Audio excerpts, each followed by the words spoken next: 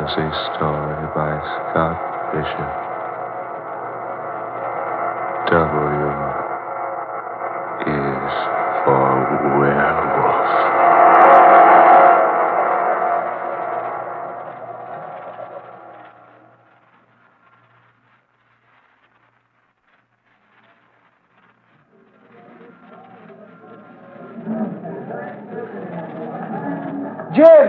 Jim Howard! Over this way! Bill Andrews, you old pill roller. Golly, am I glad to see you. Well, Jim Howard, welcome to Cape Howe. You're just the medicine the doctor ordered. And you're the doctor. How are you, Bill? Never better. Say, am I glad to shake hands with you again. You're the same old Jim. 5 years haven't changed you a single bit. Well, I'm sorry. I can't say the same thing about you. You look tired, almost sick. I say you aren't ill, are you? Ill? Oh, no. No, I've just been working hard. Not much sleep lately. Come on, I've got a wagon waiting right over here. Wagon? Sure, nothing fancy about us. We'll take the wagon to the boat landing, and then we'll row over to my island. Say, now, wait a minute, Bill. Are you trying to rib me? What do you mean, your island? Oh, didn't I tell you? I haven't lived in Cape Howe for 3 years. I find it more pleasant and comfortable out on the island. But what island? Folks around here have another name for it, but don't mind them if you hear it. I call it échappé. Say that again, Bill. Échappé. Well, what's that, Scandinavian or Esperanto? French. Come on. Here's the wagon over here. Young John's waiting on the boat landing. Oh, I say, how is young John? Jim, I don't know. I'm worried about him. He's having trouble with his studies. Doesn't seem to like books and hates company. Well, I'd say he's more lonesome than anything else. It's more than lonesomeness, Bill. Ever since Bill Jr. died, he hasn't been the same. Angela and I were sorry to hear about Bill Jr. It's pretty sudden, wasn't it? Yes, pretty sudden. That's the way it is in this country, though. So much fever, so few conveniences. Oh, by the way, you say Angela and the child will be along in a few days? Oh, yes. You got my wire? Got it yesterday. I didn't know your sister lived at Lowston. Oh, yeah, she has for years. Angela wants to visit about a week, and then she'll come on down here to Cape Howe by steamer. Oh, incidentally, old man, do you think this country's all right for the baby? Had her shots, has she? Oh, yes. Yes, I did everything you suggested in your letter. You know, that letter you wrote almost scared Angela out of coming. Oh. She said if it's that dangerous here, she doesn't think we should risk the child's life by bringing her here. Well, there's no danger at all if the child's been inoculated against the 3 diseases I mentioned. Well, I took care of that all right. You're sure there's no other danger? I've taken care of any other danger there might be. What do you mean? Just that. There's nothing in the world for you or Angela to worry about. Please believe me, Jim. Well, all right, old man, all right. Angela and I are on the first vacation we've had since we've been married. And believe you me, we're here to make the best of it. Good, that's fine. Come on, the wagon's waiting, see? Right over there.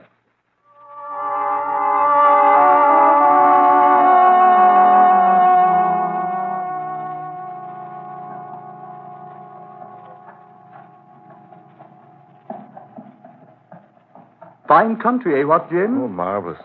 We've enjoyed the whole trip so far. Didn't even get seasick on the way across. Not even the baby. And she only a year old. And say I'm anxious to see that girl. How come you named her Sandra? Well, that's one of Angela's favorite names. Pretty name, I like it. Oh, this is the blamedest means of transportation I've ever had to endure. I thought you would at least have your own limousine. No, Jim. I haven't been doing so well lately. I hope you'll be able to put up with what I have to offer you on the island. Rough and rugged, is it? Quite. I built the cabin myself. It's not much, but it's comfortable. Oh, by the way, did you bring the books I wrote you about? Books? Oh, yes, they're in the trunk. Oh, good. I must say, that's the strangest collection of books I've ever heard of. What kind of experimenting are you doing on that island anyway? It's pretty serious, Jim, I assure you. Well, it must be. I read your books on the way across. You did? Yes, indeed.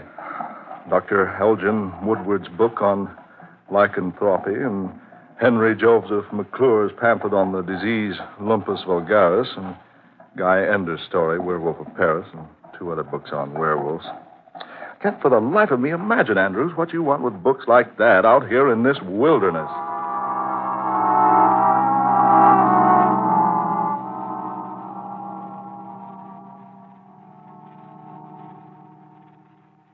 All right, Jim, here we are. Oh, John, here's Jim Howard. You remember Mr. Howard, don't you, Johnny? Well, sure he does. How are you, John, old boy? All right. Glad to see you, sir. Oh, I say, where's that old smile I used to see? Here, let me shake your hand. No, sir. I don't want to shake hands. Oh, come on now. We're old friends, aren't we? No, Mr. Howard. Oh, I say, now. Jim, just a minute. Let go, Mr. Howard. There. Jim! Oh, there now. Shake just like old friends. Let go. Let go my hands, sir. Let go. Jim, please. I say. The boy's handbill. Come on, Jim. Into the boat with you. Come along, Johnny. Johnny, get into the boat, son. Yes, sir. Come along, Jim. All right, I'm shoving off. All right, Johnny. You want to take the oars for the exercise, or you want me to row?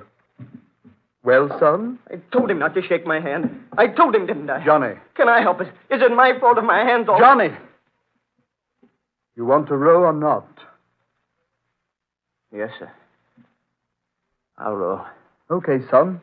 Hop to it. Johnny, Sonny, if I did something... Come on.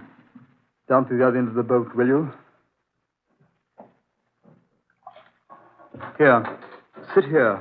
I say, Andrews, that boy's hand. Quiet. He's upset enough. But, Bill, the palm of Johnny's hand. Good Lord, man. It's all covered with a thick growth of hair.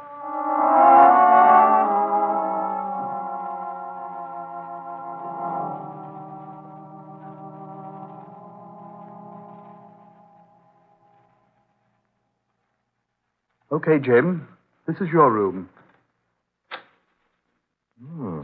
Say, this is fine. You say you built this yourself, Bill? Yep. Every bit of it. How do you like my island? Well, I think it's perfect. But pretty inconvenient. Oh, I don't mind. Sorry we had to arrive here so late. I'll show you around in the morning. Yes, I'm anxious to see the rest of your place, Bill. I want to talk to you more about your work. Yes, of course. Tomorrow. It's pretty late now. Yes, it is late. No, I'm afraid I rather bored you, old man, with my chatter at the dinner table. Oh, Jim, you heathen. You've never bored me a minute in all the time I've known you. Oh, that man Rayfield of yours is certainly an excellent cook. Yes? He's an excellent tutor for young Johnny, too. You'll find him quite helpful if you want anything. Fine. Oh, by the way, the people in this pot are a superstitious lot, Jim. Don't let them bother you with any of their nonsense. Nonsense? Yeah, a silly rot about, well, things in the night. What thing? Oh, there's nothing, of course. But they take all sorts of means to ward off, well, the evil spirits. Oh, I see. Here, I'll set this charm here on your desk. You won't be using the desk. Charm? What charm? Well, it's just a simple thing that the people hereabouts always insist on putting in the room in which a person sleeps. Here, these 3 bits of green twigs, 2 of them standing upright like this. There we have it. Hey, what is this? 1 cross piece on the uprights like this. Then a lakeshore pebble. This little bit of charred wood. There you are. Now you're fully protected. Protected against what? Why, those evil spirits I was telling you about. And now just forget about them, Jim. I just put the charm here in case Rayfield comes in. He's very superstitious, and he'll never rest until he's made a charm for you himself. Well, all right, but I still... Now, just forget all about it. Just a whim of Rayfield's. Good night, Jim. Night, old man. See you in the morning. Right. Bright and early. If you need a spare blanket, there's one in the closet there. Right, Bill. Good night. Pleasant dreams.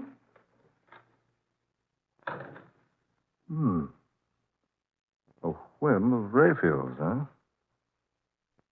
3 bits of green twig, lakeshore pebble, and a piece of charred wood. That's a strange combination. To ward off evil spirits, so Bill claims. But what evil spirit? Great horn toads, what's that? What in the world is that? Bill! Bill, I say, Bill, what's that howling? It is nothing, Mr. Huh? Oh, you, Raphael. Nothing but a wild animal howling in the night. What? That sounded like a wolf. Wolf, Mr. Yes. It couldn't have been a wolf. There are no such animals in this country, you know. I know that, but... There, you hear it? It will be all right, sir. Did Mr. Andrews give you the charm? Charm? Oh, yes, the charm. It will protect you, sir, from anything. Wait a minute, Raphael, don't go. Just what is this thing I'm being protected from? Oh, nothing. Nothing, sir, nothing at all. People around these parts are curious lot, that's all. Superstitious, you know, and all that sort of thing. So we humor them by always keeping a charm in the sleeping rooms of our homes. Yes, but I don't see why you should worry about humoring anybody. Way out here alone like this on this island. Well, sir, it is just a habit of Mr. Andrews' Araco. But he said it was you he was satisfying by placing the charm in my bedroom. Yes, sir. That is, well, what I mean is, sir, I'll best be going. Young Johnny isn't feeling so well tonight. I hope you sleep good, Mr. Howard. And don't worry about the howling. Nothing will harm you. Don't worry about the howling, eh? That's strange. That howl's coming from the east wing of this cabin. Right over there. By George, I'm going to skirt this place and have a look. Quiet now. Not a sound. But a light just went on in that room the sound's coming from. That window's heavily barred. And the window glass is frosted and curtained so no one can see inside. The howl is coming from inside that room. Here's the door to the place. Oh, Bill. Bill, are you in there? Bill. Some animal in there, all right. Bill. Andrews, are you in there? Whatever it is, it's trying to get out. Bill. Bill, are you all right? Are you in there, old man? Bill, are you in there? Bill! Yes, Jim? What is it? I just wondered if you were all right. I heard that animal howling, and I thought that... Animal? What animal, Jim? Don't tell me you didn't hear it. You weren't by any chance dreaming already, were you, old boy? But the howling came from inside that room. Say, you have been hearing things. I certainly have. Just before you opened the door, I heard an animal sniffing and whining and scratching at the door. Oh, now, Jim. A joke's a joke. But I'm not joking. Well, come on inside and look for yourself, then. Does anybody use this room? Certainly, it's young Johnny's. He and Bill Jr. had the room together before we lost Bill Jr. Bill, I'd swear there was an animal in here a moment ago. Normally, Jim, I'd be a little confused by what you're saying. Well, the long trip, the worry about your baby daughter. Look, there on the door. Long, deep scratches, like an animal's nails would make. Oh, those. Jim, those marks are ancient. The boys used to own a collie dog. We don't have him anymore. We used to shut him up in here sometimes, and he'd scratch on the door for someone to let him out. Now, what's this? Bill, what is this? A long, heavy chain, securely fastened to the metal bedpost, and a huge leather collar on the other end. Yes, that was the collie's chain and collar. We've never removed it from the bed. We'd chain the dog here at night to protect the boys. But look here. Fresh blood stains on the collar, and little wisps of grayish fur. Jim, Forget it. Those stains aren't fresh. That dog hair has probably been there for ages. Yeah. I suppose so. But why the bars on the windows, Andrew? Just a protection for the children. Come on the living room, old man, and let me get you a drink. Call it a night, shall we? Yes. So I suppose we'd better. Maybe a little sleep will do everybody a lot of good.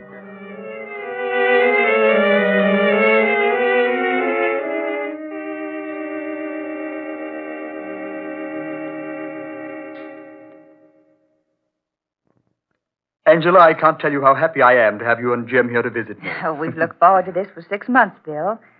I envy Jim for having a week's head start on me. Oh, we really like it here, Bill. Baby asleep, dear? Yes. And it's time we had some rest, too. And that's my hint to clear out. Oh, no. Oh, I forgot. I'm going over to the mainland. I'll be back by morning. Anything wrong, Bill? Oh, no, not a thing. Jim, may I ask a favor? Certainly. That watch charm you're wearing, solid silver, isn't it? Why, yes, it is. Do you think you could give it to me? Give it to you? Why, of course. I have a very special reason for wanting it. I wouldn't ask for it if I didn't have. Here you are. Thanks, old man. I hope I can return it to you. Well, good night. See you tomorrow. Good night, Bill. Jim, why does Bill act so strangely? I don't know, dear. I wonder why he wanted that silver watch charm. Odd. Oh, by the way, you said you had that wire for me. Oh, yes. It's here in my purse. I'll get it for you. Would you cover Sandra, dear? She's kicked her blanket off. Oh, sure. Here you are, darling. Thanks.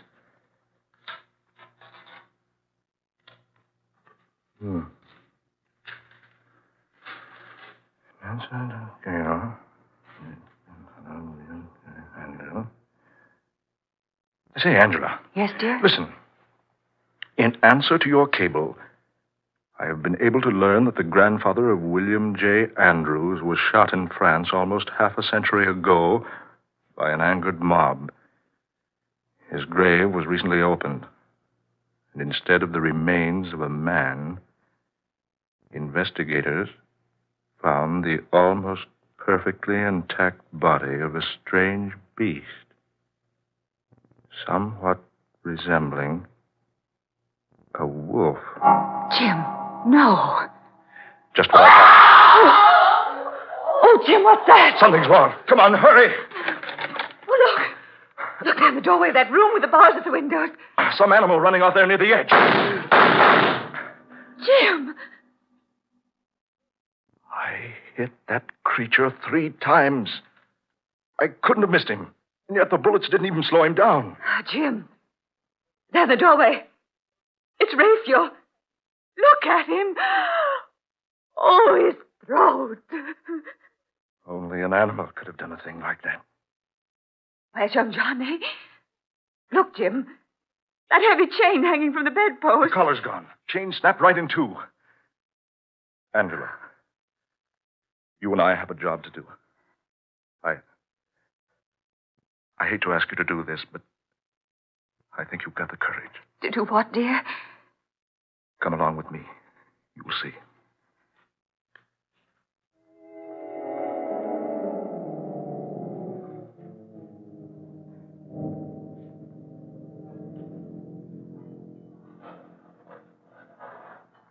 You about ready to get the lid off the box now? Oh. Steady, Angela.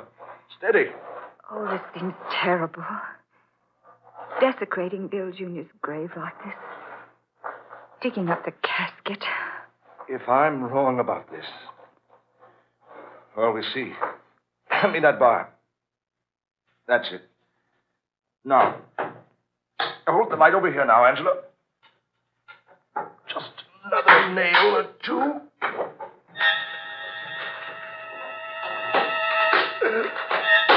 Jim! Just exactly what I thought. That's not a boy's body in that casket. It's what was Bill Jr. But look. Woolly fur all over it. And that head and face. Like a dog's. Like a wolf's. Oh, Jim. Young Bill Jr. died. A werewolf. His great-grandfather before him had the same disease. That's why Bill Jr. died so mysteriously. That's why Andrews had to leave the mainland to move out here. And all the while, he's been studying, trying to effect a cure. The hair on the palms of young Johnny's hands. Not wanting me to shake hands with him. Now I see why Bill was so insistent about the charm of twigs, stone, charcoal. My watch charm. A silver bullet. Jim! That howled again. That's coming from our room, Jim. Come on, hurry. Hurry. Look, there's no light in the room. We left it on, didn't we? Oh, yes, we did. Oh, Jim, hurry. There. The light went on. Look out, dear. Let me in there. Oh, locked. This door's locked. Who's in there? Open this door. Open up. Oh, Jim. Open up this door. Open up, I say.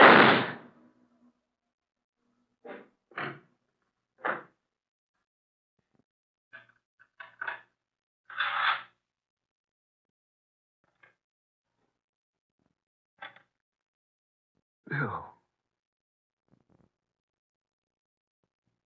Everything's finished now. Young Johnny is dead.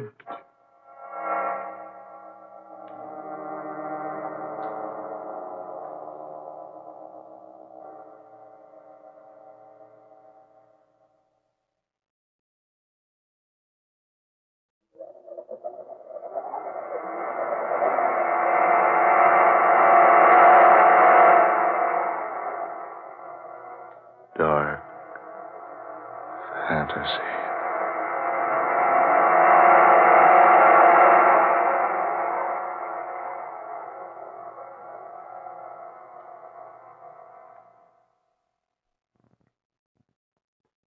Friday the 13th.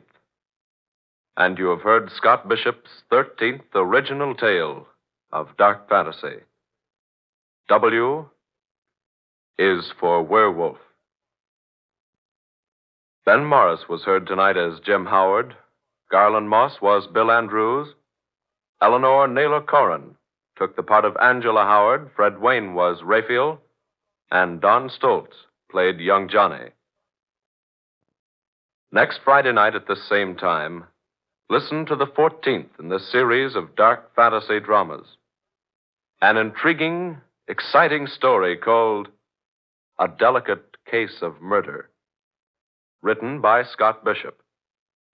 A strange, weird tale of a spiritualistic medium who suddenly finds herself in the midst of a vicious and well-planned murder plot, with herself the victim.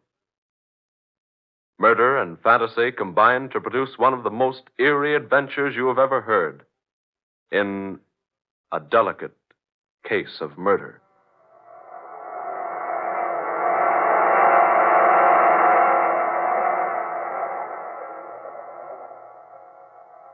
Tom Paxton speaking. Dark Fantasy comes to you each Friday night from WKY, Oklahoma City. This is the National Broadcasting Company.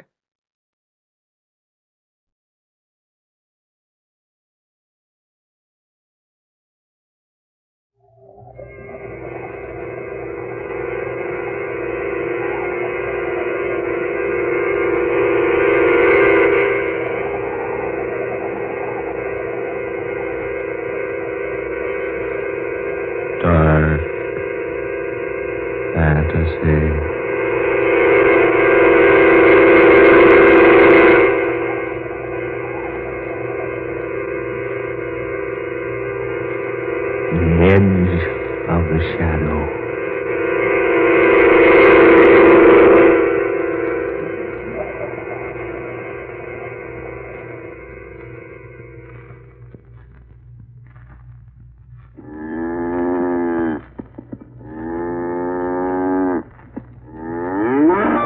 Mr. Fuller. Cal's bedded down for the night. Yeah. Oh, Hank, come over here a minute, would you? Sure. Something wrong? Yeah. Cow here seems to have hurt herself. It's like a barbed wire cut. Let's have a look. Yeah, you're right. Does look like barbed wire. There's no barbed wire where this animal's been. Only wire like that on your property, Mr. Fuller, is over south the road. Yeah, that's right. This animal hasn't been in the south pastures for months. She's one of the animals I'm keeping up near the barn, grooming for the stock show next month. Yeah, I know she is.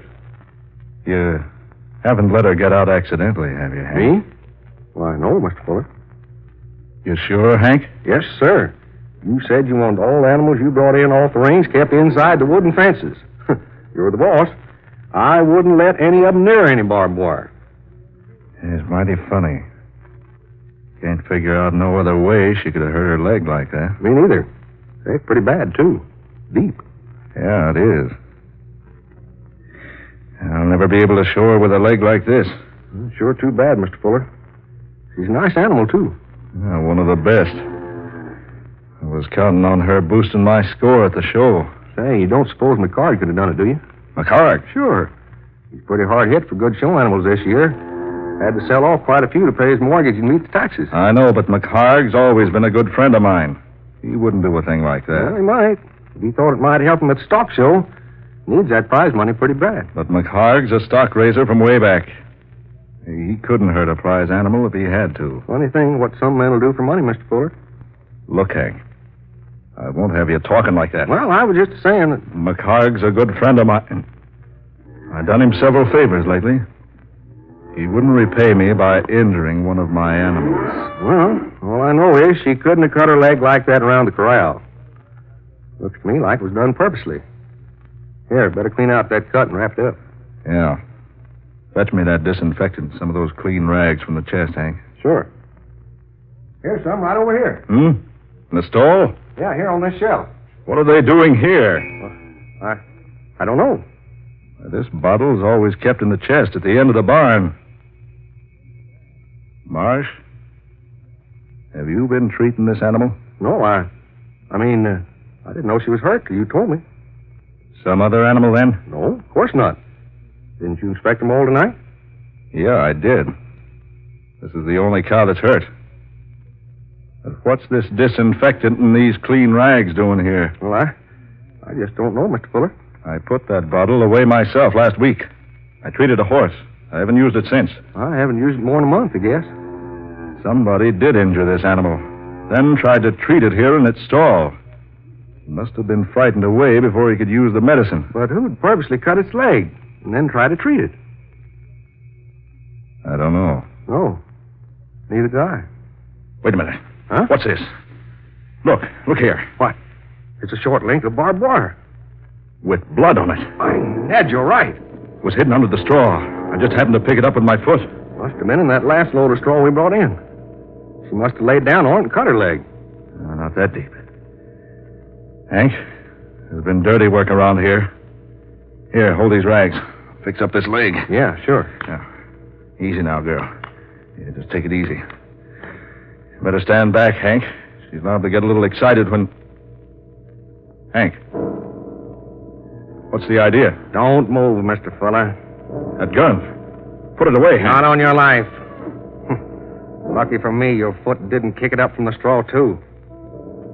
You did this. I don't deny it. Yes, I injured the animal. I hid the barbed wire beneath the straw in this gun, too, to make it handy. Hank. And I put the disinfectant here in the stall, so you'd work on the cut. And I'd have you right here where I want you. Hank, why? Why? Why? You mean you don't know? I certainly don't. Because you won't give Martha what she wants. Martha? Your wife, Mrs. Fuller. Won't give her what she wants. Divorce. Divorce? Oh, stop your pretending. Why, she's never asked me for a divorce. She has a dozen times. What makes you think so? She told me. Told you? I told you to stop pretending. You know she wants to marry me.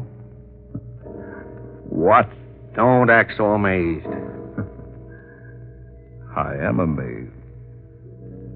I'm glad to know about this. You've known about it for a long time. And I assure you that I haven't. It's no good acting that way, Mr. Fuller. You've had a lot of fun, haven't you? Letting me go on like this, working for you for peanuts, calling you mister, doing all your dirty work around the farm. You've been well paid. I've never asked you to do anything that I wouldn't do myself. Well, I'm putting an end to all of it right now. Hank, give me that gun. Not on your life. You can't shoot me in cold blood. They'll get you. Not me. They'll never know. When they find me with a bullet in me, Hank. They'll never find a bullet in you. They'll never bother to look for one. Don't you remember this cow? Take a good look at her. You remember last fall when McCard's shotgun accidentally went off near her? How she almost trampled him to death? Hank, no. One shot, fella, through your heart. By the time that animal's hoofs have done their work... No, Marsh, no. They'll never recognize you when they pull you out of her stall. You can't do that. They'll never bother to look for a bullet. Listen to me, Hank. They'll think your gun went off accidentally, and the animal trampled you to death. Give me that gun, Hank. And the farm will be Martha's and mine. Give it to me, Hank. Keep back. Give it to me. Keep back, I say. Take this. Help me! My eyes. You've blinded me. Take it easy, you yellow pup. Your eyes will be all right. Water. Water, get me some water. My eyes are stinging. They'll be all right. Come on with me. I can't see. Here, this way. What are you going to do? I'm going to take you to the well and bathe your eyes. You're not going to kill me. Careful. Here's the barn door. I didn't know what I was doing, Mr. Fuller. Easy now. I didn't know what I was doing. I didn't want to kill you. You only missed killing me by a hair's breadth. Oh, I was out of my head. Oh, my eyes. We'll talk about that later. Where are we? Where are you taking me? Over to the well. Mr. Fuller, what in the name of heaven are you going to do to me? I'm going to wash out your eyes. Come on now. Yes. Water. Easy now. Oh, don't rub them. Keep your hands away from your filthy face. But I can't stand this pain. You'll be all right in a minute. I can't stand it. I tell you, I can't stand it. Marsh. Let go of me. You're taking me off to leave me someplace to die. Stop it. Stop it. Now you're trying to kill me. No, I'm not trying to kill you. You are. I know you are. Don't be a fool. I'm blind. Sure. Sure, this is your chance. Chance to get rid of me. Well, you're not going to do it. Hank, for the love of heaven, listen to me. No! I'm only taking you to the well. Throw me in, huh? You want to throw me in? I want to wash out those eyes. No. You don't care about me. All you want is a chance to do away with me. No, you rat. I'm only trying to help you. Let go my arm. Let go my arm. No, you're staying with me. I won't do it. I won't be led like an animal to the slaughter. Let go of me. Stop it. Let go of my arm. We're almost to the well now. Oh. Oh. Oh. My eyes. Water will fix them up. I'm not going near that well. That disinfectant will burn those eye tissues if you don't get it washed out of them. I won't. You're going to throw me in. I won't go near that well. Hank. Let go. I won't go near it. I won't go near it. You hear me? No. Oh. Oh. Now. Oh. Get up on your feet. Come over to the well and get your eyes washed out. Oh. Now keep your head. Oh, my eyes. Here now. You bend over this water trough. Come on, bend lower. Mr. Fuller. Come on now. Get plenty of this cold water into your eyes. That's like it. Oh. A little more. Here, use this cloth. Soak it with water. Yeah. All right. Yeah. Lucky that was just a mild disinfectant. Won't bother you any. I'll put that up to your eyes. That's it. Now, you open your eyes? I don't know. Well, try. Yeah.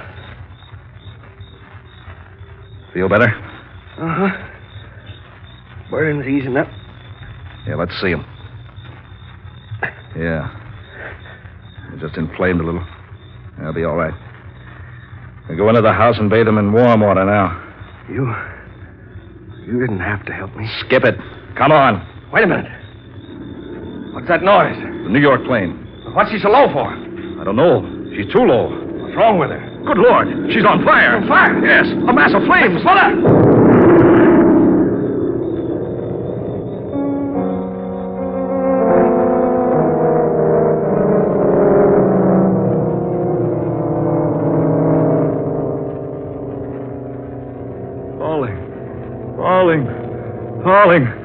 Falling. Stephen. Falling. Stephen, Falling. wake up. Falling.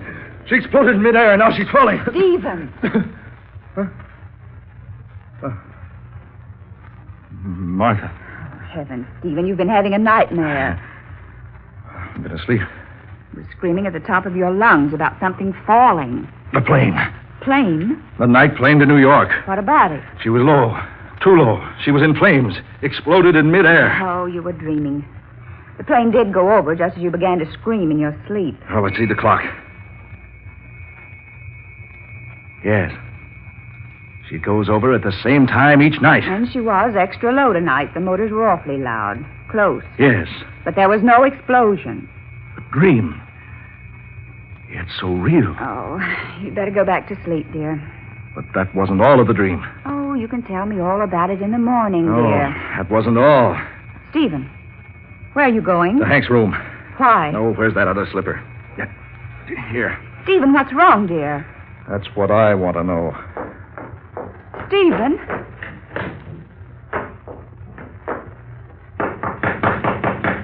Hank. Hank, open up. Hank. He's not in here. The bed's not slept in. Stephen, what in the world's wrong with you? Hank's gone. Gone? Why, he hasn't been in his bed. No. Did he tell you he was going anyplace? No. That dream. It couldn't be true.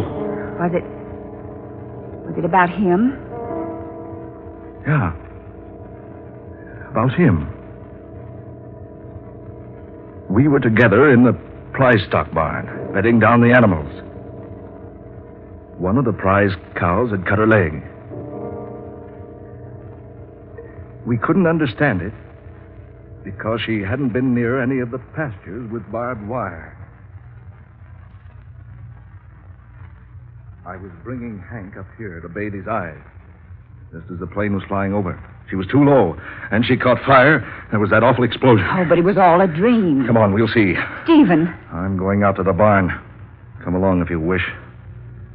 Something tells me that it was more than just a dream.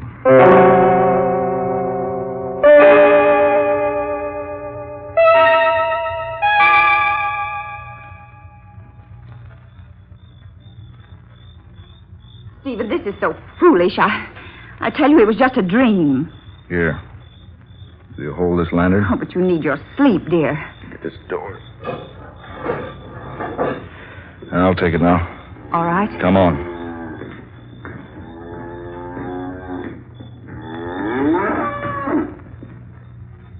Here's the stall. You bring the flashlight? Here. Here, take the lantern. Confound it, what's wrong? The battery burned out?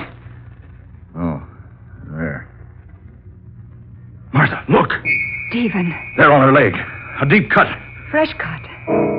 It needs attention. Martha, it's identical to the injury in my dream. Oh, Stephen, surely. It is, Martha. Oh, she just cut herself yesterday and you didn't know. No. I always examine the prize stock in their stalls every night. Martha, this animal was in perfect condition when we went to bed. Oh, but Stephen... Wait a minute. What in the world are you doing? I'm looking through this straw, but... By heavens, look! A short length of barbed wire. Bloody barbed wire. Stephen. Just like the dream. The very same. There should be something else.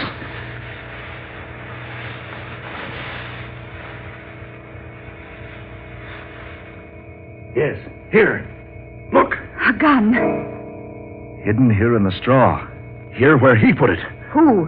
Hank Marsh, of course. Who else? Oh, no, Stephen. Yes. And look. There on the top of the feed box. The bottle of disinfectant. Some clean rags. Oh, but Stephen, Just like the dream. Every bit of it is just like the dream. But you couldn't have dreamed all that. The hidden barbed wire. The cut on the cow's leg. The hidden gun, the medicine, all the same. Stephen. And this cow. She's the one that almost trampled McHarg to death last fall when his shotgun accidentally went off. But surely you don't think Henry Marsh planned to kill you. Yes, he planned it. He worked it out carefully. Very carefully. But now his plan's no good because of that dream. No, Stephen, he couldn't have. Yes. And in my dream, I saw how it was all going to work out. I was shown how I could save myself by throwing the disinfectant into his eyes. I tell you, there's some other explanation. Then that plane. It did fly over low tonight, you said? Yes. And it must have caught on fire. It must have exploded. But it couldn't have. I didn't hear a thing except the motors. You heard me screaming about it in my dream. Yes, but you... Well, you must have been so intent upon what I was saying that you didn't hear the noise of the explosion. Oh, no, that's impossible. It was over south of the road. Here, give me that lantern. Stephen, you... You go back to the house. I'm going to look for that wreckage.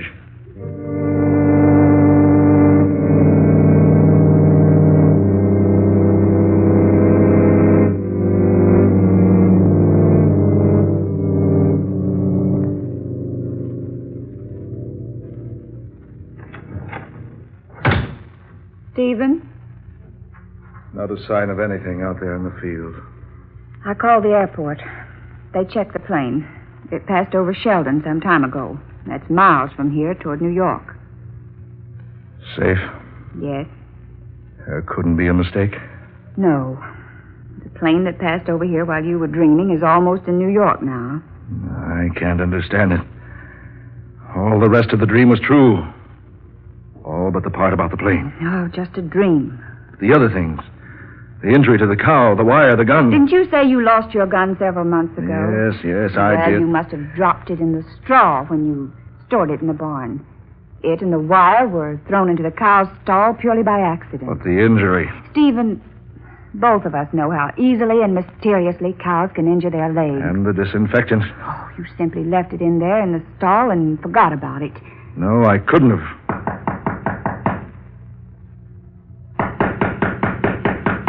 Well, are you going to open it, Stephen? It's unlocked. Come in. Hank. Golly, I'm glad you're up, Mr. Fuller. Henry, it's late. You haven't been in your bed tonight. I forgot to tell you I was going to town. Mr. Fuller, that cow in stall 13, she's cut her leg. Henry, Well, I just happened to look at it. Looked in, found the barn door open, and... Why, what's the matter, Mr. Fuller? Say, why do you look at me like that? Stephen. You want me to come out to the barn, Hank? Why, yes. That cow's leg's pretty bad. A barbed wire cut? You know about it? And isn't the wire lying beneath the straw of the stall right now? Mr. Fuller, And isn't this the gun you hid under the straw? How'd you find that? Oh, Stephen. So it is true. You planned to kill me. No. Planned for the animal to trample me and mutilate me. No! Planned to marry Martha and get my farm. No, Stephen, no, you're wrong. No, I'm not wrong. You planned it together. Only my dreams spoiled your plans. Well, now you can be together. Stephen, no. Put that gun down! Where I'm going to send you, you can burn together. No, Stephen, no.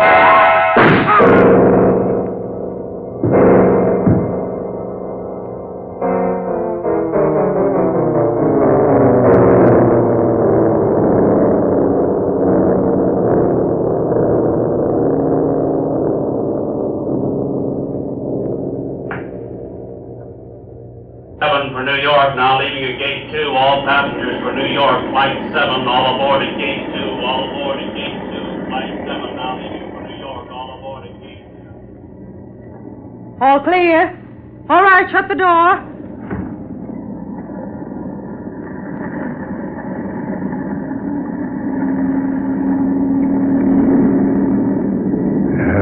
Confound it. 5 minutes late taking off. Why don't they get this thing into the air? I've been hiding all day, waiting for darkness. Waiting here to take this plane to New York. New York. They won't find me there. No. They're not going to find me there. I've been waiting. Waiting. Good. Taking off. Yeah. I'll be in New York soon. You can unfasten your safety belt now, Mr. Fuller. Huh? You know me? Yes. We always have a list of all the passengers. Let's see, you're going to New York. New York? Yes. Taking a little weekend trip. Just up and left the farm for a weekend. Decided I needed a vacation. Vacations are good for a person. Yeah. I decided I need a little rest. Oh, here I am. Funny thing. I dreamed about this plane last night. Yeah? She always passes over my farm about midnight. Dreamed last night that she was flying exceptionally low. Funny, too, because she generally gained quite a bit of altitude by the time she gets over my place. It was a queer dream. Thought I was standing out back of my house, and she went over just a little before the barn tops, and then she caught on fire and exploded. Exploded right there in midair, right over my farm. I guess we all have funny dreams sometimes. This one was sure real. But look, there's my farm down there now. See? Had a red light put on my windmill so it could be seen at night. And look how close it seemed. How close? Too close. We're flying too low. I said we're flying too low. Look, just above the barn tops, just like the dream. Just like the dream. No, it can't be that. Look out the window. Flames. One of the motors on fire. One of the motors on fire. We're flying too low.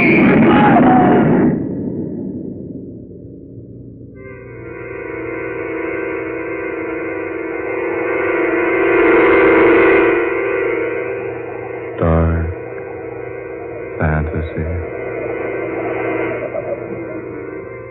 You have heard The Edge of the Shadow, tonight's original tale of dark fantasy by Scott Bishop, originating in the studios of WKY. Ben Morris was heard as Stephen Fuller, Eleanor Corrin was Martha Fuller, Muir Height played Hank Marsh, and Georgiana Cook was the stewardess. Next Friday at this time, listen to the 22nd in this series of dark fantasy adventures created for you by Scott Bishop, a weird and pulse-pounding tale of terror.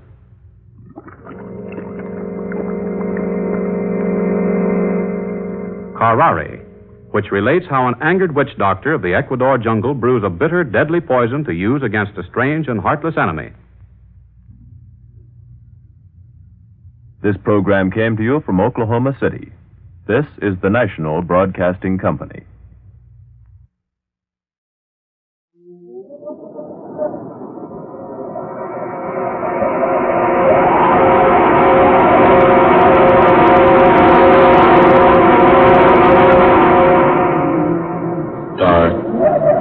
Fantasy.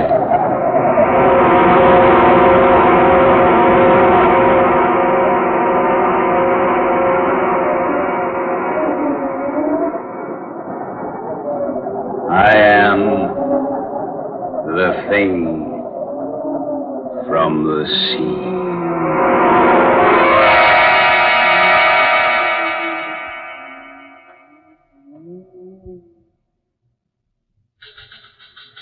Sorry, Mr. Hedges. This is all we can dig up on that story about the missing Hollywood people. Well, we can't wait any longer. We got to go to press. Let's see what you got.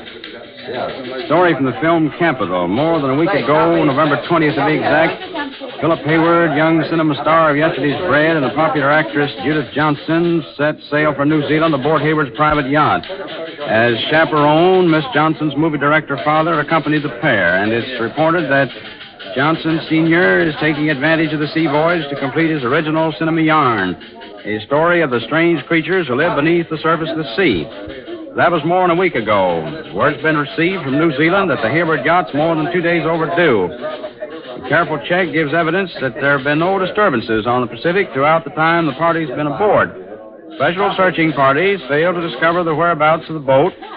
Question in Hollywood tonight, the question everywhere is, what's happened to the trio aboard the Dolphin? Where are they? Have they become victims of the fantastic creatures created in the imagination of the author-director aboard the yacht? That is this week's Unsolved Mystery. Will it ever be? Oh, that's all right. Boy. Right. Get this down to makeup. Let's get rolling. Right away.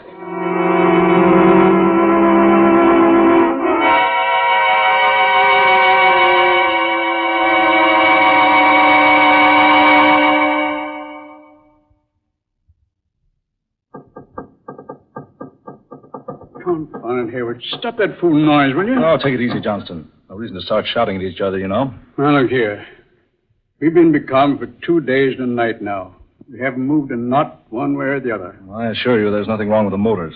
I've been over them myself. For some fantastic reason, they just refuse to start again. Why? Why won't they start? I don't know.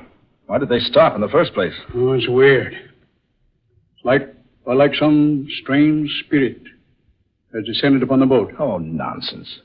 Is it nonsense? There are many terrifying legends about sea spirits, fantastic adventures that have happened to sailors at sea. Oh, just a lot of myths. Who knows what strange creatures lurk beneath the sea's surface? Who can tell what might come up out of the depths at any moment? Oh, stop it. You're talking like a superstitious old fool. You made too many goofy movies. Just because you won an Academy Award is no sign I'm going to swallow the tripe you dish out in those 8 real clam bakes of yours. No. Judy. You can't. Hey, what's the matter with you? You can't. No. I won't let you. Daughter, hey, wake up. No, you can't do it. No. No, I say. No. No. Judy, darling. What in the name of heaven? Judy. Are you all right? Oh. I was asleep, dreaming.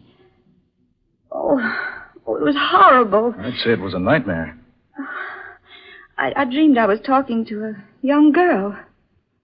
Yet, she didn't seem like a girl at all. She looked more like a mermaid.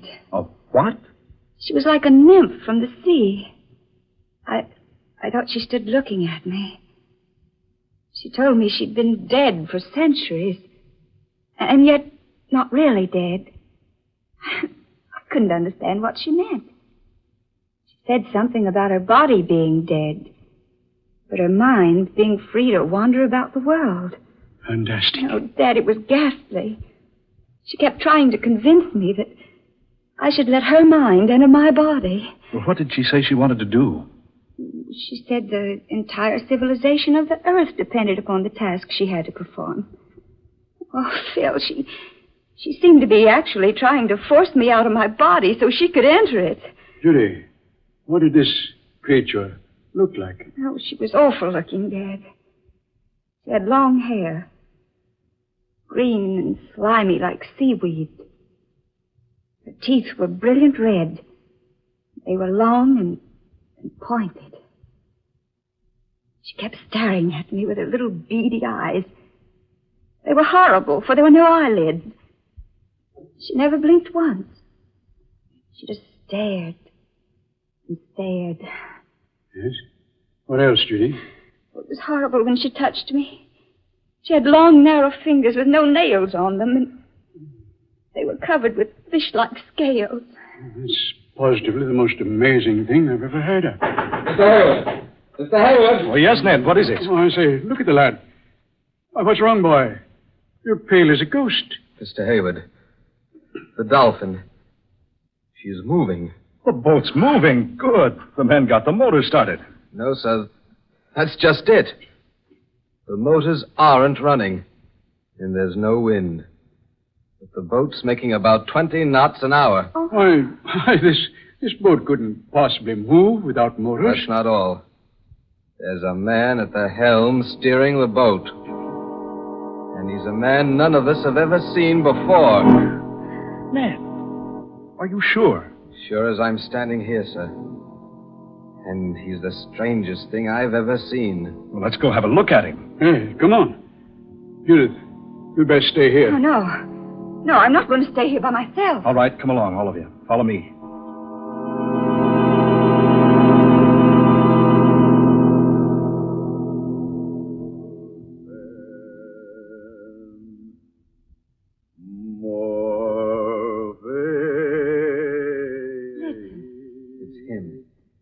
Standing up there at the helm, singing.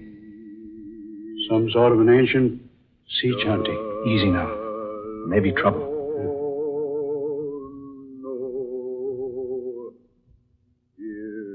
There he is, sir. You see, Mr. Hayward? Oh. Yeah. I say, Hayward, that's no man. It's some sort of a sea monster. Look at his hands, Mr. Hayward. The lad's right. Long, narrow fingers with webs between them. And no fingernails. Dad, they're like the hands of the girl in the dream. Where's he taking us? Yes. I wonder. Behind us, sir. Oh, good Lord. A huge wall of water rising out of the sea. Get down those steps, everybody. Get down, everybody. Down the steps. Here, into the cabin. Hang on, hurry!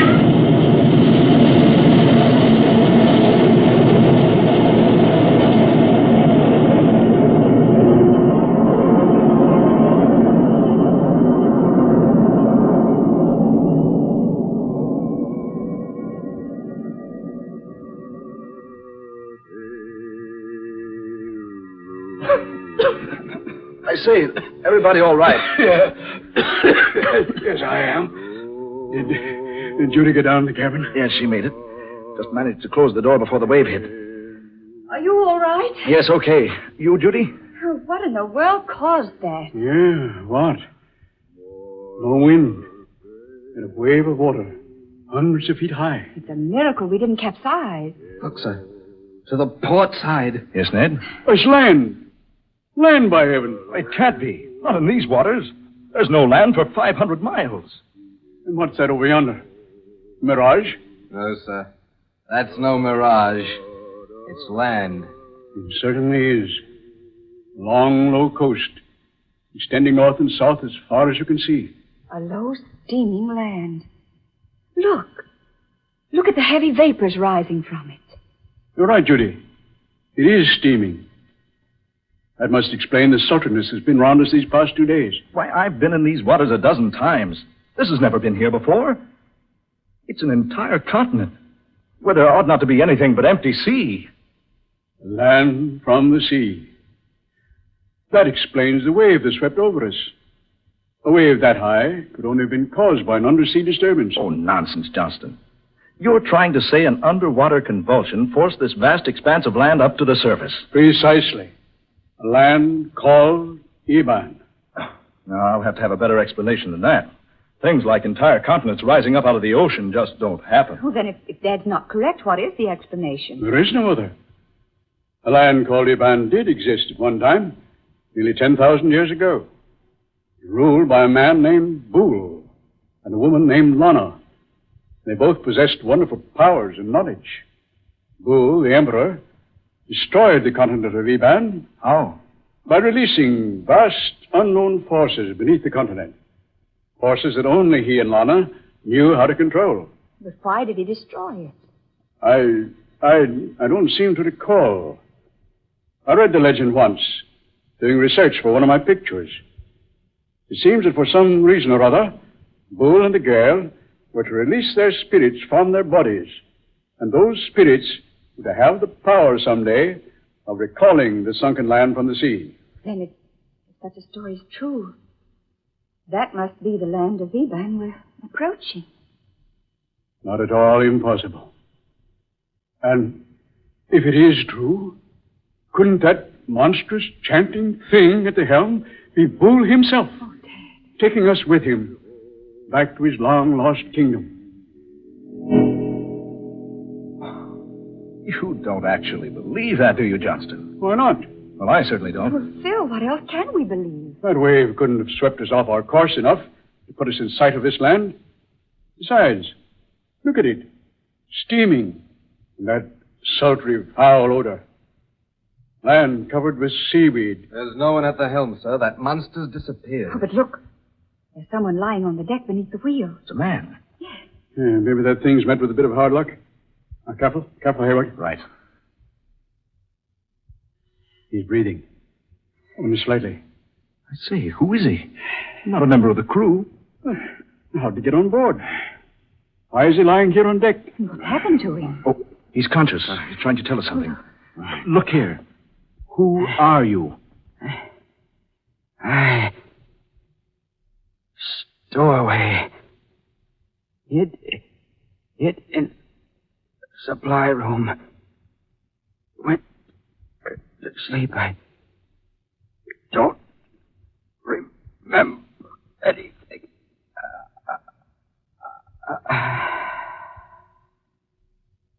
Stowaway, he says. Hid in the supply room and went to sleep. Wait a minute. He's dead. Hayward, I'm going to have a look over here. Oh, Judy. Oh, Phil, I feel so strange. Oh, dear, you look ill. So very strange. You'd better go below to the cabin, dear. Yes, I'd better. I'll lie down for a while. Shall I go with you, dear? No, I'll be all right if I rest a little while. All right, dear. Be careful going to your cabin. Yes. Oh, Ned. Get a tarpaulin and cover the body. Right away, sir. Hayward. Come over here a minute, will you? Yes, Johnson. What is it? There. Have a look. See? Someone's climbed down that rope ladder and gone ashore through the mud and slime.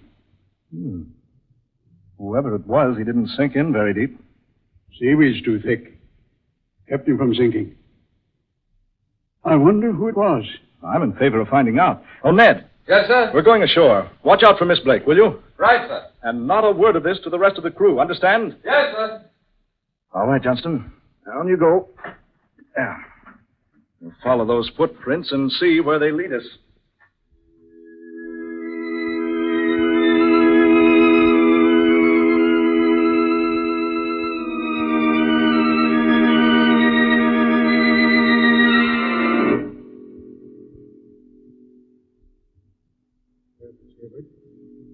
This is the most evil-smelling place I was ever in. Hold on. Look. Yeah. I see what you mean. A city up ahead there. A city. From the depths of the sea. I say, Johnston, isn't that Captain Webb going into that low-domed building over there? Eh? Oh, yes. Yes, it is. So that's our man. Ahoy, Captain! Captain Webb! Wait a minute, Captain. Hold up a bit. Hayward. He's turned around. That snarl on his face. He's got a gun in his hand. Hayward. It isn't Webb. It's that thing. What in the name of heaven is... Stand back, the two of you. Stand back. What?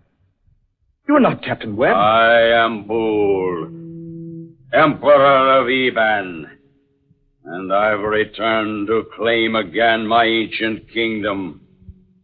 If you come one step nearer, I shall be compelled to slay you. You dare not, Bull. Lana! Judy! You seem surprised, Bull. Did you think I would forget? Lana! Judy, darling, what does this mean? Why do you speak so strangely? And why does this thing call you Lana? I am Lana, Philip Hayward. I have borrowed for a while the body of your beloved Judy. What? My mind, my spirit has entered her body. You see me as Judith Johnston, but now I am Lana, Empress of the Kingdom of Eban. I have returned to rule Eban. And I have returned to prevent. You cannot prevent it, Lana. Look here. This quarrel is none of my affair. I demand that you release whatever power you have over my fiancée. I have borrowed her body only for a little while, Philip Haywood. Just as Boole has borrowed the body of the captain of your craft. Yeah. The body I first borrowed was a weak one. A sick stowaway. The captain's is a sturdy body. Now it is mine. But you must return it to him, Boole. It is the law. You must return his body unharmed, just as I must return the body of Judith Johnston. It shall be so. I am about to enter the temple now to regain my ebonite body. You cannot open the burial chamber unless I accompany you. I realize that full well. I enter the temple now. I shall await you, Lana, beside the sepulchre. Look here, Lana. Oh, whoever you are, this is some horrible nightmare. Philip Haywood, we must act quickly. I will try to explain. When Boole destroyed Eban 10,000 years ago, we sealed our ebonite bodies in a vacuum chamber inside this temple. And our spirits left our bodies to roam the universe until Eban should be restored. Now Boole intends to re-enter his body and build a new Eban. Once he does reclaim his ancient body, all is lost. For no one save me can destroy him.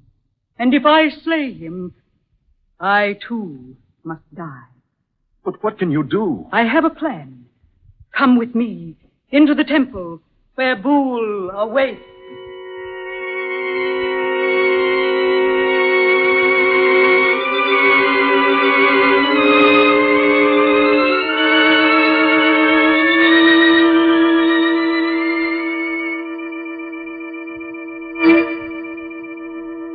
There is Boole standing beside our ancient bodies, just as we left them so long ago. All is ready, Lana.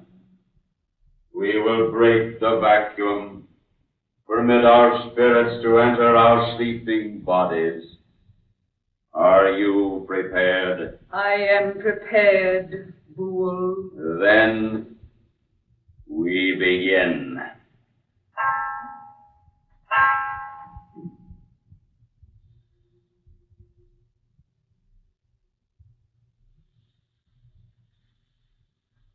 Howard, look. Those bodies in the glass vacuum. They're beginning to move. Yes. Slowly. Slowly. Look at them.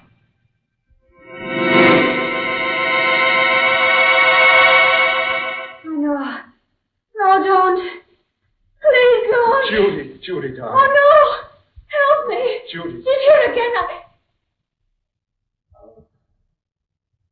Where am I? Judy. How did I get here? Judy, thank heaven she's left you. You're yourself again. Look. They've left the vacuum. See? Up there. Oh, there she is. She's the one in my dream. You are free. All of you. Not so. The three of you will remain here forever to help rebuild the populace of Eban. You cannot, Boole. Boole is all great, all powerful. Boole is the law. No one can defy. No one, Boole, save me. You lack the courage, Lana. Not now. I have the courage now. You are cruel and wicked, Boole. Your rule of ancient Eban ended in horrible tragedy. It must not happen again. Put down the weapon, Lana. You dare not slay me. You'll die yourself. Then I call upon death to claim me. You dare not, Lana. You dare not slay the son of the Ancient One. Yes, Boole, yes. It has been written by the hand of destiny. Lana, think. Think before you slay me. It is beyond the realm of thought, Boole. No. I destroy you, Lana!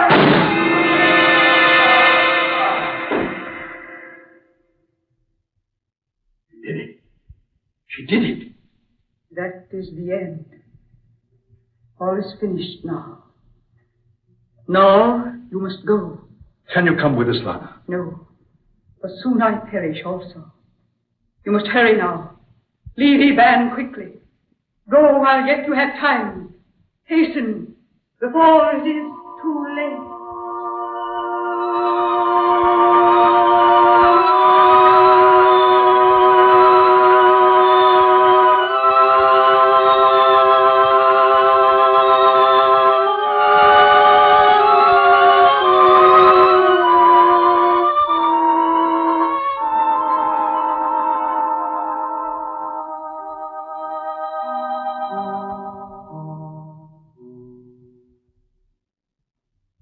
Well, Judy, darling, we're underway. Full speed ahead. No trouble starting the motors, dear? None at all. Your father and Ned are down with the crew. The men don't even suspect what has happened to us. Well, just as well. They'd never believe it. Well, take a last look, Judy. You'll soon be out of sight of the land. Yes. Oh, I'm so glad it's all over, Phil. But poor Lana. She gave her life to save ours, Phil. Yes, darling. She did. What's that? Look. Flames from the mainland, like a volcano. Phil, the land's sinking. It's Lana. Judy. She's released the forces. She's destroyed ancient Iban once again.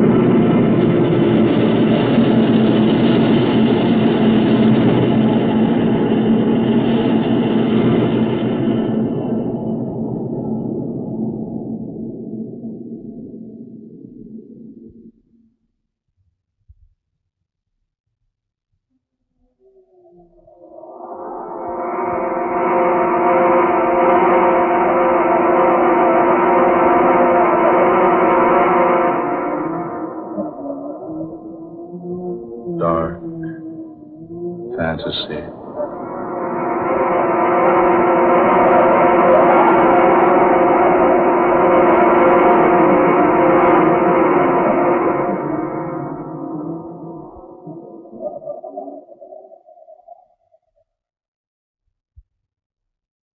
The Thing from the Sea, an original tale of dark fantasy by Scott Bishop. Eleanor Naylor Corrin was Judith Johnston. Ben Morris played Philip Hayward. Fred Wayne was heard as Johnston. Eugene Francis played Ned. Georgiana Cook was Lana. And Darrell McAllister was Boole, the Thing from the Sea.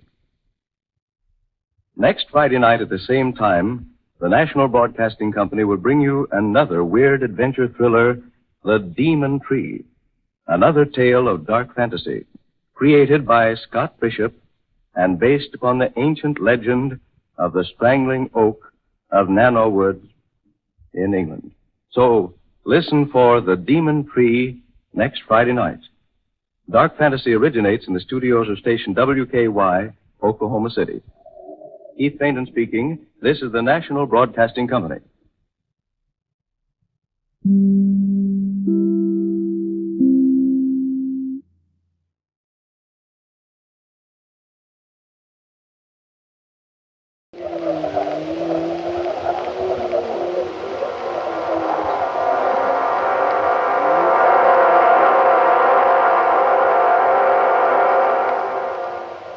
Dark fantasy.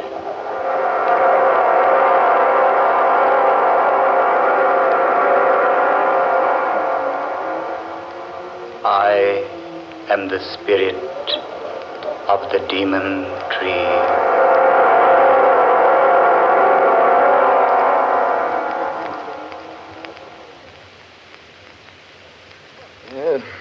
£3 on the Jack of Diamonds. You should tear your money up, Humphreys. It would last you longer. Perhaps you're right, Crane. But this way I get a sense of honest toil. I say, isn't anyone else betting? Oh, let's quit. I'm tired of losing. Oh, look here, old girl. Could I loan you a few pounds? No, thank you, Crane. I've enough to get me back to London. If we ever do get back. Now, why do you say that, Clara? It's only a matter of a stage getting through here to the resort and taking us out of this beastly place. Beastly place is right. Why people come here for a rest is more than I can determine. Honestly, I've never spent such an uncomfortable week in all my life. Well, think of me. I've been here 3. So have you, Humphreys. Look here, you two. It's 3 o'clock. And they're expecting the stage around 8 tonight. What do you say the 3 of us go for a bit of a walk through the forest? I say, why not? Oh, here comes Danvers. Perhaps he'll join us. Anything to get away from this place. Good afternoon, Danvers. Greetings, good people. I take it you're no happier than when I left you a while ago. The place is as gloomy as a morgue. We've just agreed to take a walk in the forest back of the inn. You're invited to come along if you like. Sounds like a good enough way to pass the time. Oh, good. And we all go together. Besides, I'm quite interested in that forest out there. You remember, of course, the story the night clerk told us last evening. Yes, I don't like him. He talks through his nose. People should talk through their mouths. No. I mean, what he told us about the forest. What about the forest? I didn't hear it, Humphreys. Well, the clerk said it was a gorgeous place. Lots of beautiful foliage, vivid colors, clear water lakes. But nobody goes there. It's so beautiful. That's just it, Clara. You see, people have gone there and never come back. Rubbish. A lot of nonsense. Why, the clerk is just superstitious, that's all. I am inclined to agree with you, Danvers. Why, he even told us an absurd story about a tree out there in that forest that's supposed to strangle people. Strangle them? How? Oh, I don't know. With its branches, I suppose. Just some absurd legend that people around here like to believe. I believe it's more than just a legend, Crane. Eh? And what makes you say that, old man? Here. I talked to the clerk again later last night. He dug out this old newspaper clipping for me. Read it, Danvers, aloud. Old is right. Almost illegible. Well, read it. It says, London, England, April 21st, 1857. It is reported that Sir Horace Wakefield, Earl of Dorset, was found strangled last night in Barlow Forest. His body was discovered entangled in the branches of a huge oak tree. Oh. Go on. Read the rest of it. Earl's death recalls to mind the weird tale of the witch of Barlow Forest, who is said to have lived in the 16th century. An evil old hag who, upon having a falling out with Sir Thomas Holly Wakefield, cursed him and warned him that any of his descendants who entered Barlow Forest would surely perish. Charming old girl, wasn't she? No. Don't scoff until you've heard the rest of it. Go on, Danvers. She also added that any person or persons with the Wakefield descendant would also die. She is said to have planted an acorn smeared with her own blood. The acorn is supposed to have grown into a towering oak capable of moving about from place to place in Barlow Forest. Sir Horace is the 6th of the Wakefield line to have perished by strangulation in the forest. Thomas Hurley Wakefield. I wonder. You wonder what, Crane? My mother's name was Wakefield. I was just wondering if she was related to Sir Thomas. Oh, of course not, Crane. It's just a story. But an extraordinary story, didn't you say? Well, yes.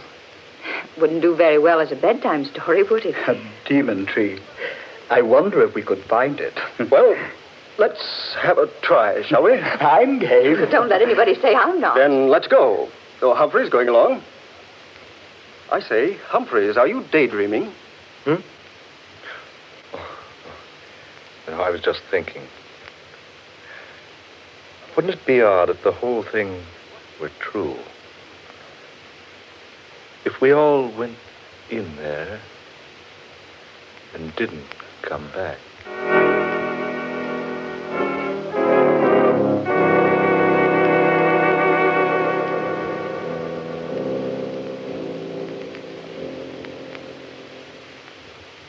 Well, Do you gentlemen see any way we can get into that forest? It's as dense as Father Time's beard. Doesn't seem to be an opening anywhere. I think we can get in over here. Oh, all right. Coming, Danvers.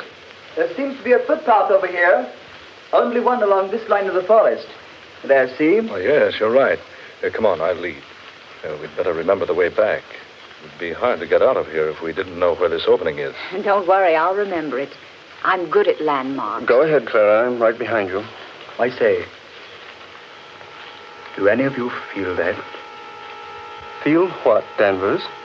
The chill. I feel like it's 20 degrees colder in this place. I feel that way, too. So do I. It's naturally cooler in the woods where the sun doesn't shine. But not this much cooler. I don't like this place. I'm for going back to the inn. Oh, let's get on ahead a little ways. I say, it is pretty in here. Pretty or not, it gives me the creeps. It isn't the kind of cold caused by climatic changes. What was that, Denver?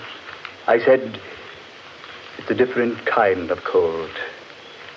It's the kind that creeps up your spine when some evil comes over you. Oh, now, Danvers. We're just letting that newspaper story play on your mind. Wait a minute, eh? Look!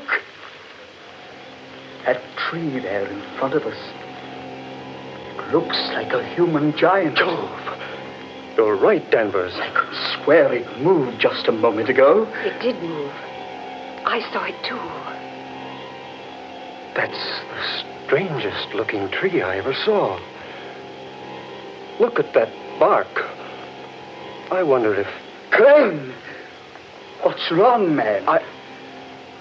I just touched the bark of that tree and it didn't feel like bark at all. What? No, it felt like human skin.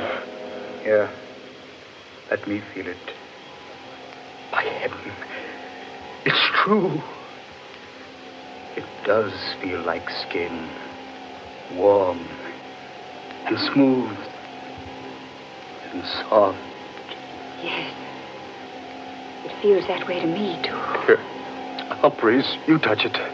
No, thanks. Go ahead, Humphreys. Feel it. I have no desire to. You see, I'm sure you're right. What's that? I feel that this is the demon tree of Barlow Forest. Humphreys. I think we've seen enough of this place, haven't we? Let's get back to the inn. Yes, let's. All right. Come on. I say, wait a minute. Have you noticed how dark it is? All of a sudden. The sun's behind a cloud, probably. It's impossible to see the sky through this foliage. It is darker. I can hardly see where I'm walking. Are you quite sure this is the right way? I don't remember this clearing. I don't either. Wait a minute. By heaven, this isn't the way. It must be.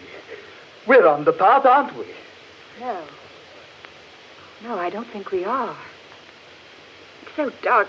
Do any of you have a flash? I certainly don't remember this clearing. I think... What was that? What was what, Crane?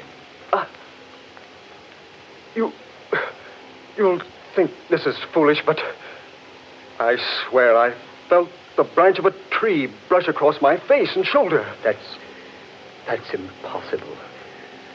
There's not a tree within 50 feet of us. But I felt it, I tell you. It rustled like a branch covered with leaves, and yet it felt warm and soft, like human flesh. Are you sure? Yes. Look, we're lost here. It's dark as night, right in the middle of the afternoon. And we've lost the path in that tree. Easy, Crane. Keep your head, man. I'm getting out of here. I'm not going to stay here and be murdered. Crane! Stay with us. No. I'm going to find the path and get out of here. Crane, stay here. We'll find a way back. I don't want to stay here and die. I want to get away from this place. Crane, don't be a fool! Crane!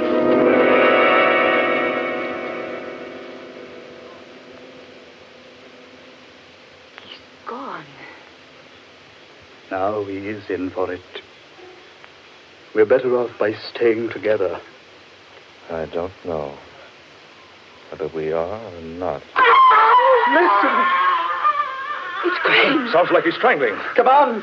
Oh, he couldn't have gotten far. Right over here, I think. Now, take it easy now. Be careful. Oh, there he is. Yes. Stretched out on the ground. Like he was dead.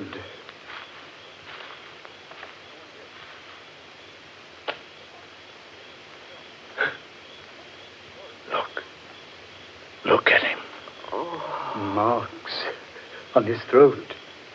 Like hands would make. That wasn't done by hands. See?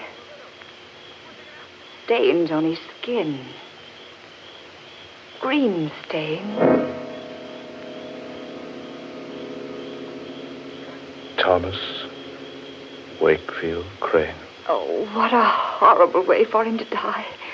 Clara, that tree. This is where we first saw it. Now it's gone. Humphreys, you're right. This is where it was. I'm sure of it. Then what's happened to it? The important question is, what are we going to do with Crane? We'll have to leave him here till we can find a way out of this place. Poor Crane. It happened so quickly. One minute he was with us, and the next... We warned him not to leave us. Now, the three of us had better stay close together. Oh, yes, for heaven's sakes, let's not get separated. And do come on. There's nothing we can do for Crane now. We've got to find our way out of here. It just doesn't seem right leaving him there. It's all we can do. Come on. How do we know which way to go? We don't. All we can do is keep moving and hope to find the path again. Oh, it's horrible. Wandering about like this, like nothing but a group of marionettes.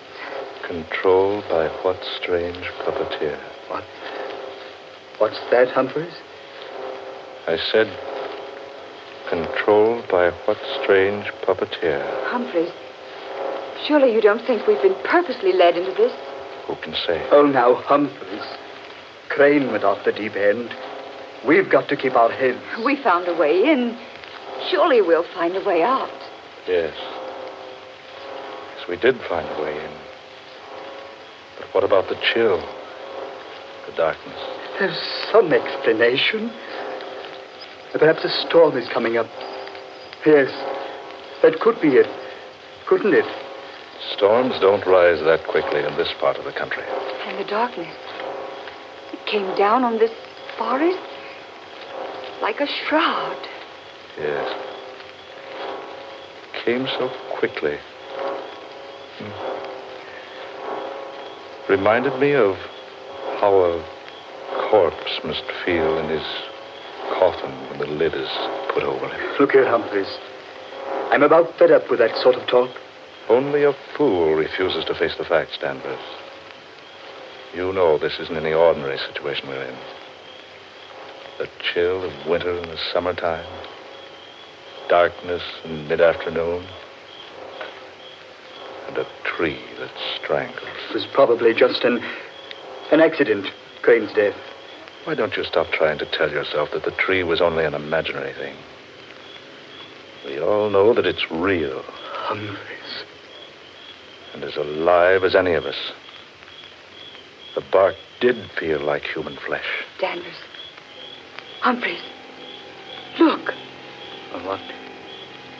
What is it? A glow of light there ahead of us. It's the tree. There. Now, what do you think, Danvers? Look. It's the tree moving along in a glow of phosphorescent light. Good heavens. It's the same tree. It looks like a human giant. It was nowhere near here. It was back there. Do Can you two see what the tree is carrying? It's carrying Crane. It's got him tucked up under that huge branch that looks like a human arm. It's fading now. Disappearing again. Fading away.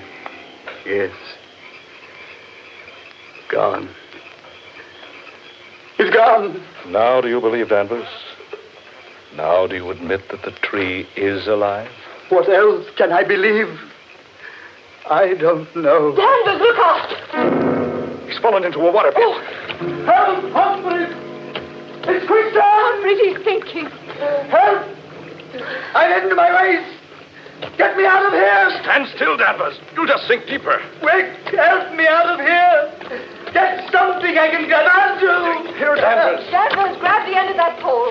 Here, let me help Humphrey. Grab it, Danvers. Grab it. The pole, Danvers. Grab the end. We'll pull you off. I can't! That tree branch! It's beating me! Good Lord. Listen, Clara. A tree branch. But we can't see it. I can't get near the pole. The branch keeps beating me back. Humphreys, do something. He's up to his shoulders now. I can't make it. I can't help. Save me! Save me! No, he'll go under the quicksand and strangle. Danvers, there's nothing I can do. That tree! The demon tree! There's no escaping from it.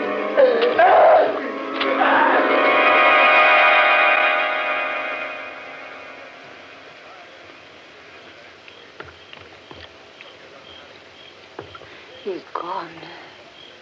Poor devil. Didn't have a chance. Humphreys, we've got to get out of here. We're all doomed. It's the Wakefield curse. Clara, stop it. It is the curse.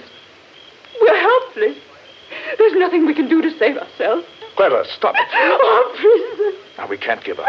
We've got to find a way out of this place. Follow me. Be careful where you step. Whatever happens, keep your head, Clara, for heaven's sake.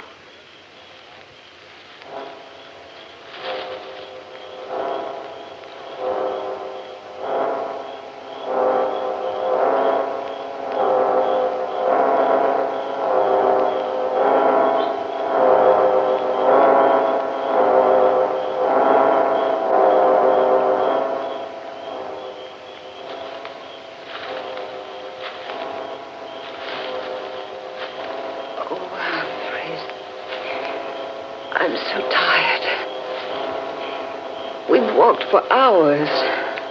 I say, it's getting a little lighter. Clara, up ahead there. Isn't that a path? What? Oh, you're right, Humphreys. It's the path we came in on. And look, there's an opening through the trees. Yes, I remember the landmarks. Oh, thank God for the light. Come on, Clara, out of this place. There's nothing we can do for Danvers or Crane now.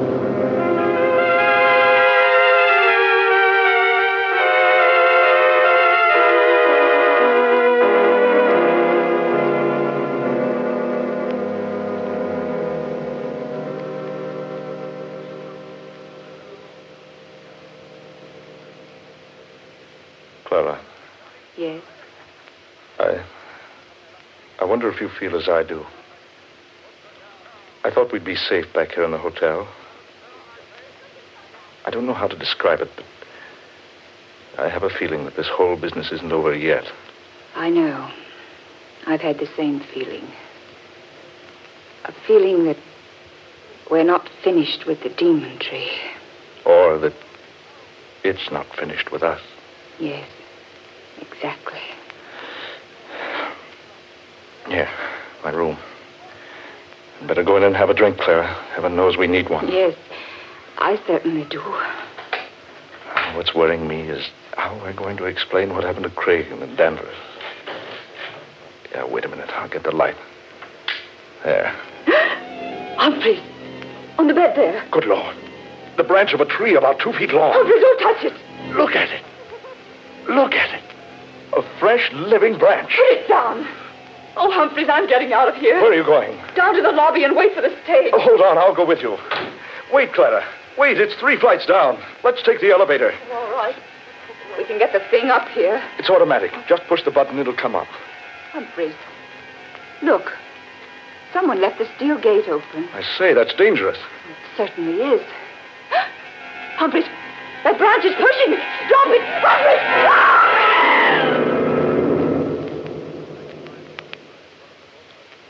Good Lord. Clara! Clara! That branch! It pushed her down the shaft. It's after me. Get away! Get away! Help me! Help me, somebody! The tree! The demon tree! It's choking me!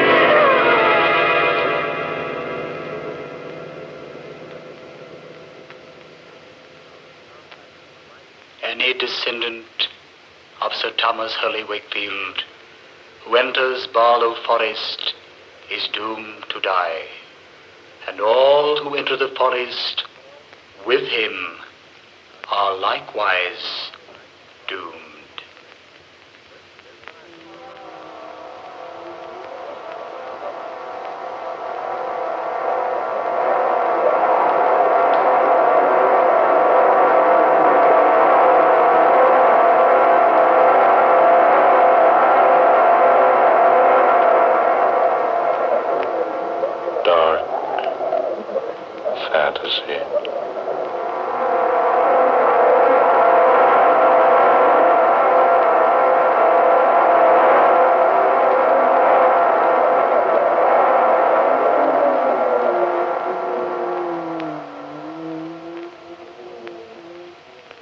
Just heard The Demon Tree, an original tale of dark fantasy by Scott Bishop.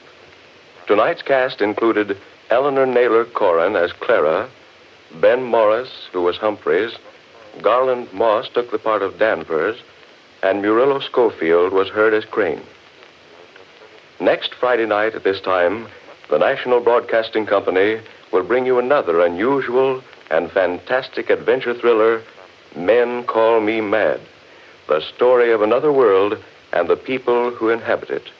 An exciting and weird tale of dark fantasy created by Scott Bishop. Dark fantasy originates in the studios of station WKY.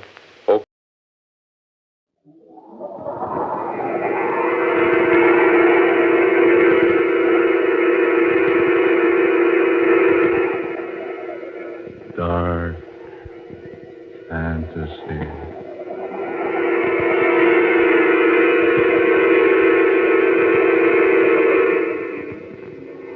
Eating from the darkness.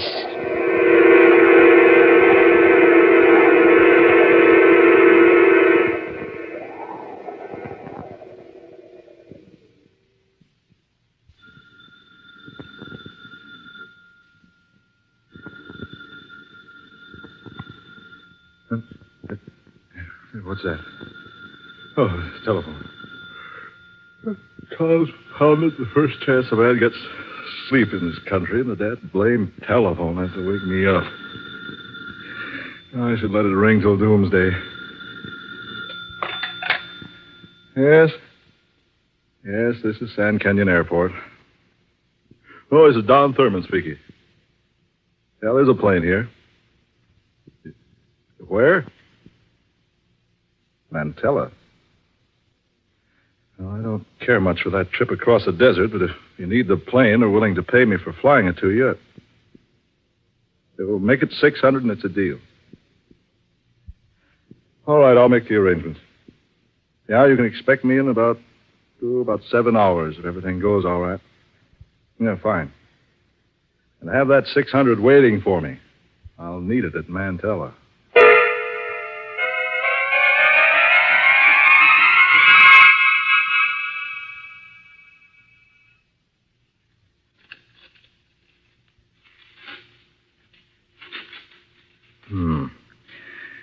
Let's see. North-northeast, 13 degrees. And Mantella lies in that direction. I'm going to buck a headwind most of the way, I'm afraid. And those mountains worry me. They're dangerous. Let's see now. This way is Santia. No, not that way for me. If I ever ended up in Santia, I wouldn't want to bet anything on my chances of getting to that place and coming out to tell about it.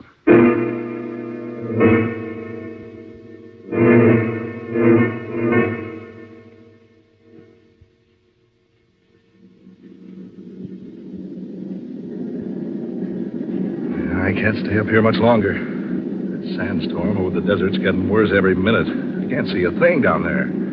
Thick as pea soup. Oh, confound it, there goes the motor, choked up with sand. Well, here goes. I can't see where I'm heading, but maybe I can bring her in on her belly.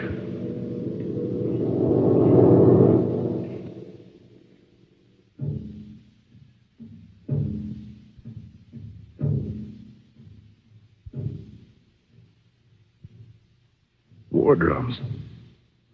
Trouble. They've been pounding in my ears for hours. Oh, my eyes blinded by that awful sandstorm. I can't see. Don't know whether it's day or night. All I know is that someone found me out there on that desert and brought me here. Is that someone? Someone there. I have come to take you to the king. You will be placed in the den of the leopards. Leopards? It is our custom here to feed uninvited guests as a sacrifice to the leopards of the pit. What is this? It nears the time of the full moon. When the moon is full, its rays affect our leopards, maddens them, makes them vicious beyond control. Only the flesh of man will quiet them. And only the king can perform the ceremony of sacrifice. King? What king? King of Santia. Am I at Santia? You are. Yes, you have come where white man is forbidden. But my plane was forced down on the desert. I was purposely avoiding Santia. I was trying to reach Mantella. You were 500 miles from Mantella. But I can't be. I was only in that storm for a few hours. The storm has been raging for 3 days. 3 days? Why, I've been only 2 hours on the desert. The storm came up only a few hours ago. The entire desert has been covered with a storm for 3 days. But I don't understand. You were discovered only because Iana has once again displayed her temper towards her father. Iana? Daughter of King Genasi. It has been arranged that Iana is to wed within the changing of the moon. And Iana has rebelled. She attempted to flee Santia through the desert storm. She was followed. She was discovered there with you. Then she found me. Yes. The two of you were returned here to the village. Now you will come with me. My eyes. I can't see a thing. It is the justice of Santia. What do you mean? Come. You will have to guide me. Then take my arm. Now. All right. Let's go. This way. How far? Wait. Tenamahasi! What's the matter? Tenamahasi! Tenamahasi! What in thunder are you talking about? They're in the sand. Tenamahasi. Big foot. I told you I can't see. Big foot, Tenamahasi. Big leopard foot. Followed by man. Leopard foot? Yes, they're in the sand. Leopard tracks, followed by man tracks. Come, hurry! Wait a minute. We must hurry. Evil spirits set loose again by full moon. Tenamahasi, big leopard, come! We hurry!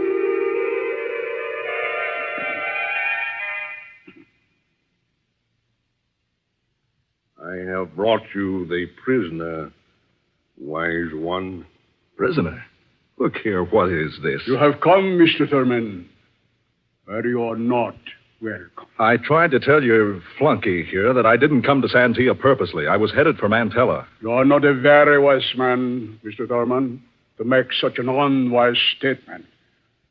Mantella is 1,000 miles from here. No, I got off my course. I ran into a sandstorm. My plane was forced down. It's a likely tale. But it's true.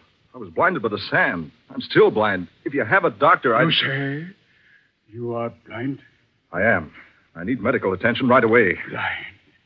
It is the justice of Santia. What are you talking about? It is a law that should the white man look upon the countenance of Princess Iana, his eyes shall be blind. I don't know what you're talking about, Tanasi. I've never seen your princess. We found you with her on the desert. Well, I was unconscious when you found me.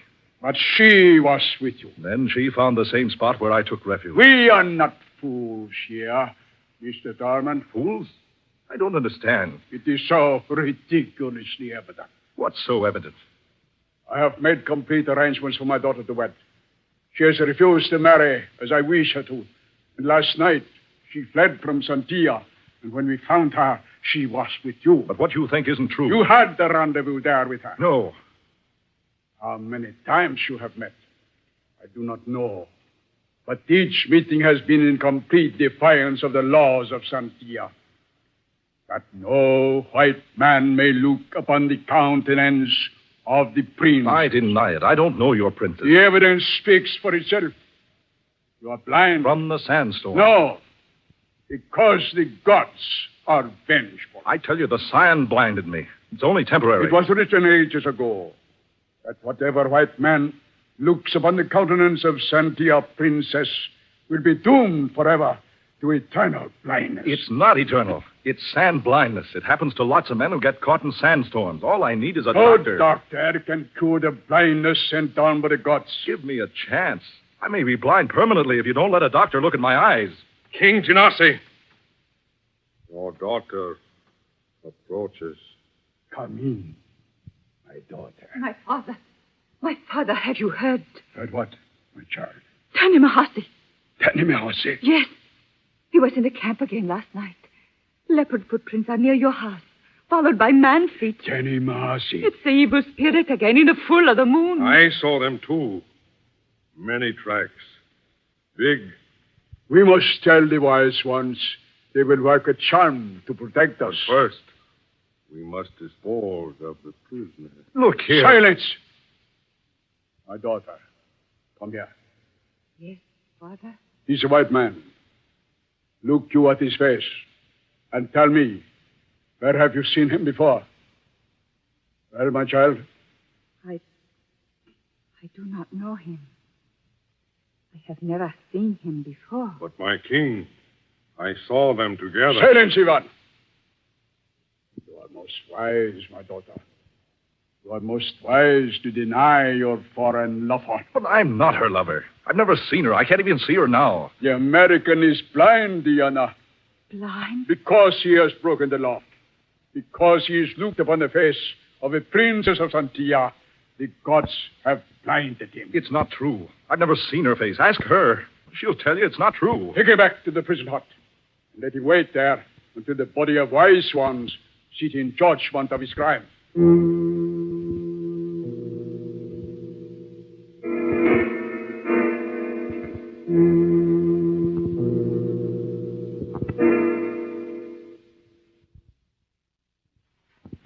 The night is a night we hunt.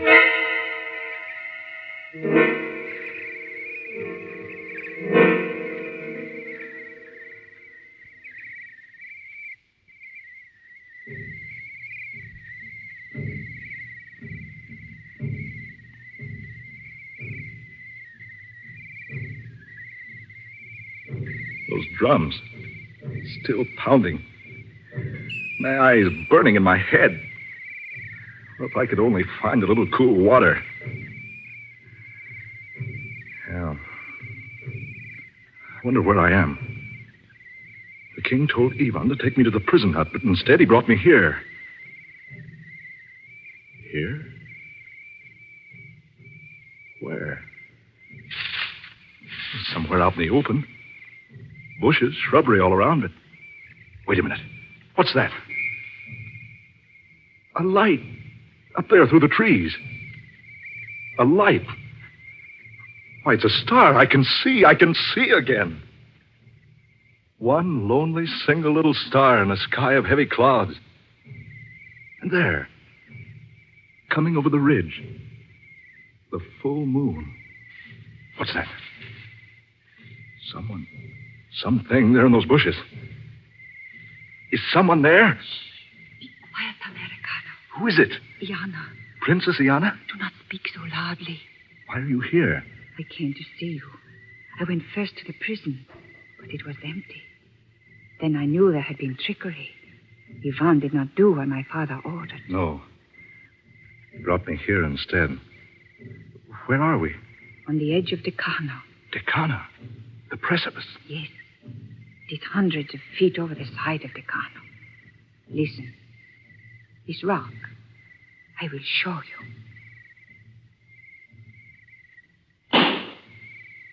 Ivan knew you were blind. He left you here alone, knowing you would eventually wander over the edge and be crushed on the jagged rocks down there. He could not wait for the sacrifice. Sacrifice? Yes. With each fullness of the moon, the leopards in the pit of Santilla become madly enraged. The wise men say the moon rays affect them. They must be appeased by the flesh of a human. And the moon will soon be full again. Yes, Donaldo. A pleasant thought. Oh, but Ivan could not wait. He fears all Americanos. So he brought you here to be a victim of Decano. Oh, a nice fellow. I despise him. My father says I must marry him. You mean... You don't mean you're supposed to marry him? Do you blame me for running away? I certainly don't.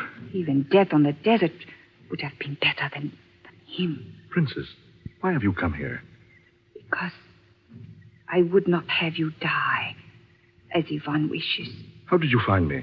I have ways. Tell me, Ivan said the storm on the desert had been blowing for 3 days. Is that true? Yes, it is true. But I was only an hour and a half journey from San Filidor. I ran into the storm suddenly. I cannot say about that. Donaldo, your eyes. You look upon me as though you see me. I do see you. My sight has come back. Oh, no. You're not glad I can see again? No. I mean, oh, yes, But, Donaldo, to look upon my face. Oh, nonsense. It's all a lot of tripe. Oh, what's that? Tanemahasi. What? Tanemahasi, evil leopard spirit. Oh, look here. What is this evil spirit business? Tanemahasi, leopard. Wherever it goes, tracks always followed by those of man. They kill at the full of moon. A leopard man? Oh, do not say so. Why? Because he is a leopard man. Have you ever seen him? Oh, listen. Come on. That's right over here someplace. Oh, Donaldo, have care. It is an evil spirit, a spirit that kills. Do you have any kind of a weapon? Only a small dagger. Well, give it to me. Oh, no weapon will harm Tanemahasi. We'll see. Oh, wait. The clouds are... Oh, there he is. Over there. It's Ivan. Oh, look at him. He will die. We must take him back to the village. He's unconscious. Jungle. No. Do not touch him. Who's that? Father. Iana. Go at once to your hut and remain there. I fear the gods even now hide their faces from you. Oh, but, Father, Ivan is badly hurt. Go at once. Now, Mr. Darman. This man needs attention. Put him down. What? I said put him down. But he's badly wounded. By the claws of an animal. Yes. We heard the animal screaming. The princess tells me it's a leopard man. It is true. Tanemahasi, the evil spirit. The spirit which takes possession of a man and changes him into a leopard. Yes, but what man? Who? We have not known up to now. Up to now? Look at your hands. Blood. Deep beneath your nails. But it is an evil disease, Mr. Thurman. To bring it here among us is still more evil. But I say, look here. Do you think I did this? I repeat. Look at your hands. Oh, no, you're wrong. It's Ivan's blood. So it is. But I got it on my hands when I tried to help him. Put him down. Mr. Thurman, do not try to escape. The man will be returned to the camp. Our medicine men will heal him. You will go with me now.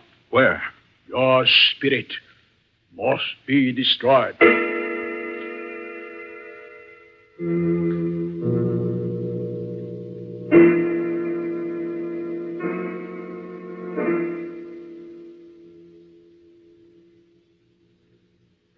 heard the wisdom of our elders, Mr. Thurman. You are guilty of a most foul sin against us. You must pay the penalty. And you, unfortunate daughter, are equally guilty with him. I cannot plead for you. The law is so written. You have seen two, Iana. Tomorrow night, the two of you shall perish.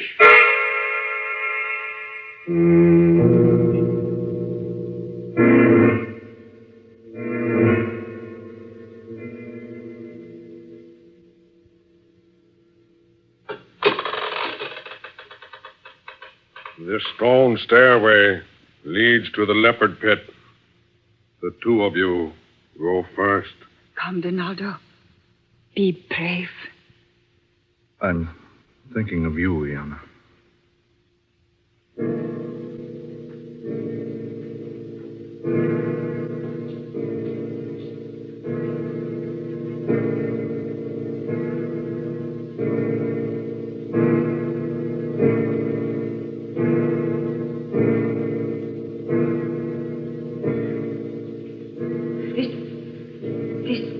Pit is 100 feet into the earth.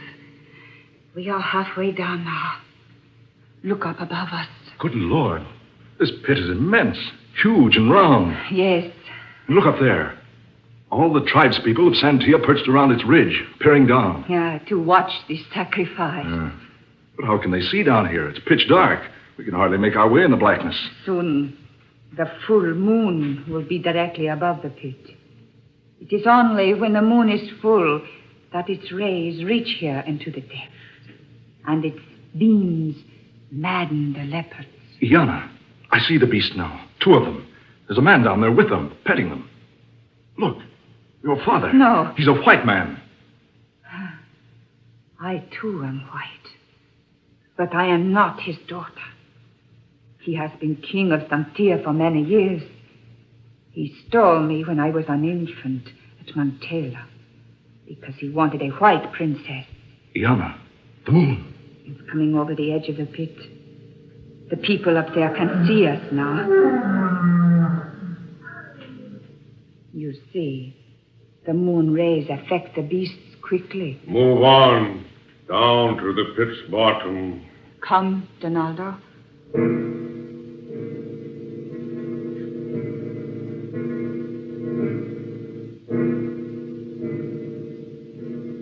Iana, there must be some escape for you. I am not afraid, Donaldo. No, isn't there any way to escape? Only one. An impossible one. What does he mean? It has always been a belief that if the prisoners are not truly guilty, the leopards will not harm them. There. The full moon is directly over the pit. I remain here. You two through this iron gate. Come, Donaldo. There is only one more gate now. The one that separates us from the animals. Come. Look how that man controls those animals. It is the power of the full moon. Then there is another way out. If we can keep away from the animals until the moon has crossed the pit. No, that would be ours. The leopards will be released upon us any moment. This is as far as we go.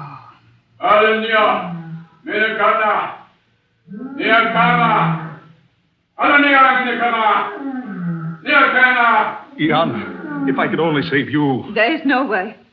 Courage, Donaldo. No, I'm not afraid for myself. Now, you die. Now I offer you to the gods. Open the gate. No. Wait, Iana. Look, the moon. Donaldo. It is gone. Dark. Has the moon crossed the pit? Oh, no, it did not have time. It's behind the cloud. Oh, Donaldo. The leopards. My father. They'll kill him. Oh, Shita. No. Yama. Down. Down. Get back. Get away from me. No.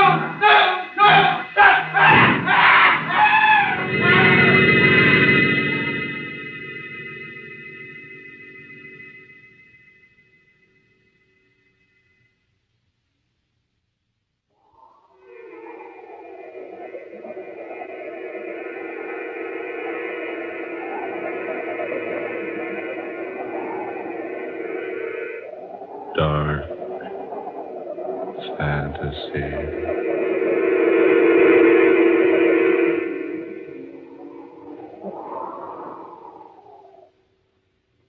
You have heard The Thing from the Darkness, tonight's original tale of dark fantasy by Scott Bishop, originating in the studios of WKY. Ben Morris was heard tonight as Donald Thurman. Eleanor Naylor-Corrin was Princess Iana. Fred Wayne played King Tanasi. And Muir Height was Yvonne. Next Friday night at this same time, listen to the 21st tale in this series of weird and unusual dark fantasy adventures, created for you by Scott Bishop.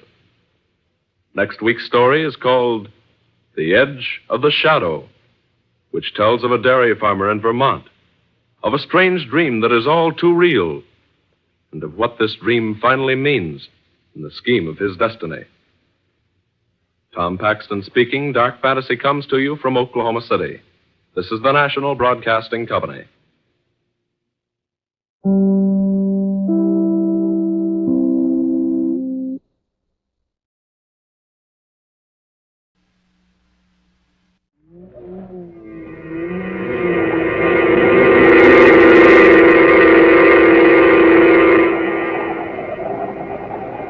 Dark fantasy.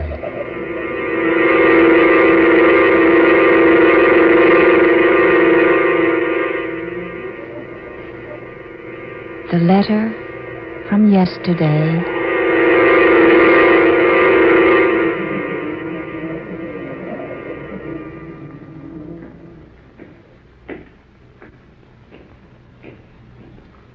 I beg pardon, miss, but do you happen to have any material at all dealing with the... If you please. Huh? What's that? Will you please lower your voice? What, I... And then you might read the sign over there. Or shall I read it for you?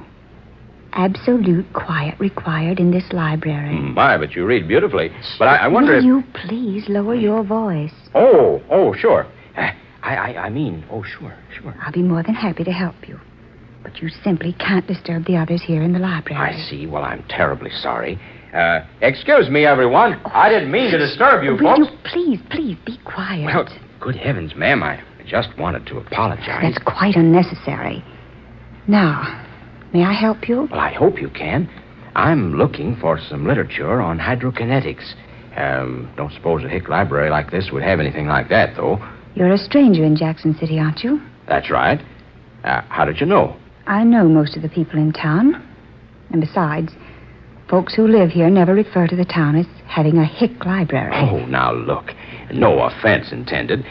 But after all, I don't expect too much from a 2x4 place that probably doesn't have much more to offer than the encyclopedia and a couple of copies of the Rover Boys. You said you wished to see something on hydrokinetics. That's right. Hydrokinetics is a branch of kinetics which relates to liquids. You see, kinetics is the branch of dynamics. Do you wish to read Kendall, Johnson, Abernathy, or Sandine on the subject? What? What's that? I said, which author do you wish to consult? Those four seem to be the authorities, but some engineers like Alexander and Bowen. Well, look here. Are you serious? Serious? About having books by Johnson and Kendall and Sandine and Abernathy on the theory of hydrokinetics. Will you follow me, please? Yes, certainly. You may turn on that light if you wish. It's a little dark in here today. Yes, all right. I think you'll find these quite up to date. I'm sorry that one of the Alexander volumes is out, but it should be back tomorrow. Oh, quite all right. It's Kendall I'm really after. Here we are. This one. That was printed sometime last year, I believe. Yes, it was. Kendall is propounding a new theory on hydraulics. I read it when I was in New York. I'm glad you didn't have to go back into the city to find what you wanted. No, Oh, look here. I owe you another apology, don't I? No, please, don't bother. Oh, but it's no bother. You may use any of the tables over there. Yes, but I'd like You'll find the one by the window quite good.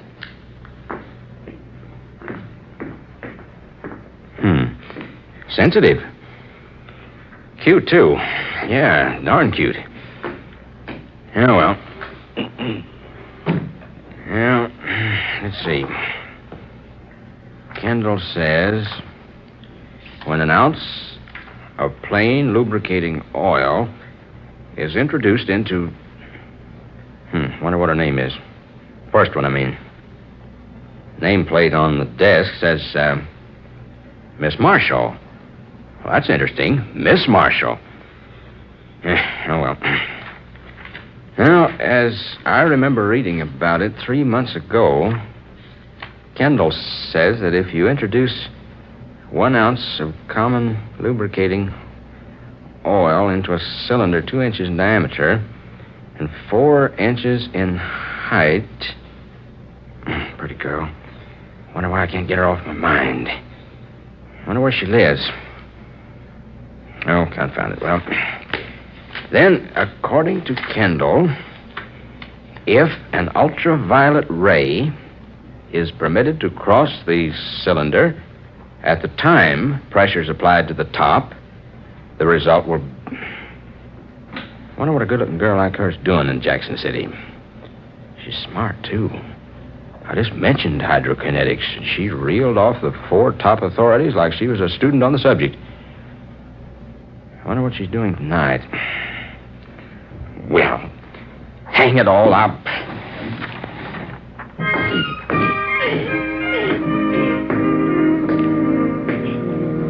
I say, Miss Marshall. Oh, I say, Miss Marshall. Yes, what is it? Would it be possible for me to check this book out? I'm very sorry, but I'm afraid not. Well, it's really quite important. I'm an inventor, and I'm just on the verge of a very important discovery. I simply must have this book to use. I'm sorry. Perhaps you should buy a copy. Oh, I've tried that. Everywhere in town. There's none I can get a hold of. You could have one sent out from New York. I can't wait that long. I have to work on this thing while it's running through my head. It's very important. I might lose the whole idea by the time a copy came out of New York. I'm sorry. It's quite against the rules to permit anyone to take out a book without a library card. Well, suppose I take a card. How much? Oh, there's no charge, but you must have a property owner sign your application. Property owner? Application? Yes. Someone who can pay for the book in the event that it's lost and who's willing to personally guarantee your honesty must sign your application. Then your card will be ready within 48 hours. Oh, now look. That's worse yet. I'm sorry. This isn't any way to treat a Jackson City guest, you know. I'd like to help you. Really, I would. Would you? Really? Yes, I would, but I can't break the rules. Well, now, wait a minute. I've got it. Yes? Your place. What? Your place. Your home. Wherever you live. You mean... I mean you can take the book out yourself. You take it home. Then I'll come by tonight and use it there. That's not very clever, Mr. whoever you are. Chase. Adam Chase. And not very original either. Well, there aren't any new ideas. At least give me credit for picking one that's not too bad. Are you serious about the book? A word of honor, ma'am. I need that book right now like anything. Seriously? Seriously. Well, then I just might be able to help you. Would you really? I might. Tell me, can you take dictation? A little. Ah, good. You can help me. That is, if you'd like to. I might. I'll be glad to pay you. Well, we'll see. You'll do it? You'll take the book home and let me study it there? Yes, I'll take it home. Good. Where do you live? You won't have any trouble finding me. Just ask anyone for Cicely Marshall. Did you say Cicely Marshall? Yes. What about it? Well, nothing. I just like it. It happens to be one of my favorite names. What time? Tonight? Uh-huh. Oh, anytime after 7:30. Good. How's 7:32? Oh, you better go now. We're beginning to disturb the folks who are trying to study. Yeah. All right. See you tonight.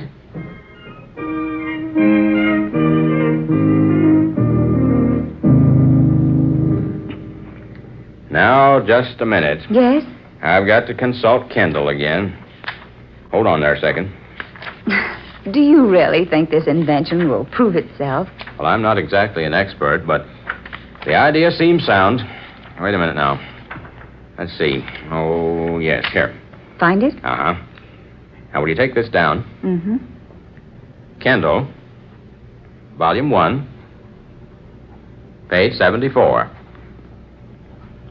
It has been my observation that hydraulic reaction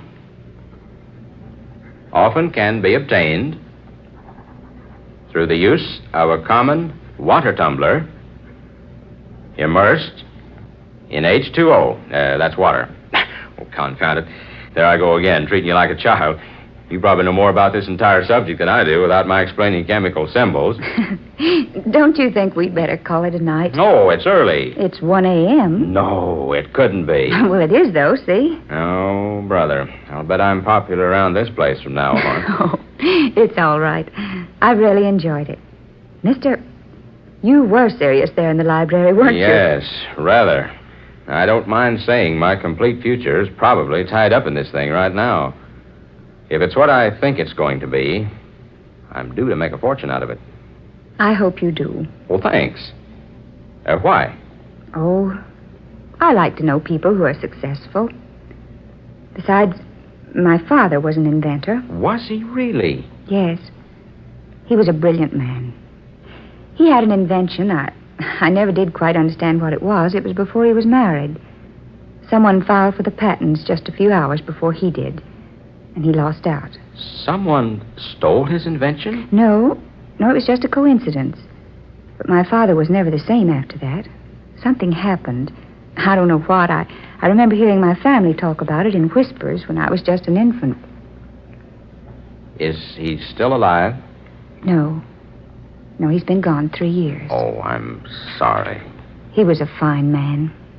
Grand, but he never got over that, whatever it was that happened to him long before I was born. You mean there was something more than just the loss of the invention patents? Yes. Something that was, I think, even more tragic. I've never even been able to guess what it was. Maybe it's better that you don't know. Yes, maybe so. Well, really, I should go. It's late. Is there much more to do? Well, yes. I have to finish these papers before I can have the model of the invention built. Oh, could I help you more? Would you? I'd love to, really. Tomorrow night? Can you wait that long? Well, no, I can't, but I will.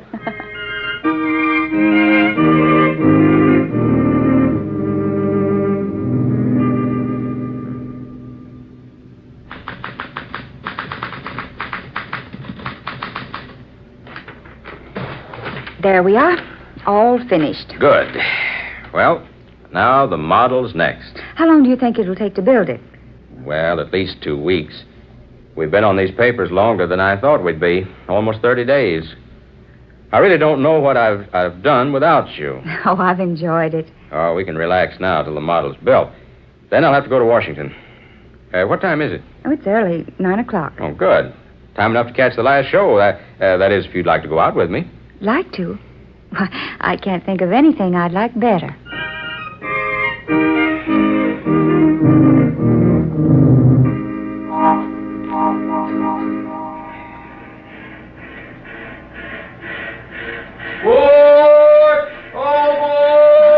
Your train's leaving, Adam. I'll be back with those patents. You will come back? You try to stop me. Oh, goodbye, darling.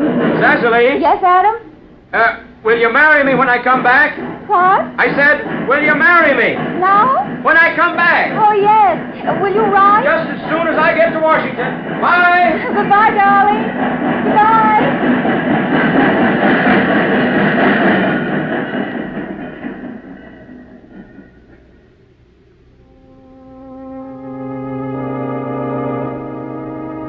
To my diary, January the 17th. It has been 5 days since Adam went to Washington. I'll never forget the unromantic but lovable way he asked me to marry him. Standing on the steps of the moving train, shouting the question at me above the noise of the engine. How I loved him at that moment. How I love him now. But why? Why, oh, why hasn't he written? 5 days, and not a word from Adam yet.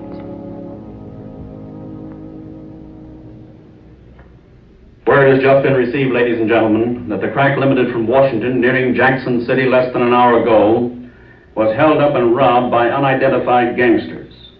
The train was flagged down by two men who pretended their car had stalled on the track. The engineer and fireman were shot and killed. All passengers were held at gunpoint, and the mail car was entered and robbed.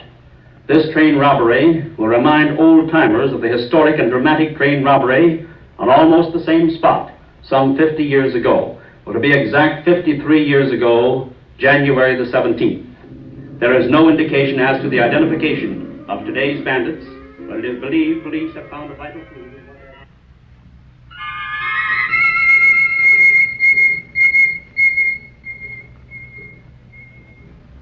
I want to send this wire to Mr. Adam Chase, Esther Arms Hotel, Washington. Yes. Darling, have not heard from you. Worried. I love you. Cicely.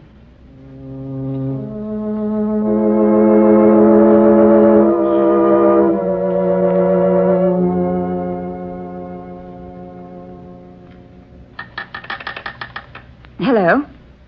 Hello? Yes, operator, this is the party calling Washington. Yes, I'm calling Mr. Adam Chase. That's right, at the Esther Arms Hotel. Oh, you have a hotel? Hello? What's that? Checked out. 2 weeks ago. Oh. No, thank you. Just cancel the call.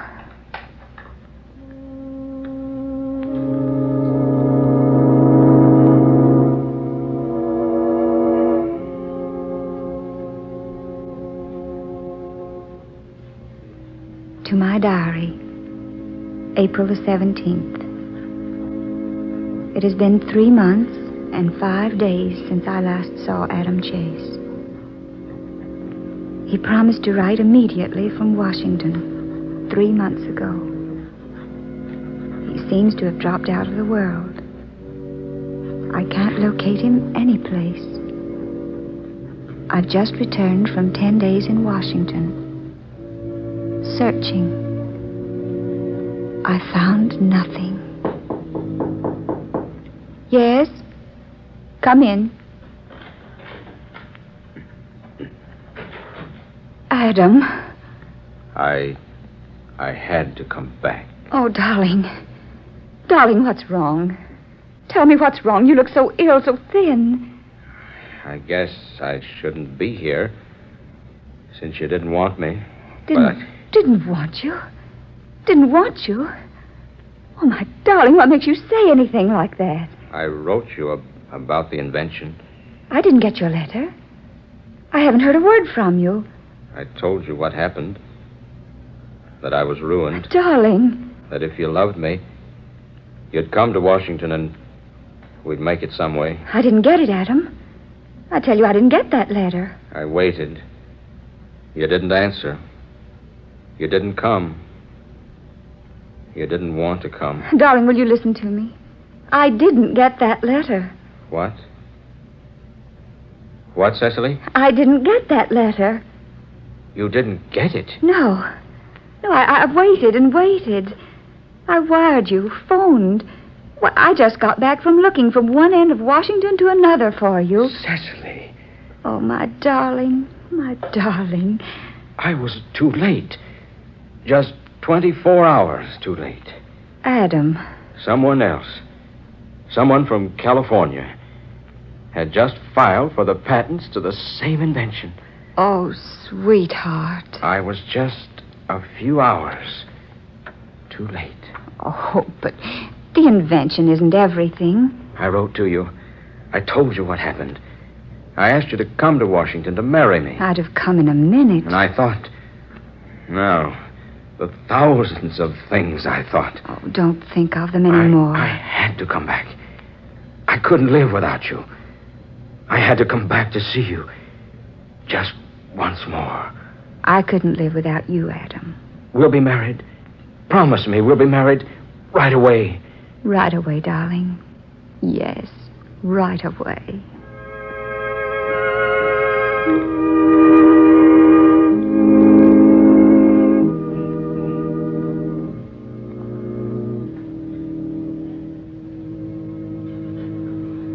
June 20th. Adam and I have been married 2 months today. We're very happy. Somehow, there's something more than just our love for one another that makes us so close to each other. I can't explain what it is. We've rented a large house, an old one, but it's adorable, and we're planning to... Cecily! Oh, darling! Yes, dear? Come on up here. To the attic, will you? I've stumbled onto something. All right, Adam.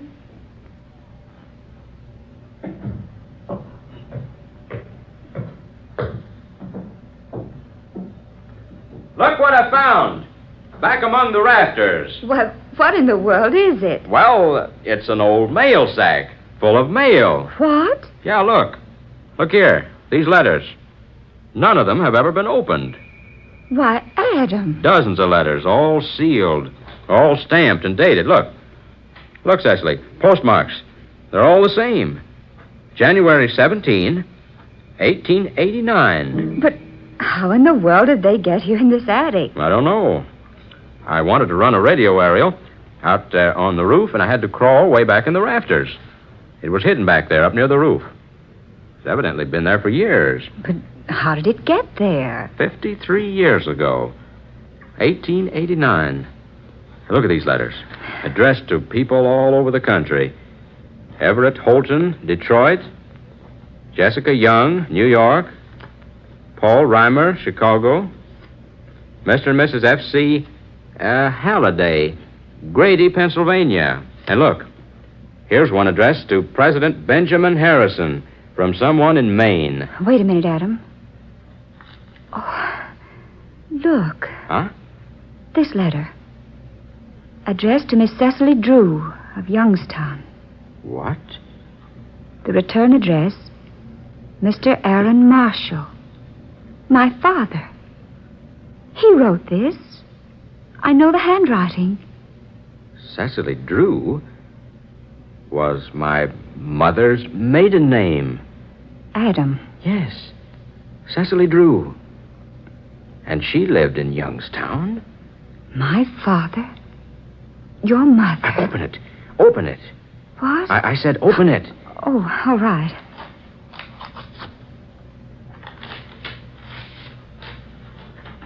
Oh. What is it? It was my father.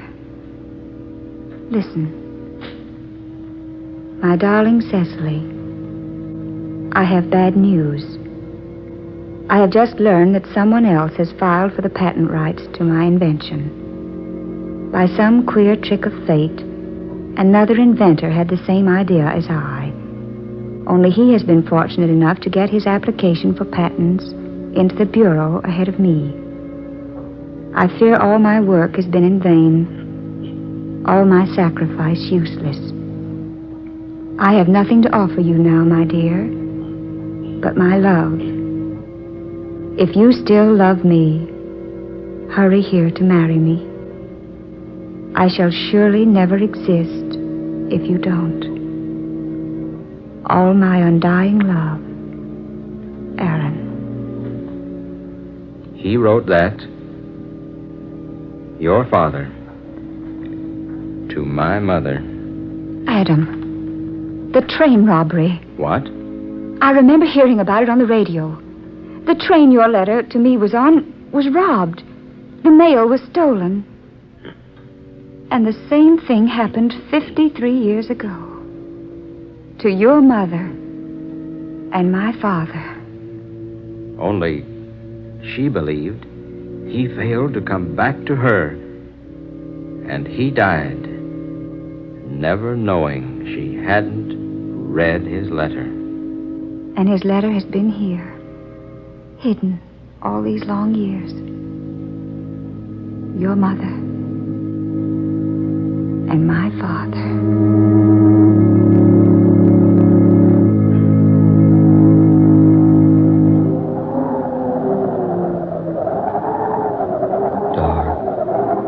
fantasy. You have heard The Letter from Yesterday, tonight's original tale of dark fantasy by Scott Bishop, originating in the studios of WKY. This is Tom Paxton reminding you to buy United States war bonds and stamps. Dark fantasy comes to you each Friday night from Oklahoma City. This is the National Broadcasting Company.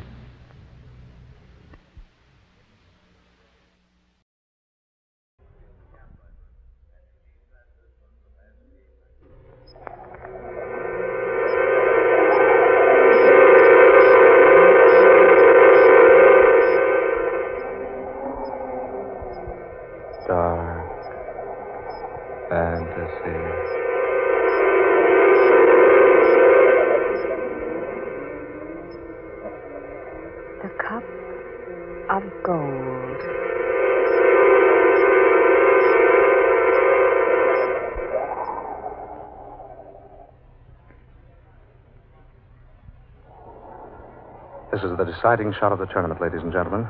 Truman Davis, now champion, has just sunk his last putt on the last green to turn in the amazing score of 68. Jan Mason, the contender, is on the green with a 66, which in itself is even more amazing. Mason's ball lies at the very edge of the green. Looks like tough going. Should he sink the ball in one more stroke, turn in a 67 as compared with a 68 by Davis, we'll have a brand new champion. Should Jan Mason require 2 strokes, he would tie up the match, and 3 strokes would defeat him. Now Mason has just stepped into position. He's bending over the ball. He eyes the center of the green with that masterly, dead-eye precision of his. Changes his footing slightly. There's not a sound from the spectators. Every breath is held in excitement. This great contender prepares for victory or defeat. He pulls back the putter slightly, eyes the distance to the hole once more, takes deadly aim, hits the ball, and it's in. He made it. The ball's in for the win for Jan Mason, and the crowd goes wild. It's a new champion, ladies and gentlemen. Jan Mason, the boy who came up the hard way to defeat the one and only Truman Davis. For 5 consecutive years, the master of it all. And here's the irony. Almost 11 years ago, when Jan Mason first thought of golf, he acted as caddy for Truman Davis, the man he defeated for the championship here today. Oh, the crowd has completely engulfed the 2 participants. And it's a little difficult for us to see them now. Oh, there they are, shaking hands and smiling. We're trying to make our way over to them for a few words from both Mason and Davis. Oh, will you pardon me, please? Pardon me, lady. We're trying to get through. I beg your pardon, please. We'd like to get a few words from the 2 gentlemen. We're trying our best, ladies and gentlemen, to make our way through this excited throng, but... there's the Gold Cup. The Gold Cup for the tournament winner. It's just been handed to one of the official referees by a beautiful platinum-haired girl. The referee is about to make the presentation. No, something's wrong. The referee turns to his fellow judges. They're talking excitedly. We can't make out yet what's happening. The men are examining the Gold Cup. Oh, it's flashing in the sunlight. Really a beautiful thing. Wait a minute. What's that? Something's happened. It's Jan Mason. He's been shot. Someone shot the new champion. He's holding his left side. He's staggering.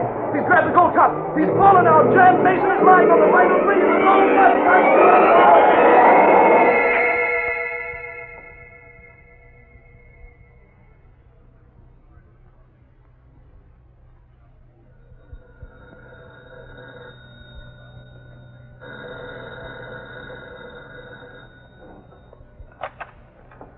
Hello? I ask you not to disturb me, clerk. I don't care if there is someone to see me. What? Who? Lee Sanders, the radio announcer? Well, tell him I'm not in. I don't care if he is standing there watching you talk to him. Tell him you're talking to the maids. What? Hello? Who's speaking? But I was talking to the room clerk. Now, look here, Mr. Saunders. What do you want with me? No, I'm sorry. I don't have time to see you. No, I have nothing to discuss with you. Goodbye.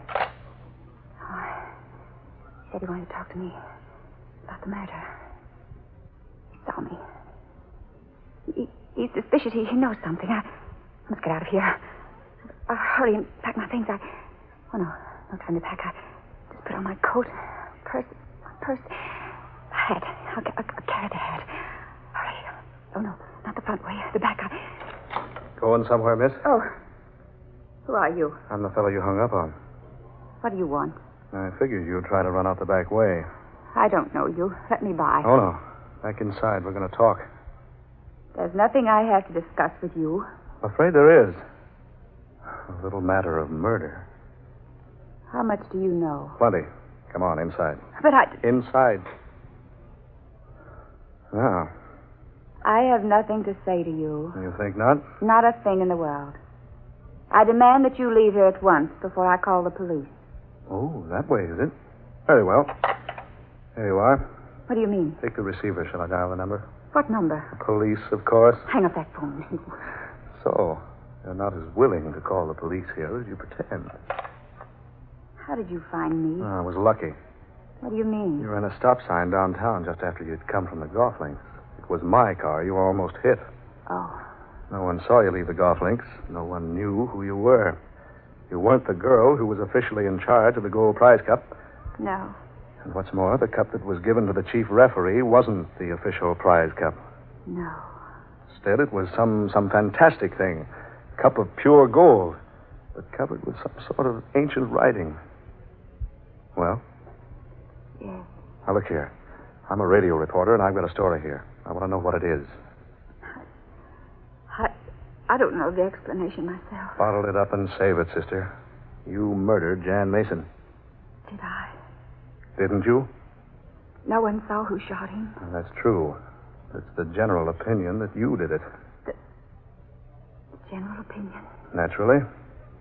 You weren't the girl in charge of the prize cup. The real girl and the real cup have disappeared. And you were standing in a position where you could have fired the shot.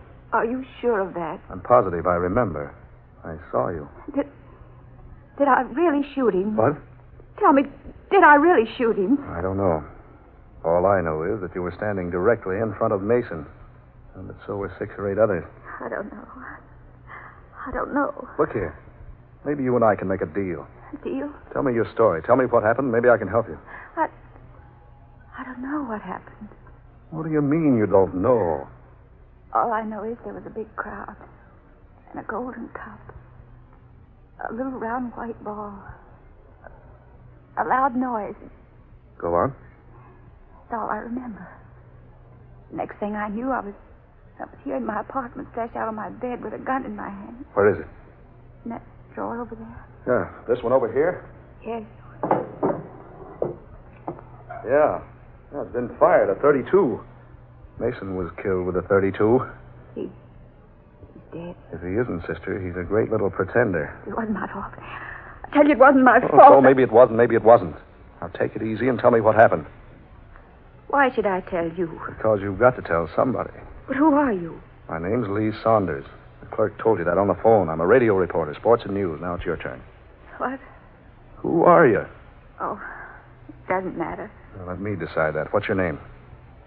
Ruth Kendish. What do you have against Jan Mason? I didn't know him. You make a habit of killing men you don't know? I didn't even know him, I tell you. I didn't know him. Oh, let me alone. Now, stop that. No. Oh, stop it, I say. Now, do you want to tell me what happened, or do you want to tell me and the police? They're looking for me, aren't they? The police. What do you think? Listen, I've told you what happened.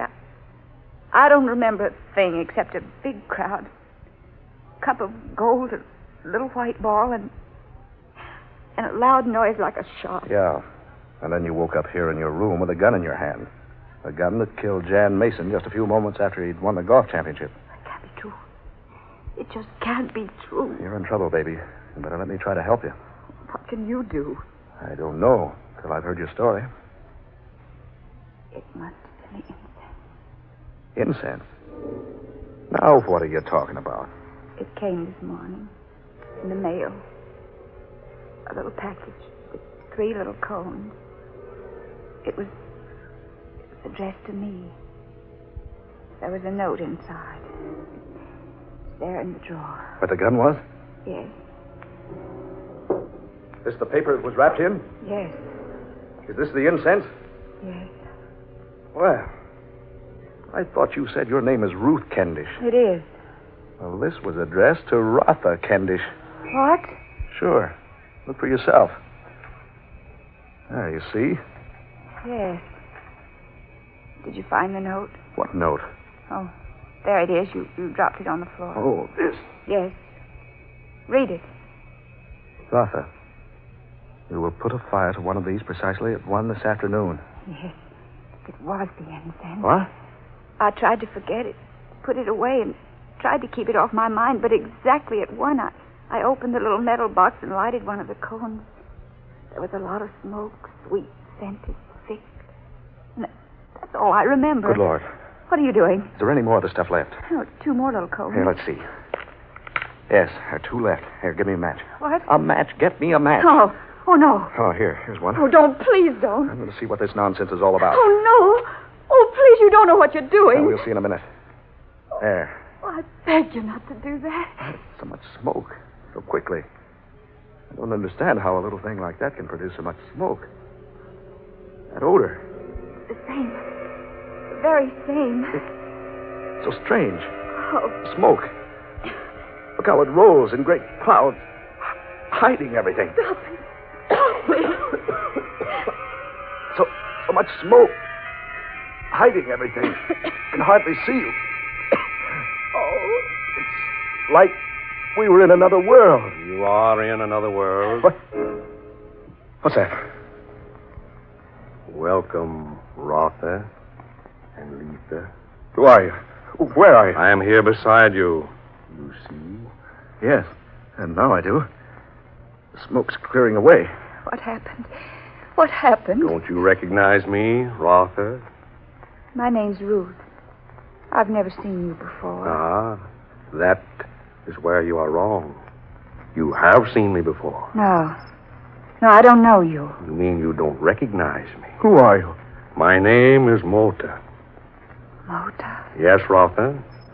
I am the Holy One. I don't understand. What's happened to us? We were in this young lady's apartment. Now we're someplace I've never seen before. Where are we? You are on Vento. Vento? What's Vento? Vento is an offspring of Venus and Pluto. What? It is a planet as yet undiscovered by the scientists of the Earth. Many hundreds of thousands of years ago, Venus and Pluto collided. That probably would sound absurd to your astrologers today, but it is a fact. As a result of the collision, Vento came into being. A portion of Venus and a part of Pluto fused, broke off, and became Vento. You're talking over my head. Naturally, the people who existed on Pluto and those of Venus intermingled with Vento, became a planet in its own right. As a result of that ancient catastrophe, the Ventonians came into existence. I am one of them. And the two of you are now here amongst us. But how? How did we get here? You remember the incense? Oh, yes. The incense? It is one of Vento's secrets.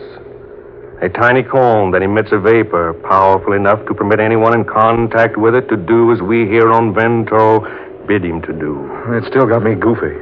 After I started the incense burning, everything changed. We ended up here. Naturally, because when you came in contact with the released vapors, I bade both of you to come here. And here you are. Oh, now what do you take us for? This is the 20th century. Folks like us aren't taken in by some crack. Just one moment. Here. Will you look through this? Through what? This telescope. Here. Right through here. Oh, now. It will not hurt you to look, will it? If you insist. That's right. In there. Now. What do you see? A large, round globe. It is the Earth. 10 million miles from here. Preposterous. You think so? Here. I'll turn on the ultra-penetrating ray machine and show you how preposterous it is. Now, what do you see? Closer. It's coming closer. Yes, something's happening. The ultra-penetrating ray is making 10 million miles of distance look like only inches. It is the Earth. There's Europe, Great Britain, China, and Australia. Now I can see the California coast.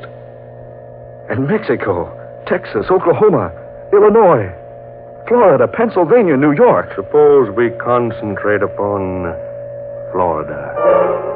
There. No. It's not possible. What do you see, Mr. Saunders? A funeral. The funeral of Jan Mason, the golfer. Oh, no. Suppose you permit Rotha to look, Mr. Saunders. Yes, all right. Go right ahead, Rotha. That's right. There. You still do not remember, Rotha? Why do you call me Rafa? Because that is your name. My name is Ruth. When you were here, you were called Rotha. When I was here. Many centuries ago, Rotha, you were originally a Ventonian. What are you talking about? We have theories of reincarnation, as you do on your Earth. Yes, I've heard about it vaguely, but... The one failing is that your theories do not go far enough. What do you mean? That there is such a thing as reincarnation, Mr. Saunders. But it is not restricted to one single planet, such as the Earth. You surely aren't trying to tell us that Miss Kendishire is the reincarnation of someone who lived up here. Whether or not you accept it, it remains a fact. Oh, that's utterly ridiculous. I'm glad I had the foresight to think of your reluctance to believe, so I have prepared the truth. Prepared what? What are you talking about? What's the explanation of all Must I this? explain it again? The vapor of the incense I sent you. Once it surrounds you, you are at the mercy of the Ventonian who sent it. You on your planet would call it black magic, but it is merely nothing more than applied science.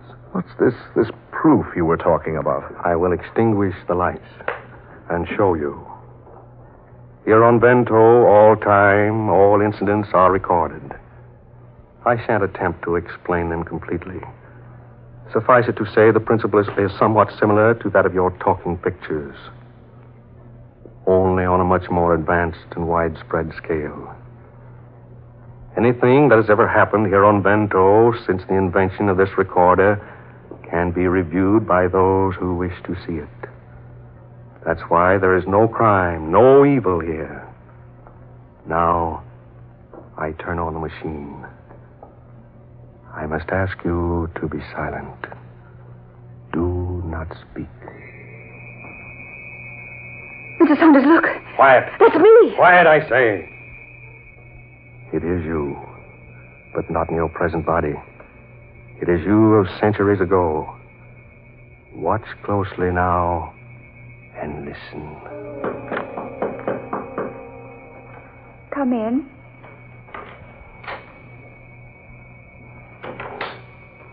Darling. Kenta, dearest. Forgive me for coming to you so late, but I had to see you before tomorrow. Oh, I'm glad you're here, dearest. I've waited for you all day. I've been at practice. Are you ready for the game tomorrow? Yes, quite. I fear I'll have trouble defeating Yana, though. He's become quite expert. Oh, do you care so much? Rotha, if I should lose tomorrow... Oh, but we mustn't think of such a thing. Victory means everything to both of us.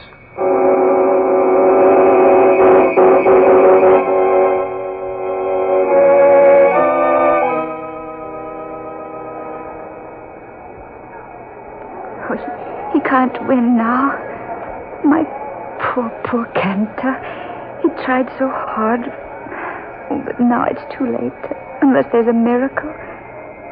If Yana misses 2 strokes... Oh, but he can't. And even if he did, it would be a draw. If he takes but 1 stroke, my poor Kenta will be defeated. Yana is ready now. If he does it in a single stroke, Kenta has lost. Now... He did it. Yana did it. My poor Kenta.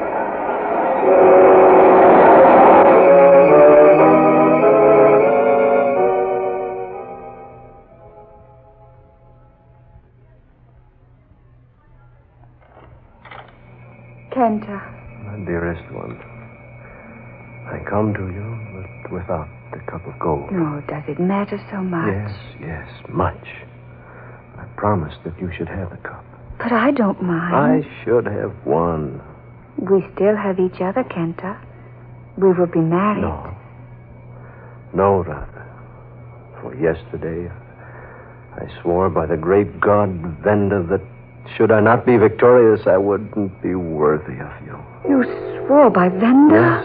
Yes, a sacred oath. I was so eager for victory, I knew that the very thought of losing you forever would inspire me to win.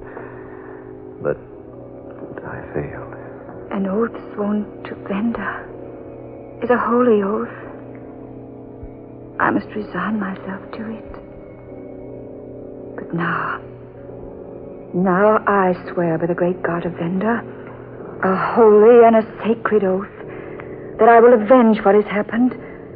I will take vengeance from Yana if all eternity is required for me to do it.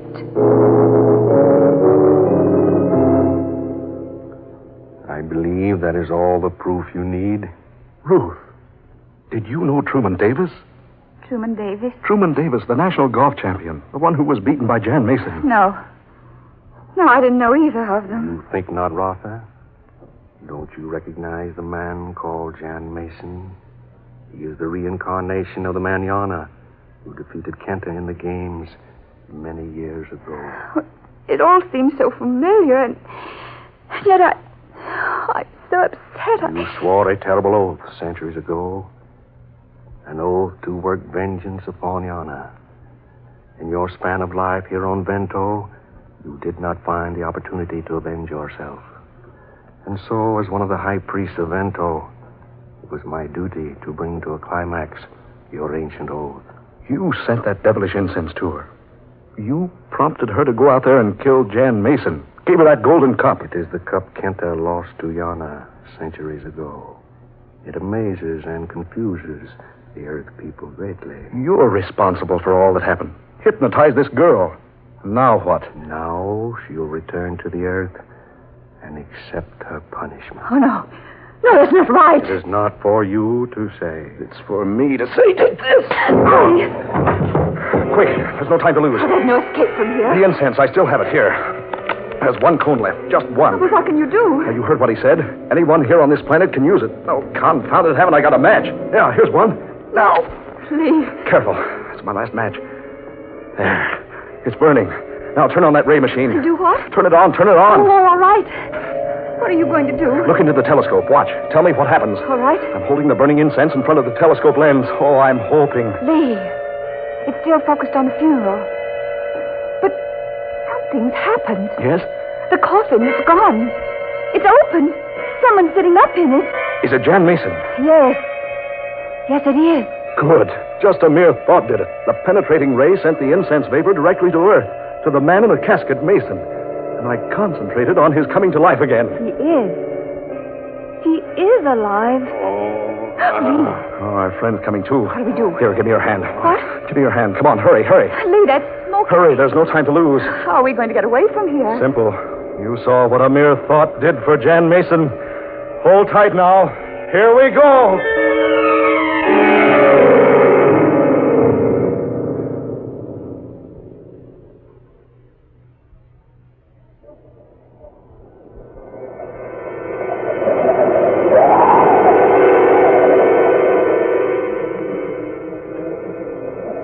Dark fantasy.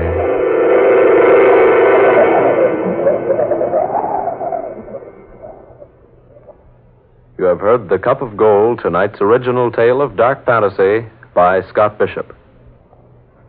Ben Morris was Lee Saunders, Eleanor Naylor Corrin played Ruth, Muir Height was the High Priest, and George Onday was Kenta.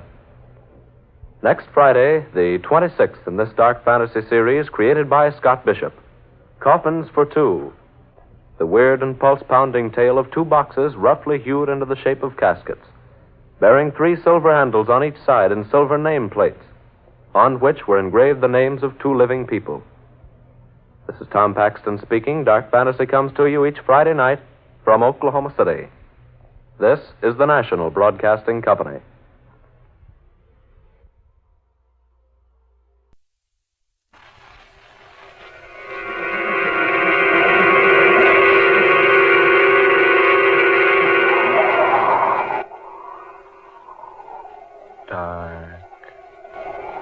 fantasy.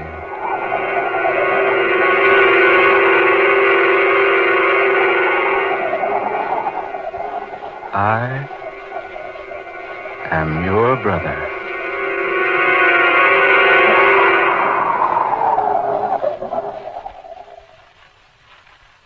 Remember above everything, you must not forget it. The first appearance of bleeding some days following operation is of the utmost significance to the surgeon. There will almost invariably be a recurrence unless measures are taken to prevent it, and it will ultimately prove fatal. The vessels most commonly affected are the lingual, the facial, and the internal maxillary arteries. Unless this offending vessel can be isolated...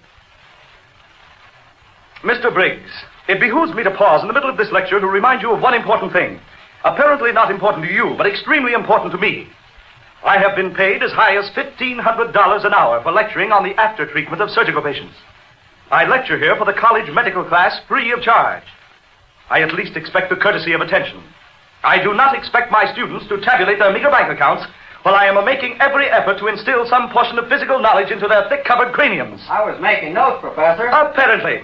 Mentally, you were tabulating your money in the bank. Gentlemen, I regret that the lecture this morning will not be continued. Dismissed.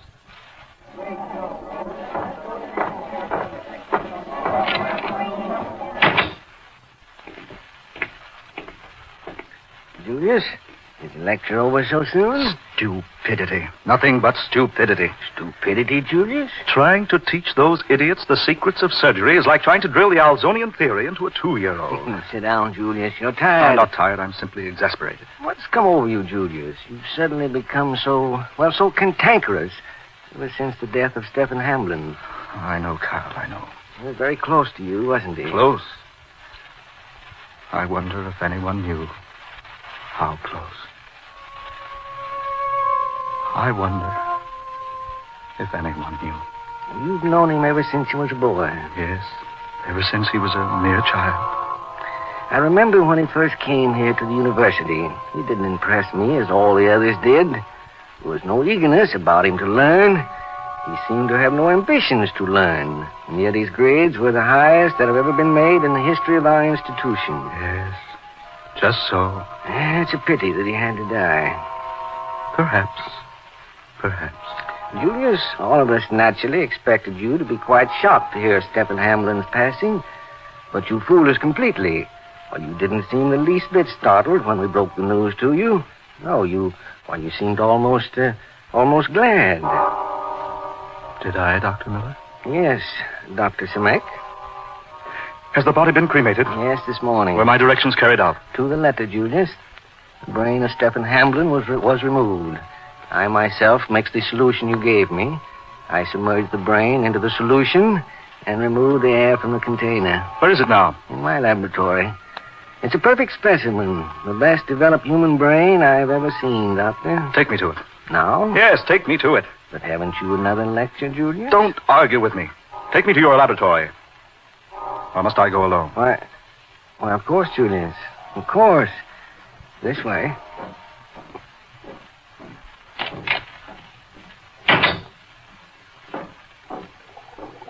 I have the second solution at the boiling point for you. Just as you ordered, Dr. Simek. Good, excellent. Here, the brain. Yes, just so. Most excellent work, Carl. Most excellent. I'm glad you're satisfied. Do you wish to add the solution now? It should be done, I believe. Stephen Hamlin's brain must be preserved. This is one sure way of doing it. I must admit I don't know what your method is. Certainly, I've never heard of it before. I wouldn't think a solution like that would preserve anything. It is a preservance no one has ever known of before. Are you ready, Doctor? Yes, quite ready. Yeah. We can insert this glass funnel through the rubber stopper on the container. I'll do it, Doctor. There.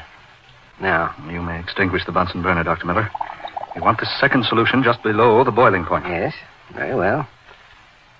Is there anything I can do for you now? No, nothing. Stand back now. About to add the hot solution to the other. There. Perfect. Yes, perfect. Is it necessary to remove the air from the chamber again? No, not now. Not now. I'll replace the punctured rubber stopper with a new one. Yes, do that, Dr. Miller. Just a moment. Dr. Zemek. Yes, Dr. Miller? This brain. Look at it. I have looked at it, Carl. Julius, that brain. It's alive. Does that amaze you? Julius. It's a beautiful specimen, isn't it? Alive. It is actually alive. Oh, yes, indeed.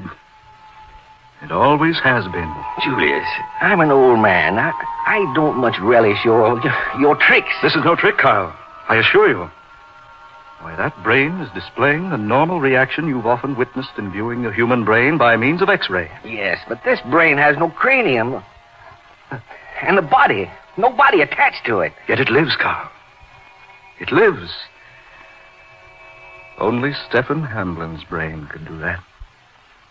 Live after his death. Well, it's a trick. The solution. It must be the solution. No, Carl.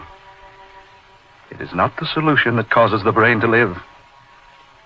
I admit it could not live without the solution. Mere pickling would have destroyed it. But the solution will preserve the life, Carl. The life that has never left it. Impossible. Utterly fantastic. No, my dear Dr. Miller, not at all. Not at all fantastic, nor impossible. But the brain cannot live outside the body. The human brain, no. But Stephen Hamblin's brain can. But, Doctor, Stephen was human. Was he? Wasn't he? No one knew Stephen Hamblin as well as I did, Carl. No one. Not even his parents. Oh, they knew he was different, yes. They knew he wasn't just an ordinary person. But they had no idea how truly extraordinary he actually was. I can't believe a human brain existing after the body has been cremated. Perhaps, my good friend, if I were to tell you his story, you would see the reason why such a thing could happen. Yes, perhaps. Sit down, Carl, sit down. Look deeply into the mystery you see there before you. The living brain of dead and cremated Stephen Hamblin. It was a most extraordinary brain, Carl. Yes, most. To know the mystery behind it was to know Stephen Hamblin.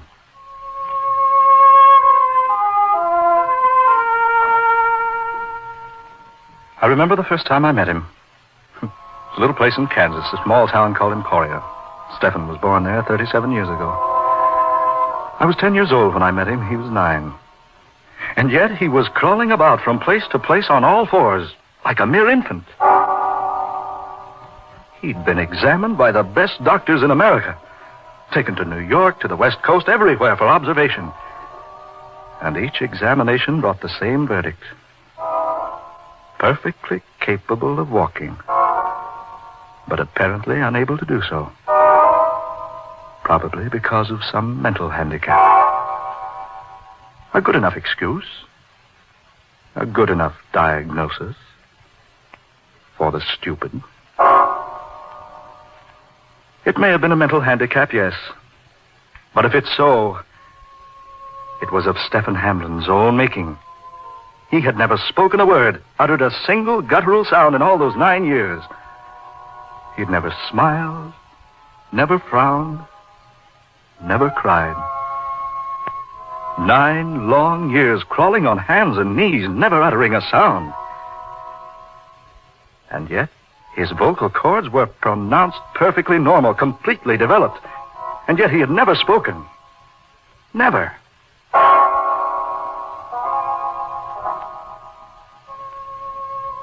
That first day I met him, I was put in charge of him while our elders attended a ball game.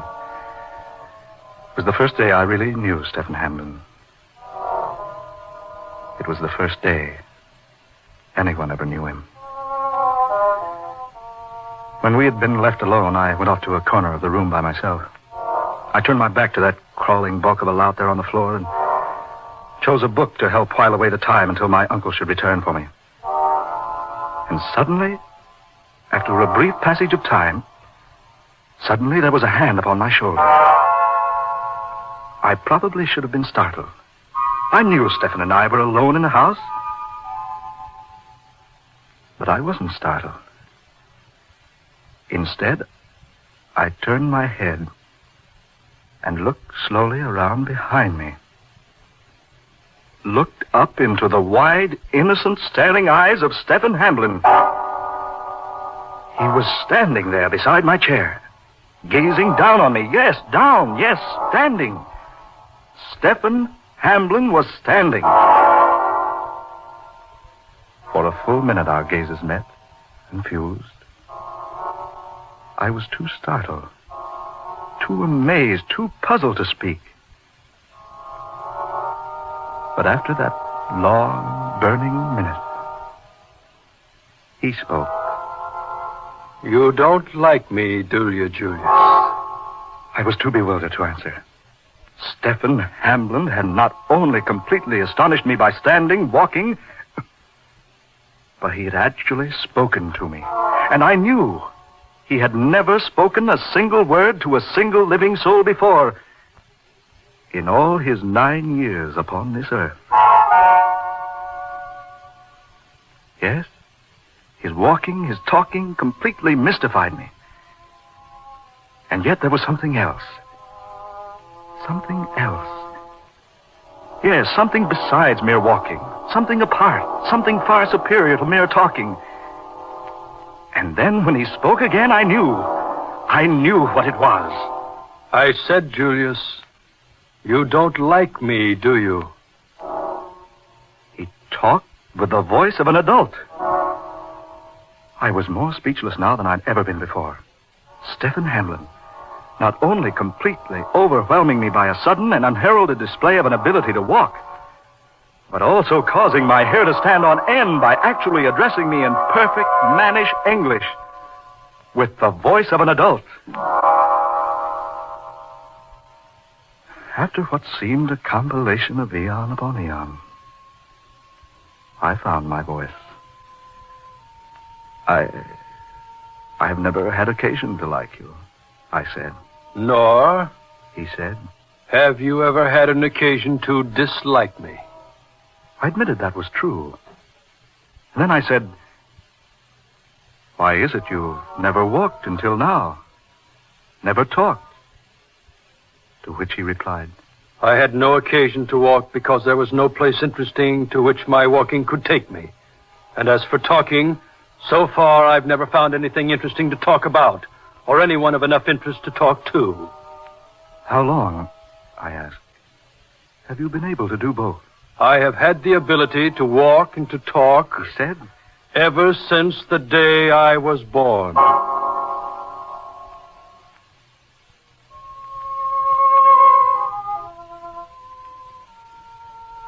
After a while, they became acquainted.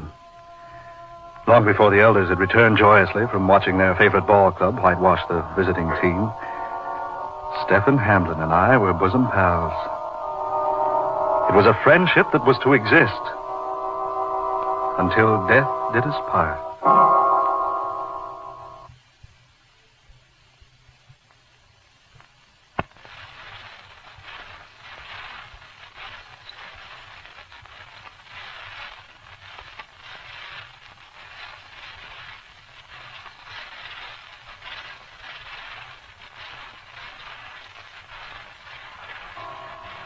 After that, Stefan Hamblin stood upright on both legs.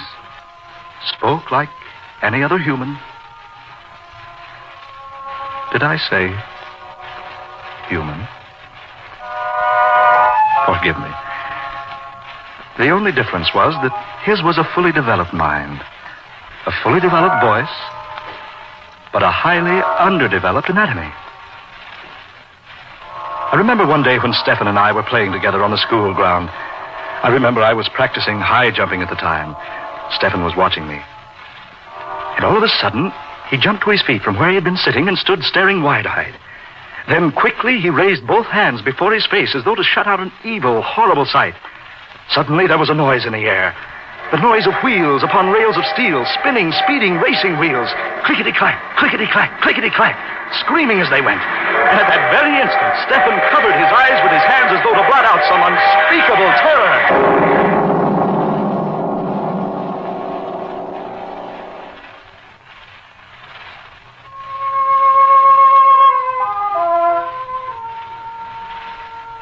A terrible, terrifying, resounding crash.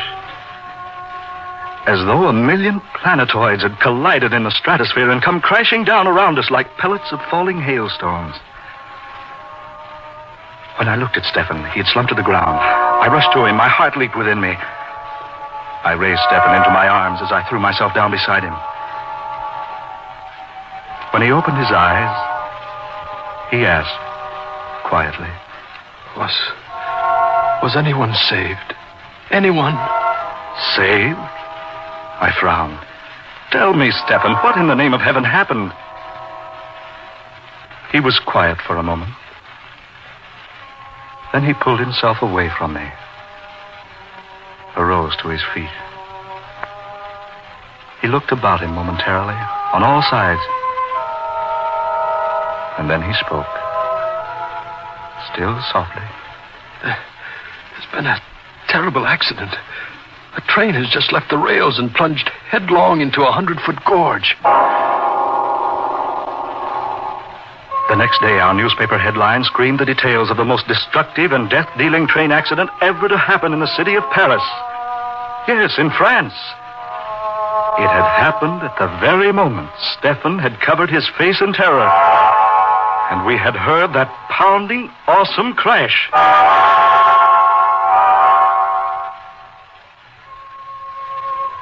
It was not until several years later, when we both entered Oxford College, that I saw Stefan Hamlin again. At first, he avoided me, tried to pretend he didn't know me. But when I finally managed to get in a word with him and remind him of our first meeting, he told me he was glad to see me again. But he was extremely cold, almost insultingly reserved. And the very few times I saw him after that first day for the next year was between classes. He never partook in student activities. He never strolled the campus or climbed the cliffs or swam in the lake or enjoyed soccer or cricket with the rest of us.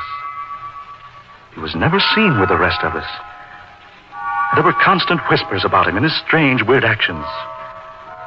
Many whispers, most of them ugly and vicious and vile.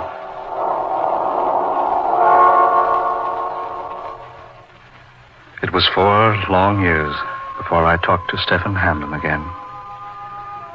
4 years at Oxford.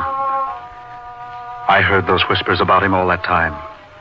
I heard professors say he was the most amazing student of all times. Perfect grades in all subjects. A born doctor, a truly great scientist. A prospect for the world's greatest surgeon. And then, Stefan and I suddenly found ourselves to be classmates. Even then, I had difficulty in finding an opportunity to make speech with him. But after much effort, having exerted a great amount of patience, I finally cornered him. Oh, now look here, Hamlin, I want to talk to you. Yes, Dr. Simek? Oh, please call me Julius, Stefan. I think I want to talk to you, Julius. Good, excellent, my dear fellow. Where shall we go? My room should be as good a place as any. Suppose we go there. All right, Stefan, that's perfectly right with me. So we went to his room. There were no books there, none. But there were a few sheets of composition paper and pen and ink. I picked up several of the closely written sheets. It was the most profound and complete and exquisitely worded treatise in diseases of the human brain I had ever read in all my life. I remarked to Stefan that it was odd that he could pen such a masterpiece and yet had no books whatsoever for reference. He didn't smile when he answered. He simply said, I don't use books, Julius, because I don't need books. What I write, what I recite in my classes, comes not from anything I have ever read, not from anything I have ever been taught or have studied, but from somewhere deep within. You mean you're fully aware of all these facts without having studied or read or heard about them? Yes. You see, there is nothing I don't know. To me, the theories of the scientists and the theologians and the professors and the doctors are merely nothing more than the alphabet is to you. I have no interest in them whatsoever, save that they are convenient at times to know. And most of those profound theories, profound to you, understand, most of them are so terribly false, so astonishingly wrong and untrue and unsound, that they fail to interest me in the least. Yes? Stephen Hamlin was the fount of all the world's most intellectual knowledge. Everything that all mankind had ever known, the secrets of science, of medicine, of astronomy, of surgery, and numbers and mechanics, and all the millions and millions of other subject matters, were all embedded there. There, deep in that superhuman, unbelievable brain of his. After our graduation from Oxford, after we came here to medical college to study surgery, Stephen and I grew closer and closer together. Never did he open a textbook. Never did he study or concentrate upon the lectures of Europe's most eminent and distinguished scholarly instructors. And yet, his grades, his papers, his recitations were perfect in every degree. And then one day, Stephen Hamlin told me his secret, poured forth his very soul at my feet, and threw himself at my mercy. You think I'm odd. You call me different. You despised me the first day you met me because I didn't walk, didn't talk, despite my apparent ability to do so. Men everywhere have always shunned me. All my life I've been whispered about behind my back. All my life I've been lonely. My heart has been heavy with loneliness that no human words, no, not even those words I can summon may ever describe. I'm different, yes. To me, complete universal knowledge has always been more an instinct than an acquirement. All my days I have had nothing to acquire, nothing for which to exist, nothing save one thing. Ever since the day I was born, I have been looking for my brother. Your brother, Stephen? I thought you were the only child. I am. I don't mean my worldly flesh and blood brother. No, I mean something far greater than that, Julius. I've spent my life searching for my spiritual brother, as it were, and yet not altogether spiritual, no. You see, Julius, I am not of this race. It startles you, doesn't it? But it's nonetheless true. I was born 10,000 years too soon. Yes, at least 10,000 years. Something went wrong in the plan of things, some mix-up in regeneration, some grave calamity in the routine of creation. For my kind, my race, it's not to be born into this world until thousands upon thousands of years hence. How I came to be, I have no answer, but I am, and so I shall be, till my span is ebbed. I had the complete knowledge of your universe because, according to the plan of things to come, all that is knowledge here with you now will be merely common inborn knowledge for the race in the future that is to be mine. That's why I need no books. That's why I'm different. Because the things you know are as mere nothingness to me. And because the things I know are 10,000 years beyond your understanding. I've brought you here, Dr. Julius Simek, to announce to you the end of your civilization. I found the means of destroying it at one fell swoop. The sooner to bring about the appearance of my race, the better for the world. I've sought the world over for my brother, the one like me, one of my race, but now I'm certain there is none. That I am alone. I can foretell everything. I know everything that is to come, all save one thing. I do not know my destiny, my own individual end. I do not have the power to foresee that, or to foresee who will bring it about.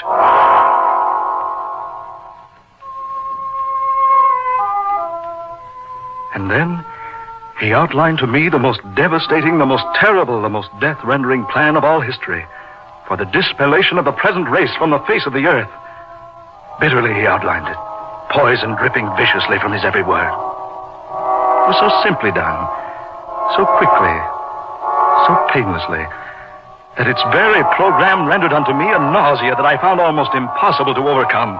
I argued with him, pleaded, begged, I reasoned, bullied, threatened, all to no avail. He had made his plans. He was determined that they should be carried out. If he were to be destroyed too, he did not know. He could not foresee his destruction, nor his destroyer. His destroyer.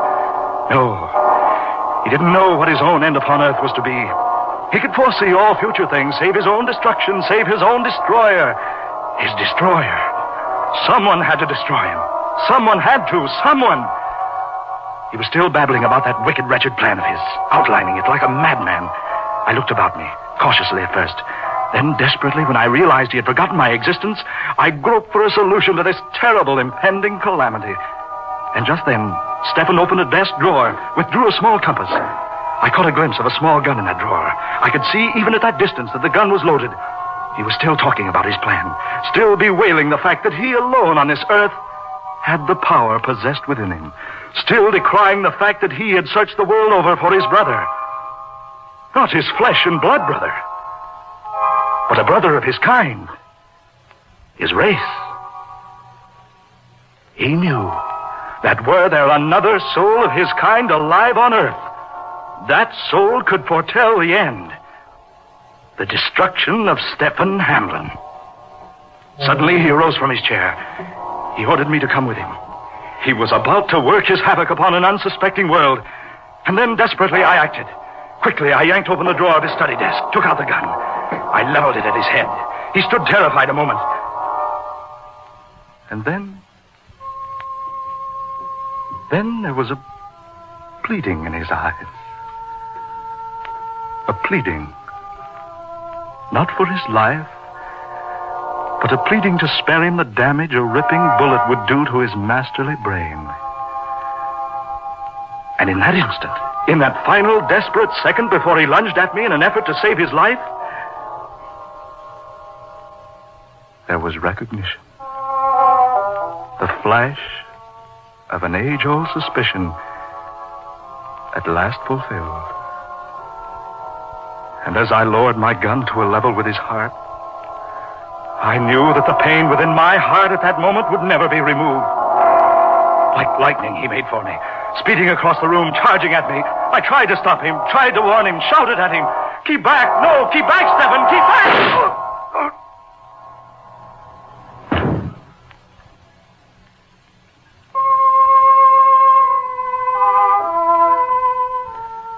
He fell at my feet, kneeling, almost in supplication. He had not foreseen his end. He did not know. He could not know. For I was his brother.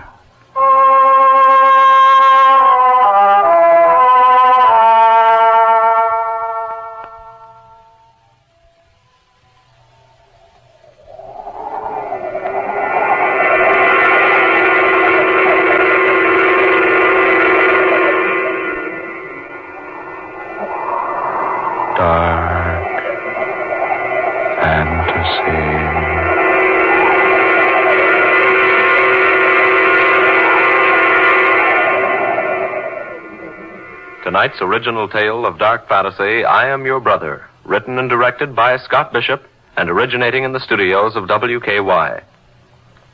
Ben Morris was heard as Dr. Julius Semek, Blois Wright was Stefan Hamblin, and Muir Height played Dr. Carl Miller. Next Friday at this same time, the 30th original dark fantasy adventure, The Sleeping Death, created for you by Scott Bishop. Tom Paxton speaking. Dark fantasy comes to you each Friday night from Oklahoma City. This is the National Broadcasting Company.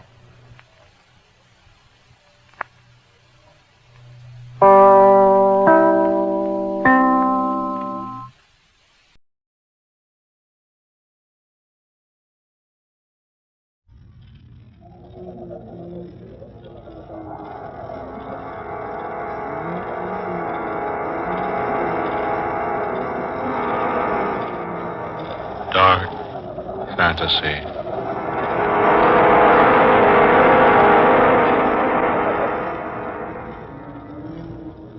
I am the man who came back.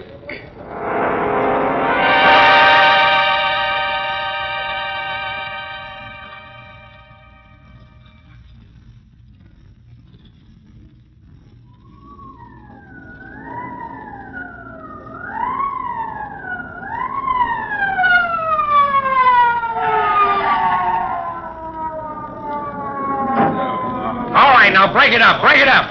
This way, officer. He's in here. All right, miss. Casey. Yes, Captain? Now, you stay right there in that doorway and don't let nobody in or out. Right, Captain. All right, now. All right, you heard him. Oh, but we had nothing to do with this. Okay, sister. If you didn't, you ain't got nothing to be scared of. Hey, you. Where do you think you're going? I thought I might get a little air, if you don't mind. Well, I do mind. Now, back in the house with you. What's the big idea you wearing that mask? As you might have observed, my friend, this is a masquerade party. Oh, is it now? Well, according to Emily Post, it's masks off at midnight. And we got this call to come out here just as the clock in Washington Circle was striking the hour. The call was placed by a most hysterical woman. And there is nothing you can do for the man in there, I assure you. Stop changing the subject. What I want to know is, why ain't you unmasked like the others? I prefer, sir, to wear my mask. Take it off, Don Juan. I want to look at your mug. It might be better, my friend, if you didn't see my mug. Now, look here, Zorro. Perhaps while we are waiting, I might tell you a story. Yeah? What is this? Bedtime at Grandma's? The only story I'm interested in is what happened here tonight. Exactly. Eh? I said exactly. Perhaps I can tell you the story. All right, then, my fine, mysterious friend. Give. Well, you see, it's quite a long story. It really all began at least 3 years ago.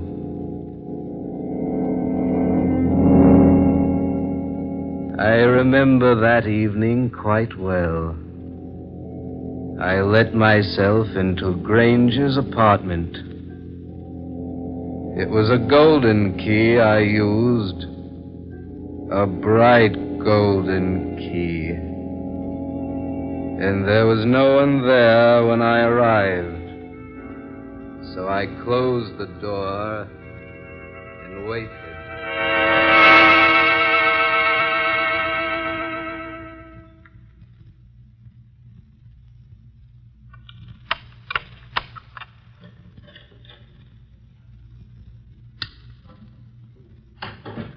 Well, Grange, imagine seeing me here. Huh? Blake. Oh, I say, you startled me. Did I now? I dare say, had I been someone else, you wouldn't have been at all startled. Incidentally, old man, how did you get in here? I suppose it would be quite facetious of me to say that I came in the same way you did. Oh, I say, a new piano. Do you mind? No, not at all. Go right ahead. Help yourself. Have a drink? No, thanks. You'd better have one, though. Oh, yes. I say, Blake, what's that you're playing? You've heard it before, Grange. Have I? I don't recall. You have a short memory. I usually remember pretty well. Well, when you choose to, you do, yes. What do you mean by that? My wife has played that tune for you every night this week, and last, and the week before that. You see, I happen to know. Oh. I see. Well, I'm glad you haven't the audacity to deny it. No. No, I don't deny it. Your wife has been here. Often. As often as she possibly could. But I assure you she came of her own desire. And as a result of your oily persuasion. I might agree, Blake, that she is easily persuaded. And, of course, my curiosity prompts me to ask how you finally learned the truth. I accidentally found the key to your apartment here. It was in Sylvia's purse. A golden key. With your initials engraved on one side, hers on the other. Why, I thought that a rather handsome touch. Don't you agree? I've brought the key back to you. How gallant of you, old fellow. I'm serious. Sylvia will never come here again. Are you positive of that? Quite. For I shall ask her not to. You seem to believe she'll obey you. She will. And I ask you now, Grange, as a gentleman, kindly refrain from inviting her here again. In other words, hands off. that it? I'm glad I make myself quite plain. Why, you fool. You dull, stupid fool. What right have you to demand anything of Sylvia? Do you think for a moment, night after night, twiddling her thumbs while you're away from home? I admit I've been busy this past year, but another 6 months... You've no one to blame for Sylvia's being here but yourself. Here she's found what you've denied her, Blake. And I doubt very much if she'll give it up. Why, you swine, if you think for a moment... Oh. I forgot you carried a gun. But if you'd care to put it away... Skip the heroics, Blake. You know, I think I've suddenly thought of a solution to all this. The only solution is for you to leave Sylvia alone. Oh, no. No, you're quite mistaken. This is the solution. Here in my hand. Indeed, I rather like the idea. Besides, with you out of the way, Sylvia need have no more qualms. Why, you low yellow rat. That's it, Blake. Come closer. Threaten me. Make me do it.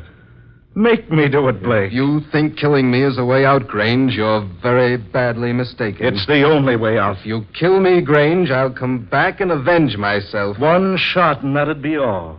I can prove self-defense. Sylvia will help. She'll swear you came here and tried to kill me. I'll come back, Grange. Just one shot directly between the eyes. I'll haunt you, Grange, because by God in heaven, I'll come back. It's a perfect scheme, yes. I like it. I'll pierce the veil, Grange, because I'll come back if I have to fight all the demons of hell to do it. Prepare, Blake. This is a chance of a lifetime. It's the way out. Yes, it's the way out. Grange!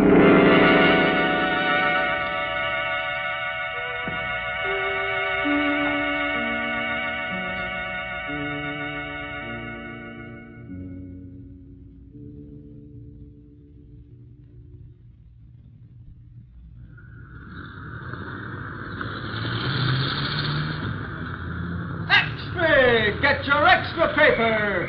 Wealthy playwright slain in millionaire's apartment. Read all about it. Hey, Mr. Keith Grange playing self-defense in slaying of Philip Blake. Here it is, folks. Get your extra paper. Read the headline news about the killing. It's all here in your extra paper.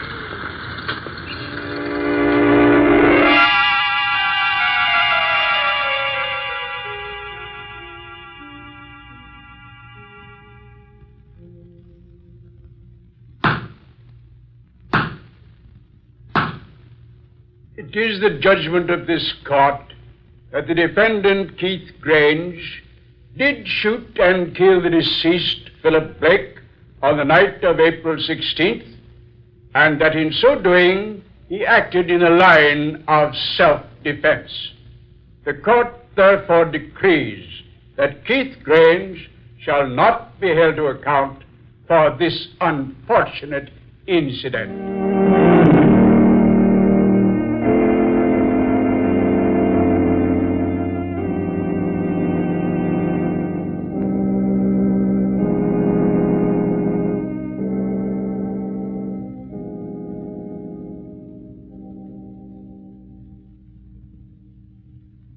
Well, my dear?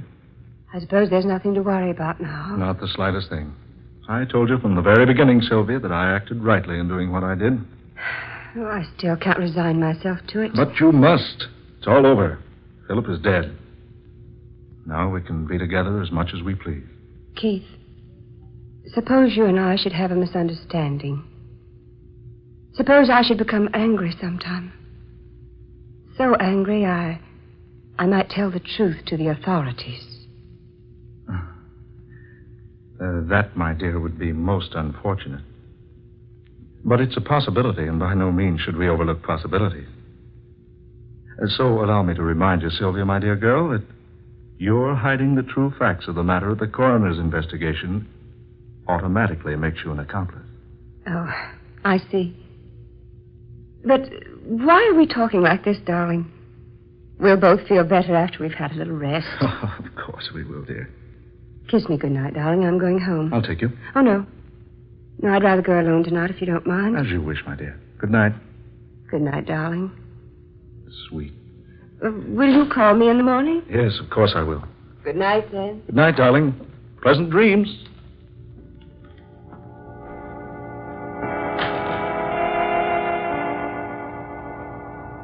That's strange. Very strange. Just a moment ago, there were only Sylvia and I here. Now she's gone. Yet I feel that I'm not alone. You're not alone, Grange. What? What was that? I thought I heard a voice. It was my voice. Who are you? Where are you? I told you I'd come back. No, it's just my imagination. Is it your imagination, Grange? Yes, of course. I warned you. I warned you. Remember? Come out. Come out in the open. Come out, I say. Do you hear me? Come out. Your gun is useless against me now, Grange. What do you want? Tell me, what do you want? Oh, not now. The time isn't right now. But I'll be back. Watch for me and wait. Watch and wait. For I'll come back, Grange. I'll come back.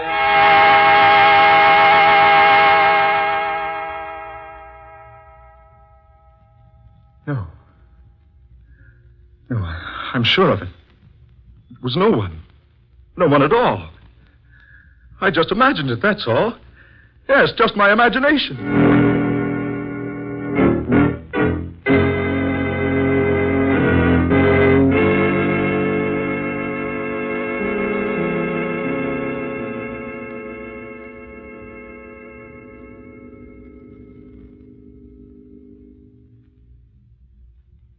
Sylvia, dear, you look so tired. Here, perhaps this will wake you up. Present for you. A present? Yes, something I picked up today. I thought you'd like it. How sweet of you, darling. I think I can guess just by looking at the box. It's a ring. Oh, aren't you clever? Go ahead, open it. All right, darling, but don't hurry me. Oh. Sylvia, that isn't the ring I bought for you. Keith, look at this ring. The initials. P.B. Keith, this is his ring. Sylvia, what are you saying? It's his ring. I gave it to him. But Sylvia... Keith, I swear to you, Philip Blake was buried with that ring on his finger.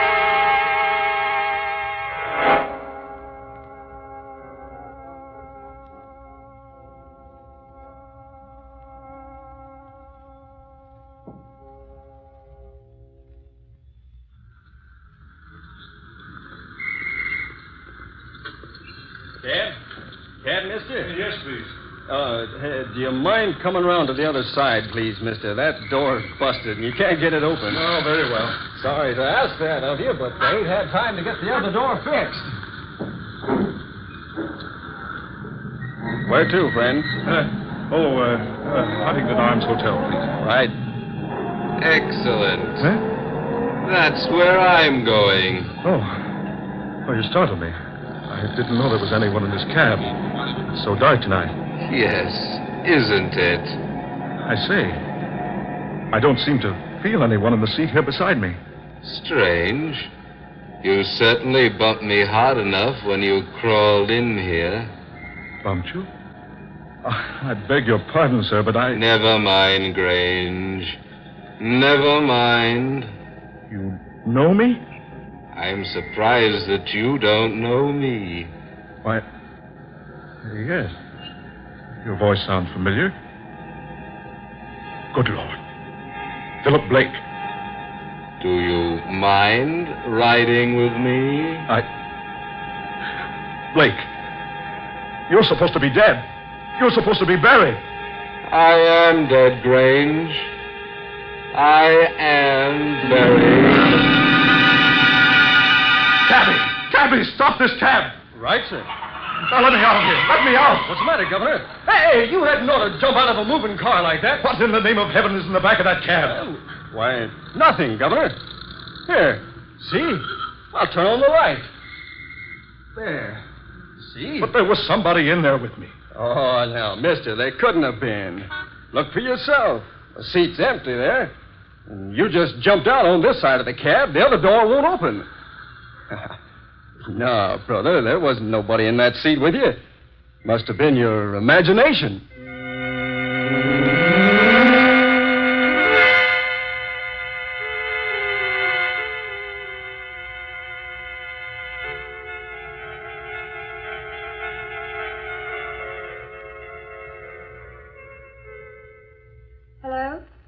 Hello, Doris. Dear, this is Sylvia. I just wanted to remind you about the masquerade ball at Keith's new home tonight. You'll be there? Fine. Now remember, masks and costumes for everybody. All right, dear. Bye.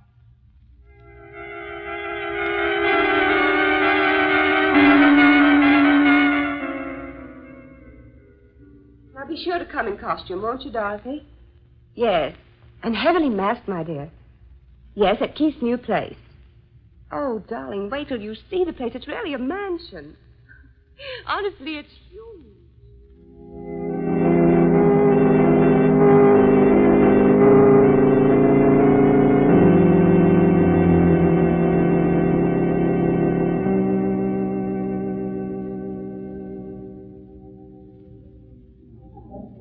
Mr. Grange, I believe. Sylvia, darling. So you penetrated my disguise. Silly. I heard you order it from the costumers yesterday. Darling, the music will start soon. Is the first dance ours? Sylvia, my dear, every dance is ours tonight. Are you happy I bought this place? Oh, it's lovely. Absolutely lovely, Keith. Darling, what's the matter? That man in black.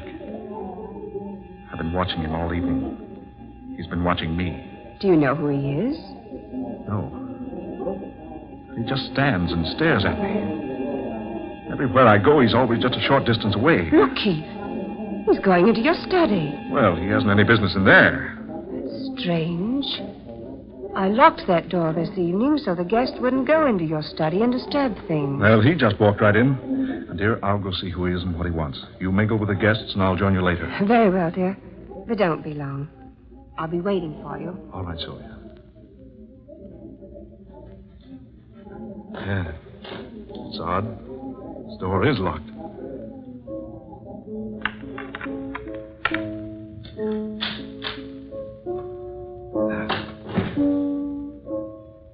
Dark. Piano. Oh, confound it. Where's the light switch? There.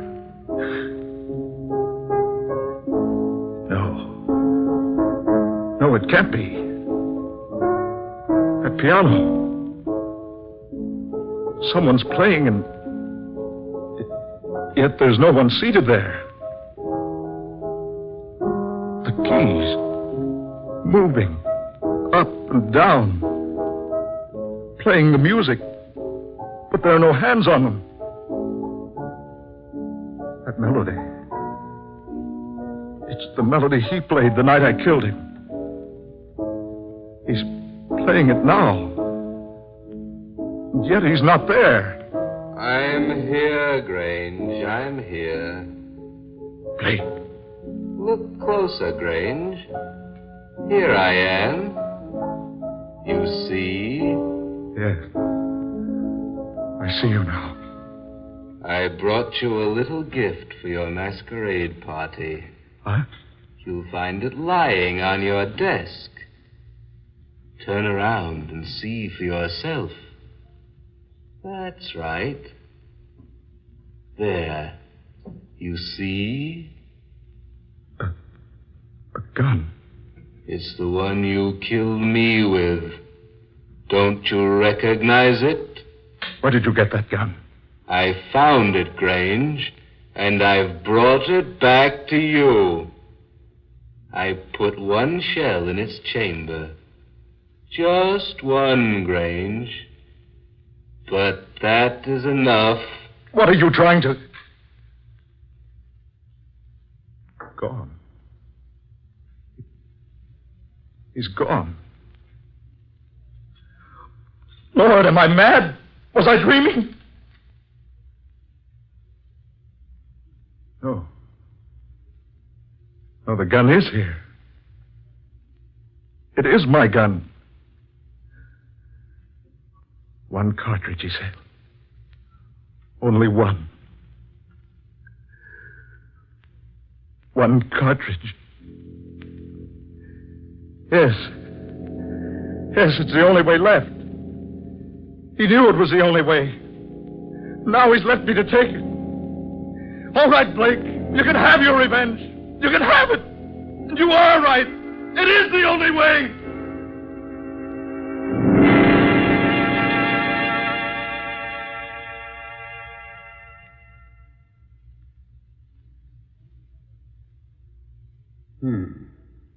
So he shot himself, eh?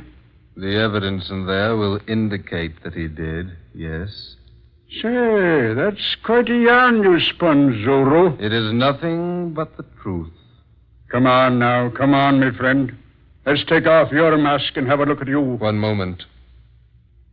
Keith Grange shot Philip Blake squarely between the eyes.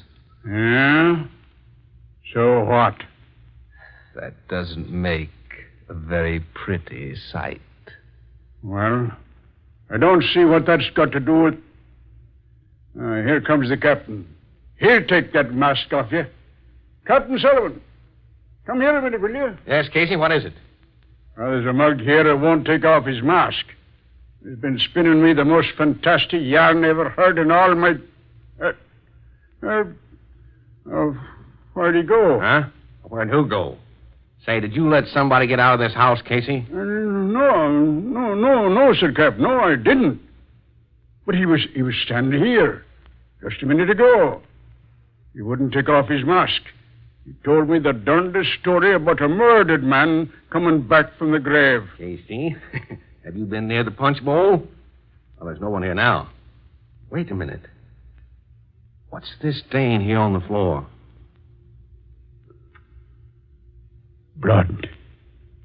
A little pool of it. There on the floor.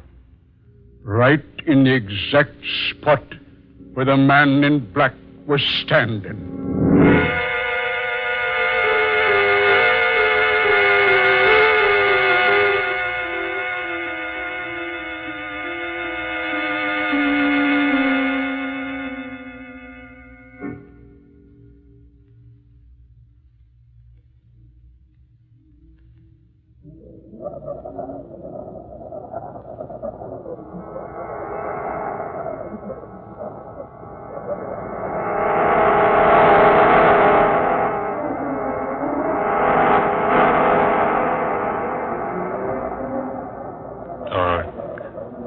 Fantasy.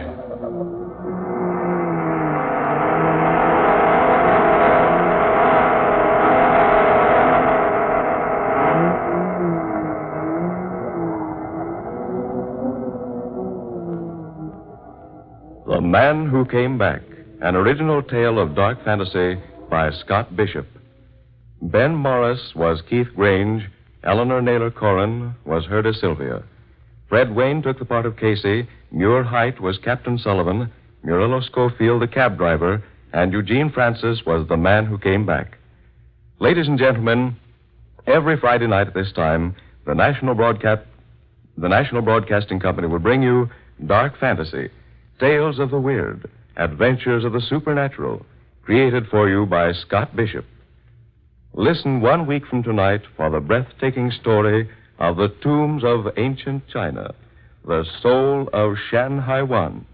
This is the National Broadcasting Company.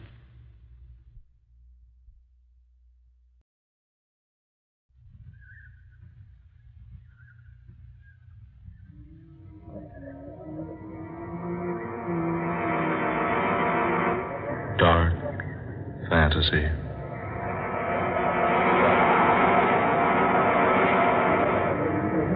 Men call me mad.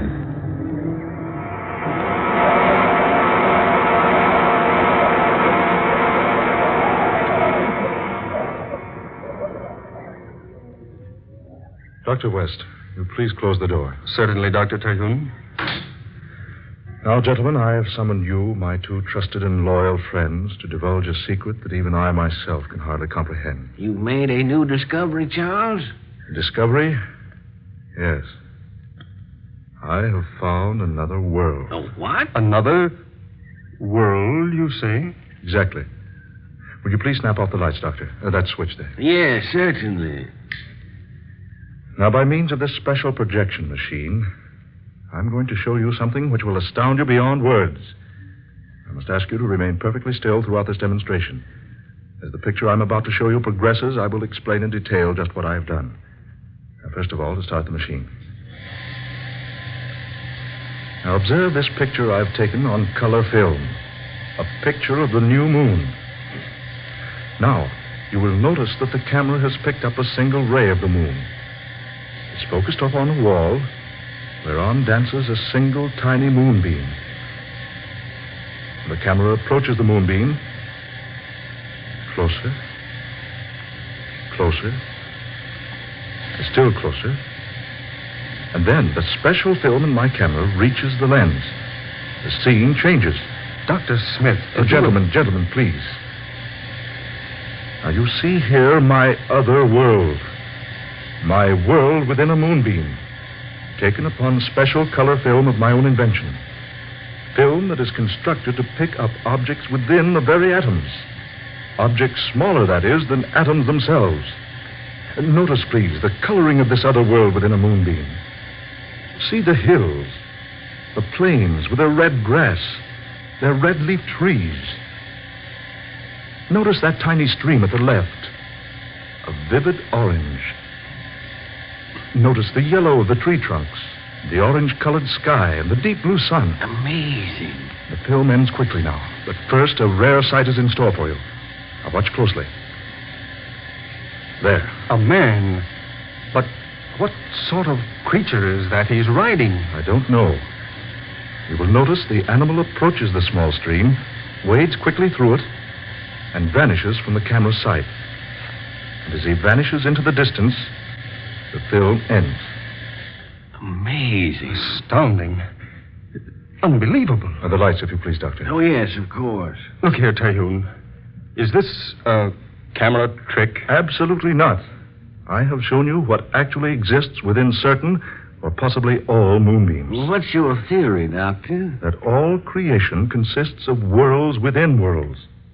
Who can say that our world is not contained within some still larger one? And that within another, and that still within another, and so on. The thought suddenly becomes overwhelming. Yes, doesn't it?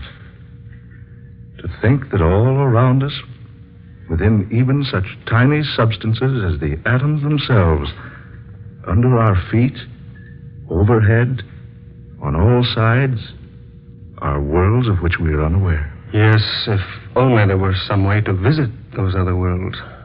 Ah, Dr. West. That is the point. We can. Good heavens, man. You mean... Yes, just what do you mean?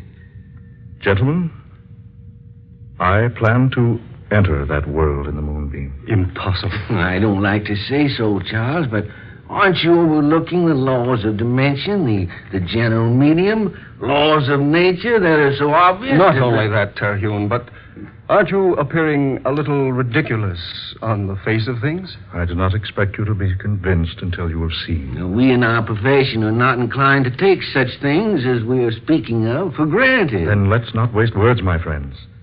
I propose to convince you beyond all possible doubt. Well, I have no objection to being convinced. Nor I. Though I really believe Terhune has let his imagination win the upper hand. Now, we shall see. Now, here, gentlemen, on this table, you see what looks like an Eskimo igloo, made of crystal clear glass with an opening at one side at the base, much like an entrance to an igloo or tent. Yes, it's about 10 inches high and about 8 inches in diameter. Now, when we extinguish the lights here in this room, and when that curtain is drawn from the window over there, the moonbeam in question will be centered directly through that little glass case. You want us to assist you? Exactly. But what do you intend to do? Well, I have here a number of small capsules filled with a potion whose base consists mostly of radium. What is this preparation? A substance which will cause animal matter to decrease itself many millions of times. In other words, you think it'll make you become smaller. Precisely. But small enough to enter the realm of a single atom? I hope so. Well, have you tried this concoction? Only on animals. First on rabbits and rats. And just yesterday, I sent a dog into the world of atoms. But granting such a feat is possible, don't you think your clothes would also shrink with you? Well, I have found that any object in contact with the animal matter, at the time the capsule is consumed, will be caused to shrink in proportion with the animal matter itself. I found that out yesterday when I failed to remove the dog's collar. But suppose you consume too great a quantity of the potion. I have an equalizer, another mixture which will counteract the first capsule.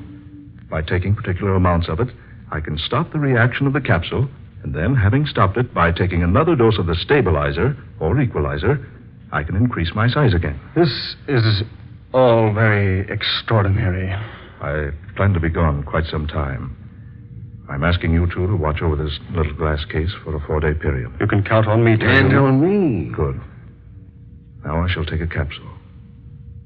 I will begin to grow almost immediately. When I've reached about 2 feet in height, I want you, Dr. Smith, to bend down to the floor and pick me up and place me on this table here, beside this little glass case, putting me directly in front of the opening or door of the case. Is that clear? Quite, yeah. Good. Gentlemen, my hand. Good luck, Charles. Smith? We'll follow your instructions carefully, Doctor. Good. I knew I could count on you two. Now the capsule.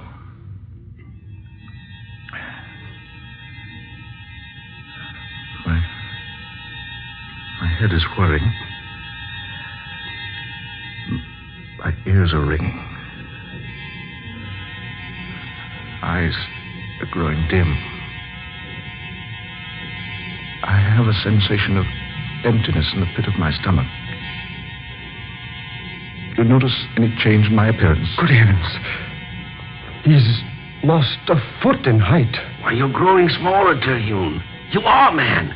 You're actually growing smaller. He's 2 feet smaller now. I hope I regain my eyesight before I become too small. Are my clothes diminishing too? Yes, quite. I cannot describe my sensations. I feel a strange weakness. My senses seem to be deserting me. I find it rather difficult to talk. Look, he's just about 2 feet high now, Wes. Do as he told you, Doctor. Pick him up now. Place him on the table. Yes, just so. Careful now. There. Here. Put him closer to that door so he'll have no trouble finding it. Watch your arm, Doctor. Don't cut off the moonbeam. There. That's good. Say, he's only about 6 inches high now. There he goes. Into the glass case. See? The moonbeam is completely covering him. He's so tiny now you can hardly see him. The size of a small ant. He's faded into the light of the beam now. I wonder what he'll discover in there. I wonder what he'll discover.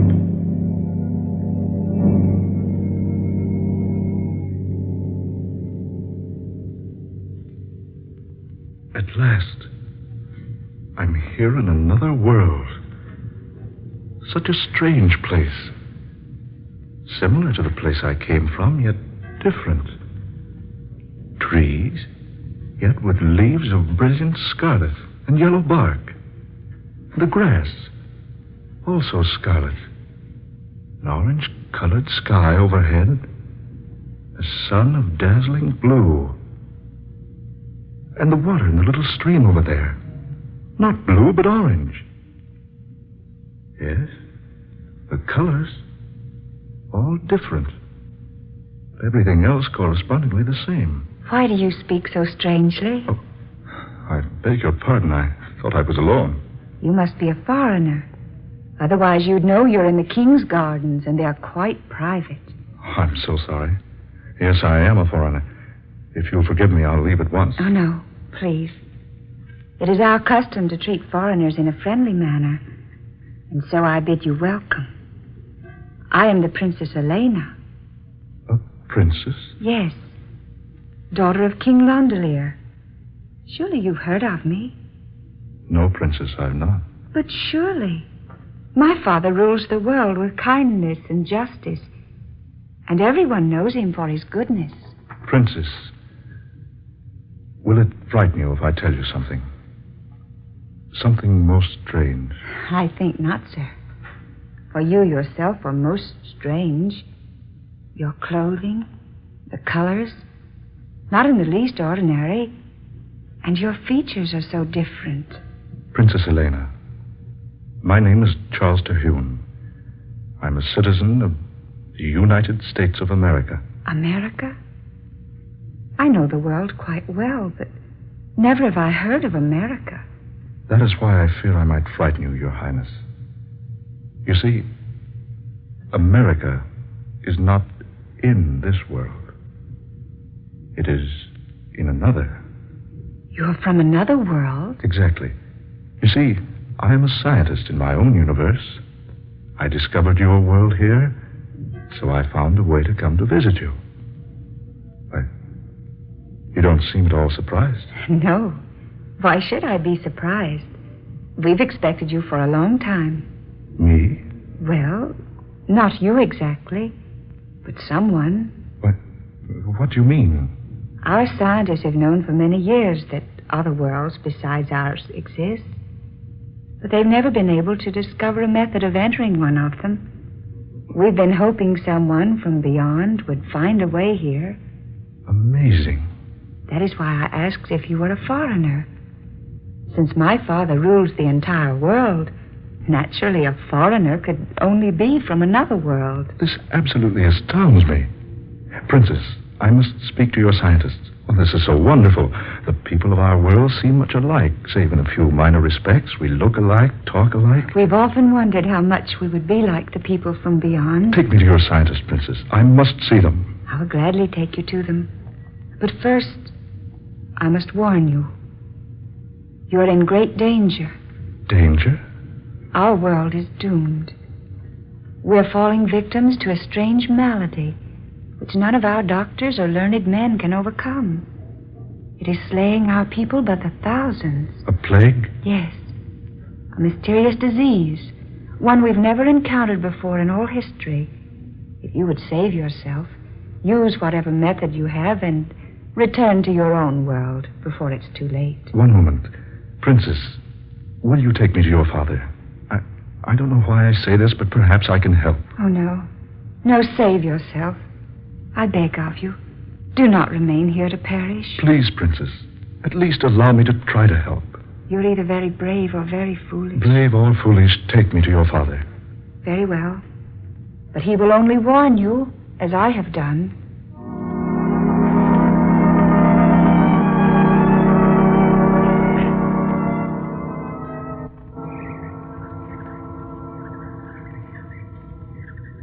And that, Your Majesty, is how I found your world and the way to enter it. It's interesting. At one time I would have said amazing. But with our discoveries of other worlds around us, it's now only interesting. I've warned Dr. Terhune to return to his own universe before he falls victim to the plague. Yes, my son, you must. But I would like to help. I'm a doctor where I came from. Perhaps I could do something. I fear it is useless. Our most brilliant physicians are powerless to even make a diagnosis, much less a cure. But I have a knowledge from another world, Your Majesty. That's true, Father. He found a way of reaching us, while we here have been unable to reach the other places beyond. Yes, daughter. You reason wisely. Please, Your Majesty, permit me to see some of the victims. I can't return home until I've at least made an attempt to help you. Very well. As you wish. Come with me. My son lies dying in a room above. I will permit you to examine him.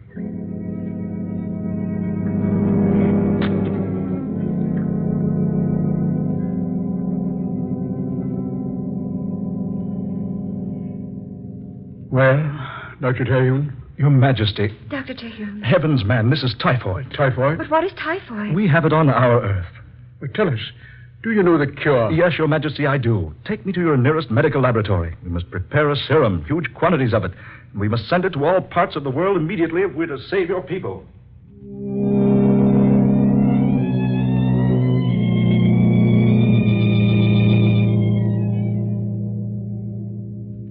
Daughter, these reports, from all parts of the universe, the deaths grow fewer and fewer each day. It's a miracle, Father. And Charles Terhune has saved us all.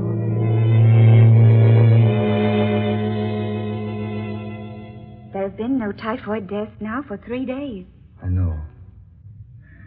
Our fight has been won. The people are clamoring for you, Dr. Terhune. They almost consider you a god. I am no god, Princess. Merely a man with a little knowledge. But you came to us like a miracle man, in time to work the greatest wonder of all history. I'm happy that my journey here has been for a purpose. Anything you ever wish in the world will be yours. I know, Elena. There is so little I want. And yet, so much. Will you remain here with us? Forever? I cannot, Princess. You called me Elena a moment ago. I cannot, Elena. I must return to tell my people what I've discovered. Oh, but if you go now... Yes, Elena? Oh, why must we always be governed by rules of propriety? Elena, if you're thinking what I hope you are... Charles? Elena, my darling. Is it wrong to say I love you? Charles, is it wrong for stars to shine? Or for flowers to bloom? Oh, my darling princess. Charles. I love you, Elena. And I love you. Please, don't leave me, my darling. Just for a little while. I will return to you, Elena. I promise. Then I will wait for you, beloved. And when you return, nothing in this world or any other will ever take us apart.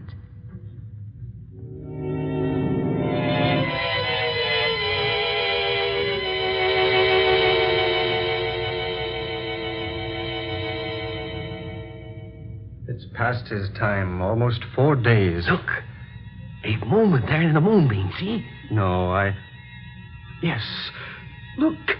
He is coming back. See, there he is out of the glass case on the tabletop. He's growing rapidly, West. You better place him down on the floor. Look, larger and larger. This is perfectly astounding, man. I wonder what his adventures have been. Dr. Terhune. Can you hear me, Dr. Terhune? He's almost 4 feet tall now. Can you hear me, Doctor? Water. Some water, please. Water, Weckley. West, quickly. Over there in that goblet. Yes, just one moment. Here we are. He's all right now. Full size again. Here, Terhune. Drink this. Yes. Thanks. Oh, that's better. Are you all right, Terhune? Yes, quite all right, thank you. Gentlemen, I have had the strangest experience imaginable. I have visited a world that's amazing and wonderful. Tell us about it. Yes, I will. When I became small enough to enter the moonbeam, I found myself in the exact spot you two saw in the picture I displayed for you. I did not know which way to go, naturally, but after a moment I heard someone speak to me.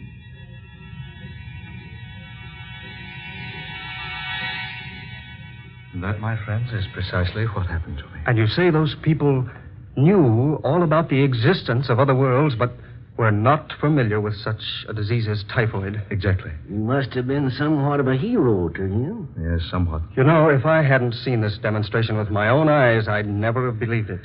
Well, Dr. West, even though I was the one who experienced it, I'm still wondering if it actually happened. Then it happened all right. Yes, we saw you grow small right before our eyes. So small you became almost invisible and disappeared in the moonbeam. I trust you two will confirm any statements I might make to the public about all this. No, absolutely. Certainly, Terhune. By the way, was my sister here during my absence? Why, yes, she was. She acted very strangely, too, but we told her nothing. Well, gentlemen, perhaps I should have told you this before. You see, my sister and I jointly own several hundred acres of valuable oil land in the south. She's a greedy woman. She's tried for years to obtain full possession of the property. She's tried many ways, but her latest method is by charging that I'm insane. No, that's ridiculous. Yes, exactly. But she's preferred the charges. Tomorrow at 9, I must appear before a group of alienists who will decide whether or not I'm mentally unbalanced. That is why I had to make my experiment before tomorrow.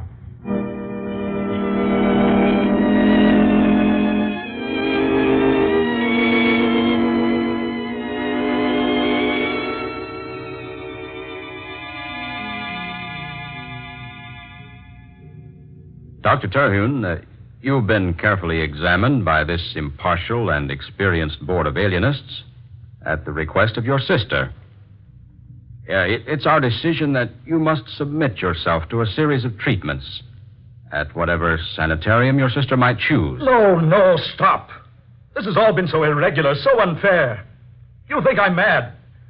Well, the story I've told you is true. I can prove everything I've said. Please, Dr. Terhune. My two friends, Dr. West and Dr. Smith. Ask them. Why haven't you let them testify for me? They saw it. They'll tell you everything I've said is true. One moment. Yes? Oh. Yes, he's here with me now. I see. Yes, all right. I'll tell him. I'm sorry, Dr. Terhune. I'm afraid I have bad news for you. Doctors West and Smith were to have testified in your behalf. But I've just received word that they were both killed a few moments ago in an automobile accident.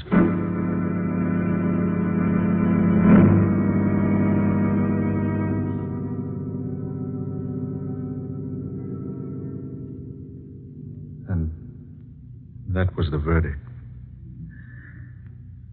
Now men call me mad. So they've locked me here in the cell till the time they can remove me to a sanitarium. Any moment now they'll come for me, whisk me off through the night. My discovery will never be proved. People will laugh for a while, speak of the mad Dr. Terhune. And then they will forget. And for me, no escape. Charles, my darling. Elena. No escape. No escape. Oh, what a stupid fool I am. The moonbeam, of course. The moonbeam.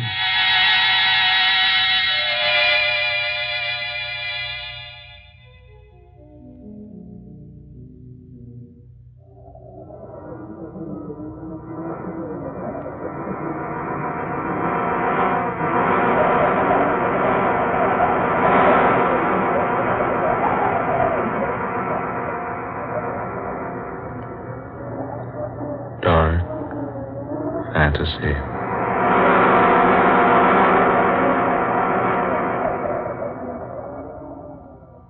Men Call Me Mad, an original tale of dark fantasy by Scott Bishop. Ben Morris was heard as Dr. Charles Terhune. Eleanor Naylor Corrin was Princess Elena. Fred Wayne was King Londelier. Murillo Schofield was Dr. West. Muir Height was Dr. Smith. And Darrell McAllister was the specialist.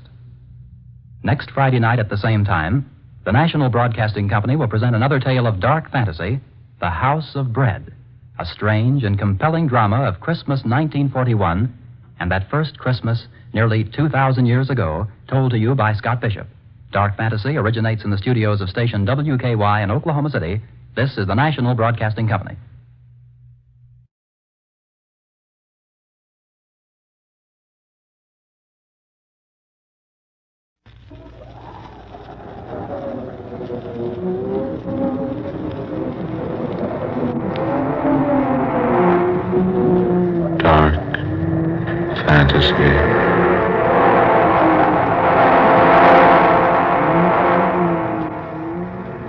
I am the dweller in the house of bread.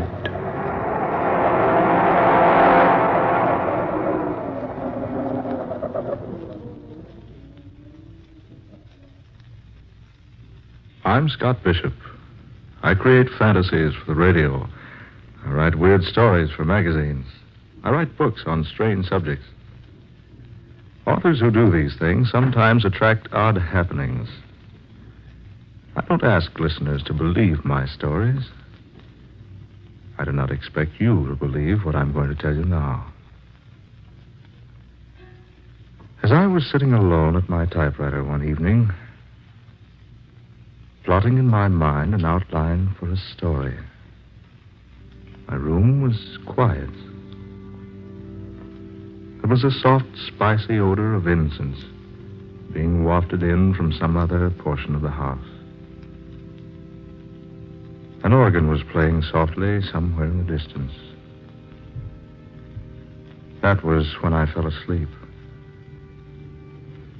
And in my dream, I found myself alone high on a precipice, the highest in all creation, where I could observe with a naked eye all the far-flung wonders of the universe, where I could overlook that common clay that mankind calls the earth. And as I watched high on that vantage point,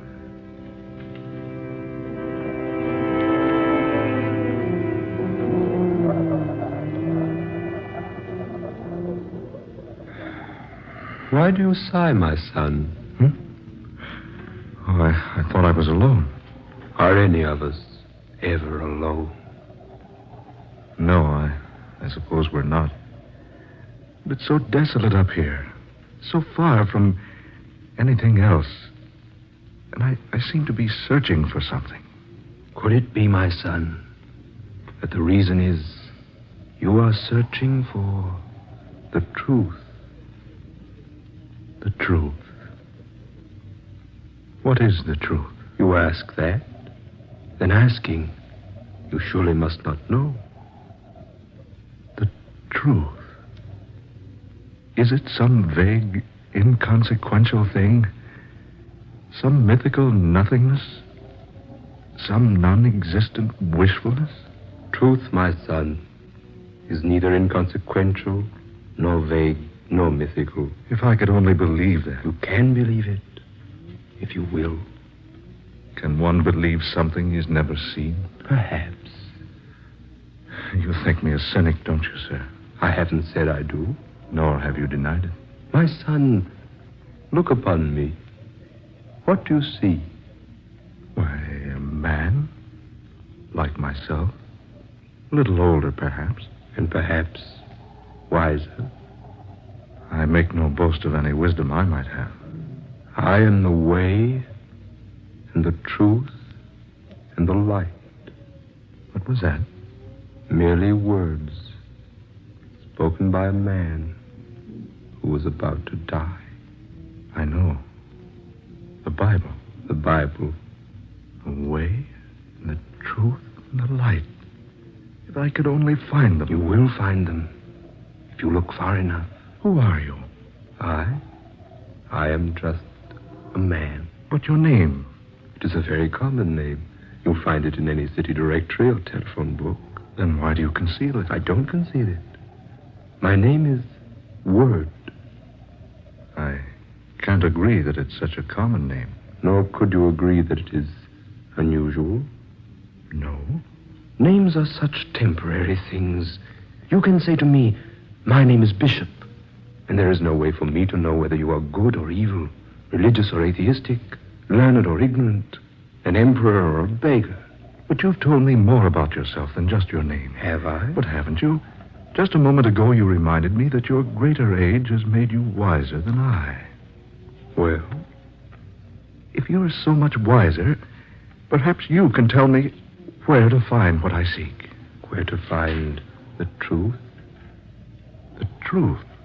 The light, peace, happiness, contentment. All those things man wants so eagerly, yet seldom finds in sufficiency. He only fails to find them, my son, because he is blind to them. Then they're real? They do exist? I have said that they do. Then I beg of you to help me find them. I beg of you. That, my son, I cannot do.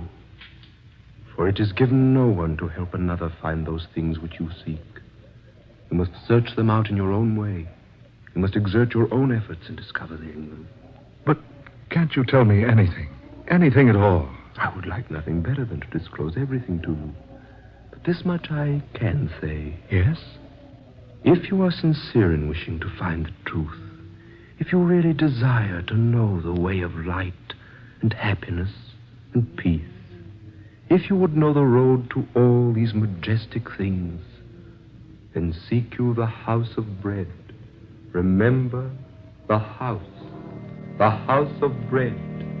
Seek you the house of bread. But wait. Wait, I say. Come back.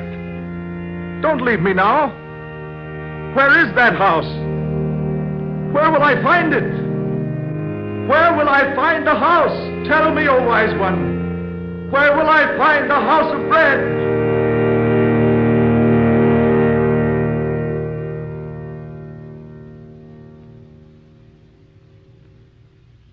I've already told you I was dreaming. I make no secret of that. At first, I didn't tell my dream to anyone. Instead, I cherished it. Gave it many hours of deep thought and serious contemplation. I didn't even tell Sonia. Not at first. I gave much thought to the things the man on the mountaintop had said to me. Those lines he quoted from a book almost as old as Christianity itself. And the house of bread. Where was it? Could I find it? I resolved to try, so I went to my boss.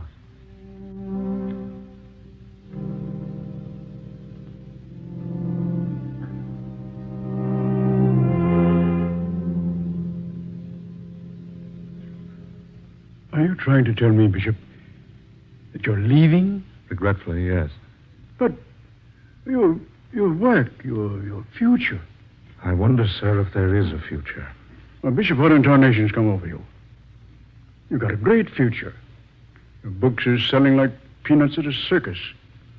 Here's a wire from fantastic periodicals. They want a contract for a series of 12 short stories about the supernatural.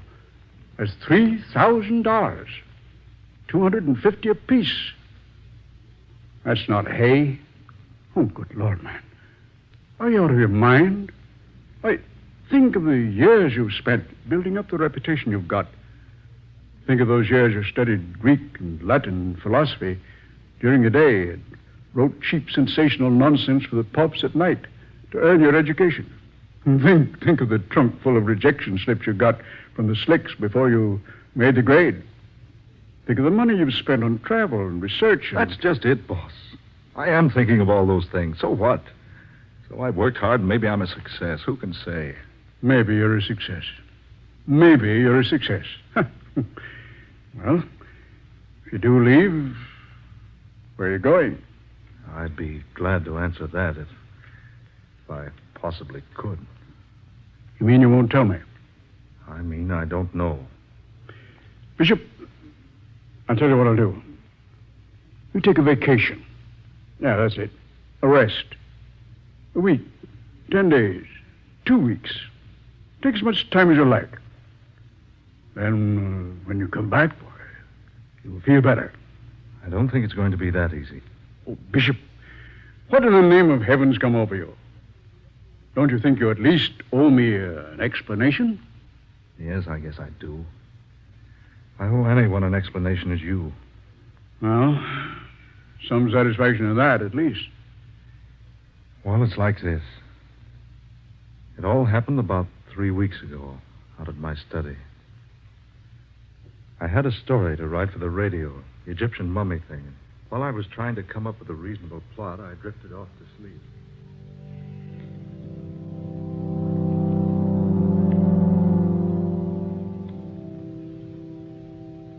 Telling Sonia was different.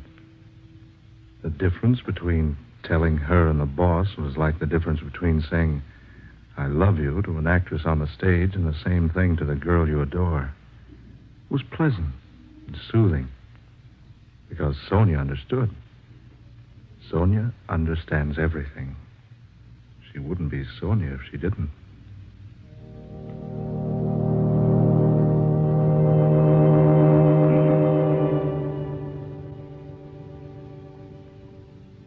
So that's the way it is, Sonia.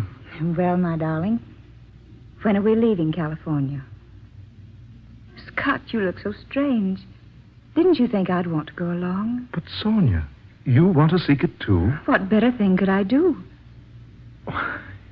Yes, I might have known you'd wish to go along. Do you mind so much? Mind? Well, no, of course not. But the journey may be a long one. I love long journeys. And a difficult one. I've always been used to difficulties. It may take us to far-off places. But I adore far-off places. And it may end only in disappointment. Haven't we shared many a disappointment, Scott? Yes, indeed we have. I can think of no one I'd rather make the journey with. Thank you, darling. When do we leave? Well, whenever the house trailer's been remodeled and the car cylinders have been ground. Where do we go first? I don't know for certain. It reminds me of Sir Galahad looking for the Holy Grail. Did he know where he was to begin his search? More or less, I suppose. Well, do you know where to start looking for the House of Bread? Darling, I haven't the slightest idea where to begin. Dearest, what do you suppose the man named Word meant by the House of Bread? Yeah, I've asked myself that time and time again. Surely not a real house. No, I think not. Sonia, that phrase symbolizes something. But what? Well, perhaps we shall find out someday.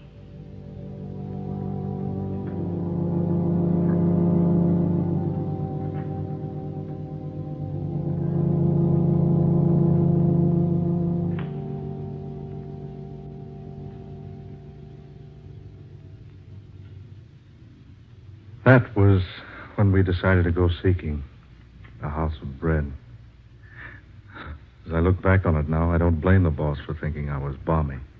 Here we were, Sonia and I, two supposedly sane, sensible people throwing up everything, kit and caboodle, and taking out to look for something more vague and unknown than Shangri-La or Arcadia or Nirvana, some other synonymous place. And all because of a dream.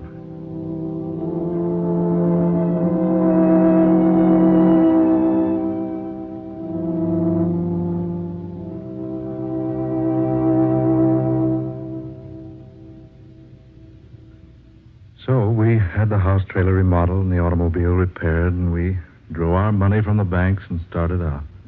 It was the 21st day of May, my birthday, about 6 o'clock in the morning. I gathered up the morning newspapers on the way out of the house, breathed in some of the fragrant California atmosphere. Sonia wanted to stop at the used bookshop on Pacific Avenue, so we drove through the spacious Long Beach streets until we came to the place opposite the post office. Sonia bought 7 travel books and a back issue of a magazine that contained one of my better stories. She said she wanted to drive around Rainbow Pier once, so we did. Then we scooted over to L.A., picked up Highway 66, and drove to Las Vegas. We stayed in a tourist cabin at Boulder that night. Bright and early the next day, we drove over to the dam. As we began driving through the mountains out of the place, I noticed Sonia laboriously writing in a small but bulky book.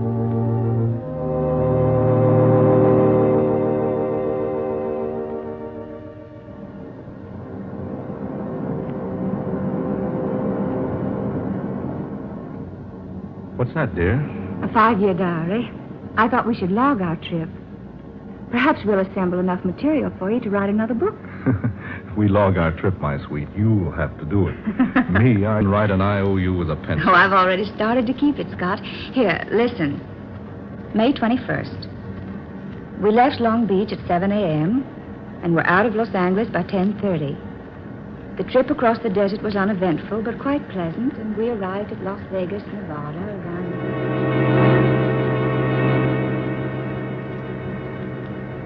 May 22nd, Flagstaff, Gallup, Albuquerque.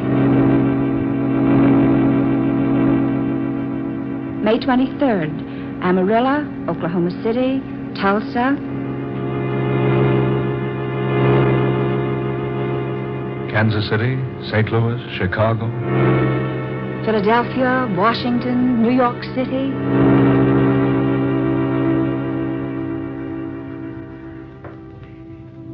May 30th.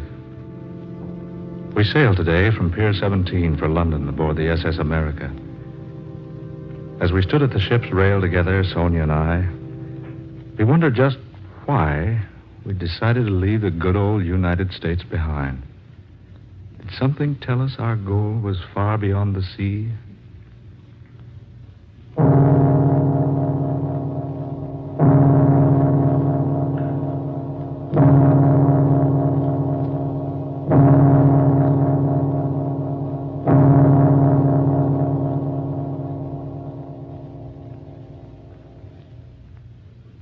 We have spent the past few days in London.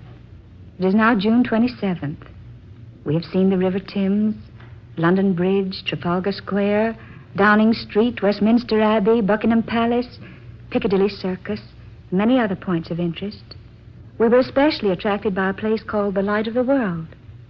But the people we asked there, and everywhere else, had never heard of the House of Bread.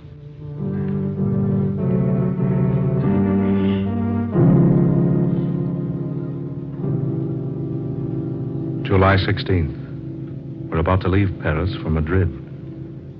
Sonia and I sought diligently in this city of pleasure for the place the man called Word named to me. We searched everywhere. The magnificent Bois de Boulogne, boulevards, everywhere we could go. We did Eiffel Tower and the Louvre and Cardinal Richelieu's Palais Royal, the Cathedral of Notre Dame, Grand Opera House, the Arc of Triumph. Then we were attracted to the Place de la Concorde, which is called the Place of Peace. And we thrilled for a moment because we thought our search was ended. But when we asked about the House of Bread, folks only laughed at us.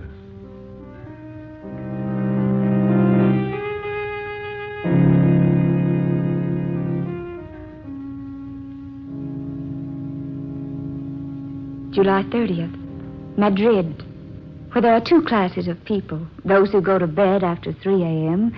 and those who get up before 4. No Spaniard had ever heard of the House of Bread.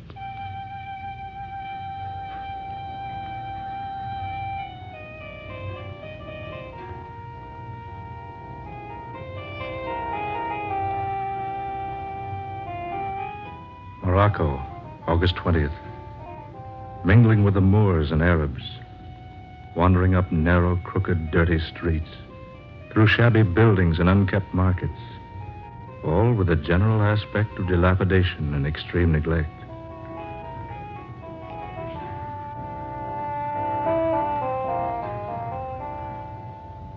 Tripoli, September 15th.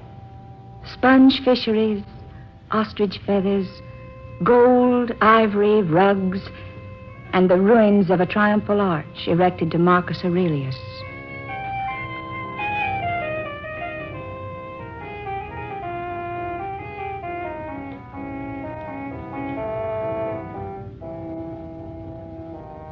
Cairo, Egyptians, Arabs, Nubians, and Turks in a city of mosques, high stone houses, barred windows, stately turrets and domes, rising above the surrounding dirt and squalor, and the temple where tradition has it that God talked with Moses. No encouragement here either. The house the man Word spoke of is unknown. It is late October.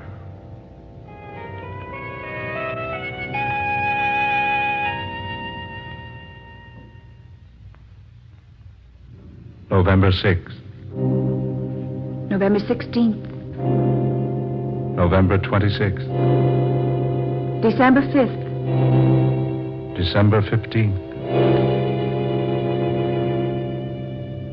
December 25th. Jerusalem. The hill of Calvary, not far from the city gates, where once a humble man bearing a cross of misunderstanding and hate, far heavier than mere beams of wood, drank the last drop in the cup of human bitterness. The city of God.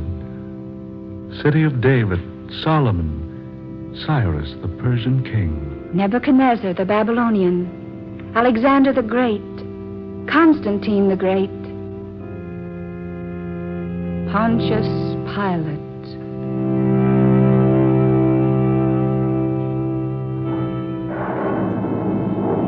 The storm swoops down. Rain begins to fall. The newborn stars are hidden, all save one. There's one star to the east, quite close by. It scintillates through the gloom, through the downpour. It sends out its rays and engulfs us, enfolds us, becomes almost a part of us. And Sonia writes that we must follow the beam it sends pounding vigorously earthward.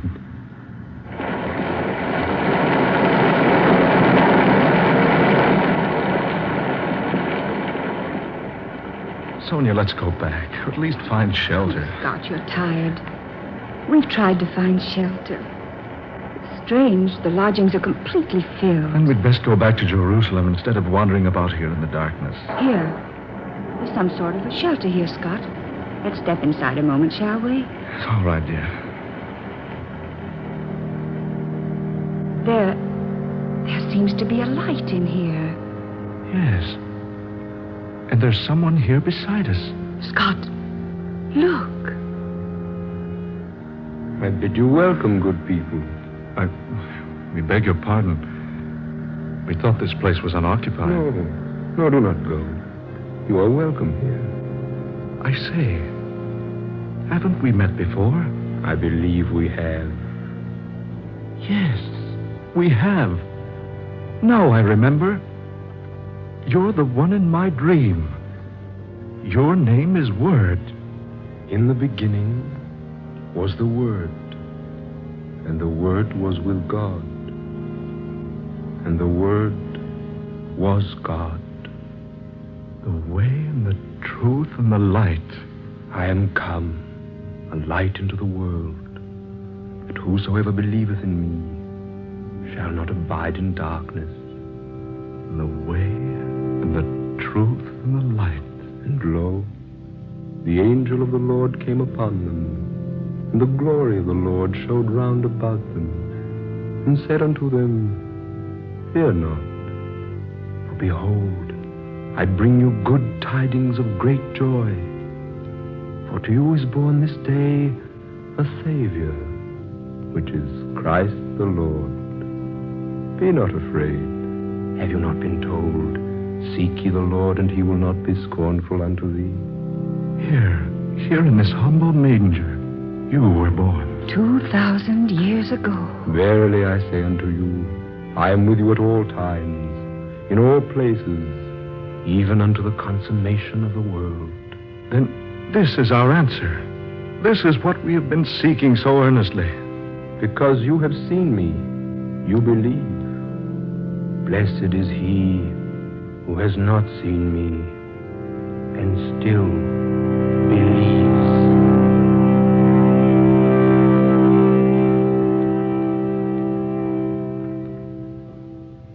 And that is my story. We awoke the next morning feeling more refreshed than we'd felt in all time.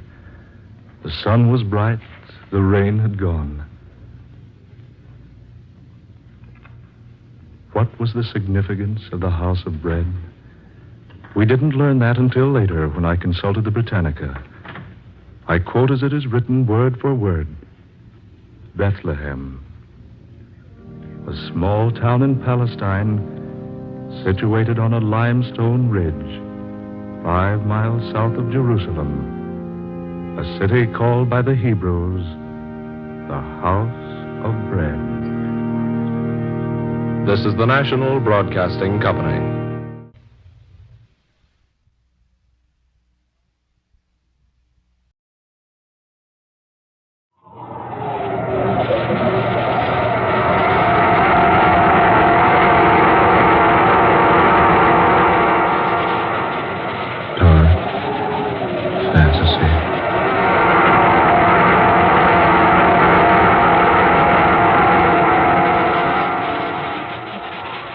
From the Past, starring Jane Wyatt.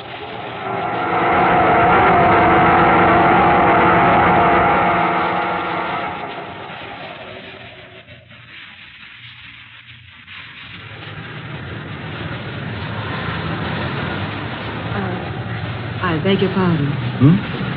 Oh, yes? Is that your newspaper lying there on the park bench? Why, yes, it is. May I look at a moment, please? Why, if you wish, of course. Here, I'll move over. Sit down. Thank you. Oh, there you are. I hope you don't think me forward. I'll only be a minute. Oh, take as much time as you like. Here, will you roll yourself a cigarette? What? Oh, no, thanks.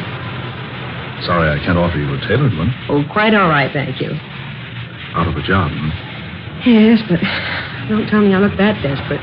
No, Well, I notice you've turned to the help wanted columns. Yes, but somebody seems to have been there ahead of me.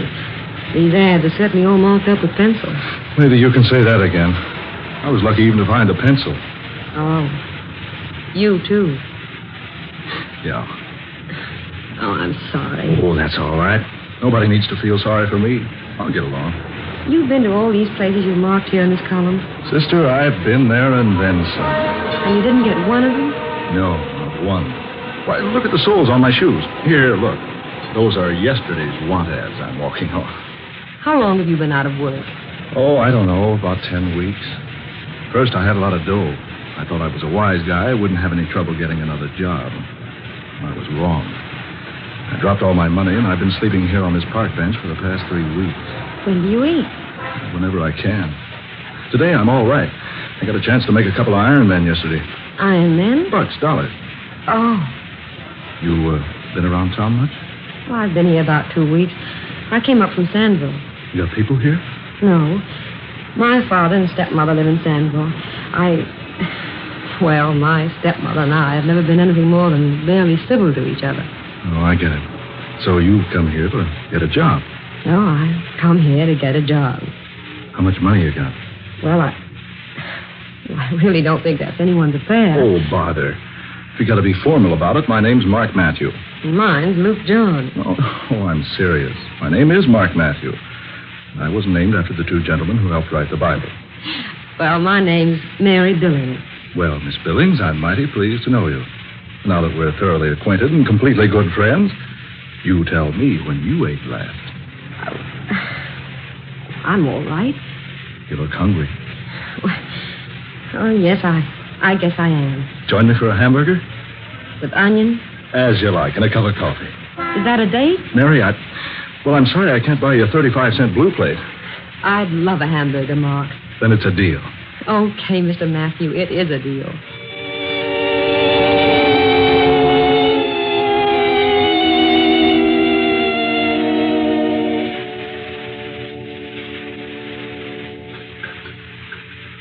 Want another hamburger, Mary? Oh, no, thanks. Two's plenty. You shouldn't have made me eat that second one. I'm sure you can't afford it. Oh, I know where I can make $1 or so tomorrow. I'll buy some cigarettes if you don't think you can roll No, one. thanks, no. And don't buy any. I really don't smoke much. Say, you're a nice girl to know. Inexpensive. I really don't know why I'm letting you do this for me. I'm not in the habit of... Oh, I know. Neither am I. But my Irish mother taught me never to ignore a pretty young woman who is hungry. Say, you are pretty, you know. I thought you were going to be different. Yeah, I'm different. I say I'm going to feed you hamburgers, and I feed you hamburgers. Oh, and good ones, too. Don't I know they're good? I've been eating them for weeks. Ma, I think I'll answer this ad. Say, did you drag that old beaten-up newspaper in here with you? Well, certainly I did. I'm still looking for a job, even if my hunger has been temporarily satisfied. Well, if you can find a job out of that bunch, you're a better job hunter than I am. Well, you haven't tried this one. Someone's looking for a woman. Sound good? Very. Listen. Wanted. Stenographer. If you are an ambitious, talented, and reasonably attractive young woman who can use the typewriter, the adding machine, and can write shorthand, apply in person to see Mr. Gibson, Friday night after midnight, room 1313, Temple Building. Do you think you can fill the bill? Are you ambitious? I can use the typewriter. Are you talented? I can operate an adding machine. And, are you reasonably attractive? You told me you thought I'm pretty, remember? Besides, I also know how to write shorthand. Then apply for the job by all means. I think I will. But I don't like this apply after midnight angle. Yeah, that is very unusual. Why at that time of night? Well, maybe it's a night job. Anyway, I'm going to have a try at it. Room 1313, Temple Building. Where's the Temple Building? On the other side of town.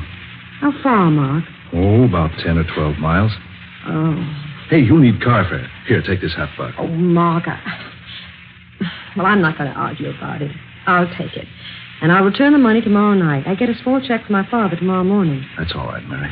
I'll meet you... Well, let me see. I'll meet you here in the park at the same bench, and I'll let you know how I come out about the job in the Temple Building.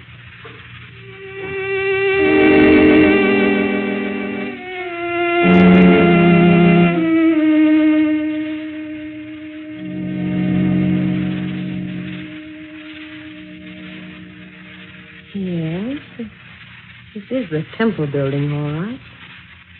Awfully quiet in here. Dimly lighted. Nobody around. Not even a hall porter. This is a very strange place. Here's the building directly. Now, let's see, what is the man's name? Oh, yes, Gibson. Gibson. No, there's no Gibson listed here. His company's name is probably here, but I don't know that name. Now, let's see, how does one get up to the 13th floor? Here's an open elevator, but there's no one to operate it. Oh, this is the type you operate yourself. Just step in. Press the button marked 13. The doors close. And up we go. Oh, I better say a little prayer that I get this job. Amen. There. Here we are. My, it must be a night job. This entire floor is one huge office. Row after row of desks with people working at them. And brilliant lights everywhere. This certainly must be a big country. May I help you, miss? Oh, yes, please. I've come in answer to the ad in the newspaper. Ad? Oh, advertisement. Yes. I'm afraid I don't know what you mean. Mr. Gibson advertised for a young woman to do typing and shorthand. Here, I've cut out the ad. This is it. May I see it, please? Thank you. I see. Mr. Gibson failed to tell me he had inserted an advertisement in the B. Oh, but this was in the Times. I'm sorry, young lady. Mr. Gibson uses only the B. You'll find his office right down this aisle, the first door to your left. Room 1313. Thank you. Just knock on his door and he'll answer you. Yes, thanks. That's strange. These people all seem very modern, and yet they're dressed so quaintly. Honestly, they look old-fashioned. Oh, here's the door. Come in, please. Mr. Gibson? Yes, come in, please, and close the door. Thank you. Sit down, young lady. Don't just stand there. Yes, sir. I've come about the job, sir. The one you mentioned in your ad in the Times? Times? I never advertised in anything but the B. You read my advertisement in the B, I'm sure. You want a stenographer, one who can type, use the adding machine, and take directions. Yes. I'm very ambitious, Mr. Gibson, and I feel that I can learn the work quickly. I'm easily taught. Good. Your ad asked for a moderately attractive girl. I'll try to be neat and tidy, sir. My dear young lady, if your qualifications are as you claim, I feel you'll do very nicely. Here, take this pencil, please, and this pad. There now. Are you ready to take a letter? Yes, sir. Address it, Mr. Hugh Lanning, 1501 Tower Building, City. Dear Mr. Lanning, we have received your order for the office materials listed on your invoice, and I shall personally see to it that the items ordered are assembled, boxed, and shipped to you immediately. We are exceedingly thankful for your order, and we trust you will find our service up to its usual promptness and carefulness. If we may serve you again in the future, please be assured every attention will be given to your desires. Yours very truly, the Acme Office Supply Company by Jonathan Gibson. Got that? Yes, sir. Now, will you type it up, please? Use that machine over there. You'll find paper in the drawer. Yes, sir. How old are you, young lady? 22. Your name? Mary Billings. Where were you born? In Sandville. That's about 35 miles from here.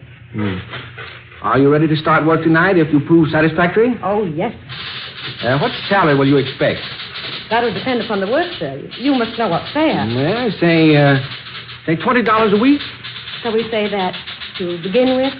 Then if I do more than $20 worth of work, I'll ask for a raise. It's my opinion that employees should be paid according to the amount of work they do. True, young lady. Quite true. What's your home address, please? 2122 Mellow. I'm only there temporarily. Will you please sign this, Mr. Gibson? Eh? What? Sign what? The letter you gave me. It's ready. Finished? Already? Young lady, you're quite efficient. You see, typing is neat. I like it. Thank you, sir. I hope I may have the job. Yes, of course. But one thing, Miss Billings. Yes, sir? Your clothes, my dear. They're, shall we say, a little too modern. Too modern? I thought them quite conservative. The neckline and the skirt length and the sleeves. I'm afraid, Miss Billings, you'll be compelled to wear a tight neck dress, long sleeves, and a skirt to the ankles. Like the others outside are dressed, sir? Yes, exactly. And the rouge and lipstick. We don't use cosmetics for the Acme Company, Miss Billings. Very well, sir. And the short haircut. Bob, I believe it's called. You will let your hair grow out, Miss Billings. Meanwhile, you will add a switch to your hair. Yes, Mr. Gibson. Now, if you just step outside and speak to the young lady at the reception desk, she'll show you a place to work and assign your duties. Mr. Gibson, I can't thank you enough. I'll work very hard, and I'll try to be a credit to your company. I'm sure you will, Miss Billings. May I tidy up your office before I take over my work? Tidy up my office? Well, yes, if you pardon me. We really could stand a little cleaning and dusting. So many cobwebs and dust everywhere. But these windows look like as though they hadn't been washed in years. And your calendar needs changing, Mr. Gibson. My calendar? Yes, look. It says April 16th. This is January 16th. My dear girl, you're mistaken. This is the 16th day of April. And the calendar says 1912. That's right. This is 1912. But, Mr. Gibson, this is 1942. And it's January, not April. My dear young lady, are you in earnest? Why, of course I am. This is the 16th of January, 1942. Oh, certainly. You must be jesting. No, Mr. Gibson, I'm not jesting.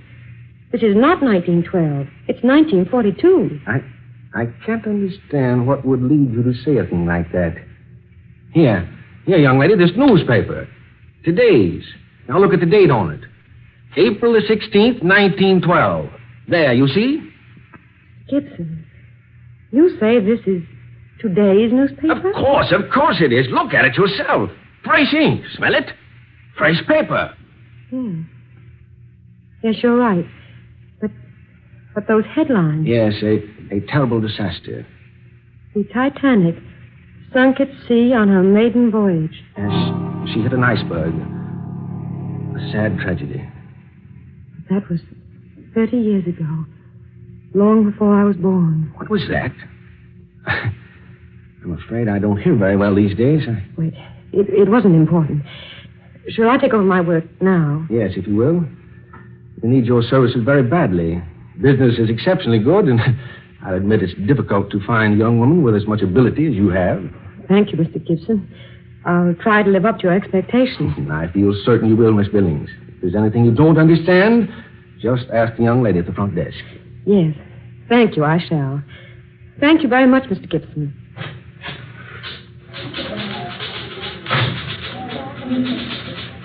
Mr. Gibson said to see you about the work I'm to do here? Yes. You will use desk number 27. That's over there, the one with the rosebud in the vase. Yes, I see it. I believe I'll let you work on the first of the month invoices. Here, use these invoice blanks. The books are on that metal table by your desk. Yes, thank you. How do you want the invoices dated? May 1st, 1912. May 1st, 1912. That's right. They'll reach our customers the first day of May. And, did Mr. Gibson mention about your clothes? Oh, yes, he did. But he said I was to go to work now and take care of changing later. Very well. You'll find paper, pencils, and erasers in your desk. Thank you. I filled out this form for you. Tell me if it's correct. Name, Mary Billings. Born at Stanville, age 22. Let's see, you were born in 1890 then, weren't you? That would be 22 years ago, wouldn't it? Your hours will be from midnight until 8 a.m. You may take time out at 4 o'clock for refreshment. 1 hour. If you have any questions about your work, please don't hesitate to ask me.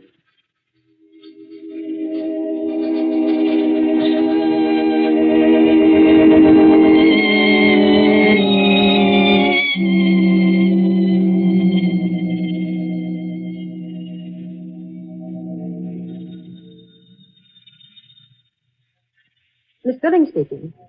Yes, Mr. Gibson. In your office? Yes, sir. I'll come in immediately. Yes, Mr. Gibson, you sent for me? Yes. Sit down, Miss Billings.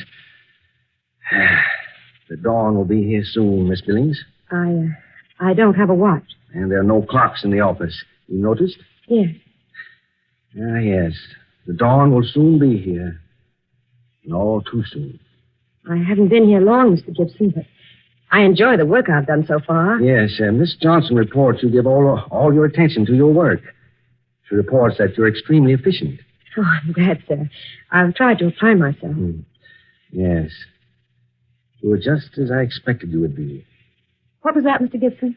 I mean, I could tell by the work you did in here for me that you would be quite capable. I hope you like me well enough to allow me to keep the job. I want you to go home now, my dear. You've done quite enough work for tonight. But I'd just as soon stay my full time. No. Won't pay to overwork the first day, you know. Here, Miss Billings, is your check. My check? Yes, you probably need a little money. Why, yes, but... No. Just cash the check and get what you need with the money. But this check is made out for $80. Yes. I believe that was the amount, wasn't it? Why, I don't understand. Would you mind going now, Miss Billings? The dawn will soon be here, and... Would you mind going now? I know if you wish. Thank you, my dear. And may I wish you every happiness, Miss Billings. Every happiness in the world. Good day now.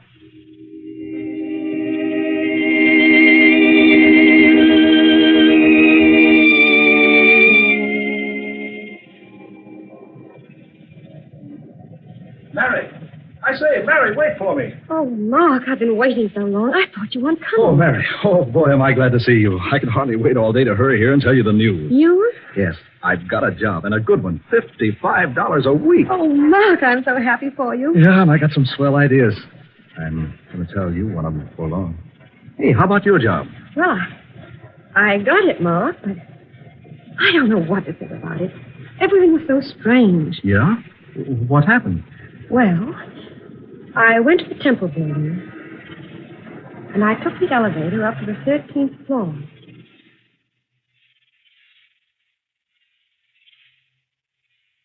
So I took the check and left the building, just as the dawn was beginning to break. That's odd. Very. Look, Mary, you have to go to work at midnight, you say. Do you mind if I go along? I know. I suppose it'll be all right. Good. I want to get a look at the kind of a businessman who'd have a 1912 calendar on his office wall.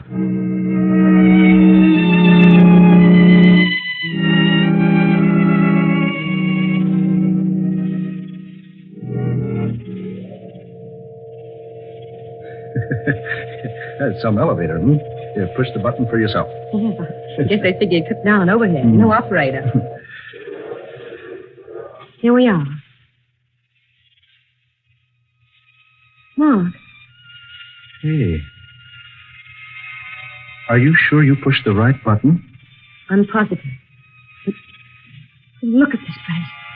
I thought you said this entire floor was an office. Yes, it was. But now, there's nothing but one dim light. Heaps of junk and boxes, barrels, and so forth. But this floor isn't used for anything but storage space. But there were desks here, lots of them, and people working. Oh, but Mary, there couldn't have been. Wait a minute. Mark, lying over there on the floor. Oh, let's see. There's something glittering over here. It's a lipstick. Mark, it's my lipstick. What? Yes. I missed it just after I left the building early this morning. I must have dropped it here while I was waiting for the elevator. Then then what you told me did happen. Yes, Lord. I'm very certain of that. Very certain.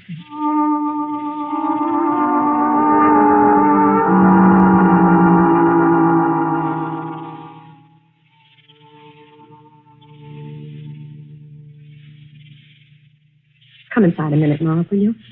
I want you to see the check the little man named Gibson made out to me. Yeah, I want to see it. There's something else I want you to look at. Something I brought with me from home. Come in. You said this fellow Gibson had a City B newspaper on his desk. Yes. Dated April 16th, 1912. Well, you might not know it, but the B went out of business in this town 20 years ago. But the ink was fresh. And the paper. Any newspaper printed 30 years ago would have been yellow and faded. Yeah, that's true. Oh, is that the check? Yes. Here. And for $80. Wait a minute. Did you notice this, Mary? The check's made out to Margaret Billing. Yes. I noticed that this morning, but I thought Mr. Gibson had just made a mistake. Now, I think I know the answer. You do? Say, what are these things in this little box? Your souvenirs? Yes, more or less. Here, this lace handkerchief. Oh, it's lovely. It belonged to my mother. Her name was Margaret. Oh, I see. And this is a portion of the diary she kept up to a year after I was born. Let's see, 1912. 10, 11. Here's 1912. What are you looking for, Mary? I'm not sure, Mark. February, March, April. Here, April. April 16th. Here we are. Well, Mary? Mark, listen. Here's what my mother wrote in her diary on April 16th, 1912. Today, the Acme Office Supply Company on the 13th floor of the Temple Building declared bankruptcy. 42 employees were left without work. With a month's pay due each of us. I went to Mr. Gibson, the owner, and asked for at least a portion of the money he owed me. But he said he was unable to pay a cent. He promised, however, to pay me the $80 he owed me just as soon as possible. This was bad news for me, indeed. Almost as bad as the news the headlines carried in today's paper. Titanic was sunk at sea on her maiden voyage.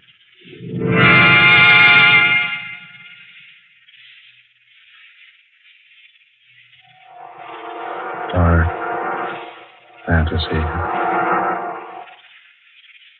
You have heard Death from the Past, a tale of dark fantasy starring that popular Hollywood actress, Jane Wyatt, and written especially for her by Scott Bishop. We wish to thank Miss Wyatt for her most excellent portrayal tonight of Mary Billings, and we join Jane Wyatt in urging you to do your bit toward the cause nearest to President Roosevelt's heart on his Diamond Jubilee. Give to your local Mile of Dimes committee. Ben Morris was heard tonight as Mark Matthew, Eleanor Naylor Corrin was the office manager, and Muir Height played Mr. Gibson. Next Friday night at this same time, we'll bring you another unusual tale of dark fantasy, The Headless Dead. Miss Wyatt appeared tonight through the courtesy of the RKO Studios. Dark fantasy originates each Friday night in the studios of WKY, Oklahoma City. Tom Paxton speaking. This is the National Broadcasting Company.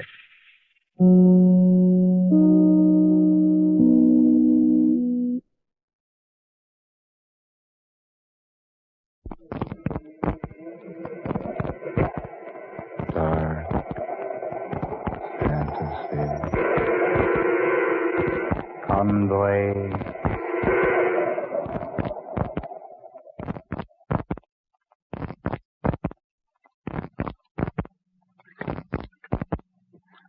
Weary days. Hot and stink. 9 days.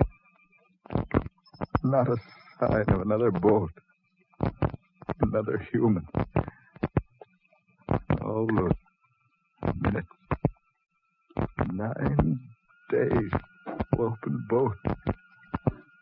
I can't believe yet that it's 1934. And 9 days ago, I thought I'd get a scoop. How well I remember.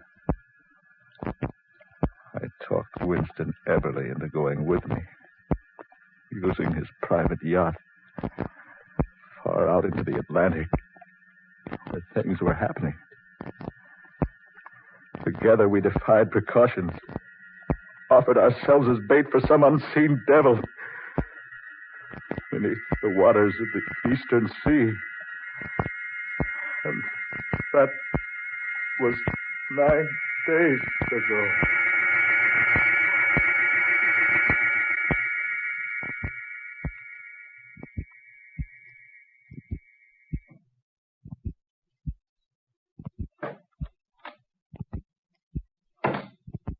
Well? I've been on deck an hour. There's nothing. I told you it was useless, didn't I? I'm still not convinced that it is. Something has happened to those 3 missing ships. Certainly something has happened to them. They simply sank, that's all. But it isn't all. It's plain nonsense. Thinking those 3 boats went down with all hands on board with not a clue to their disappearance. Besides, what about their radios? Not a distress signal was picked up. All 3 cases. I know, but that's still not a sign something unusual has happened. Well, just use your head, man. This is 1934. Boats just don't go down in the Atlantic without someone somewhere knowing about it. These 3 certainly did. Just disappeared into nothingness without leaving a trace. And I still say something went wrong in each case that can be explained in a natural, normal manner. And I say that you don't know what you're talking about. Well, don't be so violent in what you have to say. After all, I've gone this far with you. I might as well see it through. I'm sorry.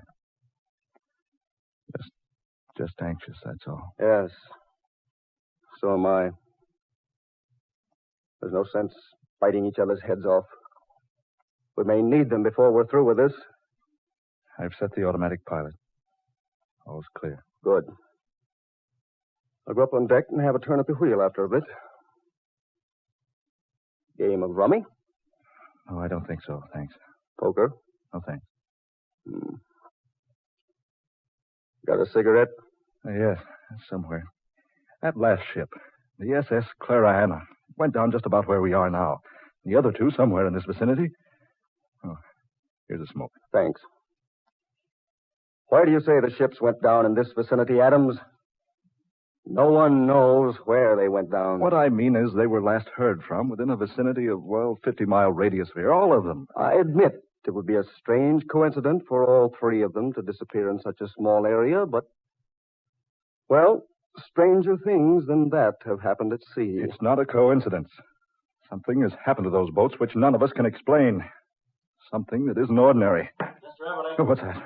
Brown in the radio room on the talkback system. Mr. Everly. Hand me that microphone, will you, Adams? Sure, here. Yes, Brown?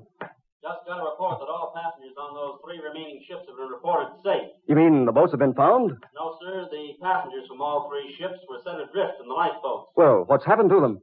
Well, none of them seem to know. They're all in perfect health, though. But they're all in a stupefied condition, as though they've been drugged. That's strange. Any further news? No, sir, none. I just picked it up from the news broadcast from the States. Thanks, Brown. Now, what do you think, Everly? Strange. All hands from all 3 ships set adrift in the lifeboats, and none of them knowing what happened to them. And all of them in a drug condition. That doesn't make sense. No one could drug 3 boatloads of passengers.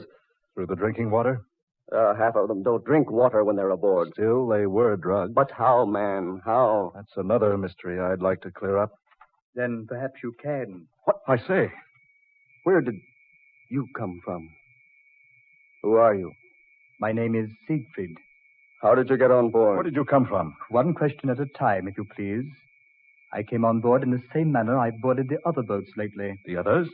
The 3 others. You're responsible for what happened to those boats? Yes, I am. But how? Why? I needed them for my own purposes. You destroyed them? I sent them to the bottom of the Atlantic. I repeat, you destroyed them? Quite the contrary. I used them to a very good advantage. What do you mean? Would you like to know? I certainly would. Then I shall be glad to show you if you wish. It will entail a trip to the bottom of the sea. You're talking like a madman. Am I?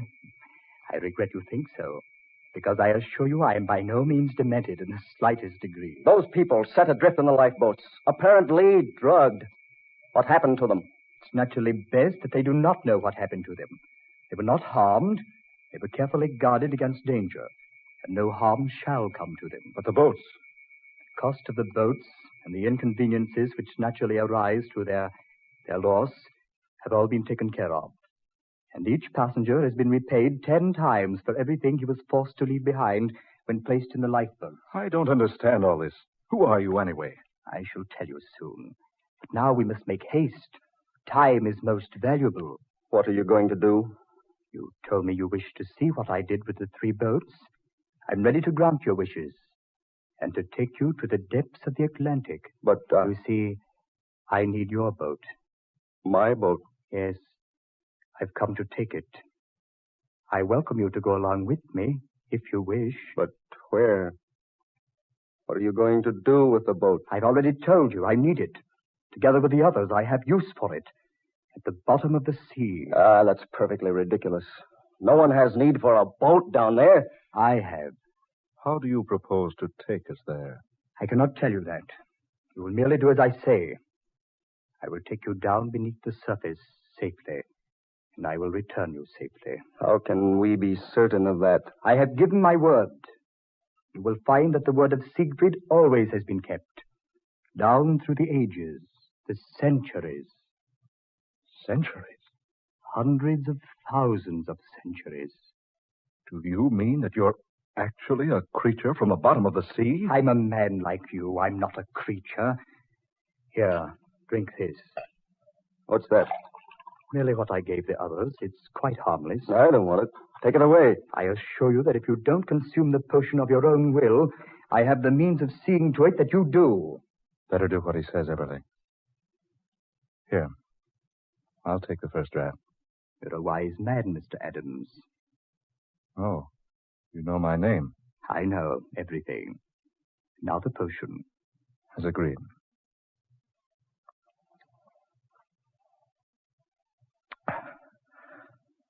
All right. Now, Mr. Eberly, your radio man and mechanic have already been set adrift. They will arrive safely ashore within a few days. None the worse for their experience. Mr. Eberly? No. No, I won't take it. Take it away. Get away from me. It's too late to change your mind now. You will drink all of this. No, I don't want it. I give you one more opportunity. No, I refuse. I'm no fool. I won't take it. Very well, then, Mr. Eberly. There. What have you done to her? I told you I had the means of compelling you to take the mixture. Now it's well with both you and Mr. Adams. I shall take your boat and the 2 of you along with it.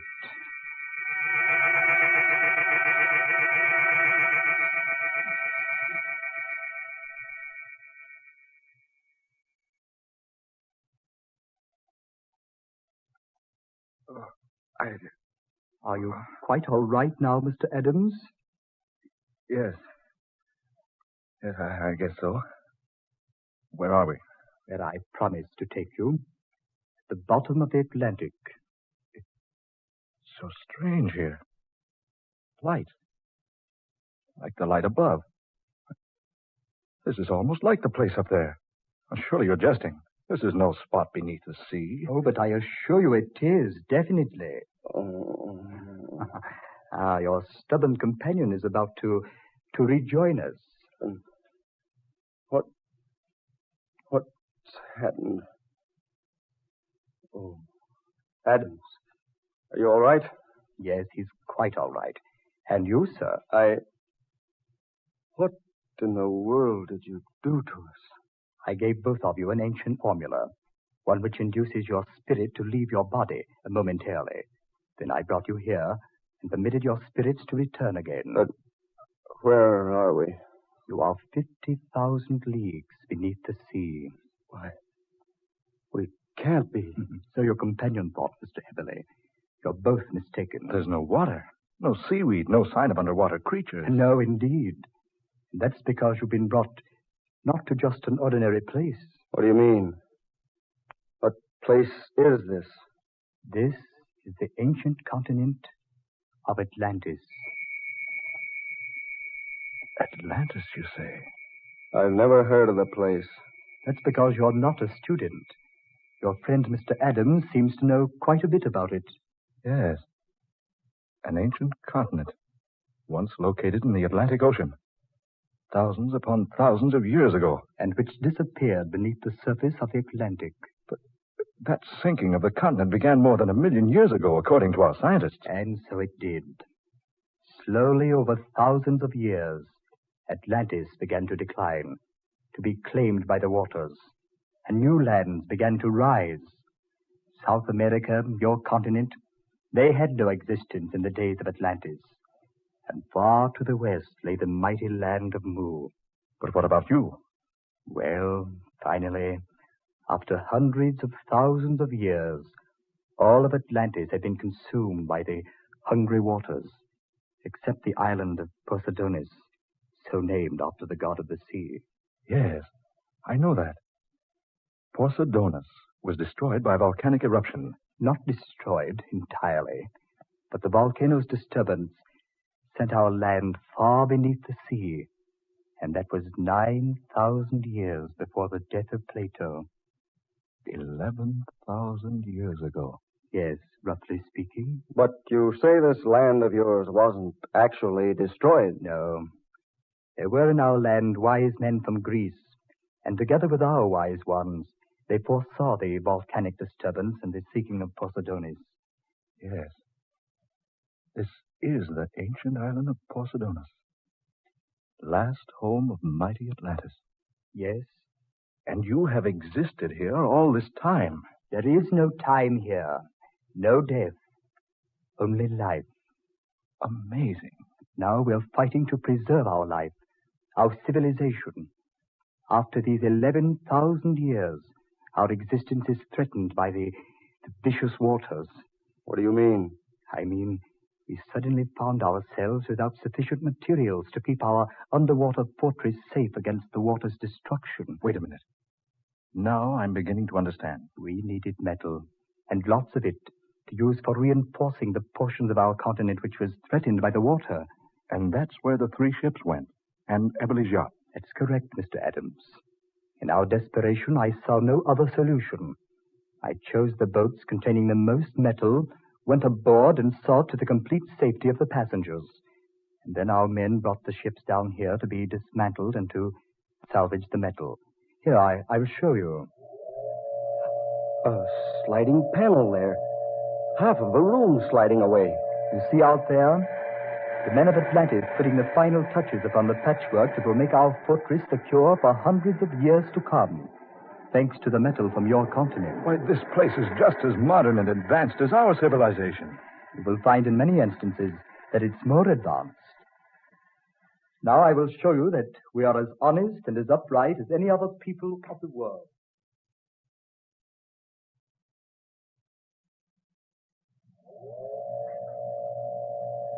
This is the treasure room of Atlantis. Harvey, look. Jewels, gold and silver, treasures of every sort here. The room is completely filled with valuable treasures. Each passenger on those boats we confiscated received a portion from our treasure room, enough to more than repay him for whatever loss he suffered, and the boat owners were paid double the value of their vessels. When you return to the surface above, you will be given a portion likewise in payment for your yacht, Mr. Eberle. I've never seen quite so many valuables together in one place in all my life. Oh, come now. I've shown you the explanation of what has been happening. It's time we refresh ourselves, and time you were preparing for your return journey.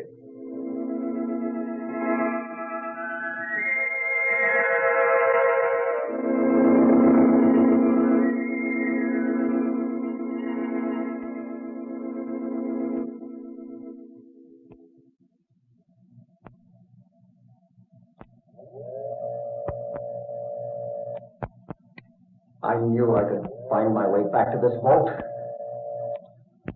Just look at the treasure hidden here. Chest upon chest of beautiful jewels. Necklaces of pearl. Beads of precious jade. Loose gems and some set in the finest gold. And over there, bar upon bar of gold and silver. And some strange metal here I've never seen before. 100,000 fortunes hidden here, where no one will ever use them. What's that? The door. The light. Emily, are you in there? Adams? Yeah, I've been looking for you. Is there any light in here? Yes, just a second. Close that door. What are you doing in this treasure room? That fellow who calls himself Siegfried says we'll leave here soon, and I'm taking some of this treasure with me. But he said you were to have a portion of it. Yes, in pay. There's enough with you? I'm taking some he won't know about. But you can't. It's not right. What difference does it make? No one will use this stuff. Might as well take some of it where it's gems as I can. I know I have the 11,000 years. He's about in his 11,000th childhood, I'd say. Here, hold these diamonds. But I don't want any part of this. I'll take care of getting them away from here. Emily, I advise you not to do this. Listen. You could not conquer the worldly desire to steal our treasures. You'll never use them. Nonetheless, they still belong to us. Why not let us take them where they'll do us some good? They're useless laying here.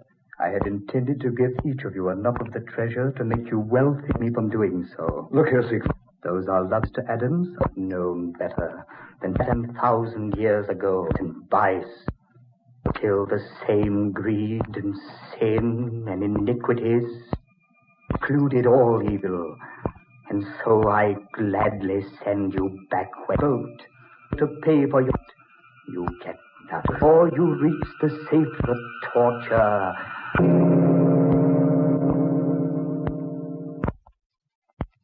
Days adrift. Unweary days. Big sun. Or food. Unconscious from the bottom of the... Moving. Lifting his head. Heavily. Oh. Heavily, man. Heavily. Still steady, man. Oh, will this never end? Will torture never end? Easy, man. Take it easy. A month? 10 years? Only 9 days. 9 days. Only 9 days.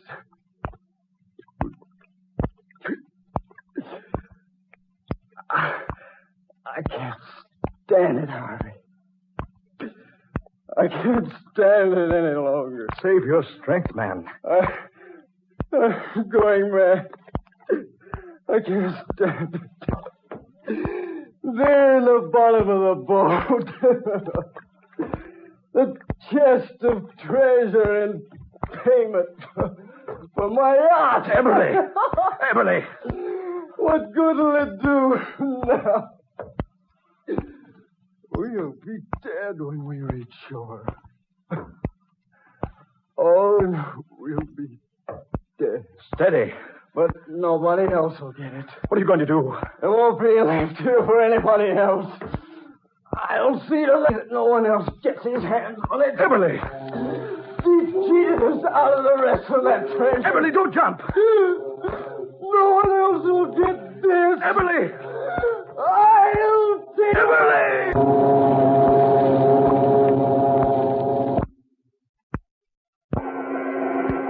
Dark fantasy.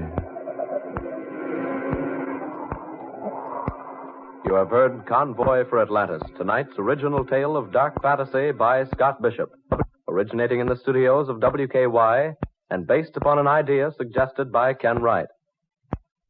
Ben Morris was Harvey Adams, Murillo Schofield took the part of Winston Eberly, and Garland Moss was Siegfried, ruler of Atlantis. Next Friday, Dark Fantasy will be heard over most of these stations 25 minutes earlier. Listen for The Thing from the Darkness from Oklahoma City.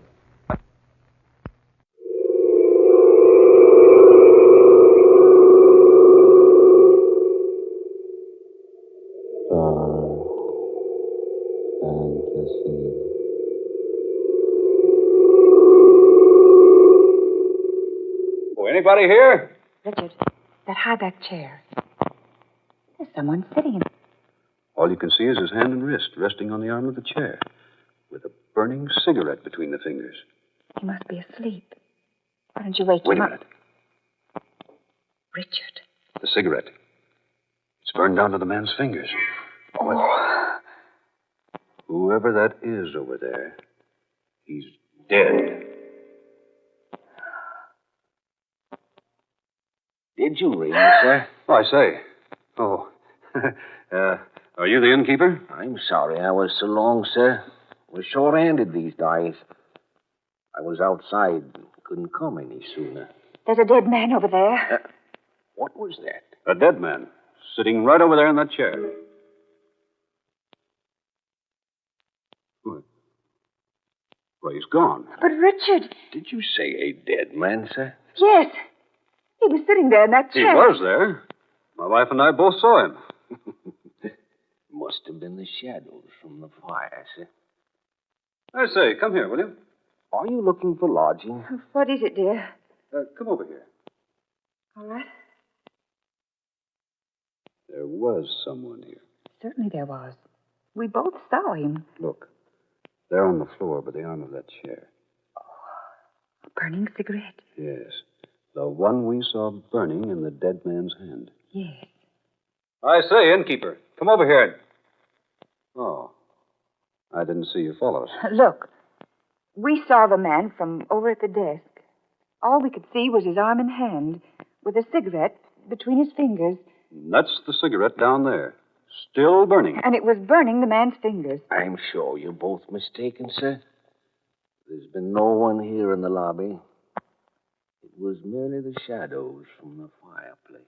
Then how do you account for that burning cigarette there on the floor? One of the guests probably dropped it, sir, by accident before retiring.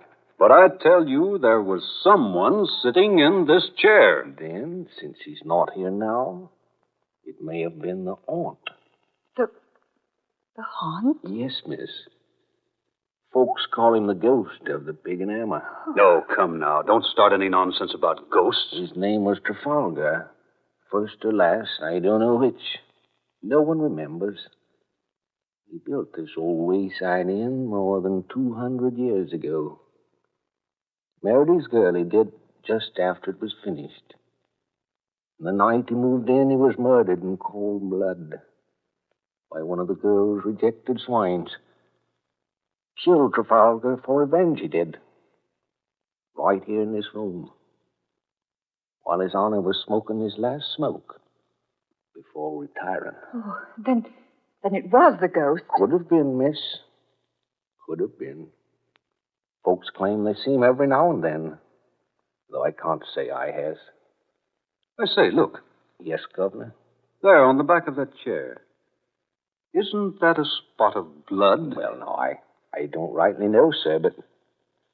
Well, yes. I believe you're right, Governor. Oh. The man was stabbed in the back, he was. Through the heart.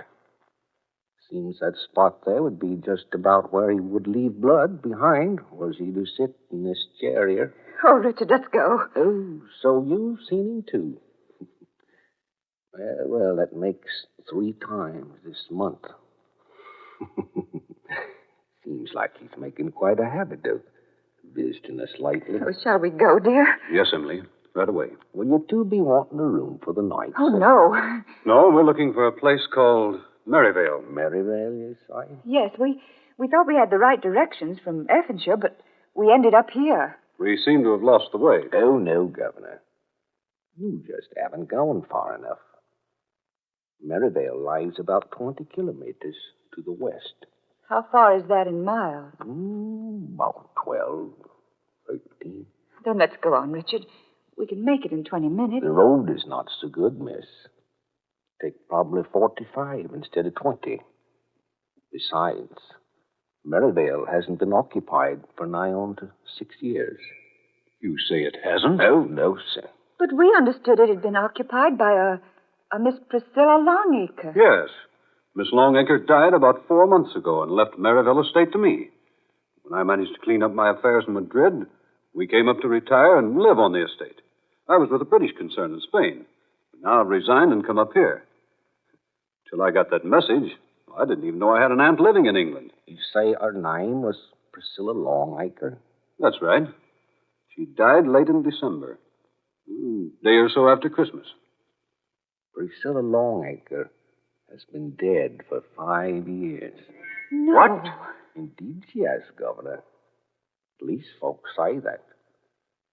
5 years ago, she telephoned here to the inn, she did, and asked for Dr. Riley.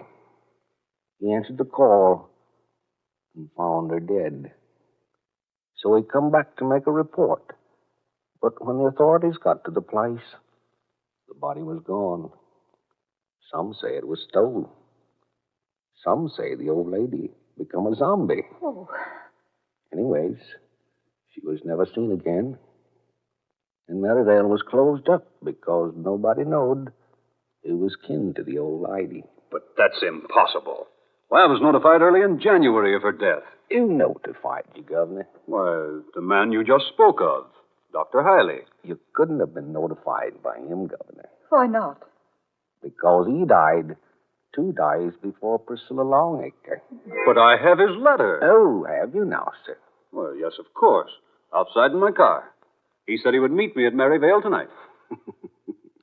Then maybe you're going to see another ghost before the night is finished.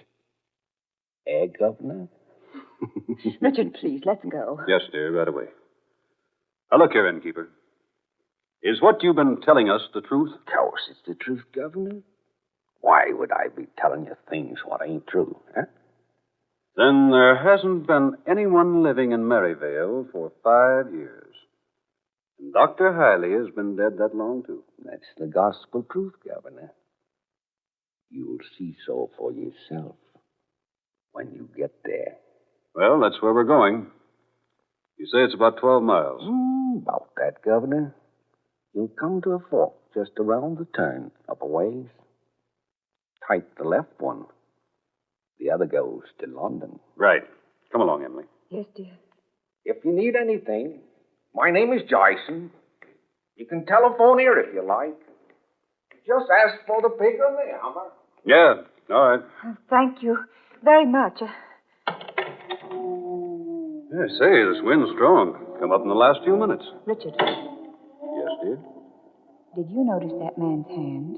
The right one? No, dear, I didn't. Why? There were deep, angry burns on top of his forefinger and the middle one. Like burns a cigarette would make.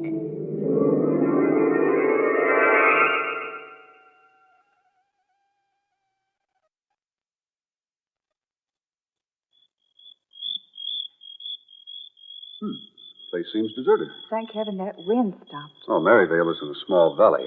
Doesn't blow much here. Look at the windows on the house. All boarded up. And so is the door. Looks weird in the moonlight, doesn't it? Richard, is there a hammer in the car? No, I don't think so. Why? Well, you'll need one if we're going to get inside the place. That's right. Those boards seem tightly nailed. There might be something in that shed. Where? Behind us. Oh, yeah, sure. Come on. Let's have a look. Look. It's not nailed up. What? The door's hanging open. Mm-hmm. Richard, Yes, dear? we're not alone out here. What? I feel it. Someone's watching us. Maybe it's the cigarette-smoking ghost of the inn. Darling, I'm serious. I feel someone watching us. You know, if I were the uneasy type, you'd scare me half to death. I mean it. I'm frightened. Oh, come now, darling. I think we'd better go back to that town where we stopped for dinner. Nothing doing. I wouldn't brave that road again for anything. Come on, here's the shed. Still got the matches I gave you? Yes, but let's don't go inside, please. Why not? I just don't want to. But we've got to find something to break away those boards from the door up at the house. Well, come on. I've got the candle. Wish I had a flashlight. Richard, don't. It's all right, dear. How about a match? Oh, Richard. Come on. Give me a match. Oh, all right. Here. Good. There should be an old length of pipe or something in here we can use.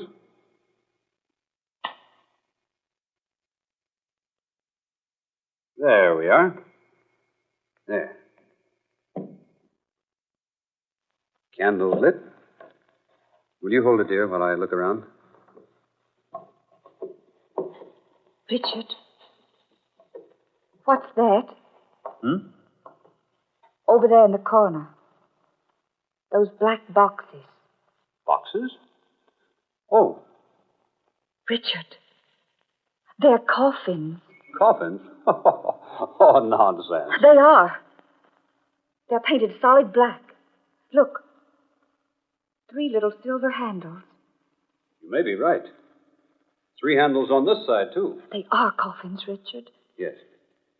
Yes, they are. And new ones. What in the world are they doing out here? Let me have the candle. Look. Aren't those silver inscription plates on the lids? That's what I want to look at. Here now. There. Oh, Richard, I'm frightened. Good Lord.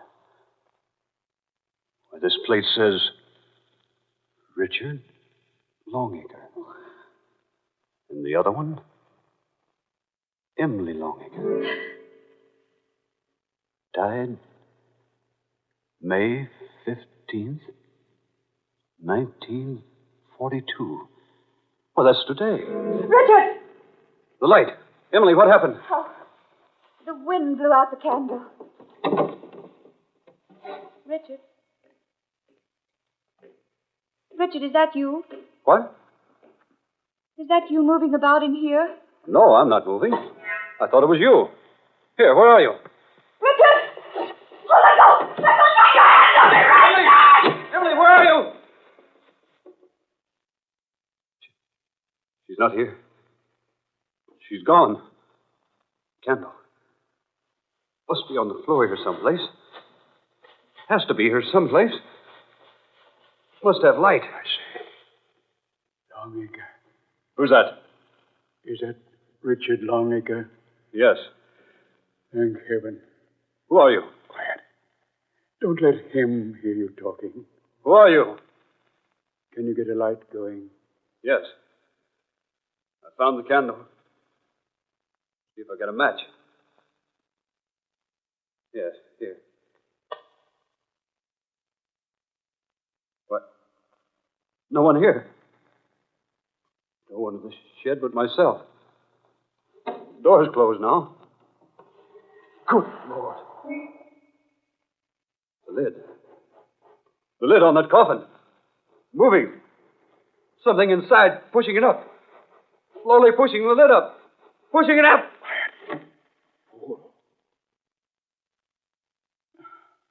Take this confounded lid, will you? Well, don't stand there looking like a stupid country bumpkin. Take this lid so I can get out of this cursed casket. Who are you? How did you get in there? Will you take this lid, you fool? Sure. All right. There. Now, help me out. Sure. Give me your hand. Here. There.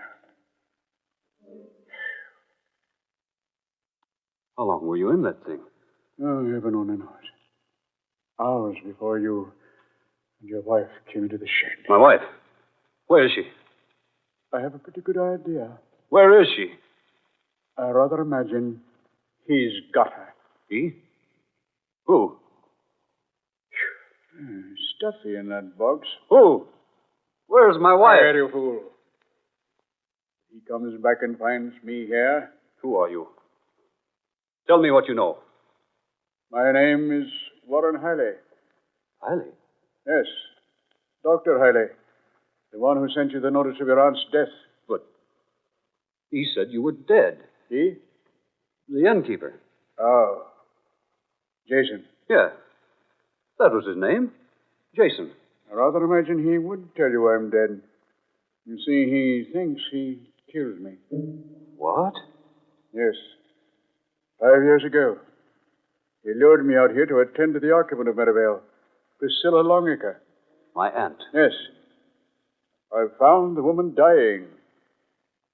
Someone had attempted to murder her. Someone did. I couldn't save her life. The innkeeper? Exactly. He attacked me. Left me for dead. But I recovered. And I hid the body of the dead woman. Found a place to hide myself. But why? Why what? Why did you hide out? Why didn't you return and accuse the innkeeper of murder? I had no proof. Besides, I was always devoted to Miss Longacre. I wanted to find that motive behind the crime. I did not know it would take 5 years to do so. What was the motive? It's not a novel one. Jason wants to buy Merivale because somewhere on this property are buried more than 3 tons of silver. Silver? Yes. It was brought to England from France during the Revolution. Its owners were captured and executed. The silver finally became a legend. But now, I have discovered it. Here? On this property? Indeed, yes. Would you like to see it? Now, look here. I'm not interested in silver until I find my wife. Where is she? I think I can take you to her. Well, then suppose you get about doing it. We must be most careful. Here. Hold the light over here. Oh, sure. Here, help move this straw aside. Hey, careful of the flame. There. The trap door. Yes. Quiet now. Very quiet. I'm going to open it. All right. Careful now. Give me the light. You go first. All right. I'll follow. Careful. Careful at the bottom. There's a quicklime pit just a few feet from the bottom of the ladder.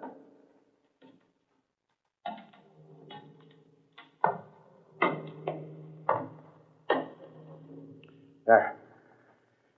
Here. This way. Lime pit's over there. What's that? Emily. It's my wife. Emily. Emily! Oh, Richard. Oh, darling. Are you all right? Yes, I guess so. What happened? I don't know.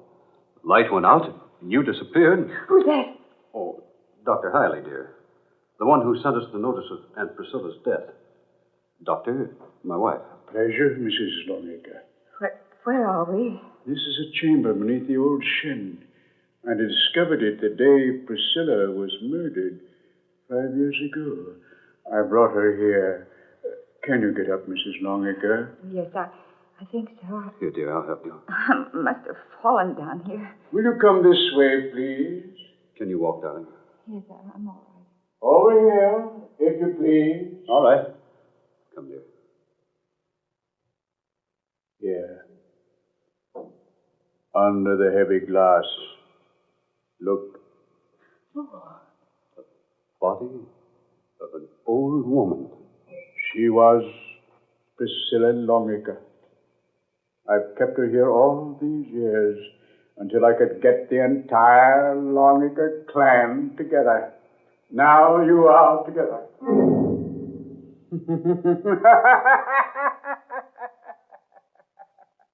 I waited for this day. 5 years I waited. Richard. Look here, Dr. Hiley.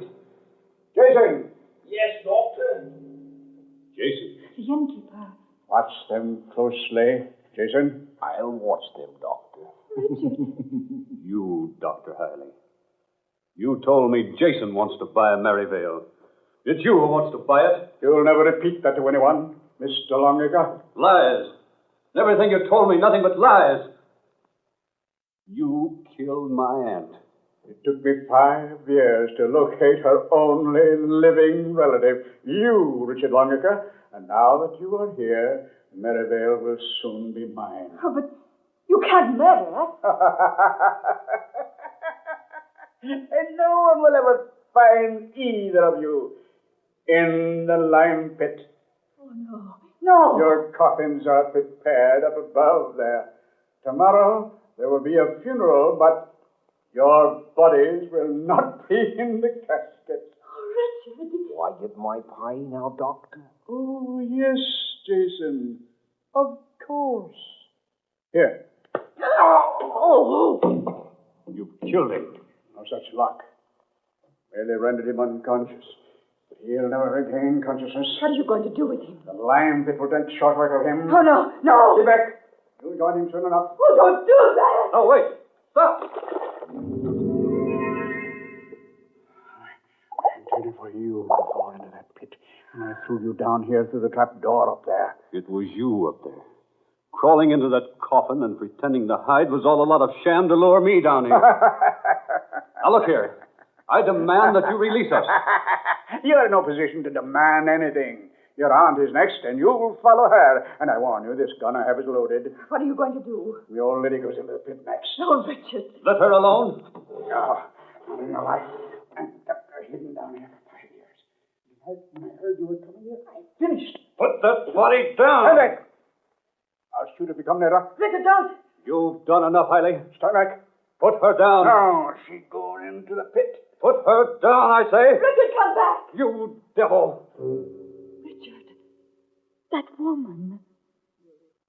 You killed me, didn't you, Doctor? No. Take your hands off me. You killed me after keeping me here all these years. No.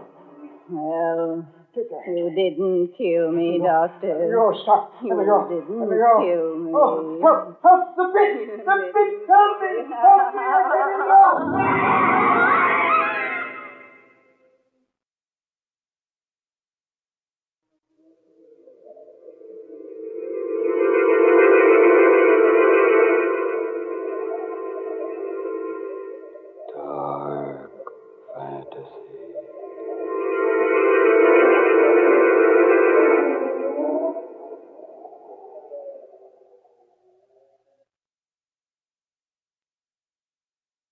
You have heard Funeral Arrangements Completed.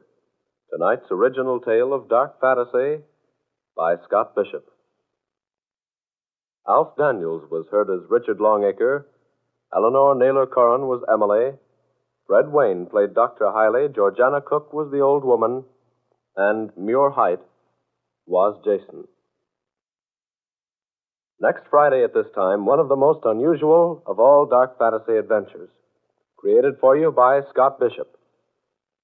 Reaching.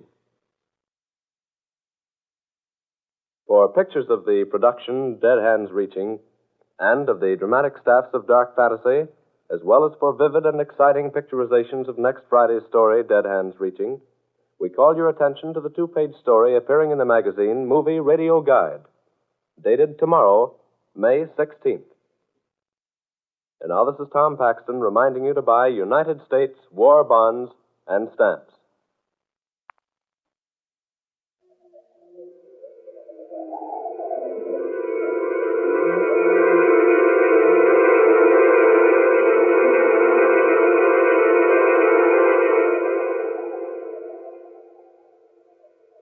Dark Fantasy comes to you each Friday night from Oklahoma City. This is the National Broadcasting Company.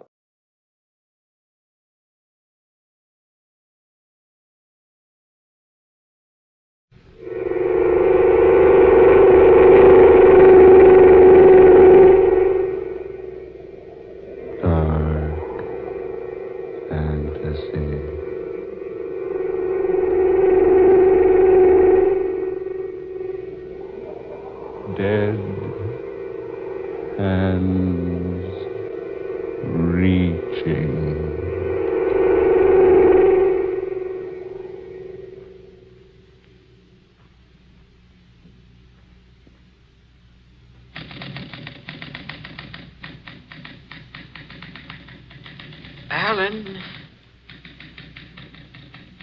Alan. Alan Blaine. Huh? Oh, I thought I heard someone. Listen to me, Alan. Someone did speak. I spoke to you, Alan. Who's that? Don't be alarmed. There's no one here. No one in this office but myself. I am here. Am I losing my mind? No, there's no one. Listen to me, Alan. I hear you, but where are you? I am here, but you can't see me. Who are you? Listen to me, Alan. Yes? How much money are you making? Not much. How much? $25 a week. You're worth more. I know I am. Then why haven't you done something about it? Well, there are hundreds of men who could do my work. I can't afford to lose my job. You won't lose your job, but you will get a better one. What do you mean? Go talk to your employer today, Alan. Today, you hear? Yes. There's a position open. Assistant manager? Exactly. That's too big a position for me. You're capable of handling it. Go in. Ask for it. Ask for job of assistant manager? Yes. You'll never get it unless you ask for it. Look here, who are you? Where are you? You cannot see me, Alan, because I am not of your world. Are you some devil? Some evil spirit? I assure you, I am not. Then why don't you show yourself to me? I am not permitted to do that. Be thankful that I am able to advise you. Why do you advise me? Because there is much I can do for you. I don't understand. Your voice. Out of nowhere. That must not worry you, Alan. Do as I say.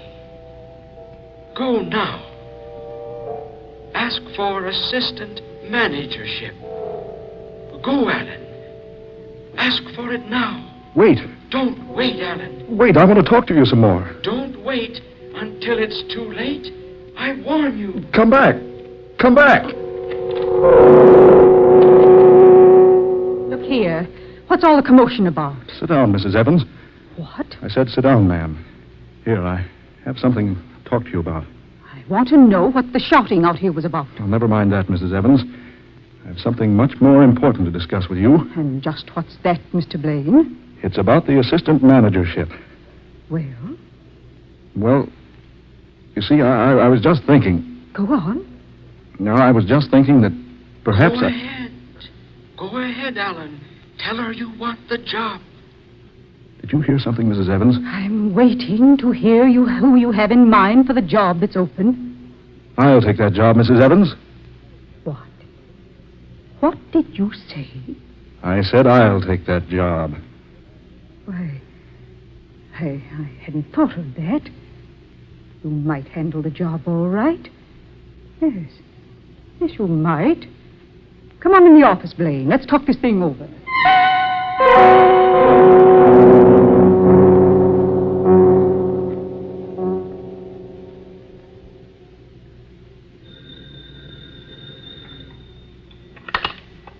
Assistant manager's office. Oh, Judith, darling. How are you? Hey, you coming down to see my new office? Oh, I thought you said you'd try to make it today. Well, I've had my new job for 2 weeks now, and All right, dear. Yes. Goodbye. I can't understand Judith lately. Seems like she's avoiding me. Don't trust her, Alan. You again. Don't trust her, Alan. Don't trust her. What? Don't trust her. Don't trust her, Alan. I warn you.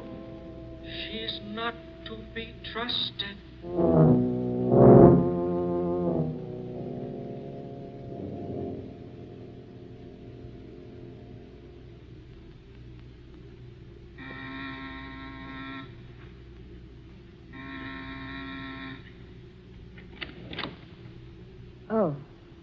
Oh, it's you, Alan. Hello, darling. May I come in?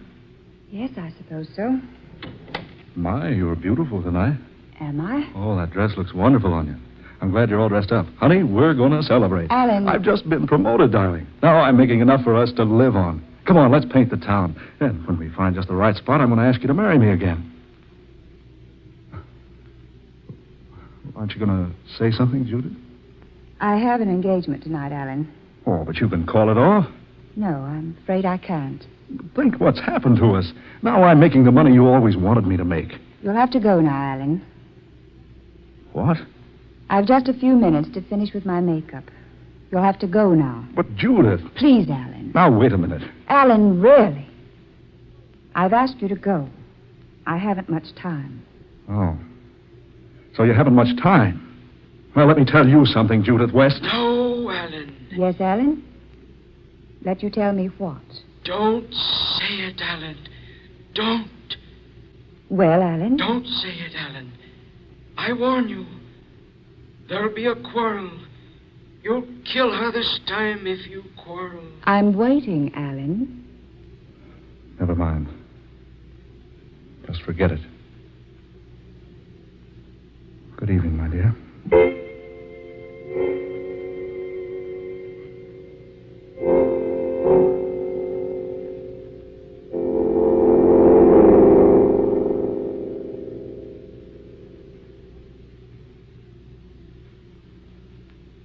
Alan, perhaps I should have told you last night. I didn't, so I'm writing to you now. You have made quite a fool of yourself over me for some time now. I've only permitted you to believe I loved you because I've always felt sorry for you. Now you're successful, and so I write you the truth. I'm being married tomorrow to a man from South America. I've never loved you. I know that I never can. And so I'm writing to tell you.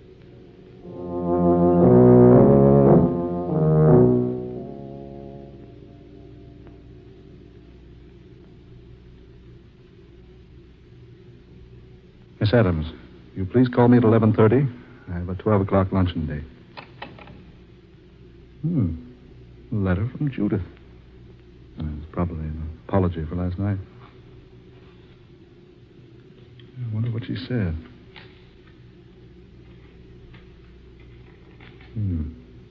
Alan, perhaps I should have told you. Writing to you now. Quite a fool of yourself.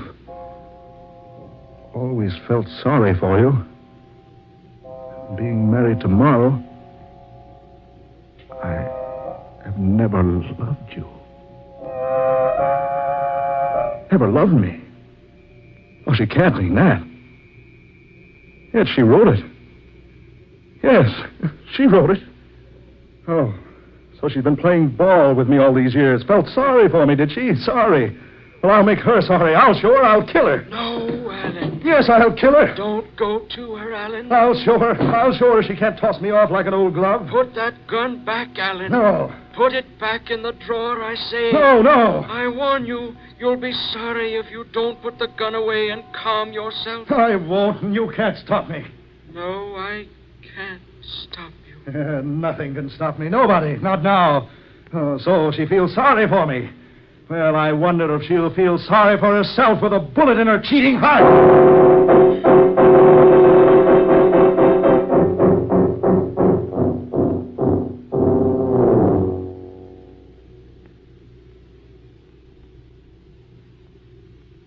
All right, darling. I'll meet you at 8. Yes, I've written a note to Alan. I've broken things off completely. All right, dearie. Goodbye. Yes? Who's there? Who's there? it? Alan. What do you want? Alan.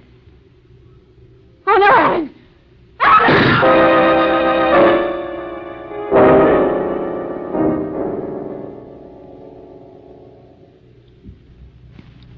Alan. Alan, listen to me. Go sober yourself up, Alan. Oh, go away. You've lost your job, spent all your money. This is no way out. Leave me alone. I want to help you. Help me. Why didn't you leave me alone to begin with? I warned you not to go to her apartment.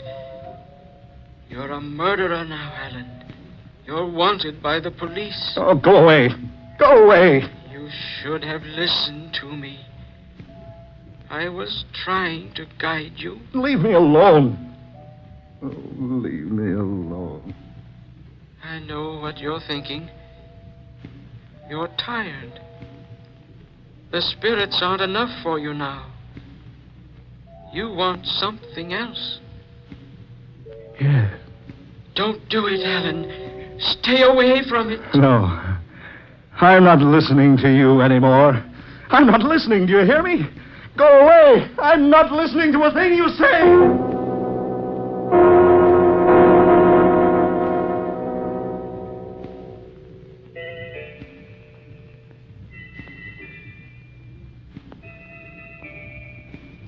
Please to come in. A friend of mine sent me. Jake Mullins. Oh, Honorable Mr. Mullins. So, young seafool, glad to help any plan. Honorable Mr. Mullins. He said I could forget my troubles here. Trouble? You have trouble, please? Plenty. You want maybe sleep? Anything. Anything to stop this awful burning in my mind. You smoke, maybe? Me fix pill. You sleep. Yes, sleep. You lie here, please. Stretch out. Make comfortable. Yes. Here. You smoke this. Take pipe. You sleep. Yes. So, you feel better by and by. No. Please to lie down. You smoke. Pretty soon, sleep. Don't, Alan. I beg you. Don't smoke that. Go away. Please, not to shout. Tell him to go away. There is no one. Don't do it, Alan. You hear him? I hear no one. Now, please, to be quiet. Just smoke. Plenty soon. Sleep.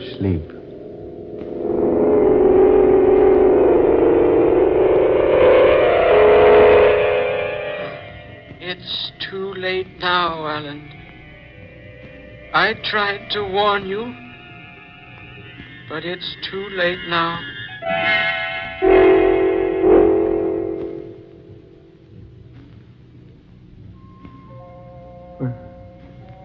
Where am I? So strange. Quiet. Peaceful. What's this? Book. Old. Rotting. Why, a diary. Aaron Blaine. That was my great-grandfather's name. This was his diary. Where am I? Seems like a cave. Yes, it is a cave. My clothes. So neat and so clean. Yesterday, yes, even today, I was almost ragged. I remember, too, I was tired. Worn. Now I feel refreshed. How did I get here in this cave? That light. From the fire. I can read the book by the fire. Yes. We are now in the midst of a dreadful civil war. I fear everything I own is lost.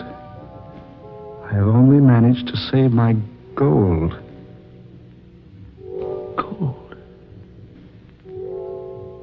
I figure its value at more than $80,000. I have buried it today beneath the horse stall at the east end of the barn. It will never be found there. Gold. Buried beneath the horse stall in the barn. But what barn? It's daylight. Perhaps if I get out of this cave... Yes. There's the opening. Yes, it is daylight. And there's the farm over there. It's an old farm. Maybe if I go over there, I'll find what I want.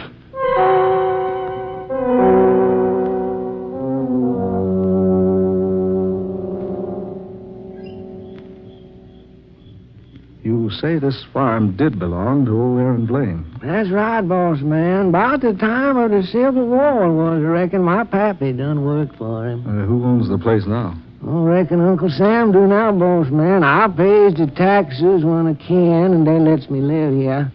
Got myself a horse out there in the barn, yeah. Good old racing horse he is, and that barn about to fall down. Yeah, I see it is. Yeah, well, over this way, boss All man. right. Are you sure this barn's been standing since the Civil War? Sure has, boss man. I has to prop it up here and there once in a while. Won't go to pieces any day now. Yeah, there's old Thunderbolt. Oh, that old Thunderbolt. You was asking about a spade here, mister? Well, there's one right over here. Yeah. I'll set the lantern down right there. Keep that animal back. I'm going to start digging. Digging, boss man? Yes. And if I find what I'm looking for, you and I are going to be rich.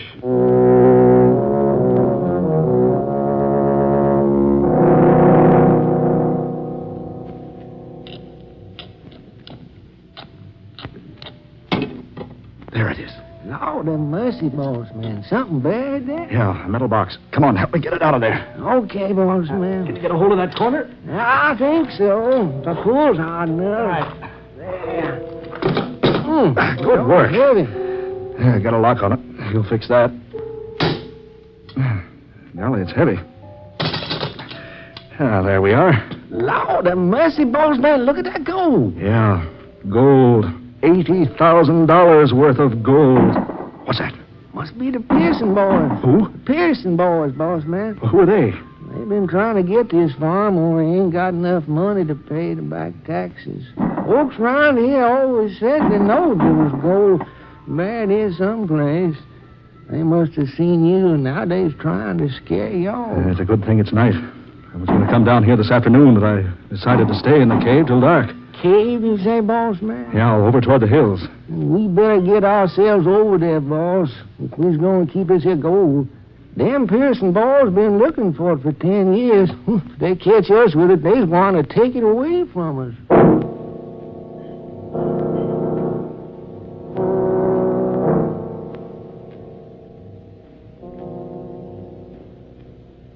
Boss, I reckon I can't stay here much longer. We've got to stay here. I was hungry. And so am I. We can't leave this cave until those murdering thieves out there go away. Boss, we done been here 2 nights and a day. They've gone now, Alan. You again? Who, boss, me? It's safe now, Alan. Boss man, what you looking so funny about? You look like you done heard a spook or something talking. You can go out now, Alan. They've gone away. Come along, Sam. Are we going to leave here, boss man? Yeah. Help me carry this box. How come you to change your mind? I didn't. It was changed for me. Come along. Careful there. Sure will be good to wrap this old boy around a good, thick old steak or maybe a fat old chicken. Oh, easy now. Careful. Let's scout around behind this tall grass. All right, boss man. Now, you all watch your step out here. There's lots of snakes over here. Snakes? Yes, sir. Big ones, too, boss man, and poison. Come on. Over this way. Wait a minute. Huh? Look. Over there. Lordy, boss man, that's an old grave. Yeah, come on. Good Lord. Look. Boss man, looky over there. A bony, fleshless hand. Reaching up out of the grave. Bossman, how come that a hand over there? Whoever that was, they buried him alive. Come on, Bossman. I don't feel none too comfortable around here. Hey, wait a minute. Something scratched into this tombstone. I can't quite make out what it says. Yeah, that's better. What does it say, boss? I can't read. It says, Aaron Blaine. Aaron Blaine. Died August 16th, 1861. August 16, 1861. My great-grandfather buried alive. Lord of mercy, your grandpappy? I didn't die then. I was only unconscious from exhaustion. They thought I was dead, so they brought me here. Where are you? I brought you here to show you this. How did I get here? The opium removed the spirit from your body. I brought it here. No, take me back. You can never return. Yes, take me back. I have the gold now. I'll be rich. No. Yes, take me back. Take me back, I say. Bossman, look at that there snake. No. Run, Bossman. He done bit you, I tell you. Poison. I've been poisoned by that snake. I can't. Help me. Help me. I can't get back. No, Alan. I warned you. Now, you'll never get back.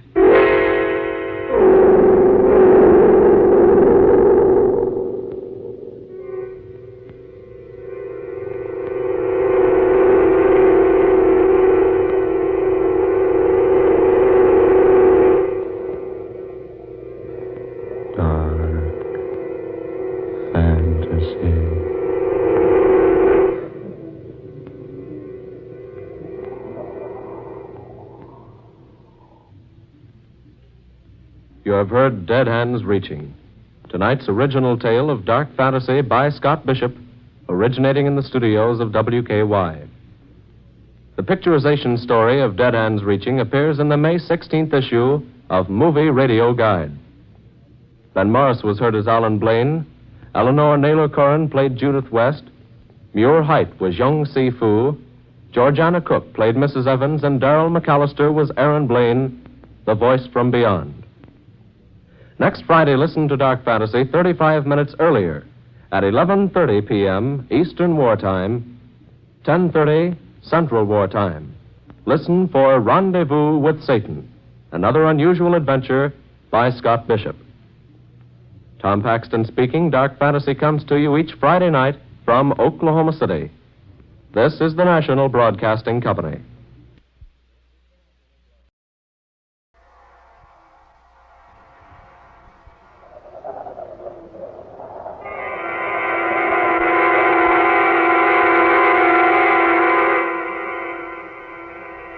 Dark fantasy.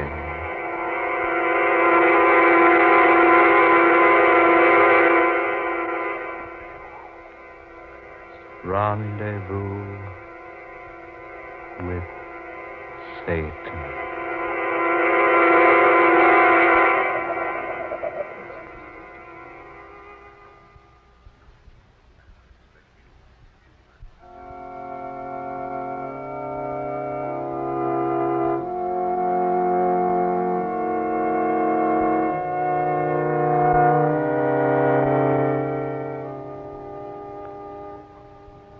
Good people, let us remember him who has passed, not for what he was, not for what he did, but because he was, as all of us are, a temple of God. Let us remember that this which is about to return to common clay was molded from common clay. Today we gather here to pay our last tribute to of this now still flesh, lying here before us cold in the coldness of death. Let us always remember. Let us always remember. Didn't you see him? He moved his hand. What are you saying? He moved his hand up toward his head. Madam, please. Oh, no. No, surely you're mistaken. No, I distinctly saw his hand move. Couldn't have. Carl. Oh, my darling.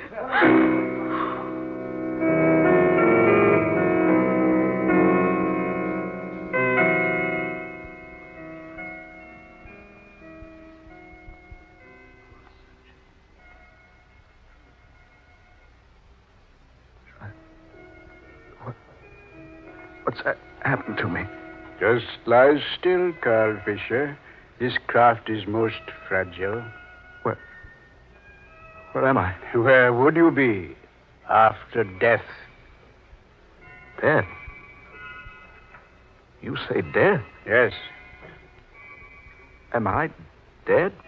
They have your body in a church, Carl. Imagine you in a church. No. No, you're mistaken. This is no church. I'm right here. Apparently you are, yes. But we are most careful when we bring you here. We take every precaution to relieve the shock. Shock? Of finding yourself in the midst of fire and brimstone. Hot. It's so hot. You'll get used to it. Where am I? Your soul is here with me. Your body is back on Earth. At present, resting within a satin-lined coffin. Coffin?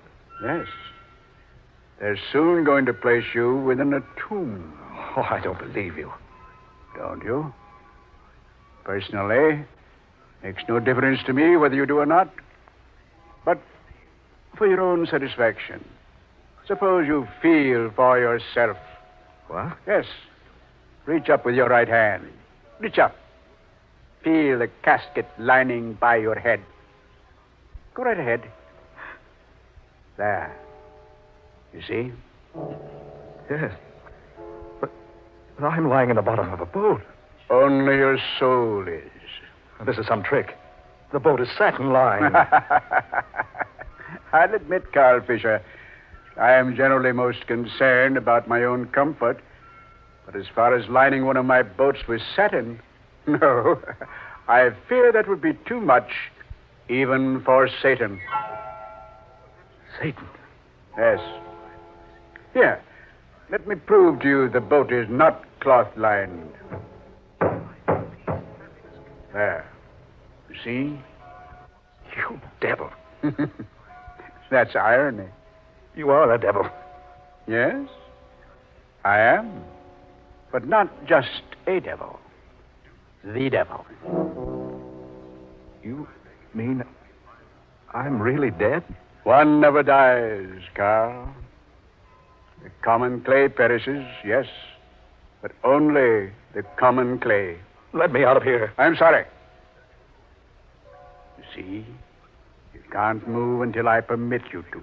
But I moved my hand a moment ago. Felt the lining near my head. That's because I wished you to. Nothing is done here unless I order it done. Then I am dead. Only your body. It might interest you to know you caused quite a commotion up there a moment ago when you interrupted your funeral oration by suddenly moving in your casket. Yes, quite a commotion. Only 2 people saw you. One of them was a woman. You frightened her, Carl. But they've taken her away now. You mean my body actually is being preached over? Oh, yes. Indeed, yes. You were a prominent man on Earth, Carl. Naturally, yours is a most elegant funeral. So many flowers, half of them could be brought into the church. People standing outside, on the sidewalk even. Is Laura there? Your wife? Oh, certainly. Where else would she be? Church, you say? Yes. Amazes you, doesn't it? You haven't been in a church for 35 years. No. You wouldn't even permit your daughter to be buried from a church, Carl. But she went to heaven. Anyway. Stop it. Stop it. Do you remember Reverend Brooks, Carl? Reverend Brooks? Yes. He married you. Remember? Today, he's officiating at your funeral. No. No. Would you like to hear what he's saying, Carl? Listen. If Carl Fisher has brought tragedy into our lives, let us remember that out of tragedy, good can arise. Soon that tragedy will be forgotten. But let us never forget Carl Fisher. Let us remember him always as a Christian. You hear, Carl? A Christian, he says. Stop. Stop that voice. Listen, Carl. Let us pray for him often and ask Almighty God to grant him pardon. Let us be generous towards him, that finally the Supreme Ruler may in turn be generous towards us. No. No, stop him. Stop him. I don't want to hear anymore. Did you hear what he said, Carl? He asked your friends, your family, your wife, to forget your evil, to remember only what was good about you.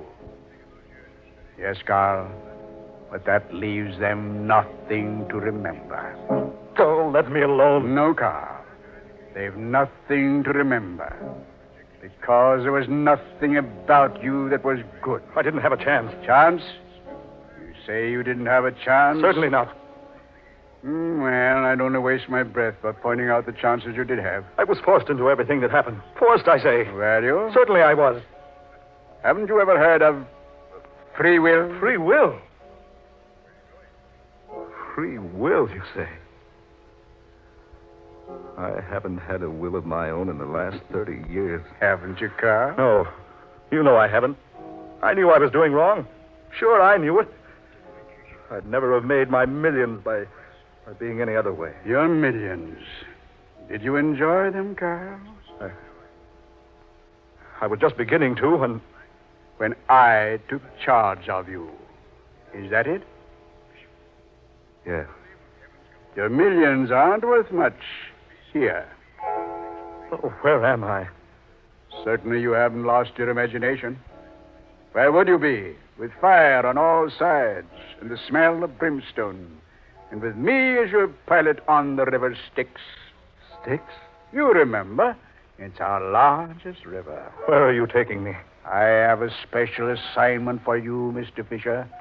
We have a certain reserved space for members like you down here. Inferno. Tell me. Am I in Hades? Does that surprise you? No. No, I can't be. I didn't want to die. I wanted to do what was right, but I couldn't. You didn't try. I was going to try. You've done nothing but evil for 30 years.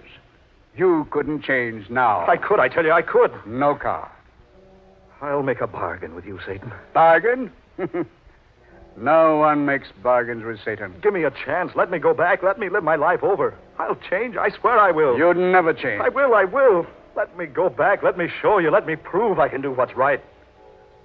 All right, Carl. I'll bargain with you. It would at least relieve the dull monotony. You give me a chance? Yes, for 24 hours. 24 hours? Only 24 hours? Yes. Do nothing but good for 24 hours, and I'll not return to claim you. But if you fail... I won't fail. I won't. It's up to you, Carl. It's entirely up to you. But remember, only 24 hours. Only 24 hours, Carl.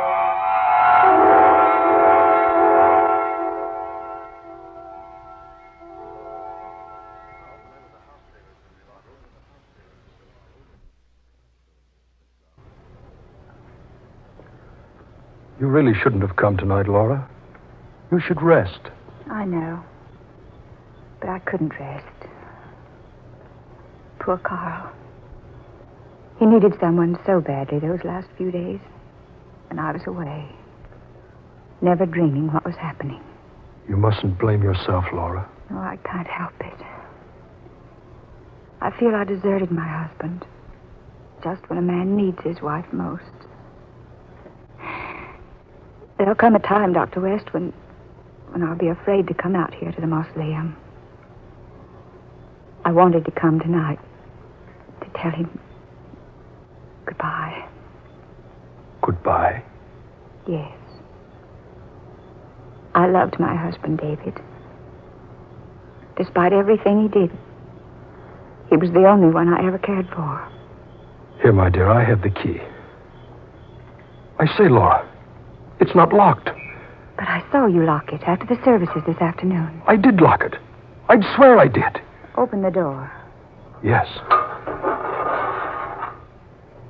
Do you have a light? Yes. Pocket flash. There. Oh, David. Empty.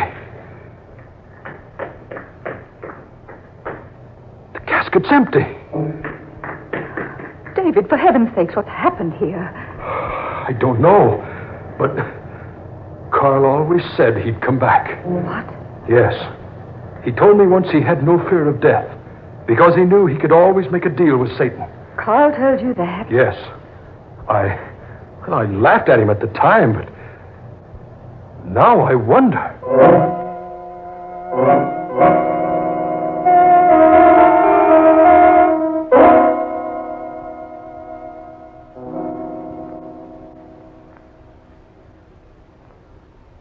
I'd better go now, Laura. Sure you're feeling all right? Yes, I know I won't sleep tonight. You can relax. I can send you out a nurse if you like. Oh, no. No, I'd rather be alone. Well, if you need me, please don't hesitate to call. Thank you, David. Good night, my dear. Good night, David. And thank you so much for being such a dear. I'll call you in the morning. Good night.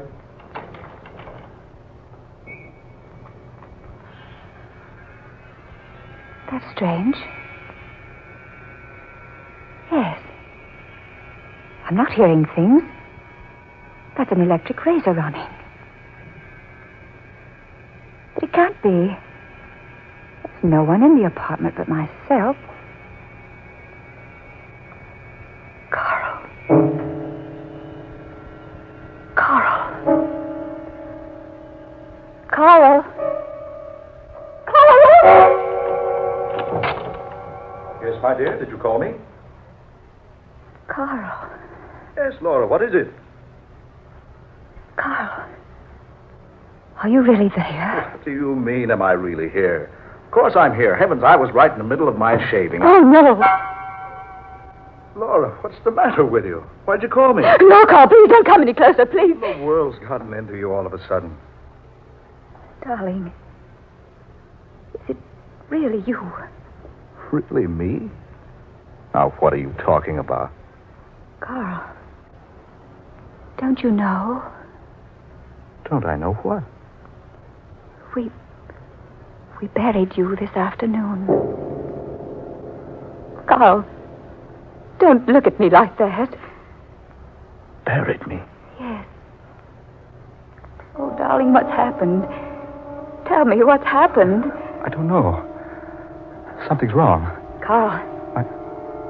My head. Whirling. Dizzy. I don't remember what happened. Oh, darling, you're alive. Warm. Breathing. Yes, but I seem to have been away. It was so hot. There was a boat on a river and a satin-lined casket and... Oh, Laura. Darling, you did come back. Dr. West said you would. Dr. West? Yes, David. He said you told him once you'd come back after you'd gone on. Laura, I have been dead, haven't I? Yes, Carl. I remember now. I was sitting at my desk, sitting alone at night in my office, and then something happened. You were shot. The back of the neck. Everything stopped. The next thing I knew, I was riding in the bottom of a boat lined with silk. No. That wasn't the boat that was lined. It was the casket. He told me to move my hand and I'd feel it. Who, Carl? Who told you? It was the devil. Carl. Yeah. I died. Went to Hades. But I bargained with Satan. I bargained with him. He took me up, gave me 24 hours. 24 hours. Darling. Darling, I don't understand. 24 hours to prove I could do good here on Earth. Oh, is it true? Can it be real? Yes, it is true. It's real. I can't believe it. Things like this just don't happen. This happened. But, Carl, how? I made a bargain, I tell you. A bargain with Satan. And I have a rendezvous to keep with him. In 24 hours. I'm so confused, Carl. If only... Who could that be? I'll go see. Oh, no. If it's anyone we know, they won't understand. You go back into the bedroom, dear. I'll see who it is. But the world's got to know sometime. Oh, people will know soon enough. Please, dear. I'm too upset for a scene to try to explain to anyone tonight.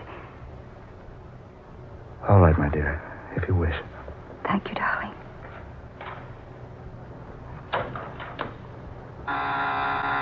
Just a moment. David. I had to come back, Laura. I couldn't stay away. David, please. Forgive me, dearest. But I've waited so long. David, please go. No, not until I've talked to you. Some other time. I can't wait any longer, Laura. It's not fair for you to ask me to.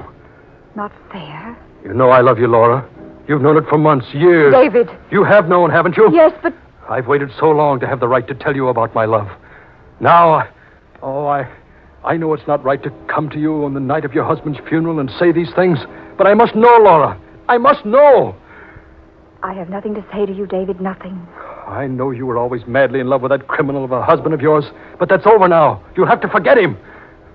Oh, remember, darling, you're a young woman yet. Your life is still ahead of you. You can't go on carrying a torch for someone who cared more about making $1 million than making you happy. Please, David, don't say that. I have a right to say it.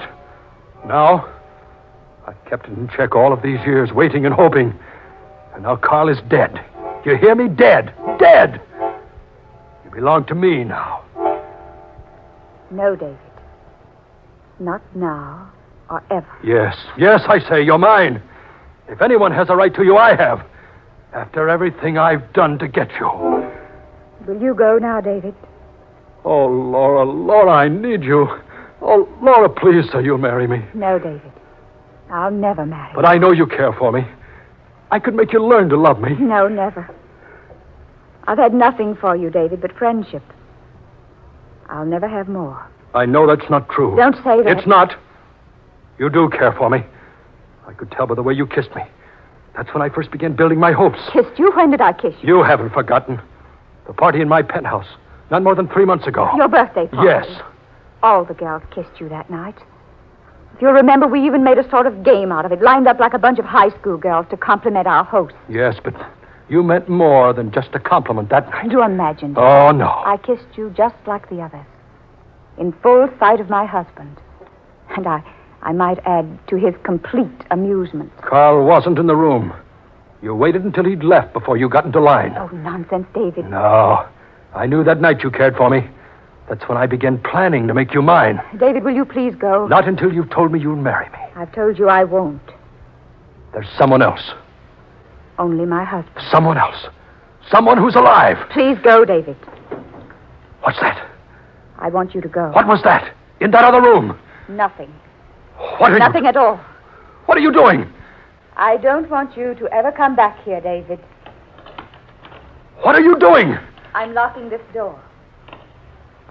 I'm in no mood to have you go ransacking my place. There's someone in that room. David? So. You couldn't wait until your husband was safely buried. Couldn't wait. David. Well, he won't have you. You hear me? He won't have you. David. Please go now.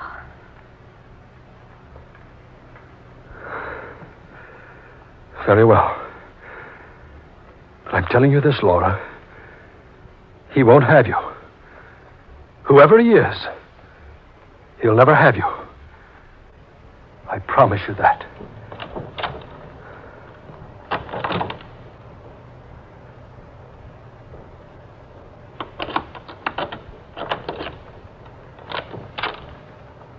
Carl? You hurt? Yes. Well? Go ahead. Go ahead, Carl. She's been having an affair behind your back, hasn't she? She deserves to be killed, doesn't she? Well, go ahead and kill her. I don't have to tell you, Carl. I've never cared for him. Go ahead, Carl. Kill her. She's lying, don't you think? No one but you, darling. Ever. I can still tempt you, Carl. That's my job. That's how I keep my fires burning. I know you believe me, Carl. No, don't believe her. She's never lied to you before, but there's always a first time. Darling, please don't stand there looking at me. Say something. She wants you to say something. Well, go ahead. Say something. Darling. It's all right, dearest. I believe you.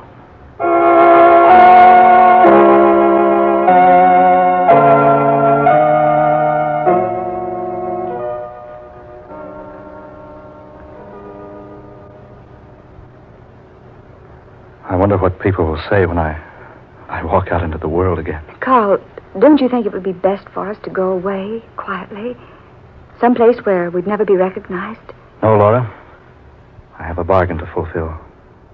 Only until 3 this afternoon. You'll spend that time with me then. I'm sorry I can't. There's more to be done than probably either of us imagine. Where are you going?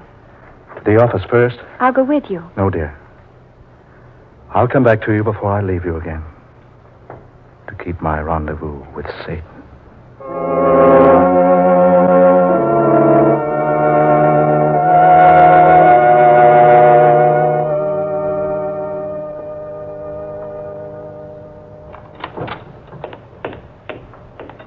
Good morning, Miss Walling. Good morning, Mr. Fisher. You're early this morning, Mr. Fisher. Mr. Fisher. Oh. Oh. Oh. Confounded girl. How she'll made a scene. I'll spend all morning explaining. And nothing doing. I'll lock myself in the office. West. Come in, Carl. I've been waiting for you. Sitting in my chair. At my desk. Yes. This is your gun, I believe. What's the meaning of this? I'm prepared to make a bargain with you. Bargain? Yes. What sort of a bargain? You died without leaving a will. I have one here dated 3 months before your death. Sign it, the business becomes mine. And I'll permit you to take away half of your $7 million and Laura.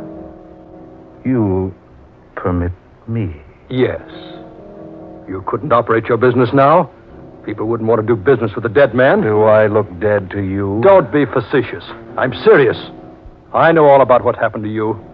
When I came back to see Laura last night, I heard you talking before I pushed the buzzer.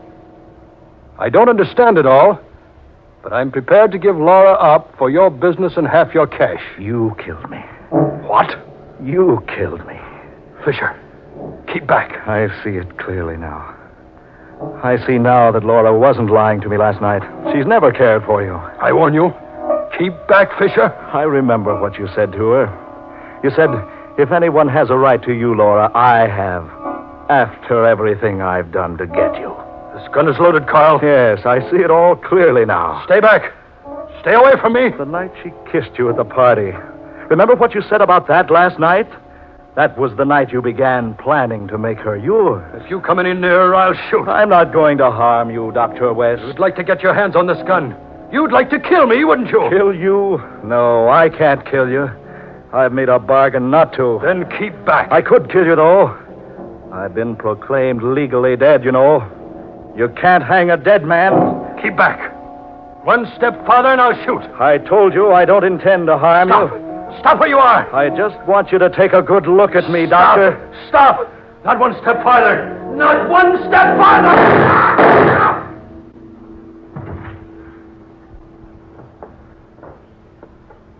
Laura, Oh, darling, are you hurt? it's nothing. He shot you, Carl. Laura, that gun in your hand. I followed you here. I don't know why I brought the gun. Laura, you killed him. Darling. Give it to me. No. Give it to me. Give it to me. Carl, you must get to a doctor. No. Look at the clock. No time for a doctor. You're hurt badly. Oh, it doesn't matter. Give me that gun. Carl. Give it to me. There.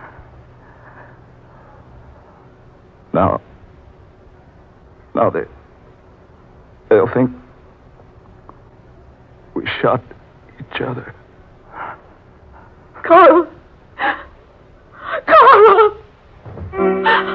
Carl! Oh, my darling. My darling. You have won your bargain, Carl Fisher. There's no place here for you now.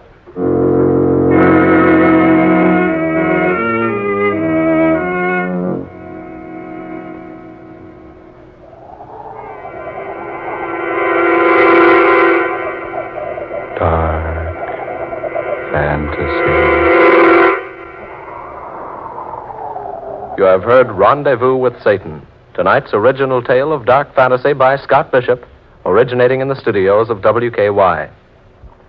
Ben Morris was Carl Fisher, Blois Wright played Dr. David West, Eleanor Naylor Corrin was Laura Fisher, Fred Wayne took the part of Satan, Muir Height was heard as Reverend Brooks, and Georgiana Cook Height played the secretary. Next Friday at this time, listen for Scott Bishop's I Am Your Brother. Tom Paxton speaking. Dark Fantasy comes to you each Friday night from Oklahoma City. This is the National Broadcasting Company.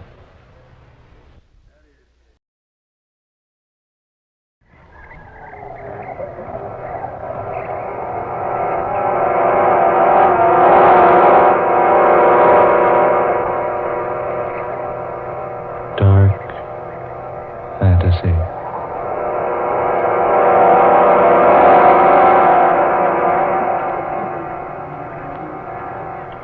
Resolution 1841.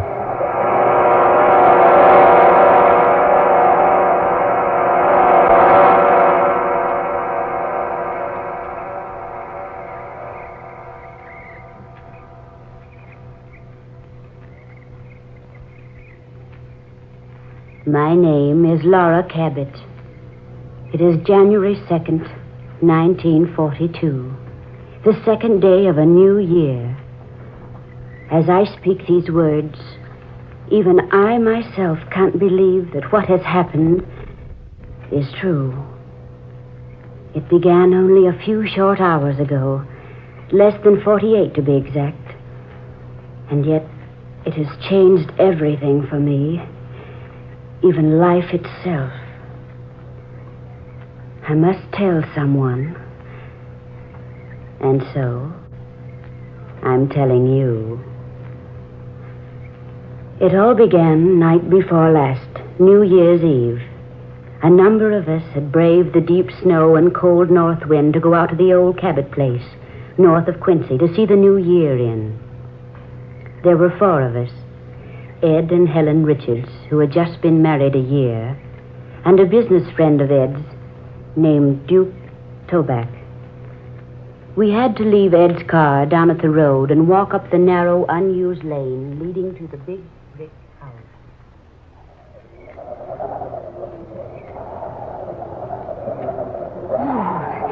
Talk about 1941 leaving with a vengeance. Oh, it's cold, isn't it? That snow's drifting deeper.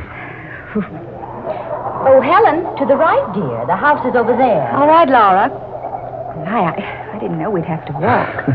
Yeah, it'll be good for us. I wonder what your friend must think of us. Out like this on New Year's Eve. Duke? Oh, Duke's a good sport. Besides, dear, haven't we made a practice of spending New Year's Eve in the old Cabot place for the last 3 years? Yes, Ed, we have. Besides, Duke wouldn't want to spoil the fun. Anyway, I think that he makes a fine partner for Laura, don't you? Yes. He's very handsome. And wealthy. Helen, do you think she likes him? Well, the way she's hanging on to him and laughing, I wouldn't exactly say she hates him.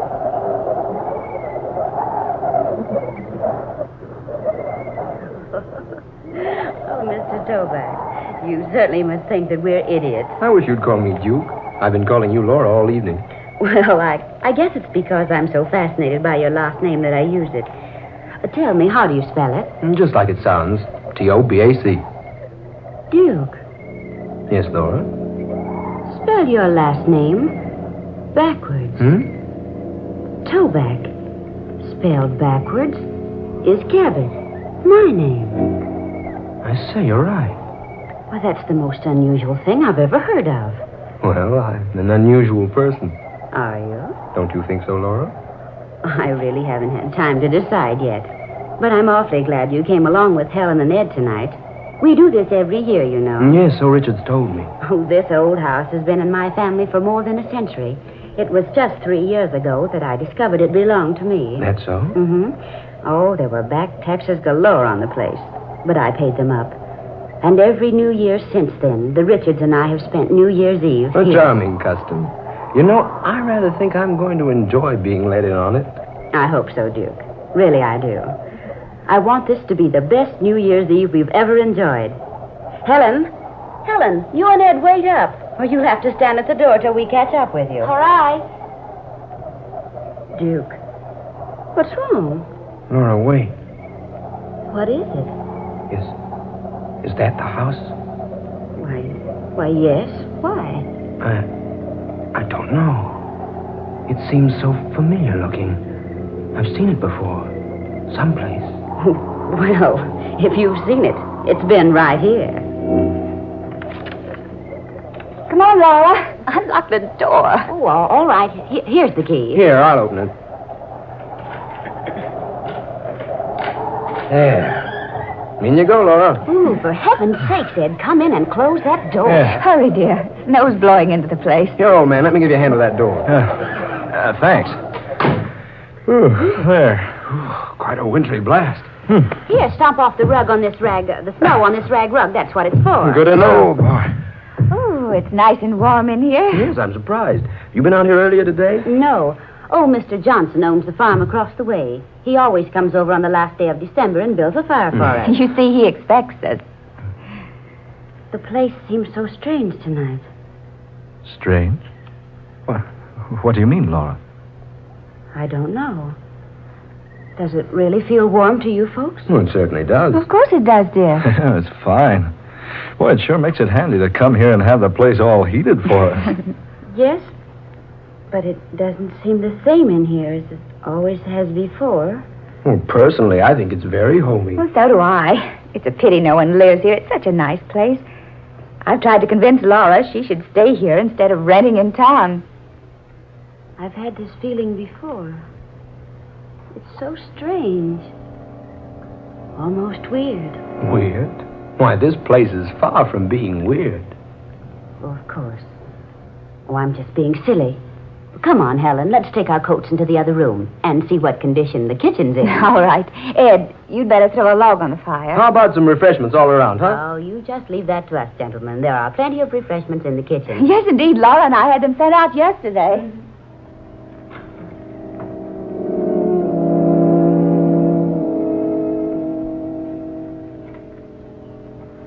Smoke, Duke? No, thanks.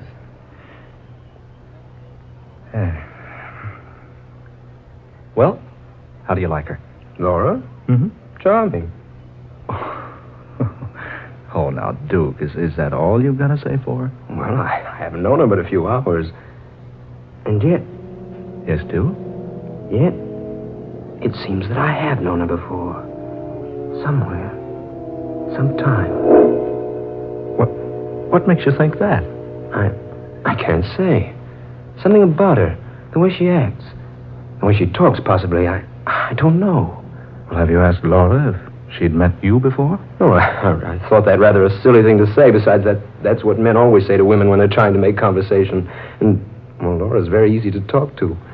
She talks so comfortably with me. And, well, it's as though she'd known me someplace before, too. Yeah, I know how you feel, Duke. I felt the same way about folks I'd just been introduced to. Sensations like that are hard to explain. Yeah, they're generally not explained. Look here, Duke. This is your first trip to Quincy, isn't it? Not only my first trip to Quincy, it's my first trip to Massachusetts. Well, now, Laura's lived here all her life. She's been away a summer or two on vacation, though. Possibly you met her then. Yes, that could be the answer. But it does seem we've been acquainted before. And the strangest part of it all is, it seems that we were once very close to each other. Very close.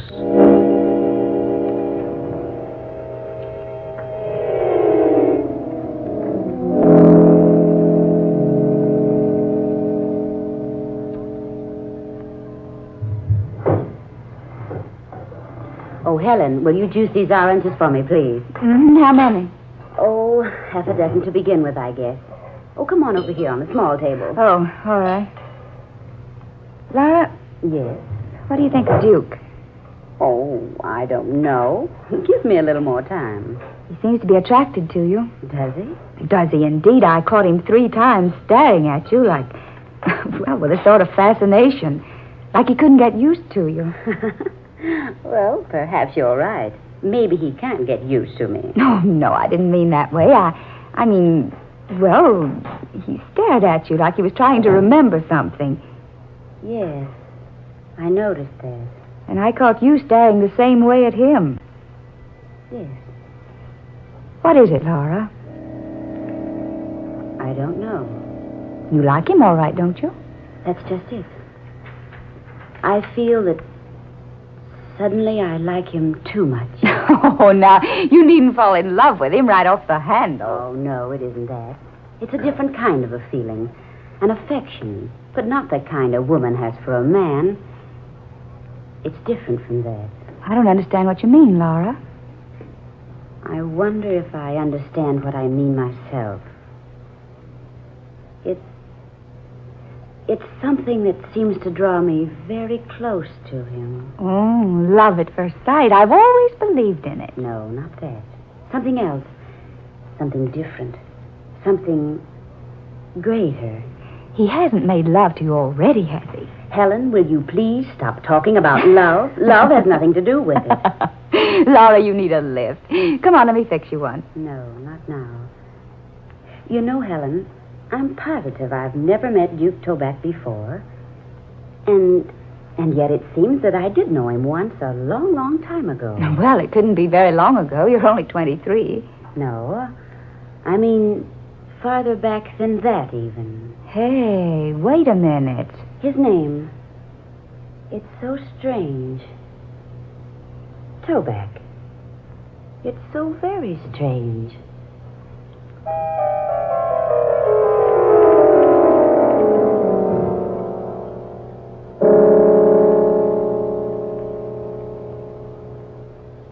$11:30. No, just 30 more minutes, then it's goodbye 1941. I can't wait. I've had enough of the past 365 days.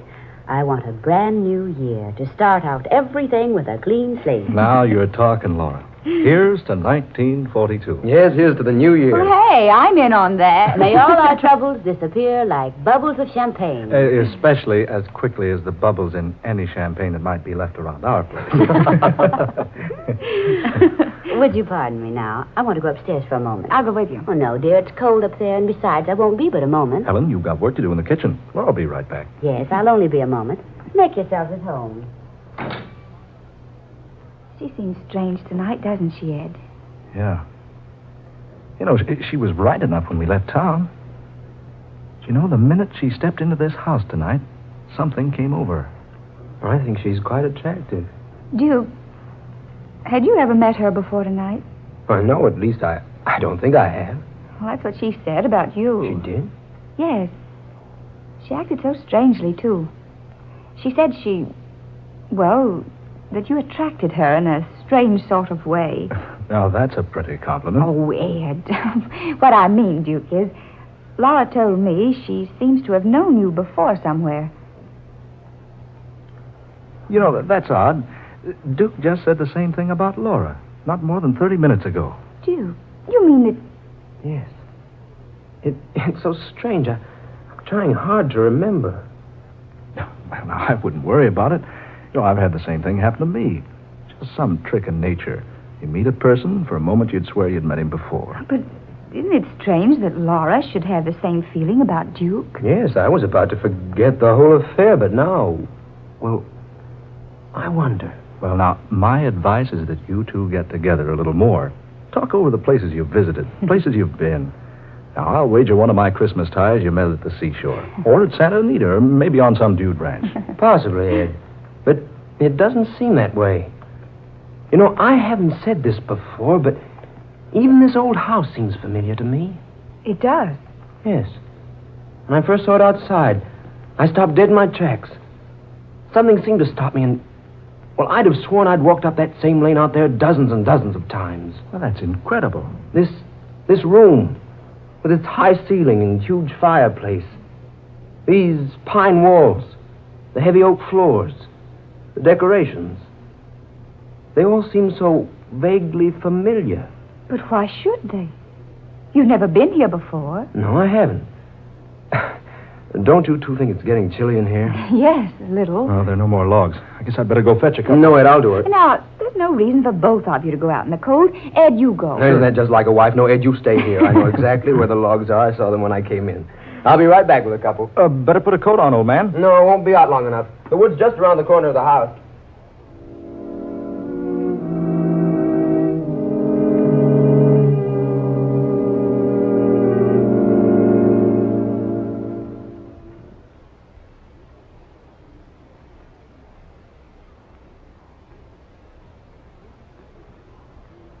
Oh, Laura, I didn't see you come back. Oh, he's gone to get some logs for the fire. Insisted on going alone. Laura, what a beautiful dress. Hey, those aren't the clothes you wore out here.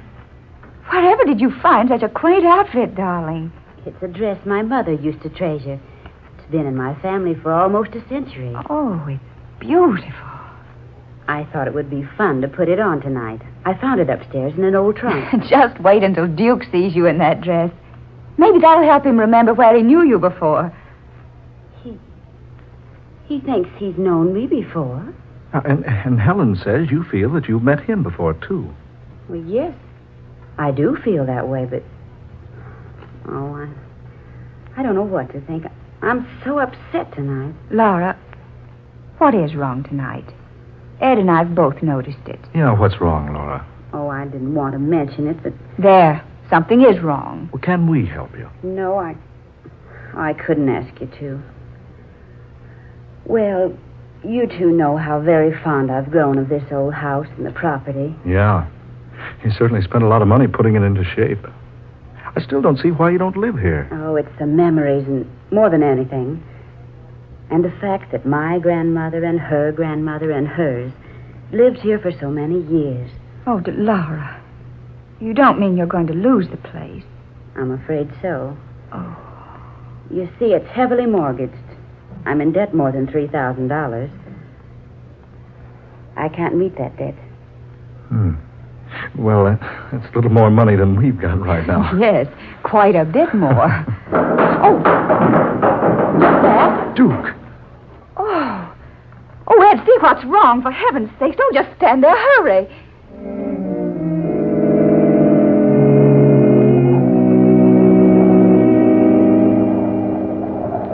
Duke! Lord, man, your head. What happened? Speak to me, Duke. Are you all right? Here now. Now, take it easy. Now, I'll carry you into the house. Come on now. Arm around my neck. That's it.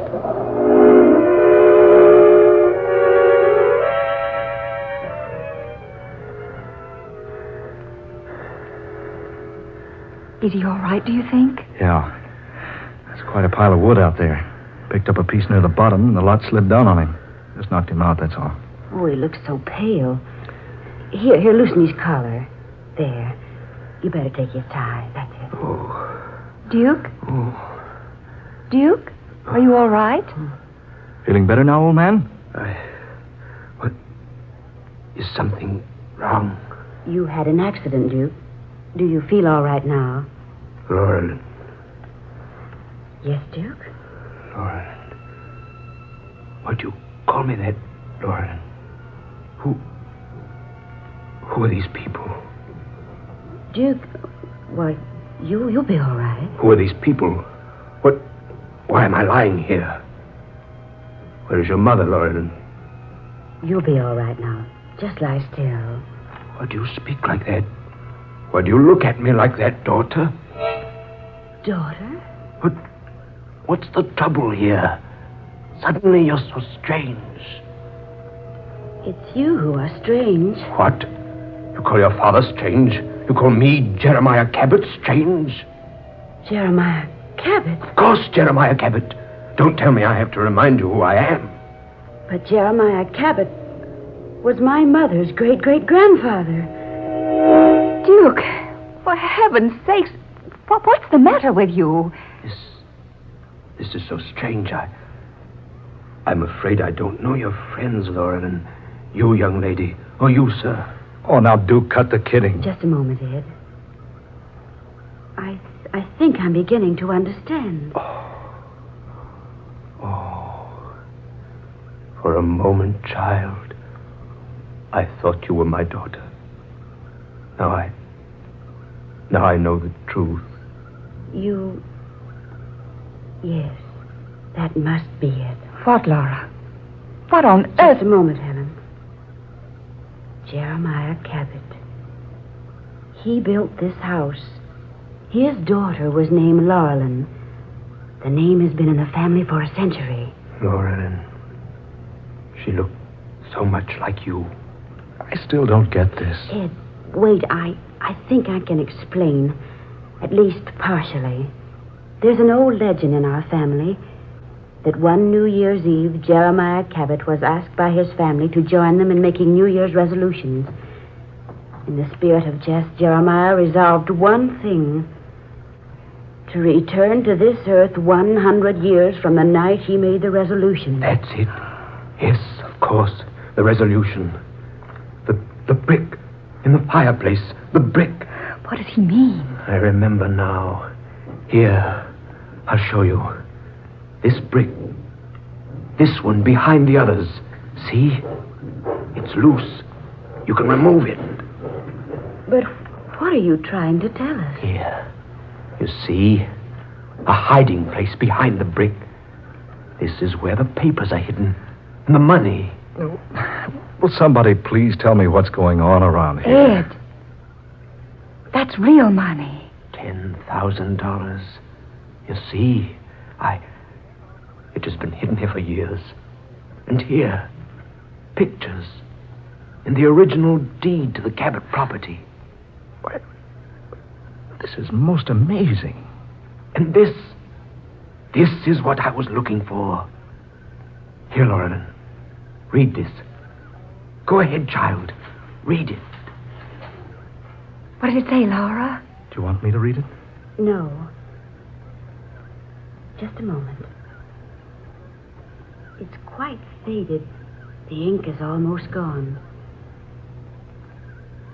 It says, I, Jeremiah Cabot, being in my right and sane mind, do solemnly resolve this night to return to earth again, exactly 100 years from now, if it be within the realm of power.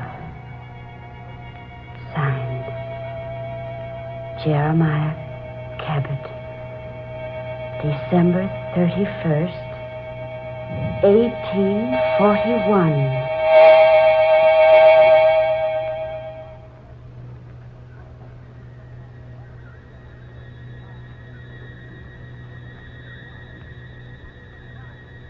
What happened? Is something wrong? What am I doing here? Oh, my head. Duke. Why are you all looking at me like that? Oh, I remember now, the logs. Ooh, cold in here. Duke, where are you going?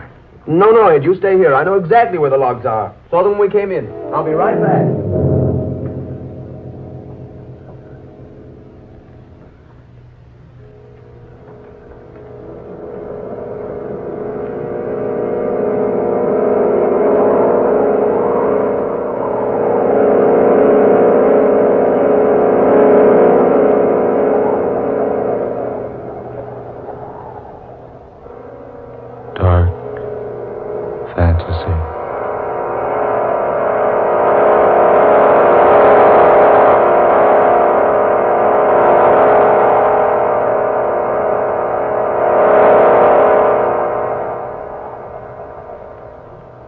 Resolution 1841.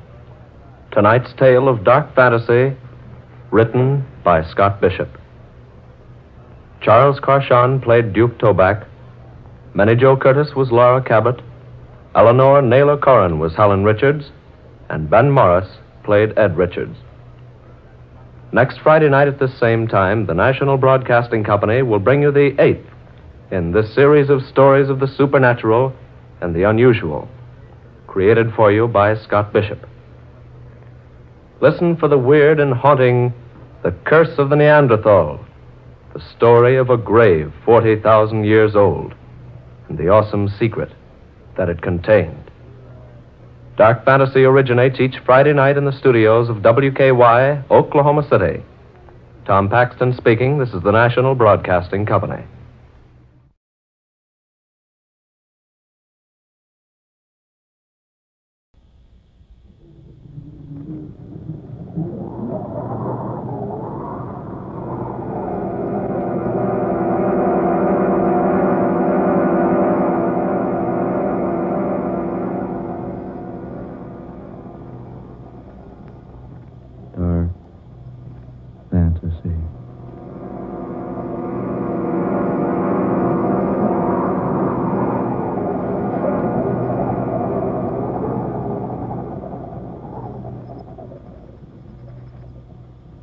I am the Neanderthal man.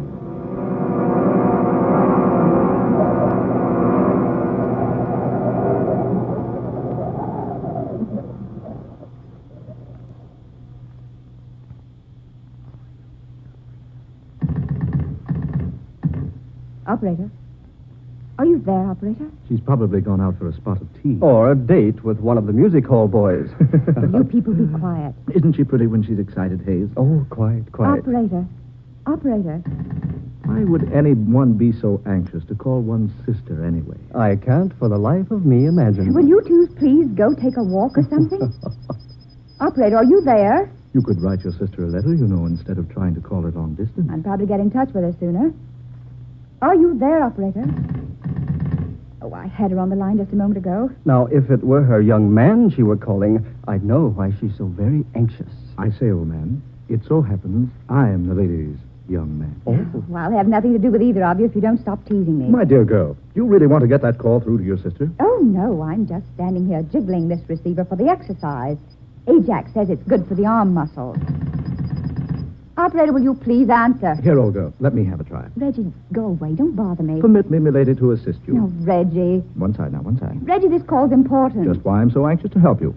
Now, look here, operator. We've been trying... Huh? What's that? Oh, operator. Yes, into a telephone transmitter, but if...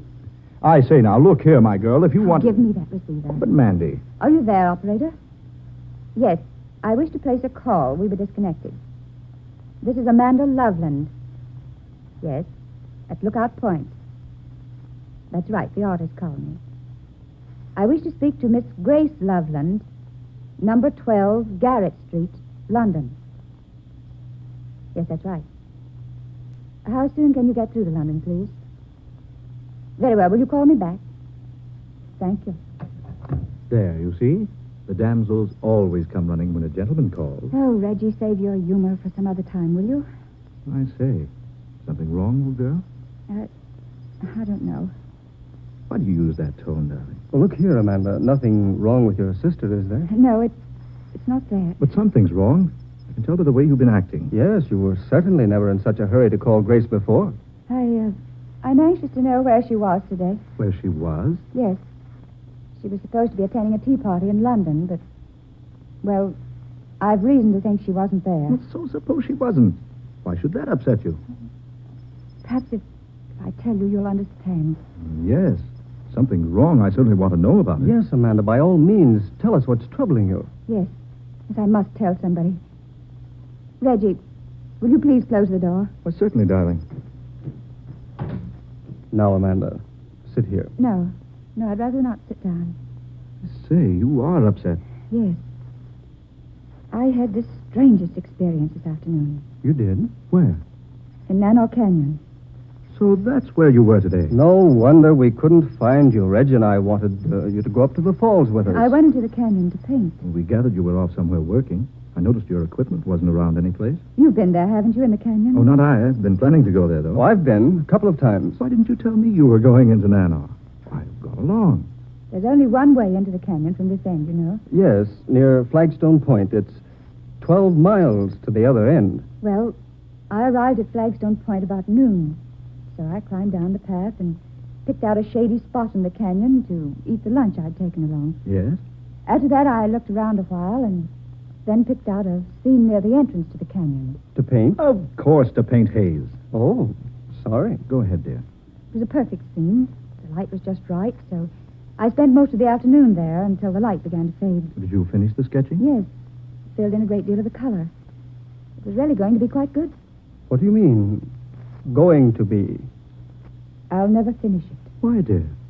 Because I never want to go back there again. Well, what on earth happened? Oh, why doesn't that operator get that call through to London? Amanda, tell us what happened in the canyon. Yes, for heaven's sake, this suspense. What happened was like a nightmare.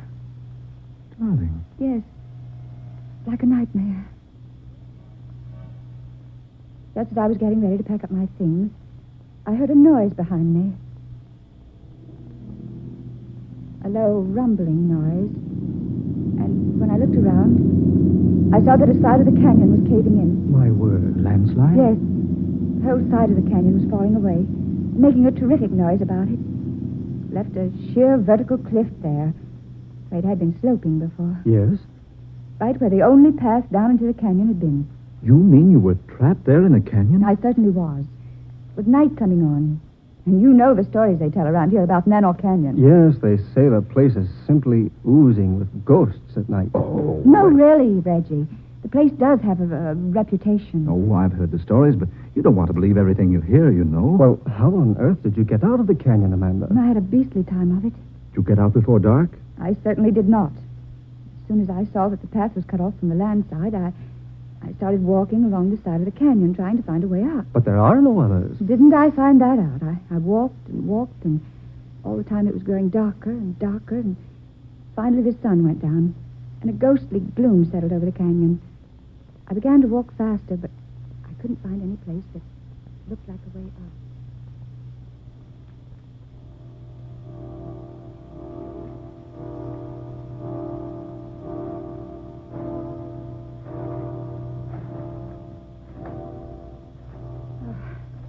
I've walked for miles.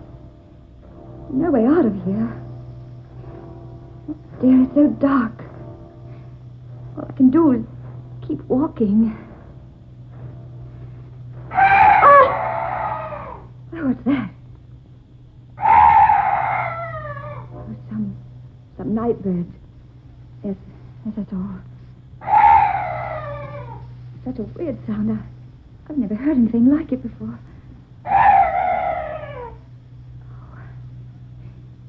Kevin, it's gone. That's strange. That bird was the only noise I've heard in this place.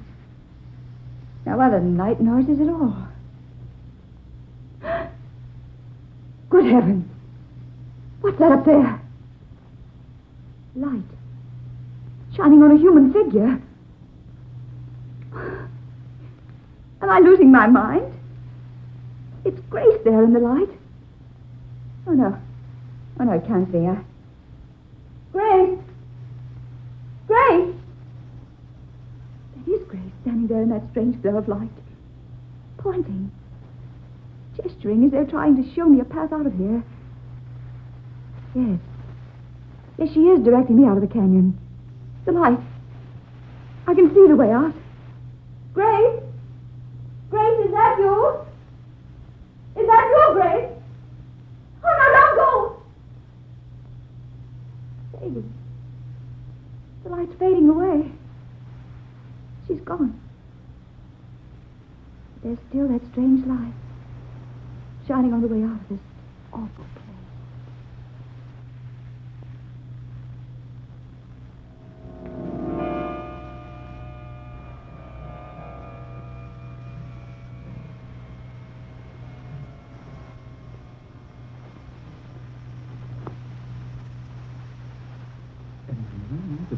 There actually was a path leading up out of that canyon. How else do you suppose I got back here? Amazing. That strange light continued to glow until I found the path and managed to climb up. When I looked back, it was pitch dark in the canyon again. Amanda, are you certain you didn't dream all of that? Oh, for heaven's sakes, Reggie. No, I don't think it was a dream. What makes you say that? Oh, well, it must be London. Are you there? Yes? Yes, this is Amanda Loveland. Yes, ready for my call to London, thank you. Are you there, Grace? Oh, darling, this is Amanda. Oh, fine, thank you. Darling, have you been in London all day? Oh. Oh, no, nothing's wrong. Oh, no, don't worry, dear. Everything's all right. Yes. I may be coming to London soon. All right, darling. Take care of yourself. Goodbye, dear. Grace has been in London all day. Surely. There in the canyon in that strange light, I saw her as plainly as I see you now. But the voice wasn't hers. And how are we going to account for what happened? There is only one way to account for it. You mean... Hey, you think you know what happened to me? I think so. You were guided out of that canyon by a swarf. A what? A swarf. It's a name commonly applied to a supernatural spirit with the power of impersonating some earthly being. Impersonating, you say? Yes, there's no explanation. Except that swarfs have often been seen in these parts. Now, this particular spirit took the earthly shape of your sister and helped you find a way out of your temporary prison. No, I don't believe such things happen, Hayes. Well, you'd certainly believe it if you'd experienced it like I did. Yes, Reggie, you're wrong. Those things do happen. Swarfs do appear in this vicinity. But that's weird. Well, it certainly is. To see one's sister appear in a place in the darkness and speak in a voice, and then to learn she was actually hundreds of miles away at the time. Amanda, is this the landscape you were doing? Oh, yes. Mind if I have removed the cover and have a look? Oh, no, go right ahead. Just as I left off, I was packing up. Here, Hayes. You better let me give you a hand. If you spoil one of Amanda's paint, she'll... I say, look. Amanda, have you seen this since you left the canyon? No. No, I told you I haven't. Look at it. There in the right-hand corner. A strange, monstrous-looking creature lurking in the shadows. Amanda, were you conscious of the fact you were painting that fantastic creature into the picture? No. No, I wasn't. I hadn't even noticed it. That's very strange. Yes. Isn't it? If your perspective is correct, Amanda, that creature is about 8 feet tall. A huge, fiendish thing. But how did it ever become a part of my painting? Yes. How? Well, we'll find out. What do you mean, Hayes? We'll go down into the canyon and have a look. No, not me. Oh, I mean tomorrow, of course. When it's daylight.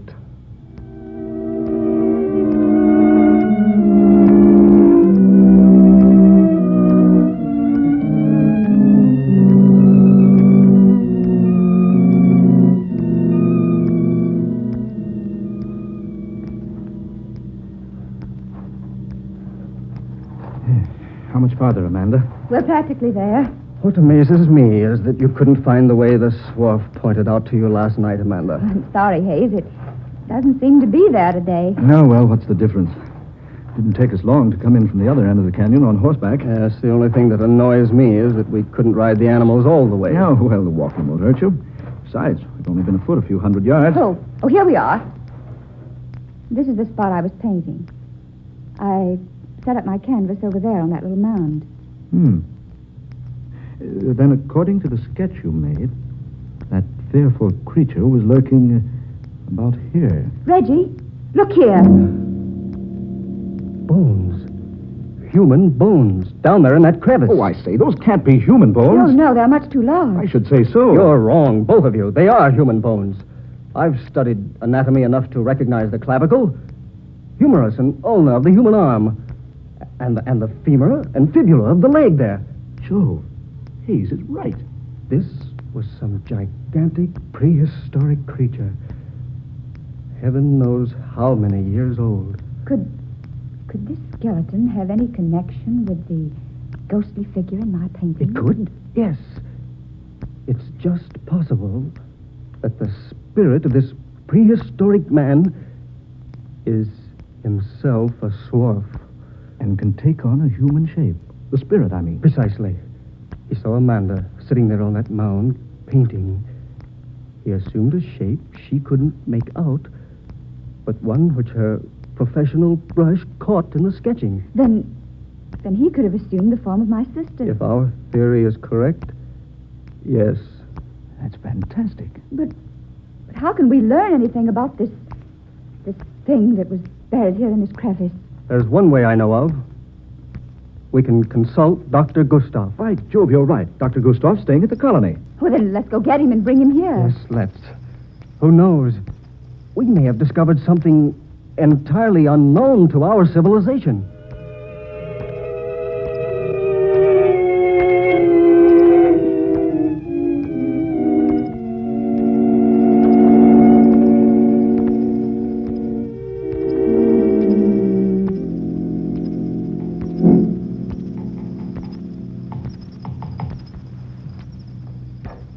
Well, Dr. Gustav?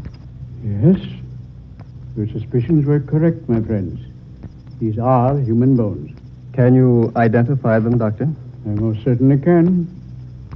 This was a Neanderthal man. Neanderthal? Well, the Neanderthal man existed thousands of years ago. True, Miss Loveland. From 20 to 40,000 years ago. There's no mistake about it? Not the slightest. This is a fossilized remains of an ancient man. Here, look. Look at these peculiarly shaped molar teeth. Now, that's one sign. Every bone of his body shows some distinct markings. Many of them are of simian nature. Ape-like, you mean? Exactly. Eyebrow ridges were like those of the gorilla.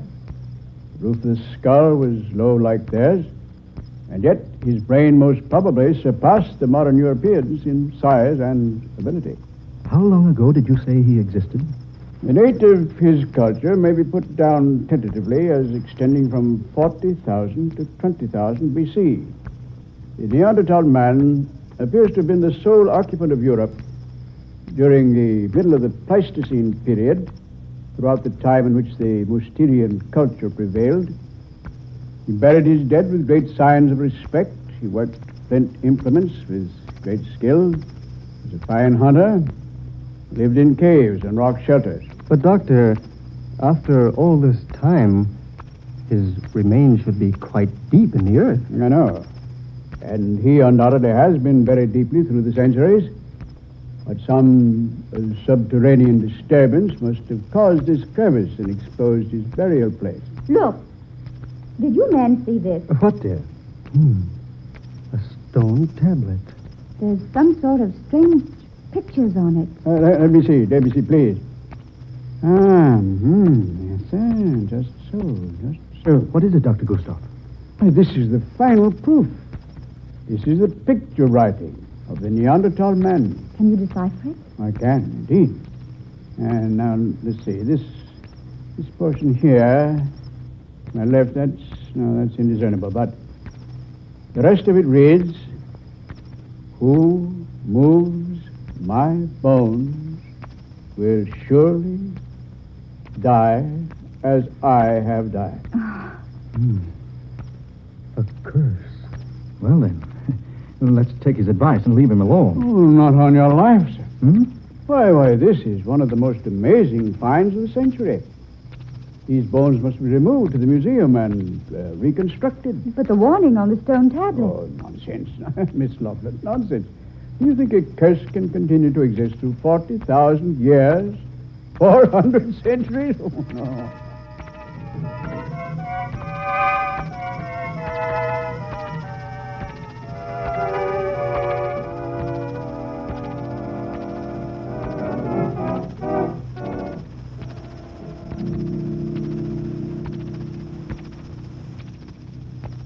Well, Mandy, this is the museum. Ever been here before? Once, when I was a child.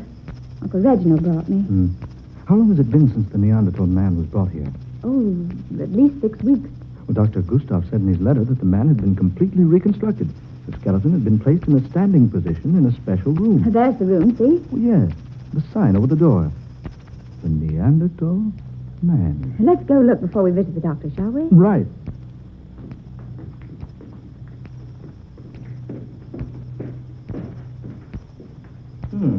Hey, here we are. The door was open. What? But this room is empty. Yes. But there's a stone base over there. They're saying might have been built up on it. That's strange. I beg your pardon. Yes, what is it? I am called Banff.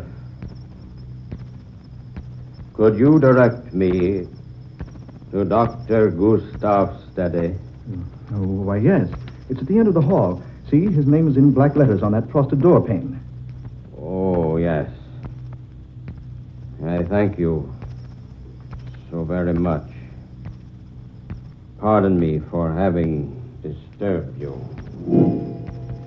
Reggie. Amanda, that man, Jove, what a giant. At least 8 feet tall. Those bushy eyebrows and low forehead looked like an ape. And what was wrong with his neck? He held his head crooked over to one side, one shoulder humped up in a terribly grotesque position. Did you see whether or not he went into the doctor's office? No, I didn't. Reggie, if I didn't know better, I'd think that man was... Was what, dear? Oh, nothing. I know what you're thinking. That warning, Reggie. Who moves my bones will die as I have died. Amanda, look. What? There in the room, on the stone base, the skeleton of a prehistoric man. But it wasn't there just a few moments ago. Good Lord, come on, into the doctor's office. Dr. Gustav! Dr. Gustav! Dr. Gustav! Good heavens. Oh, Reggie. What's happened to him? He's dead. Broken neck. He was sitting at his desk, writing. Writing a report on the Neanderthal man. Look. He just completed one sentence.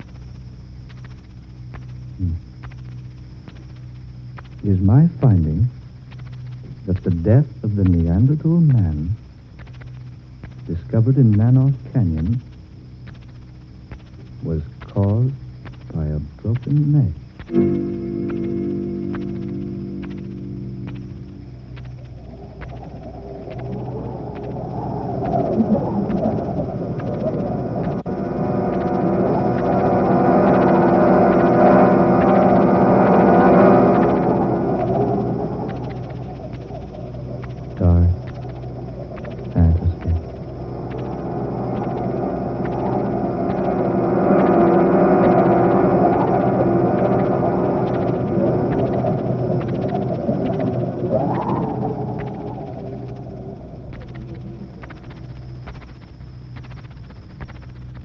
The Curse of the Neanderthal.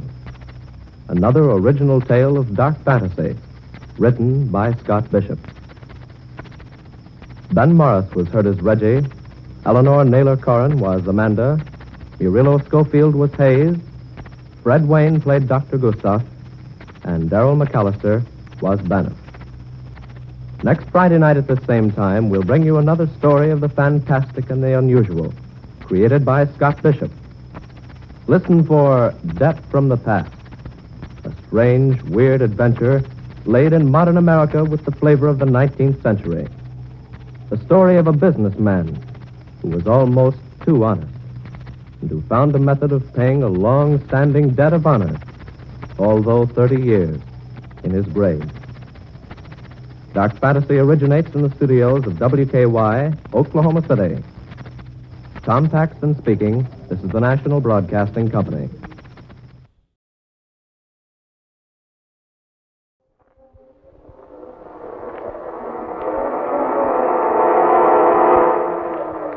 Dark Fantasy.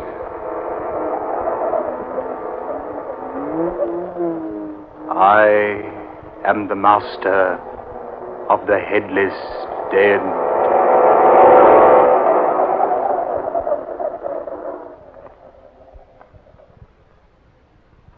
I say, guard. Just call me Swiss, sir. Spelled with an E at the end. Yes, of course. You reminded me before. What were you about to say, sir? I was about to observe that this Tower of London is quite a historic place. That it is, sir. Historic indeed. And haunted, I have heard tell. Oh, have you now, sir? Oh, yes. Don't tell me you haven't heard stories about the tower's ghost. Perhaps I have. Perhaps not. Of course, I don't believe that sort of rubbish, you know. Rubbish? Certainly rubbish. Don't tell me, Mr. Swift, with an E. Don't tell me you believe in such things as ghosts and haunts. What I believe, sir, I believe. Certainly not the legend of the gambling spook of Wycott Hall. The ghost invariably appears whenever a gambling game is in progress at Wycott Hall here in the tower, and always wins the stakes. Yes. Don't tell me you believe such a fantastic yarn as that. Or such an unbelievable story as the one about the pig-faced specter of the rectory. I imagine Brother Randolph would tell you there's nothing fantastic about the story at all. Brother Randolph? Yes, sir. He's the overseer of the rectory. He's seen the specter many times. No, he's probably just superstitious. Brother Randolph says the thing is always dressed in a long black cloak. Has the body of a human, but the face is that of some grotesque and repulsive animal. Mm-hmm. It sounds like an old wives' tale. Oh, mind you, sir, I'm not trying to convince you about such things. That's the entrance to the choir loft, the chapel over there. Chapel. Didn't know there was one in here. It's a chapel of St. Peter ad Vincula. Is it possible for me to go in there? Begging your pardon, sir. That's what the climb up the stairs was for. We always like to show visitors the choir loft, the chapel. Well, then, let's have a gander at the place, shall we? Yes, indeed, sir. Yes. Here, the key. You always keep this locked. More habit than anything else. Nobody ever climbs those steps unless they're showing them through the tower.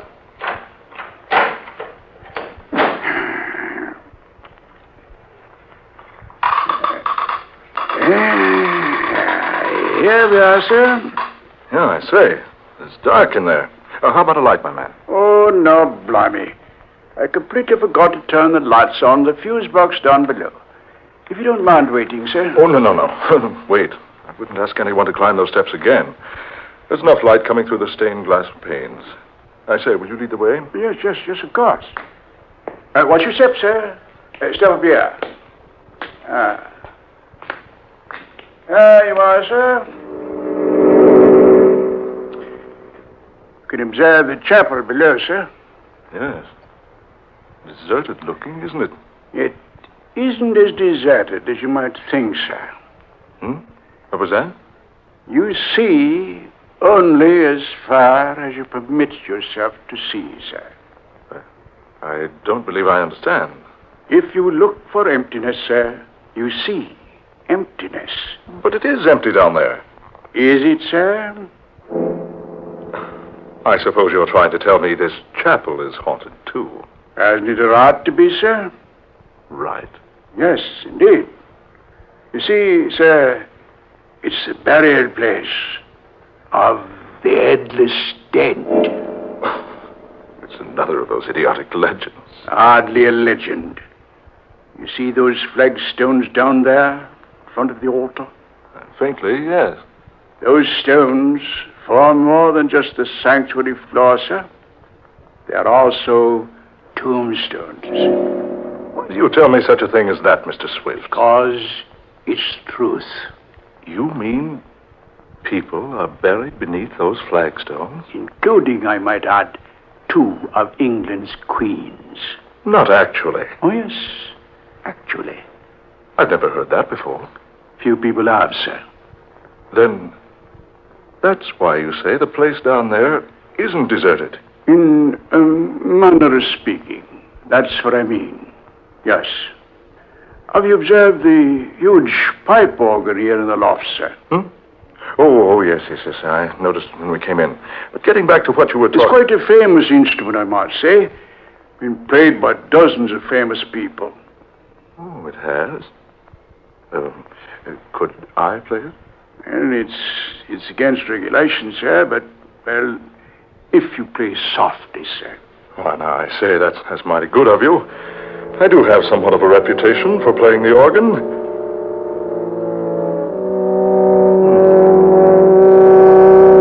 You play well, sir.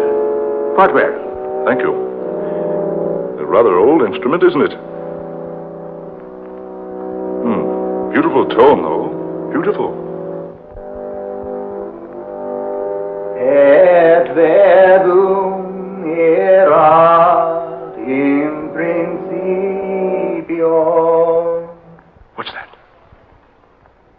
Agirat in principio apud verbum. Keep playing, sir. Keep playing. What? Quickly, sir, before it's too late. Play. In testimonium. That voice. What is it? No one knows. He always speaks like that in Latin whenever a stranger plays his organ for the first time. Et testimonium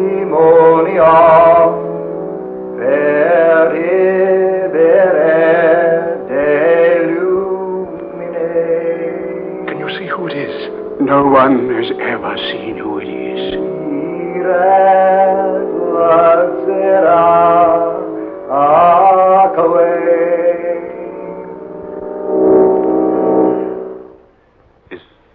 Is he gone? Yes. You'll hear no more of him today. But what's the explanation? Who is it? Why does he do that? There is no explanation. I must admit, sir, I've often heard of the ghost of St. Peter's Chapel, but this is the first time I've actually heard him. He always does that? Whenever a stranger plays his organ for the first time. Will he return if I play again? No. He always speaks just once. Then he's never heard again until another organist plays for the first time. Amazing.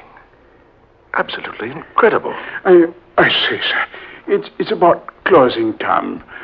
Do you mind if I leave you now? Why, no, of course not. You recall your way out of the tower, I trust. Look around a while longer if you wish.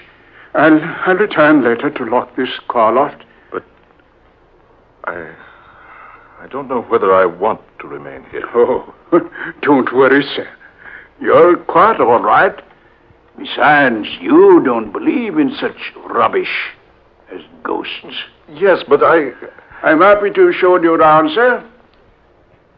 By the way, what did you say your name is? Holman. Frederick J. Holman. Well, then I'm very happy to have known you, Mr. Holman. Who knows? Perhaps your visit here will make you a changed man. Now, whatever did he mean by that? I say, what's come over me? I feel so sleepy. Yes, sleepy.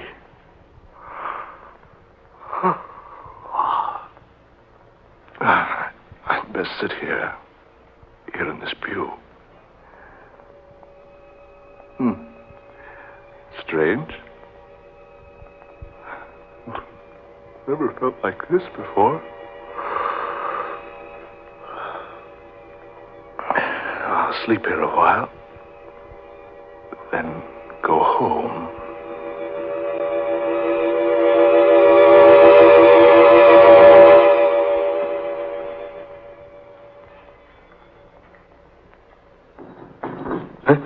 What's that? Went to sleep. Oh, I remember now. I slept here in this chapel pew. I say, the door's closed now. Mr. Swift evidently returned, locked me in. That's strange. Why didn't he awaken me? What's that? No. No. It can't be. Those stones at the foot of the altar. They're being pushed up by someone underneath. Hands. And arms. Long, bony arms. Pushing up the flagstones. And over to the right.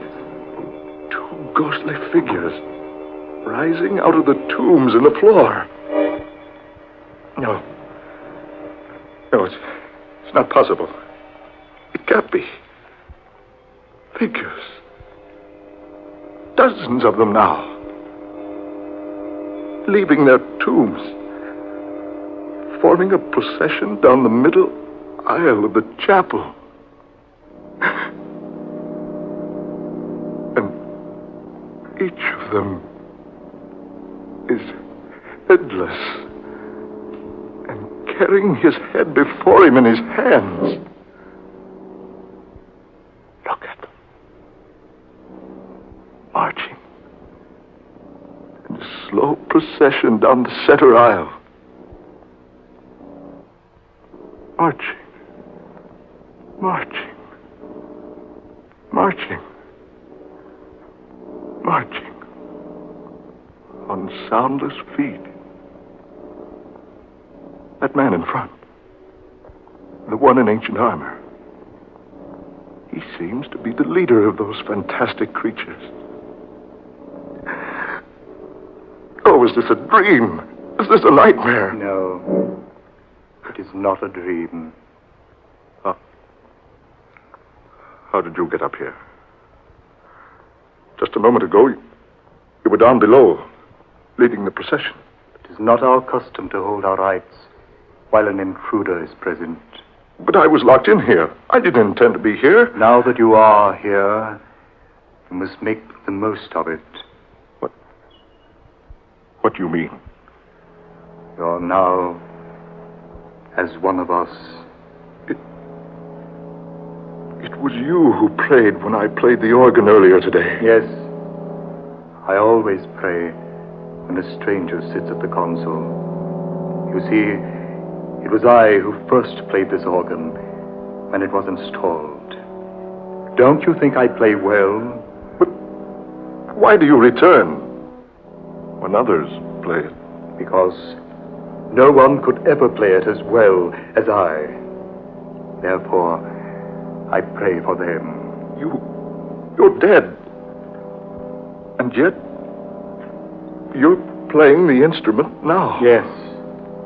I always provide the music for our nightly meetings. I don't understand all this. Those others down there, they're ghastly creatures. Headless. Yes. They were less fortunate than I. You see, I managed to keep my head. They were executed? How else would they have come to be headless? You see, we would become quite uncomfortable lying in our graves beneath the flagstone floor if we didn't arise occasionally and stretch ourselves. Good heavens. Look, you, down below there. Will it amaze you for me to tell you that in that procession are some of history's most famous people? Surely this isn't happening. Indeed. Believe me, you're quite mistaken. Didn't you know that here in the chapel of St. Peter ad Vincula are buried such famous people as Sir Thomas More, Henry VIII's queens, Anne Boleyn and Catherine Howard. Do remember that, but as well as Lady Jane Grey and Dudley, her husband, and Sir Walter Raleigh, and the Duke of Monmouth. But they have all been dead for hundreds of years. How true. How very true. Rick Holman, you will join us. What? I said, you will join in the procession with us. No, not I. It must be so. No one can look upon the procession of the headless dead unless he joined them to save himself. Save myself? What do you mean? You will discover what I mean if you refuse to take part in the ceremony. But not now. Not tonight. Perhaps later. Yes, some other time. It will be more satisfactory for you to join us tonight. I can't tonight. Can't we make it some other night? Honestly, I fell asleep here. It's later than I thought. It's exactly midnight. I must return home. My family will be frantic. I'll tell you what I'll do. I'll return to join you. Tomorrow at midnight. What? Tomorrow at midnight. You will return to join in the procession. Yes. Yes, that's fine. You can count on it. Raise your right hand. My right hand? Yes, raise it. Now, repeat after me. I solemnly swear. I solemnly swear. By the souls of the sacred dead. By the souls of the sacred dead. To return to this chapel tomorrow at midnight. To return to this chapel tomorrow at midnight. So help me, heaven. So help me, heaven. Now, you may go. Yes, but the door to the choir loft is locked. It is locked, but you will have no trouble going out through it. And remember, Frederick Holman, tomorrow night at midnight.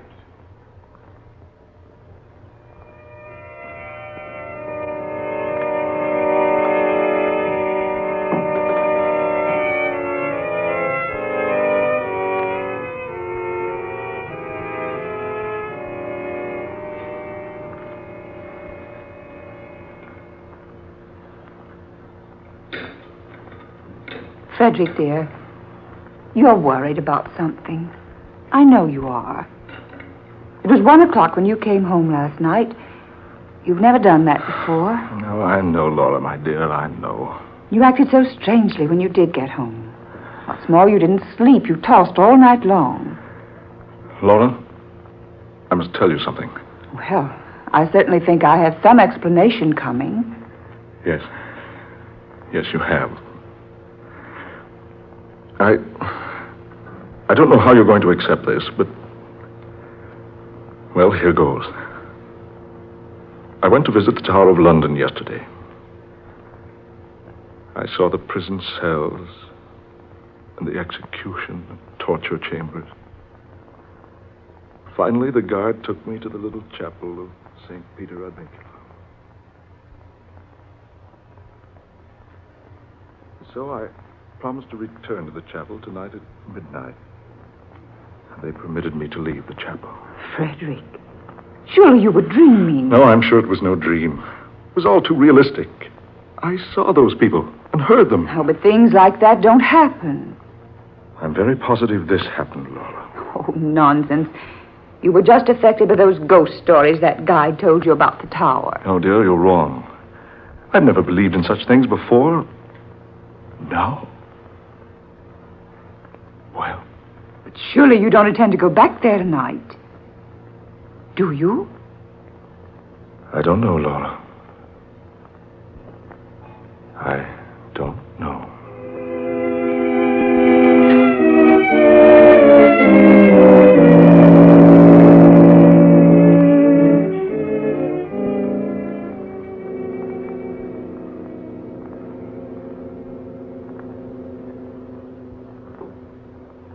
Hello. Hello, Laura. I say, Laura, are you there? Laura! Oh, I'm sorry, dear. I thought for a moment we'd been disconnected. Yes, I can hear you now. What I called for, dear, was to say I'm dining at the club tonight. Yes, old Simon Joster is off to the Orient. We're having a dinner for him. Yes, I'll be home early. Huh? What's that? No, Laura. I've decided not to go to the tower tonight. I think you're probably right. It all must have been a dream.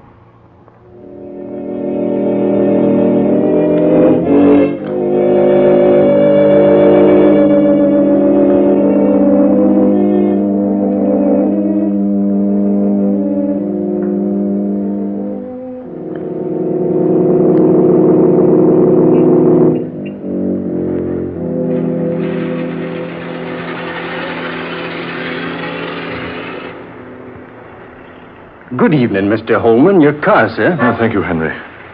Shall I drive you to the tower, sir? Tower? What? Of course not, Henry. Drive me straight home. Whatever made you think I'd want to go to the tower at this time of night? I don't rightly know, sir. Begging your pardon, Mr. Holman, I don't know what made me ask you that. Really, I don't. Don't drive me home, Henry. Yes, sir. Oh, by the way, what time do you have, Henry? It's just a minute or two before midnight, sir. Oh, very well. Take me home at once.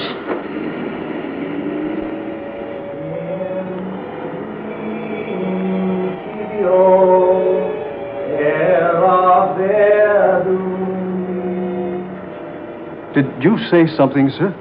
Did you hear something, Henry? Hear something, sir?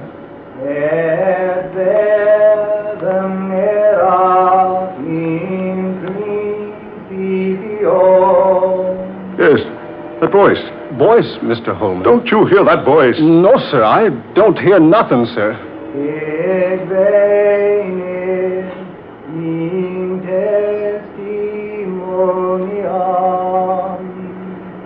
Listen. It's him. Listen to him. You must be tired, sir. There's nobody. That voice. Really, sir. Don't tell me you haven't heard of the gambling spook of Waikator. In principio est verbum. No, it can't be. Or Brother Randolph's pig-faced specter of the rectory. No one could ever play the organ as well as I. That's what he said. The man in armor. You see, only as far as you permit yourself to see, sir. You see, I managed to keep my head. If you look for emptiness, sir, you see emptiness. Then it wasn't a dream. The flagstones of the sanctuary floor are also tombstones. It's true. It wasn't a dream. You must join our procession. Henry. The headless dead. Join our procession. The headless dead. Join our procession. The headless dead. Henry, in the name of heaven, man, look where you're driving. I can't stop, sir. Look out, you're going to hit that rock. Mr. Holman! Henry, look out!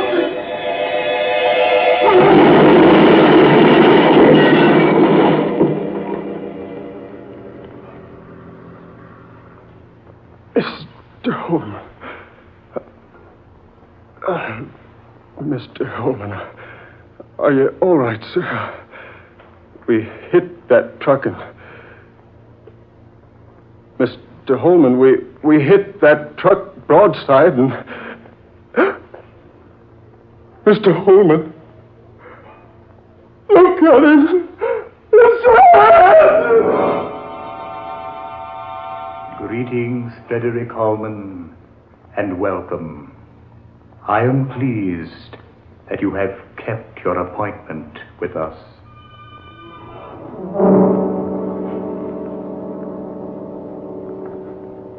You have heard The Headless Dead, tonight's original tale of dark fantasy by Scott Bishop. Ben Morris played Frederick Holman. Eleanor Naylor Corrin was Mrs. Holman. Fred Wayne was Swift. Garland Moss was the leader of the Headless Dead. And Murillo Schofield was heard as the chauffeur. Next Friday night at this same time, we'll bring you a strange and weird tale of the unusual. Death is a Savage Deity, based upon Scott Bishop's novel of the same name. Listen for this breathtaking tale of witchcraft and black magic. Dark Fantasy originates each Friday night in the studios of WKY, Oklahoma City.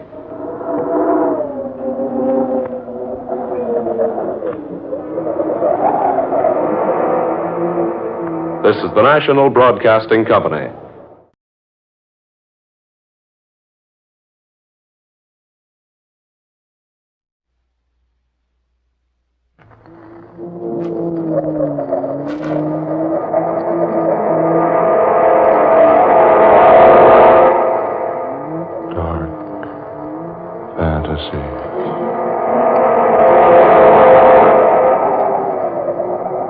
Death is a savage deity.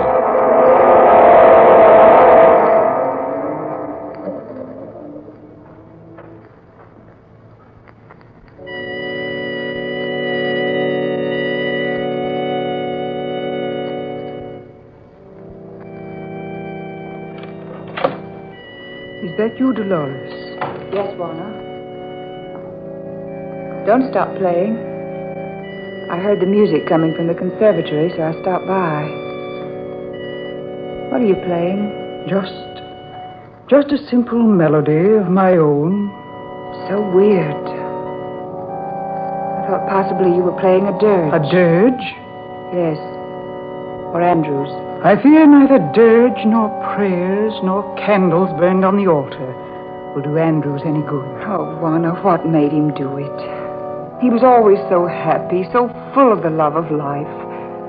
Why did he do such a thing? He was blind. He couldn't stand the thought of being without the use of his eyes, so... Yes, but if only... I cautioned him. Over and over again, I warned him to take care of his eyes. But he wouldn't listen to me. Now he's dead. Poor Andrews. I suppose you and James will postpone your marriage a while, Dolores? Yes, I think it's best, don't you? It wouldn't be quite decent to have a funeral today and a wedding day after tomorrow, would it? I wouldn't permit it in my home. And this is still my house, you remember. Oh, now, who's that? Yes, come in. All right, Alma, what is it? Beg your pardon, Miss Jarvis. All right, out with it. Don't stand there stammering. Yes, Miss Jarvis. It's for Miss Dolores. Mr. Harvey's here. Oh, Jim said he'd drop by. Shall I show him in here, Miss Dolores? Yes, please do. Yes, ma'am. By the way, Alma. Yes, ma'am? How does your head feel today? Not so good, ma'am. It ached me all night long. I didn't get much sleep to speak of. Perhaps you should go to a doctor, Alma. I did, Miss Dolores. Yesterday. He said there was nothing wrong with me, but I know better. My head hurts something fierce all the time. Oh, I'm sorry. Thank you, ma'am. I'll show Mr. Harvey right in. Hello. Hello, Jim. Oh, Dolores, my dear, you look tired. How are you, Miss Jarvis? Very well, thank you. Oh, Jim, I'm glad you stopped by. We've rather had the doldrums around here the past day or so. Yes, I know. I thought I'd stop by now and be here for the funeral this afternoon. Poor Andrews. You loved him too, didn't you, Jim? Yes, dear. I guess I did. I've known Andrews almost as long as you have. Well, all I can say is I warned him again and again. If he'd only listened to Auntie, me... please. Jim, let's go outside and get some air. I've been in the house all day. All right, dear. You'd both better stay around close.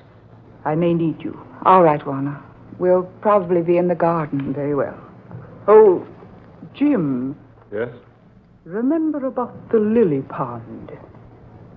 Oh, yes, of course I will. It's dangerous, you know. Be careful of it, Jim. Don't get too near to its edge. Yes, I'll remember. Come, dear.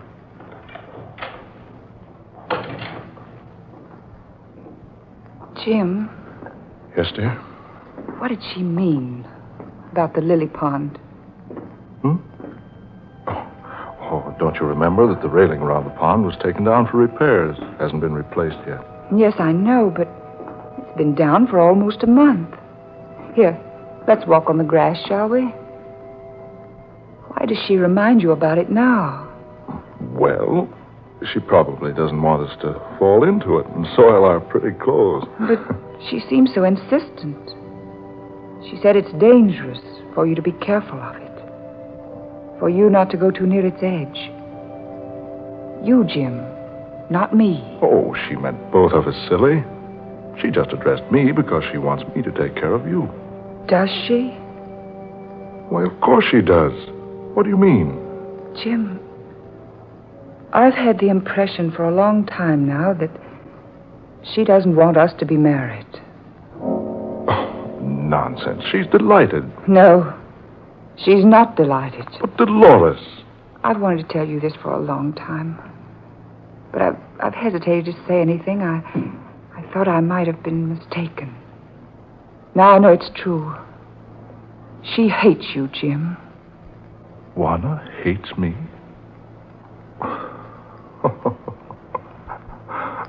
Why, of all the silly things I've ever heard of, Juana and I are great friends. Oh, darling, you're wrong. Juana has no love for you. I don't know why, but she'll be perfectly delighted if you and I never marry. Dolores. Jim, I want to be married just as soon as we possibly can. Then I want to go away from here. Away? Where, dear? I don't care where. Just so it's someplace else, anywhere but here. But, darling, I thought you loved this place. Love it. I despise it. Dolores. I do, Jim. Oh, darling, I'm so upset. There's something terrible going on around here. I don't know what it is. But it was responsible for Andrew's death. Darling, how can you say that? Because I know. You know what? There was nothing wrong with Andrew's eyes. What? No. Nothing at all wrong with them. But he went blind. The autopsy proved it. Well, that's why... I know. He died blind, yes. But I went with him to an optometrist about a week ago. Andrews had perfect vision in both eyes, and no sign of defect or weakness. But, Dolores, that's not possible. I know, but it happened. But how? How, dear? I can't answer that. Oh, Jim, look out! Good Lord! Oh, dearest, the lily pool. You almost walked right into it.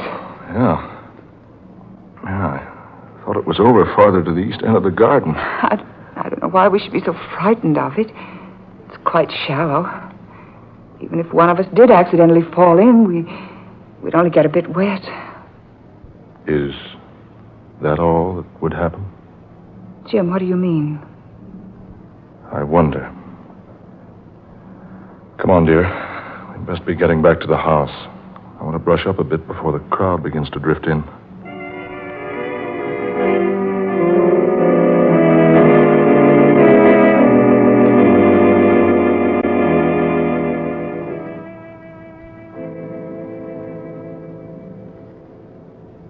Dolores, will you play the organ a while? I'd like some music. Do you mind if I don't, Auntie? I'm rather tired. Look here, Dolores. How about a swim down on the beach? The moon's up. It's quite warm tonight. Jim, I think I'd like that. Certainly, if you're too tired to play the organ, you're too tired to swim. Oh, it'll be good for her, Miss Jonas. She needs some fresh air and exercise. Yes, Auntie. You don't mind so much, do you? No, I suppose not. Good. Is there a suit in the men's quarters of the bathhouse I can use? Yes, you'll find several there, James. Take your choice. Oh, fine.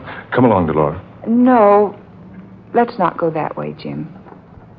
Let's take the back door and cut through the garden to the bathhouse. All right, dear. We won't be long, Auntie. Just a plunge and we'll be right back. Very well. Oh, James, Yes, Miss Jarvis? Remember about the lily pond. Oh, yes. All right. It's still quite dangerous, you know. Don't get too close to its edge. You may fall into it. Yes, all right. We'll be careful, Miss Jarvis. We can see it all right in the moonlight. Come on, Jim. There. You see? She keeps reminding you about the lily pond. Oh, well, that just proves she doesn't want anything to happen to me. I told you she doesn't dislike me. Jim, don't you think for a moment she doesn't. She dislikes you terribly. I think she even dislikes me. But why? Good heavens, Dolores. She took you in when you were a mere infant, less than 3 years old. She's kept you. Clothes, a fine home, everything. Yes, I know it. Still, she hates me. Dolores, I don't understand. If you've known this all along, why didn't you say something to me about it? Because it's just recently she's changed. I don't know why she's changed, but she has. Well, dear, suppose we forget everything for a while. This has been a trying day for all of us. Come on. I'll race you down to the bathhouse.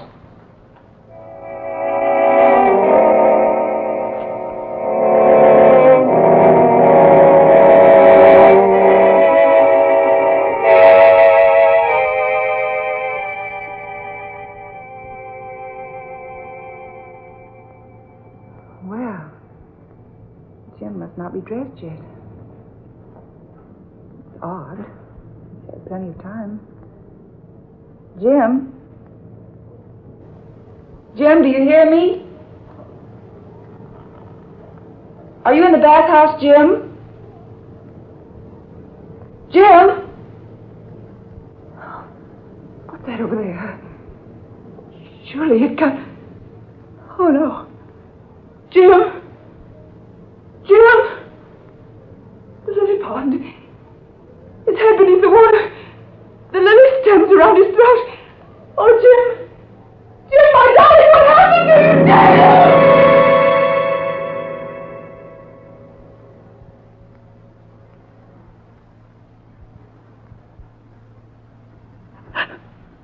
Please, try not to think about it.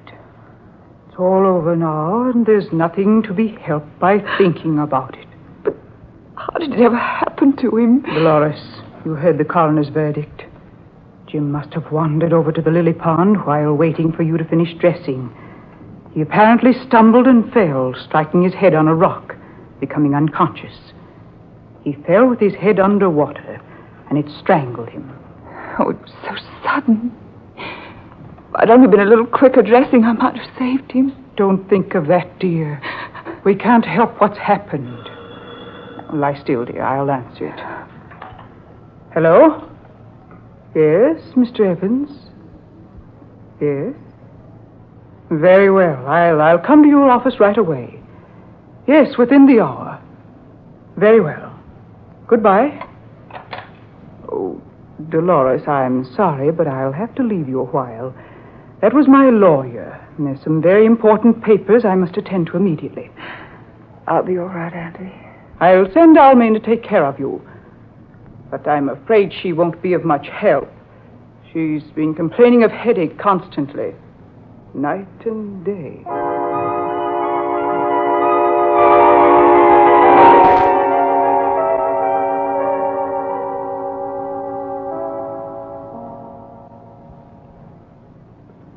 Did you call me, Miss Dolores? Yes, several times. You were so long answering. I'm sorry, Miss Dolores. I was downstairs. Can I do something for you, ma'am? Yes, Alma. I want the key to this room. That room, Miss Dolores? Yes, and I want it right away. My aunt has kept this room locked for 18 years. She's always told me she wants no one in there because her father died in that room. Yes, ma'am. That's it. Nothing else. I'm not so sure. I intend to go inside that room now. Get me the key.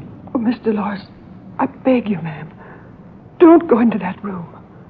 Whatever you do, ma'am, in the name of heaven, don't go into that room. Why not? Tell me, Alma. What's in there? It's frightful, ma'am.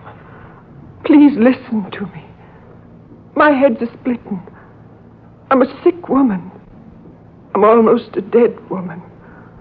But with the life that's left in me, I plead with you not to enter that room. Alma, stop this nonsense.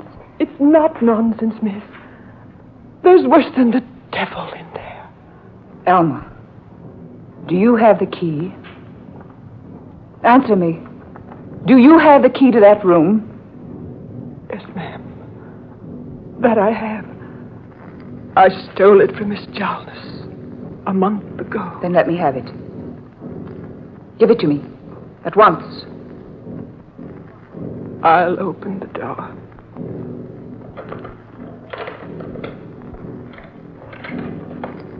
There you are, ma'am. I'll turn on the light. Why? Well, this room is empty. Nothing here but an old table covered with a huge black cloth. That's all, miss. Come now. Let's shut off the light and lock the door. No. Wait a minute. What's on that table? Please, Miss Dolores. Don't go near that table. I want to see. I ask you not to, Miss Dolores. Dolls. 4 little dolls.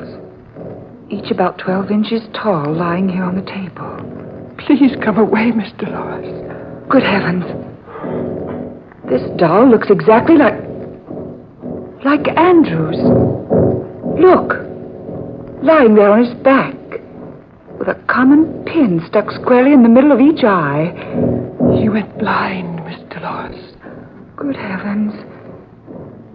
An exact image of Jim Harvey, lying with his head submerged in a miniature lily pond. Mr. Harvey died in a lily pond, in the garden. This doll, Alma, it's an image of you, with a pin stuck into its head. Oh, Miss Dolores, ma'am, my head's killing me with its aching. Alma, this 4th doll, it's you, Miss Dolores. With another pin stuck into the doll's body so it pierces the heart. Don't you feel pains in your heart, Miss Dolores? Alma, what in the world does all this mean? It's witchcraft. Witchcraft? Black magic. But I don't understand. It's Miss Jarnes, your aunt.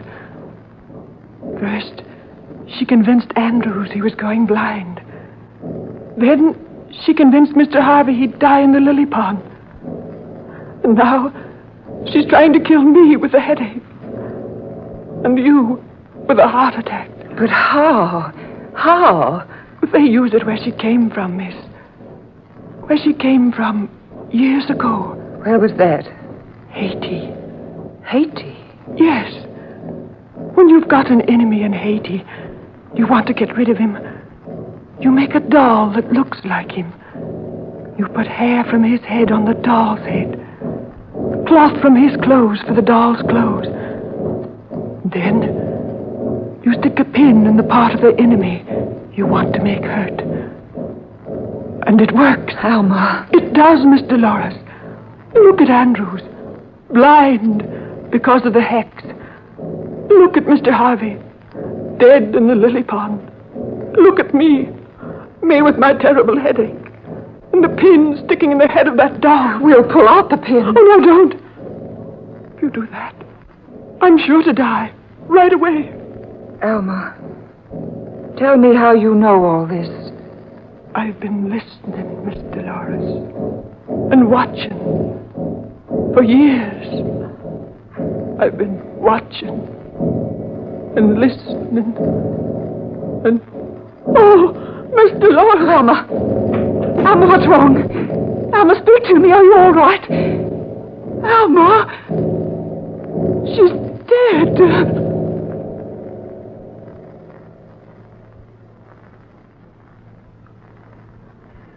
Mr. Lawrence, you feeling better? Yes, much. How did I get here in my bed, Doctor? Your aunt found you here, unconscious. Oh, then I did manage to get here before I fainted. Have you found Alma? Yes. Poor girl. Dead. Brain hemorrhage. Brain hemorrhage? Yes. Where did you find her, Doctor? In her room. She must have died in her sleep. No. No, she didn't die in her bed. My aunt must have placed her there. Dolores, you know the truth. Do you, Dr. Seabrook? I've known it for years. I've been watching Warner, your aunt, for years. When Ambrose died, I became suspicious.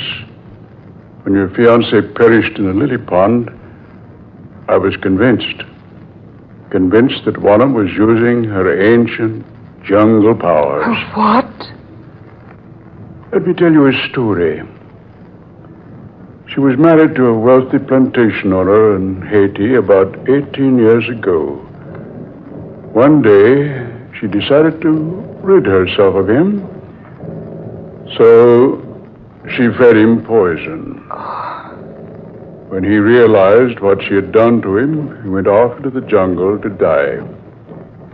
But first, he made a will, leaving all his money and property to the baby daughter of his closest friend, a man who had died of jungle fever and whose baby had been taken to America by friends. Warner's husband left his fortune to that baby girl. That girl, my dear, was you. Before the poisoned man died, he sought out a jungle witch doctor and had him make a charm. It was a doll-like image of the woman who had poisoned him. He took a lock of her hair from where he'd always carried it in a gold locket, and the hair became the doll's hair. Then he took a long needle, dipped it in the most potent poison, and plunged that needle again and again into the body of the doll image. The poison was one that brings about instant and complete paralysis of the human muscles. Paralysis? Yes. It's a poison well known in Haiti. He cast a spell upon her, just as she's been casting spells on us. Precisely. But her spells were effective. His wasn't. No spell is effective unless the victim is made aware of its existence. Just a few moments ago, I told your aunt the same story I've told you. You mean you told her about the spell that was cast upon her years ago? In an offhand manner. I passed it on to her as just a story I'd heard from a friend of mine in Haiti. I pretended I didn't know that she was involved. Where is she now? You feel like getting up? Yes, I'm all right. This door leads to your aunt's room, doesn't it? Yes, it's not locked. Here? Is she in here? Yes, she's in there. Oh, she's ill. Aunt Juana, Juana. Doctor, look at her. The spell she cast upon you is broken now. Your aunt is dead. But look at her. Yes. She died instantly of complete paralysis.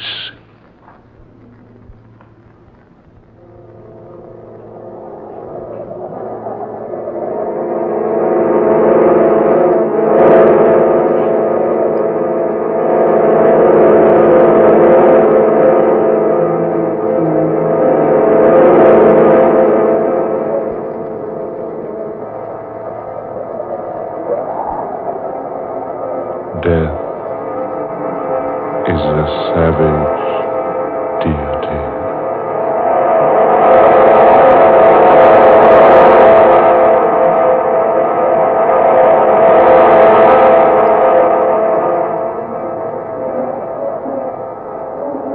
Dark fantasy.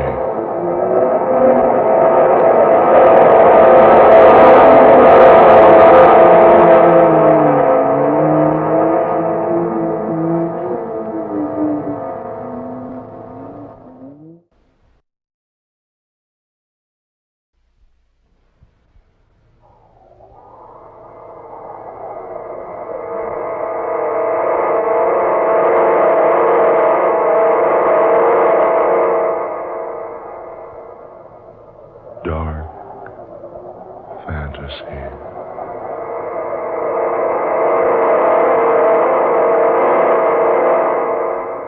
I am the skipper of the Sea Phantom.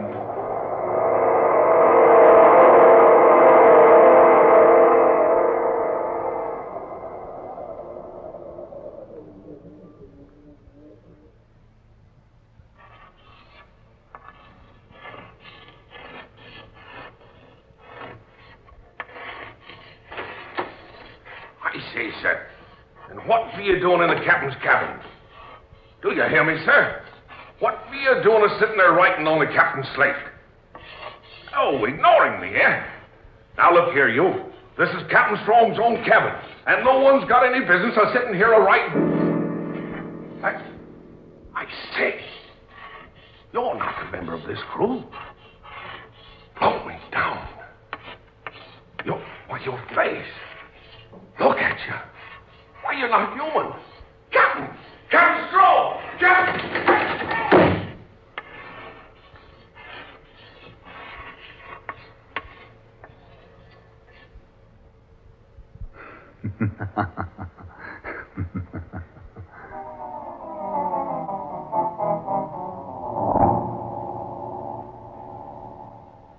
Captain Strong! I say, Captain Strong! Captain Strong, sir! Yes, Isaac. What is it, man? What's all the rumpus? Begging your pardon, sir, but there's someone in your cabin, sir.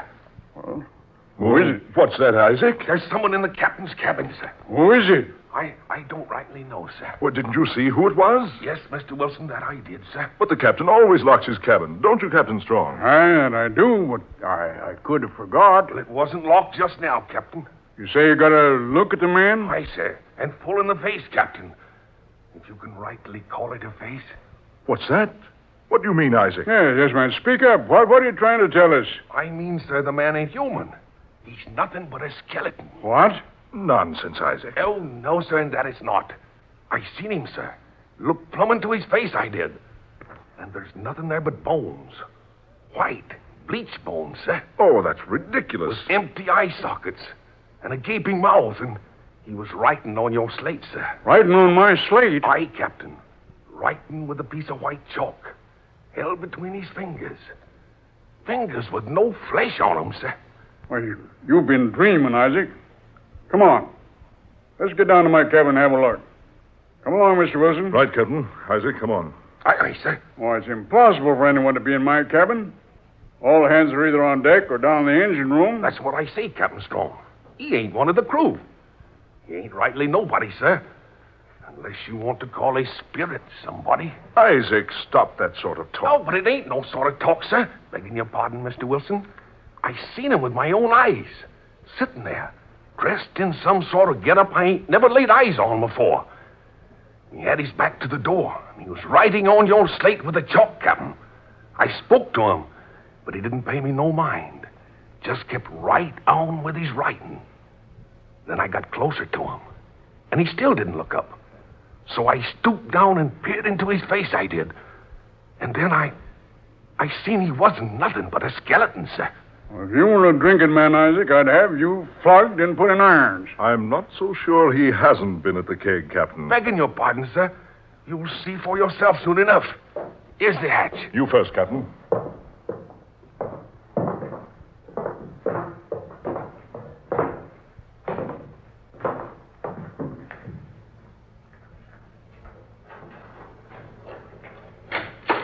Just as I thought. Nobody here. Oh, cabin's empty. But I locked this door, Captain, so whoever it was couldn't get out. Well, you must have done that all right. I certainly unlocked it just now.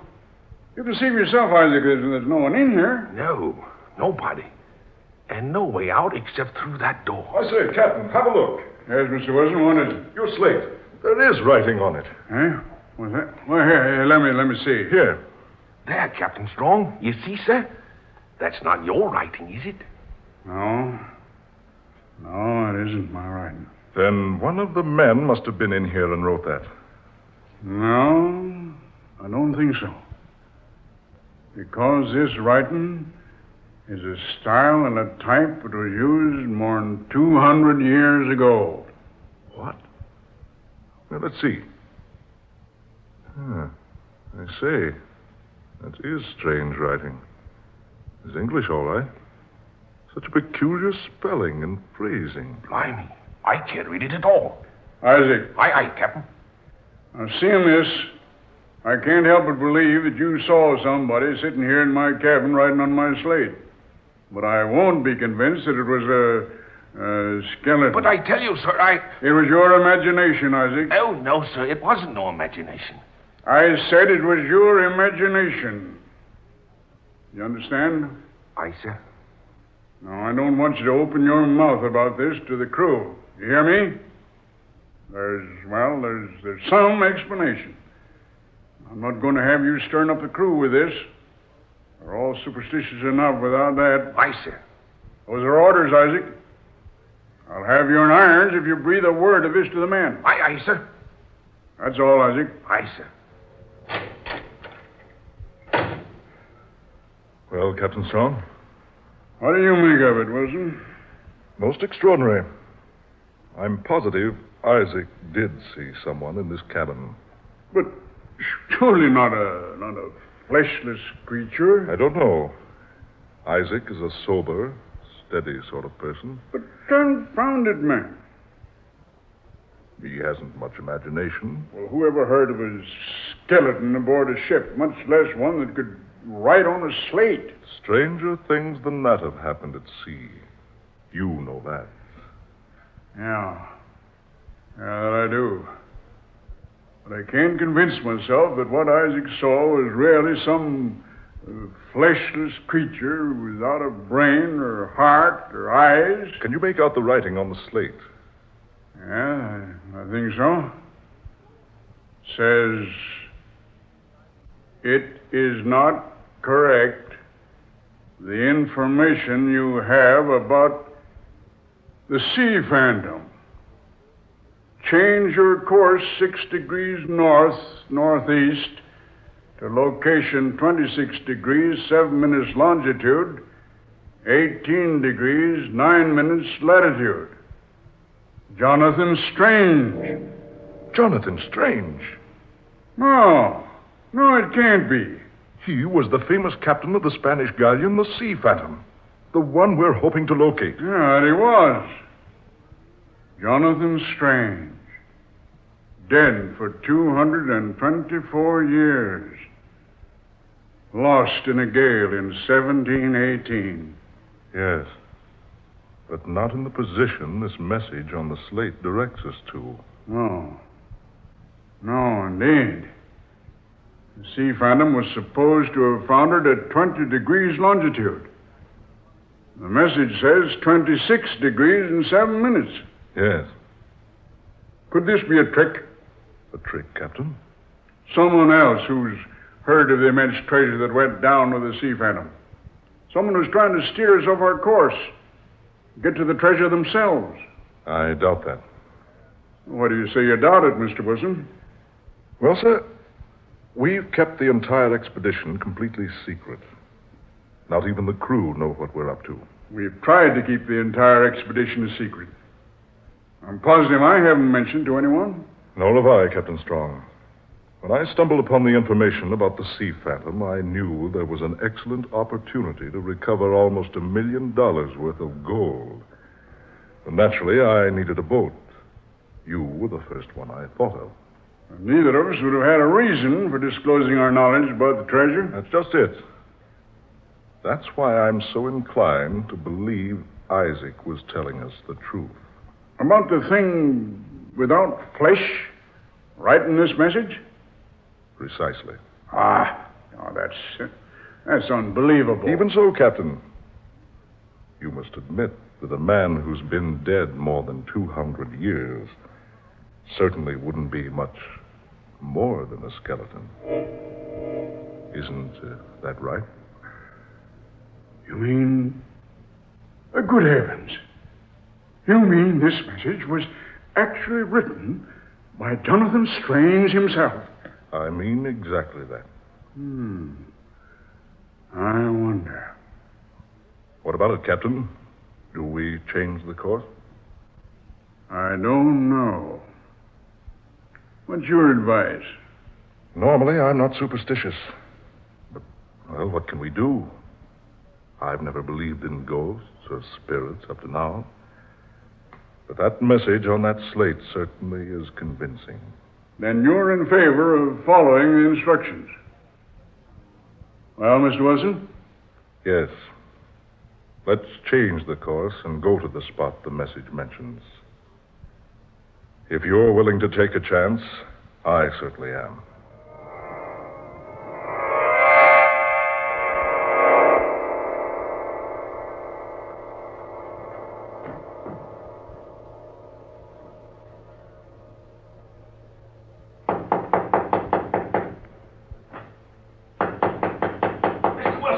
Mr. Wilson, sir. I say, Mr. Wilson, sir. What's the matter? Who's that? Mr. Wilson. Yes, who's there? Me, sir, Isaac Newton, sir. Well, come in and stop that noise. Now, what in thunder's gotten into you, waking me up in the middle of the night? What time is it anyway? 8 bells, sir. Midnight. Midnight. A big day ahead tomorrow. Oh, confounded man, what do you want? Well, I'm standing watch alone tonight, sir. Maybe I should have told this to the captain, but I come to you first. Well? I've just sighted a boat to the port side, sir. Well, have you identified her? Oh, no, sir. You see, she ain't carrying no lights, sir. No lights? Oh, no, sir. And she's not like any ship I've ever seen, sir. To the port side, you say? Aye, sir. She's riding with full sail. What? Aye, sir. She looks to me like one of those old-time boats you see in pictures. Hand me my boots there, Isaac. I'll come up on deck and have a look.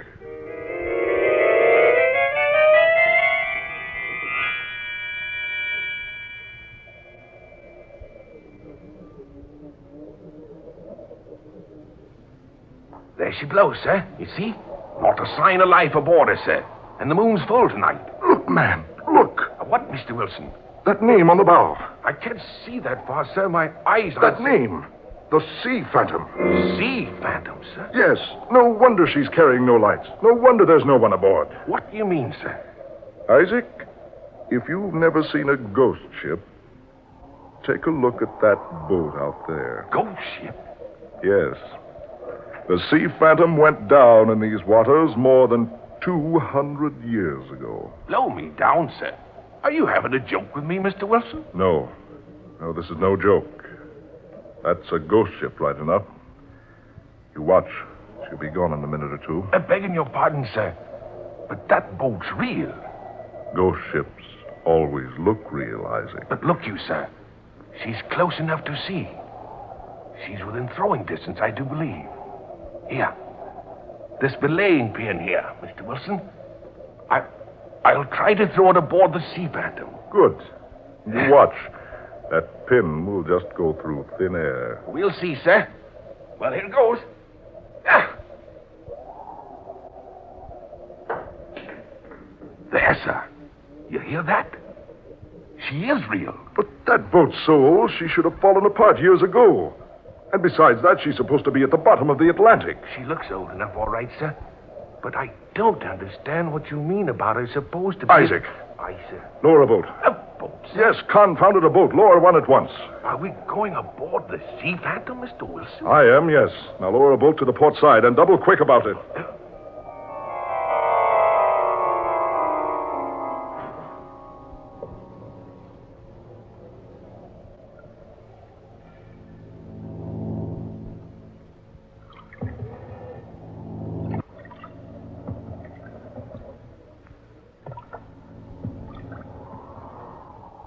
Stop rowing now, Isaac. Ease up alongside. Aye, sir. Tie up to that rope hanging there. Right, sir. There. All set, sir. Right. Well, you stay here and watch, Isaac, while I go aboard. If I'm not back in a half hour, come aboard looking for me. Aye, sir. Half an hour, sir. If you're not back by then, sir, I'll come aboard after you. Keep a sharp lookout, Isaac. Let me know if you see anybody aboard. Aye, sir.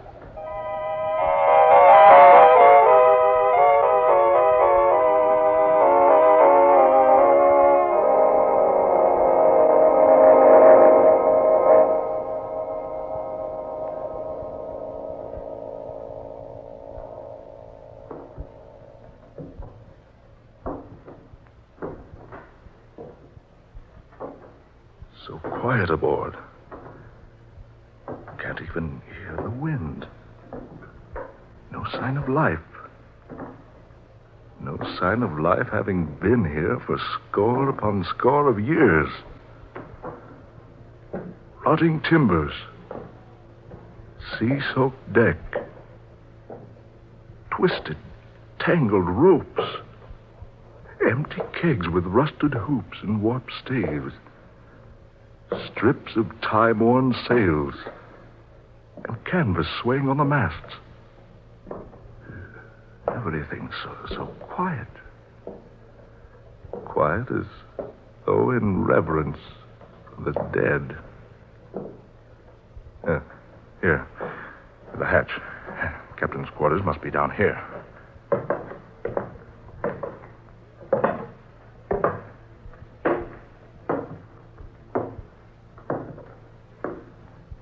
Yes. This must have been his hangout. Let's have a look.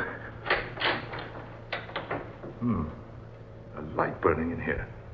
Hey, say, what's that? Oh. Bones. An entire human skeleton slumped here in the corner of the cabin. As though a man had propped himself up there and died. Exactly, my friend. Who's that? Did someone speak? Certainly, me. But where are you? Over here. But I don't see you. There's no one in this room but myself. Yourself and that gentleman slumped there in the corner. Who are you? My name is Jonathan Strange. Jonathan Strange? Why, you're the skipper of the Sea Phantom. That I am. Jonathan Strange, captain of the Sea Phantom, sailing with a cargo of gold for the Spanish ruler. But, why, your boat went down in a gale 200 years ago. So history says, yes. But men do not know everything. I don't understand. The Sea Phantom was no victim of a storm at sea. Oh, no, my friend. She was the victim of a cruel and vicious man. I still don't understand. Look here. You see the rusted iron ring there on the floor by your feet? Yes. Take hold of it and pull. The trap door to my cabin. That's it. It may be difficult. Use your strength on it. A little more force now. Ah, that's it. That's fine. There. You see? Gold. Bar upon bar of solid gold. Yes, gold for the King of Spain. And chests of coins and jewels. One day for the Queen. But Jose would have them for his own. He intends to mutiny the crew and steal the treasures that have been entrusted to us. Who's this Jose? Jose Menel, a wicked and cold-hearted fiend. Even now, the crew is waiting for me to leave this cabin. They know they'll never enter here while life is in my body. But surely there's some escape. No, none. They think I remain here to starve to death. They're fools. They do not know that they're about to perish, like the rats they are. What do you mean? Don't you smell the smoke?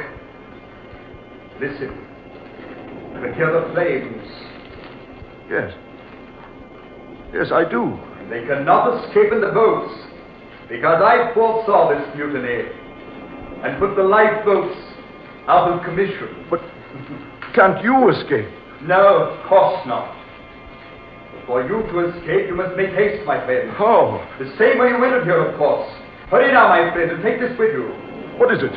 What are you giving me? You'll see. Hurry now. There's no time to waste.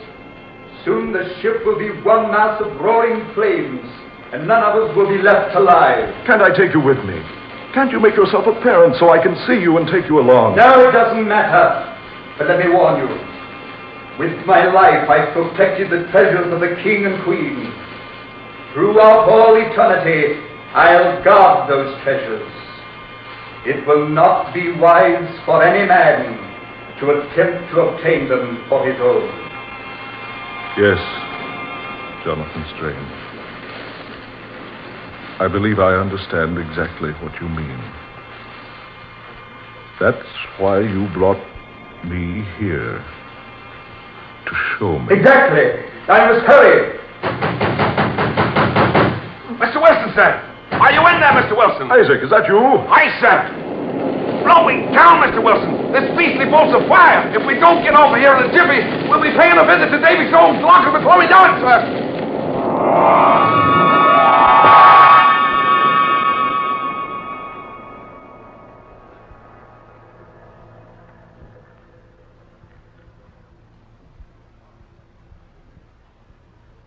And so, Captain Strong, that's exactly what happened. And I repeat, it was no nightmare.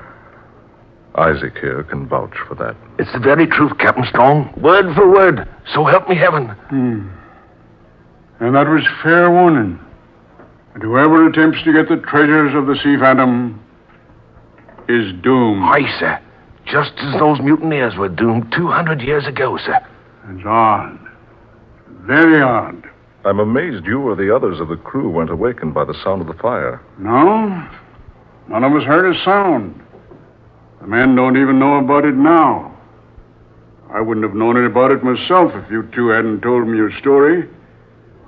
If I hadn't seen those bits of charred wood floating on the surface this morning.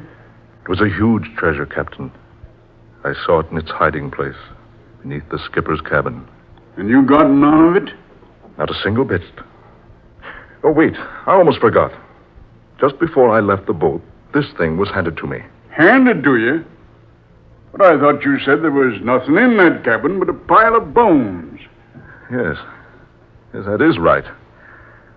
But this seemed to come, well, almost out of nowhere.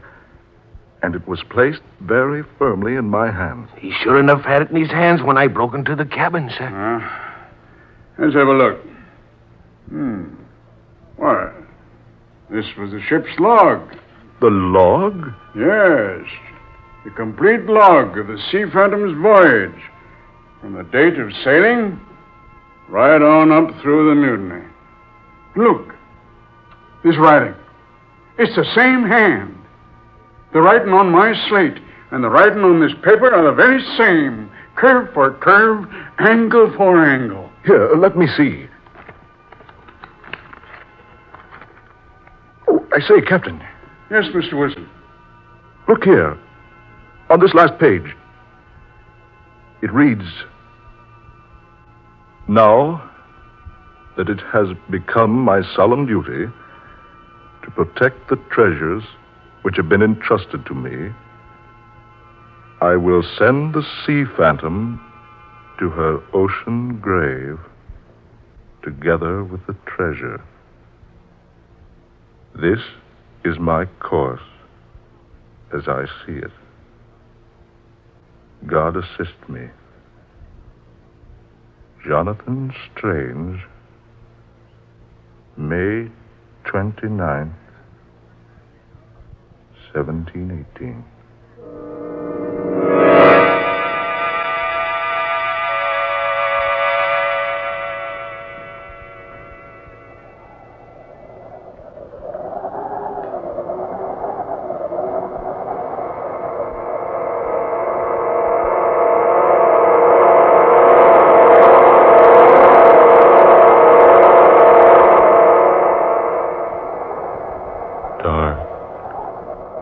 Fantasy.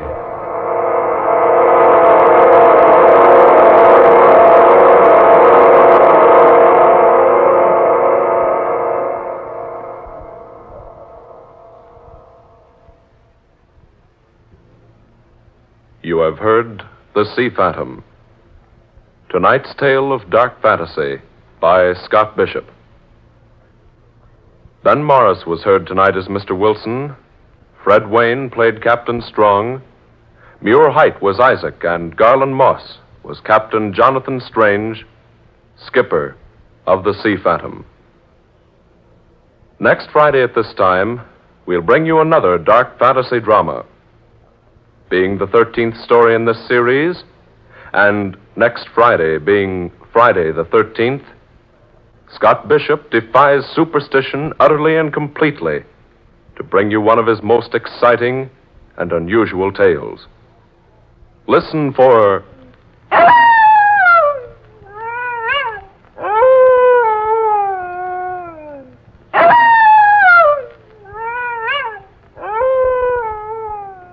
W is for Werewolf. A weird adventure laid upon a sunny tropical island where all seems peaceful and serene, but where a grim and vicious destiny festers slowly into breathtaking, unbelievable reality. Dark Fantasy originates each Friday night in the WKY studios, Oklahoma City. Tom Paxton speaking. This is the National Broadcasting Company.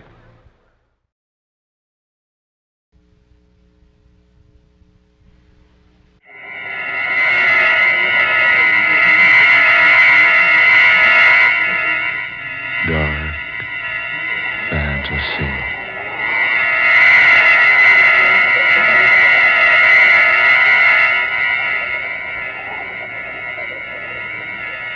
A delicate case of murder.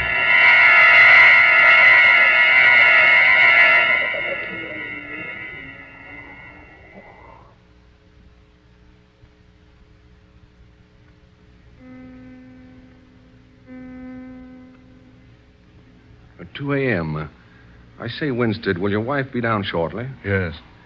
Laura promised a special seance for Miss Keaton here at 2. Yes, and I can hardly wait. I've always been so curious about things like this, but I've never attended a seance before. Well, I assure you, Miss Keaton, you'll find it most fascinating. I've been watching Laura practice for almost 5 years. She makes more progress with every sitting. It's absolutely astounding what she can do. Isn't it, Winstead? Yes. Quite. Oh, yes. She really didn't know she had the power, until about 1937. Remember, Winstead, the penthouse party? Who gave the beastly thing? Do you remember? Yes, I remember very well. It was Quentin Ramsey. Oh, yes, that's who it was. Ramsey had a mystic oracle board, Ouija. No one could get the thing to work until they coaxed Laura to sit down and have a try. And she made the board work? Oh, indeed she did. All over the place. It was absolutely weird. She got messages from several of the guests' friends who had passed on some time ago. People she'd never heard of until that night. Wow, wonderful. Well, she used the board for about a year and then found out she could get pencil messages. Pencil messages? Yeah, she simply substituted a pencil for the little heart-shaped board with the isinglass window. Her messages came in more rapidly that way, were more complete, and this method was less tiring for her. You mean she actually contacts departed spirits that way? I mean, she did. But she gave up the writing method 2 years ago. Didn't she, Winstead? Yes, thank heavens. Every place I'd go, I'd find a paper simply covered with strange scratchings and harebrained so-called messages. But look here, old fellow. Do I detect a shade of sarcasm in your voice? I dare say you do. I'm rather bored with the whole thing. But why, Winstead? Simply because it's all a lot of... Well, go on. Oh, never mind. No, I wish you'd come on downstairs and get this thing over with. Frederica, I urge you not to waste your time with this foolishness. Foolishness? Now, look here, Winstead. You can't talk about your wife's work like that. No, darling, really. I'm absolutely fascinated by it all. I can't wait for Mrs. Winstead to come down. No, she'll be down in a moment. I say, Winstead, really, I can't understand your attitude about Laura's work. Why, you used to enjoy watching her work immensely. Yes. I used to love her immensely. What? I say, does that mean that you... Mr. Rogers, you said a moment ago that Mrs. Winstead doesn't communicate by means of pencil writing any longer. Why, no, she doesn't. After about a year of it, she undertook a profound and comprehensive study of spiritualism and communication with those who have left this level. In her studies, she learned that those departed ones can sometimes make contact with us through the use of the medium's voice. She began very slowly at first, lying relaxed on a couch, eyes closed, and eventually her contact began to use Laura's own voice for their messages. And that's what she'll do for us tonight? That and more. More? Oh, yes. You see, Miss Keaton, after Laura Winstead perfected her means of vocal communication with spirits, she continued her studies and experiments until she became able to bring about materialization. You mean... I mean, now we see the departed one with whom we commune. Oh. Well, I really didn't expect that. I thought possibly a few table wrappings. Oh, there'll be more than mere wrappings here tonight, Miss Keaton. Oh, here's Laura now. Laura, dear. Good evening. Or should I say good morning? It's after 2 a.m. Yes, Laura. We've been waiting for you. Really, I think you could be more prompt. Do you, Harvey? Well, perhaps you should hold the seances instead of me. Now, Laura, there's really no reason for you to make a scene. Oh, no, of course not. We're not here for a scene. It's for a seance. Yes. Shall we begin, Laura? Yes. Harvey, if this is going to bore you, I suggest you go into the library until we've finished. No, I'll remain here. Then I must ask you to assume the right attitude. You know we always have difficulty getting good contact whenever a disbeliever is present. Oh, I'm sure Mr. Winstead believes, don't you, Harvey? I'd rather ask that same question of you, Frederica. We're finished here. Oh, don't worry about me, Mrs. Winstead. I'm quite open-minded. I'm sure you are, dear. Now, if we'll all gather around the table. Rogers, will you turn off the lights, please? Oh, yes, certainly. There we are. Now we'll all... Oh, what's that? What's wrong? What's happened? Oh, never mind, Laura. Frederica, are you all right? Oh, yes. Yes, of course she is. I merely missed my chair and bumped into hers. So sorry, Miss Keaton. Oh, I'm sorry, too. Please forgive me, but I was startled for a moment. There now. We're all settled. It was entirely my fault, Miss Keaton. I'm terribly sorry. It's quite all right, Mr. Rogers. Is everyone quite ready? Yes, Laura. All ready. Shall we begin any time now? Harvey, we will begin when the opportune time arrives. Let me tell you once again that if you are impatient, it will be best that you will leave us. Oh, no. No, Harvey, please don't go. Don't worry. I have no intention of leaving. You please all join hands. Roger, give me your hand. Miss Keaton, yours, please. Now, you two clasp hands with Mr. Winstead. Yes, I understand. Harvey, where's your hand? Oh, there it is. All set, Laura. Now, whatever happens, no one is to break the contact. Is that perfectly clear? No one. We will soon make communication with one from another level. Where will we see this? I must ask you to be very quiet, Miss Keaton. No one is to speak. And when the materialization takes place, please do not utter a sound unless it addresses you personally. We're gathered here to commune with whomsoever wishes to contact us. We've gathered with open minds and with a unity of purpose. If there is someone who wishes to speak to us, or any one of us, will he or she please make herself known? Is someone seeking contact? Please knock twice for no, thrice for yes. Do you have a message for someone present? For me? No. For someone else who is present here? Do you wish to speak through me? Do you wish to show yourself to us?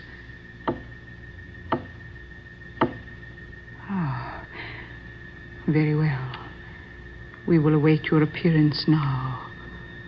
When you are ready to speak through me, please begin.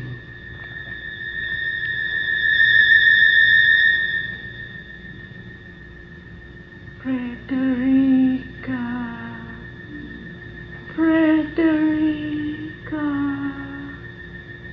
do you hear me? Yes. Yes, I hear you. I am calling to you, Frederica. I hear you. I am over here. Over here. Yes, I see you. Do you recognize me, Frederica? Yes. You are my mother. Yes, dear. I am your mother. Do not worry, Frederica. Do not worry about anything. Be good, my child. Be good and do not worry. Oh, no. No, don't go. Not yet. I want to talk to you. She's gone. Oh, I saw her so plainly. It was my mother. I know it was. Harvey, did you see her? Yes, I saw her. Will you turn up the lights, Roger? Yes, of course. Feeling all right, Laura? Yes, quite all right, thank you. Miss Keaton? Yes, I suppose so. I don't know what to make of this. It's also wonderful. I'd take it with a grain of salt, my dear. And try not to think too much about it. Harvey, I'll not have you say such things. Miss Keaton, you've just seen and talked with your mother. You may do so again whenever you wish. And in case there's the slightest doubt in your mind, I can assure you that it was your mother. Oh, yes. Yes, I'm sure it was, Mrs. Winstead. And as I say, it's so wonderful. Tell me, why haven't I heard of your ability to do this before now? Because, Miss Keaton, I permit no one to speak of it. I do not wish to become a public figure. I give sittings for my friends. I don't wish the world at large to know about my power, so I swear every newcomer to complete and absolute secrecy. I'm asking you for your assurance now. You mean you don't want me to speak of this to anyone? Yes, that's what I mean. You must promise to speak to no one of what you have seen here tonight. Very well, Mrs. Winstead. As you wish. I shall expect you to keep that promise. Now, the seance is ended. I shall bid you all good night. Laura, dear, won't you stay and talk for a while? Thank you, no. I'm very tired, and it's almost 3:00. I'll see you to the stairs then, and then I must be going. Winston, old chap, I'll see you at the office tomorrow. Very well. Thank you, Rogers. Good night, Miss Keaton. Good night, Mr. Rogers. Mrs. Winstead. Good night, my dear. Please come back again when you can. Oh, thank you, I will. Good night, Laura. I'll run Frederica home. I'll be along shortly. Yes, Harvey. Take your time, my dear. Now, whatever made me say that? I'm sure you will, anyway. Good night. Harvey, she's suspicious. That I'm in love with you? How could she have found out? I told her. You did? Yes. Made a clean breast of it to her. Told her it was no good, she and I trying to continue to make a go of it. It didn't do a bit of good. She refuses to give me a divorce. Oh. I'm really desperate, Frederica. I can't stand living with her another day. She's changed so. There's no love in her heart anymore. No warmth. She suddenly becomes such a different person. Nagging, sharp-tongued, overbearing. Oh, poor dear. You do need someone to look after you. She must neglect you terribly. She does. I minded a lot at first. Believe me, Frederica, I was always in love with Laura. Now she's so indifferent. Everything I try to do for her. But why has she become so indifferent to you? I've stopped trying to explain that months ago. I don't care anymore. Now that I found you. Harvey. You do love me, don't you, Frederica? Oh, yes, dear. Of course I do. But we can't go on like this, with no solution in view. But there must be a solution. There must be some way. But there is no way. No way except the one Laura denies us. Just give me a little time, Frederica. It isn't hopeless yet. I promise you, Frederica, I'll find a way. I'll find a way somehow. My darling. Harvey, I'm still thinking about what Laura did here tonight. The apparition. The voice of my mother. Oh, nonsense, Frederica. Darling, what do you mean? Here, I'll show you what I mean. Here, I want you to see this, Frederica. Here you are. See? Well, that's almost an exact image of my mother. Nothing but a papier-mâché face, painted to resemble an old lady, an old gray shawl and some old-style spectacles. But how does it work? How did she make it appear? Easily. Look, up above there. An almost invisible wire strung across the room. Laura simply releases an electrically controlled lock on this cabinet behind her chair. Since the invisible wire is placed at a single angle, the so-called spirit slips slowly out in front of those sitting at the table. Here, like this. There. Then Laura says whatever she wants to. Changing her voice. When it's all over, she simply manipulates this cord on a pulley inside the cabinet. The image is returned to the cabinet. Simple. Oh, well, then she merely tricked us. Tricked you.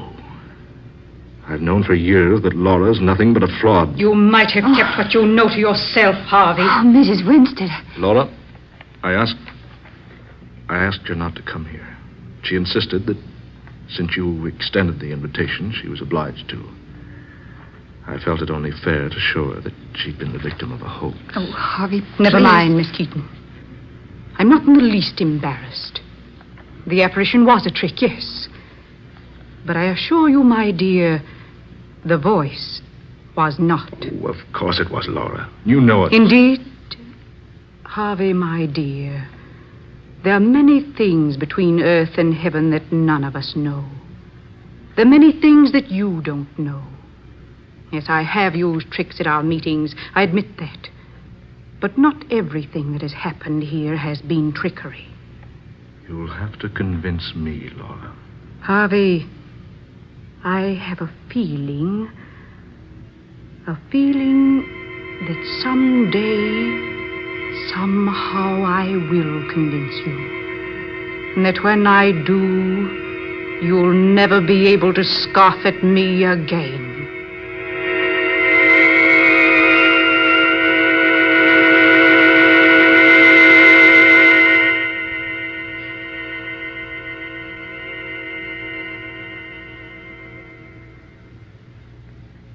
Laura, I'm sorry about last night.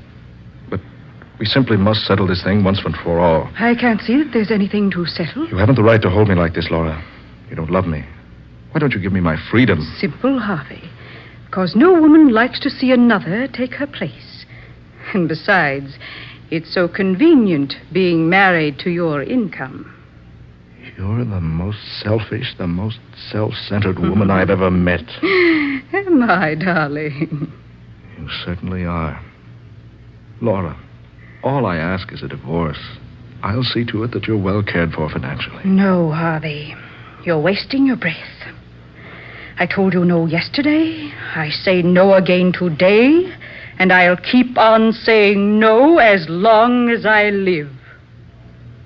As long as you live. Yes. Just so, my dear. Just so.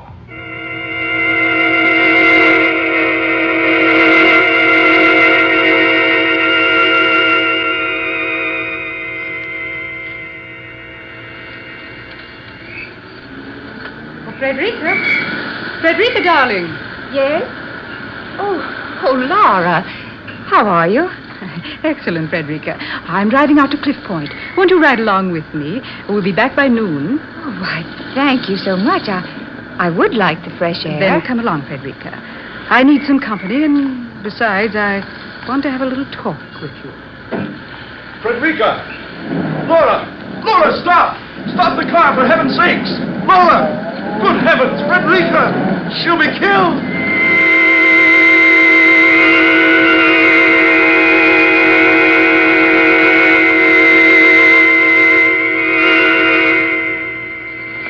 Here's your evening paper. Harvey Winstead's wife dead and plunged over Cliff Point.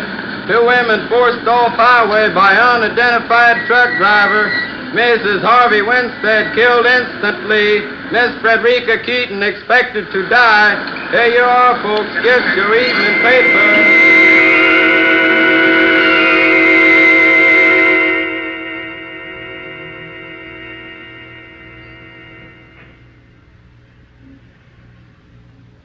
How is she, Doctor? How is Miss Keaton?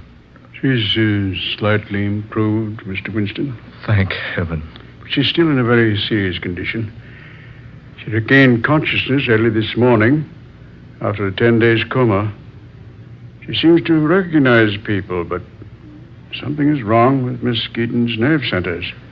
For one thing, she can't use her voice. An operation, perhaps? Yes, a very serious one. To require, well, quite an expense. Oh, hang the expense. Get the best surgeon you know of. I'll pay all the bills, everything. Only Frederica Keaton must recover.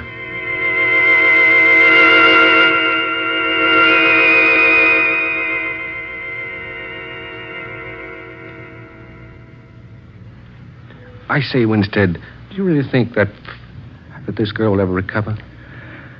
I don't know. It's been months since the accident. She hasn't been able to speak one word to me. Oh, look here, it's none of my affair, really, but I know things have been going very badly for you lately. Losing your wife and all. If you need some money, old man... Oh, no. No, thanks. Thanks a lot, Rogers. My money's not completely gone. Yet. Good news. Good news, Winston. Yes, Doctor? The operation was a success.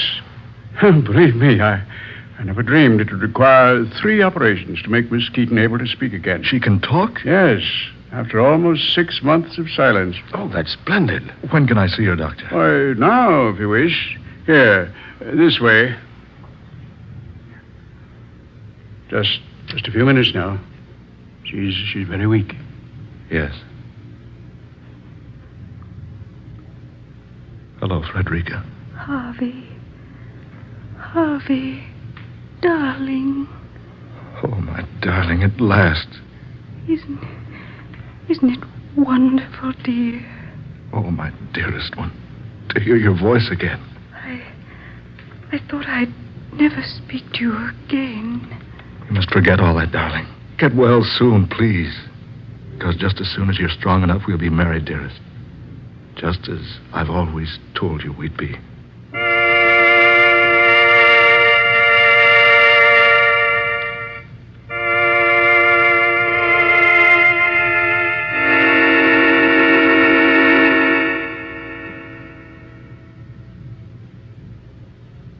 Oh, no. Wait a minute, Frederica. I want to carry my bride over the threshold. Oh, sweetheart. Up you come now. Yeah, there we are. Now. There you are, Mrs. Winston, in your new home at last. Now, how about a kiss from Mr. Winstead's new bride? Harvey, you're always the fool, aren't you? Frederica, darling. Oh, stop it. Stop it. You're so annoying, Harvey. Frederica, whatever's come over you? You thought your problem was solved, didn't you? You thought sending me over the embankment to my death was a solution. I don't understand. Look at me. Whom do you see? Frederica Keaton, yes, of course you do. But whose voice do you hear? Laura. You've been so stupid, Harvey, you hadn't even noticed. It can't be. Are you a believer now? Laura, my wife.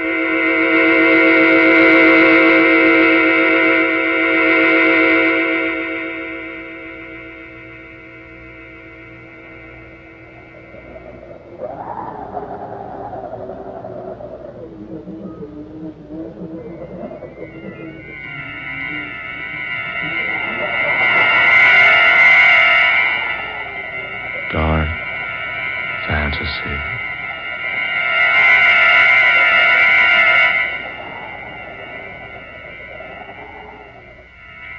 You have heard A Delicate Case of Murder, the 14th original tale of dark fantasy by Scott Bishop. Georgiana Cook was heard tonight as Laura Winstead. Ben Morris was Harvey Winstead. Eleanor Naylor Corrin played Frederica Keaton. Muir Height was Rogers. And Fred Wayne was the Doctor. Next Friday night at this same time, listen to the 15th unusual tale in this series of dark fantasy, Spawn of the Subhuman, in which the nation's favorite soprano star makes an aeroplane flight to an incredible destiny that awaits her at the hands of a strange and mysterious madman. Tom Paxton speaking. Dark Fantasy comes to you from WKY, Oklahoma City. This is the National Broadcasting Company.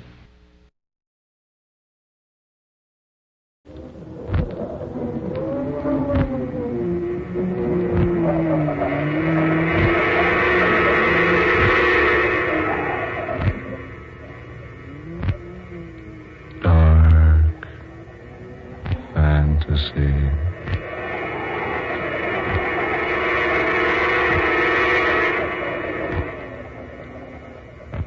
The sleeping dead.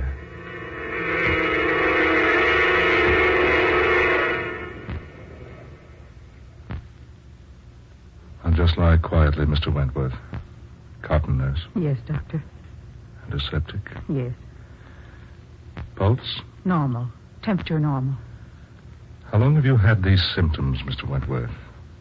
About 2 weeks. Have you been walking with a limp as long as 2 weeks? Yes, I have. When did you first notice the injury? Oh, it must have been 6 months ago. Yes, at least that long ago. There was a slight swelling in the black and blue mark. Then it disappeared. I thought nothing more of it until my leg began paining me 2 weeks ago. I see. Is there much pain now? No, none. The leg feels numb. Let me see the x-rays, nurse. Here they are, Doctor. It got so I couldn't stand on the leg more than an hour at a time, and I began walking with a cane. After that, about 3 weeks ago, I couldn't put weight on it at all, and I had to buy the crutches. Who suggested the crutches? Why, no one. You should have seen a doctor 2 months ago. I didn't suspect that anything was wrong 2 months ago. You might have saved your leg. Saved my leg? Yes. I'm sorry, Mr. Wentworth. It will have to be amputated at once. Oh, no. Lose my leg. Lose my leg. Lose my leg. Oh, no, Doctor. No, you can't. You can't. I'm afraid, Mr. Wentworth, it isn't a matter of can or can't. None of us have any choice in the matter now. Oh, but Doctor... Naturally, I can't compel you to undergo the operation. The choice is up to you.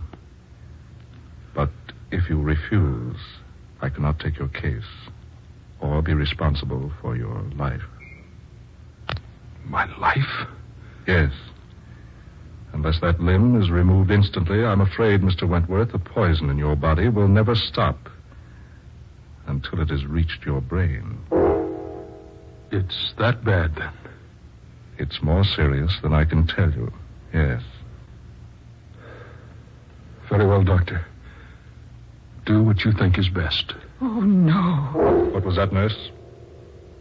Nothing. Dr. Mason. Nothing. Prepare this man for surgery. Yes, Doctor.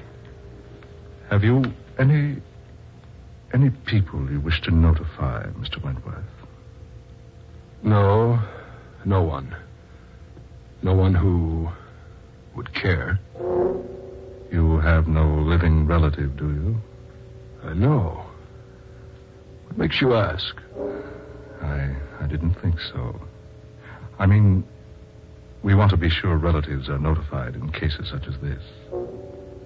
No, there's no one. We'll perform the operation at once. There's just one thing I don't understand. Yes, what's that? I don't know how I got here. You fainted. You were found unconscious by one of my assistants. He saw that you needed medical attention, so he hurried you here. Your name, Doctor? Mason. Dr. Clarence Mason. I see. And the hospital? This isn't a hospital. But, well then, where am I? You are at my private sanitarium. Sanitarium? Yes. Now just lie quietly, please. But which sanitarium? You might as well know now. You will sooner or later. This is Fairchild Sanitarium. Fairchild? The sanitarium on the island? Yes. But Fairchild has been closed for 10 years. Has it? Why, yes. I used to work there just before it closed. Yes, I know. You do? Don't you remember me, Wentworth? No. No, I've never seen you before. Certainly you have. Look at me closely. Look into my eyes. Imagine me without this beard. Picture me as you think I might have looked 10 years ago. Holtz. Abraham Holtz. You see? You hadn't forgotten me. But don't you wish you had? Holtz. No, it can't possibly be. Do you remember, Wentworth, that I once told you nothing is impossible for Abraham Holtz? It is you, Holtz. Yes. I finally caught up with you. Caught up with me? Yes. I warned you 10 years ago that you would suffer for what you did to me. What I did to you? Of course. You thought your testimony against me would give you a good position at the sanitarium, didn't you? My testimony against you was given regretfully, but in good faith. Good faith, you say. Good faith, indeed. You thought by ridding the sanitarium of me, you would win your way into the good graces of Dr. Van Sickle. Dr. Van Sickle died about a week after your trial. Yes. A pity. And strange, wasn't it? What do you mean?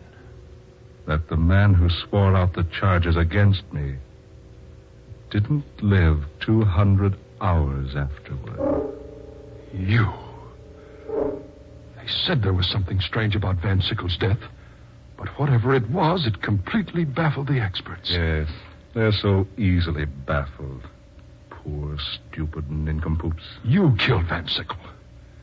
Do you think you could prove that, Wentworth? You were supposed to be in the penitentiary at the time. Yes, and so I was. What? I was in the penitentiary. I am now. Now? Now, you say? Yes. Yes, indeed. Did you forget? My sentence was for life. I could hardly serve a sentence like that in 10 years. You escaped? In a sense. What do you mean? I haven't the inclination to explain it to you now. Suffice it to say, it has been impossible from the first to imprison the one whom you first knew as Dr. Abraham Holtz. How could you be in prison and here at the same time? Mad. You're mad. Completely. Well, that is probably what the doctors would say, yes. But I repeat, their plain, out-and-out stupidity is as amazing as it is alarming. I'm getting out of here. Out of here? Well, yes, of course. Go right ahead. You bet I will. I'm going to get out of here so fast Well? Something delaying you, Wentworth? My leg. I can't move it. What have you done to me? I've merely made it a little inconvenient for you to leave. You devil. I think that's what you said, Wentworth, in the courtroom when you testified against me 10 years ago. Remember? Remember what you said, Wentworth? I do. I remember quite distinctly what you said. You've asked me to testify in this court just what my reaction has been to the practices of Dr. Abraham Holtz. Well, gentlemen, when I first came to Fairchild Sanitarium, Dr. Holtz was apparently a normal, capable, practicing surgeon with a very extraordinary ability. But then he began to change. Yes, change. He ceased to be human. Yes, he became more like a devil. That's it. He became more like a devil. You remember that, don't you, Wentworth? Oh, I only said what I thought was true. You did cease to be human. You treated me and the rest of the interns like we were beasts. You were like beasts to me. Suddenly everyone became beast-like. Because suddenly I found myself in a position that put me far above every other human on Earth. Made all mankind to me like beasts are to man. What do you mean? Found yourself in a position? Sometime, Wentworth. Sometime soon, perhaps. You'll know. The electric warning. Someone has just entered the front door of the sanitarium. I must leave you now, but first... What are you doing? While I am gone, you must rest. Get away! Get away! Get away! An injection of this, Wentworth, to quiet you. No. Keep away from me or I'll...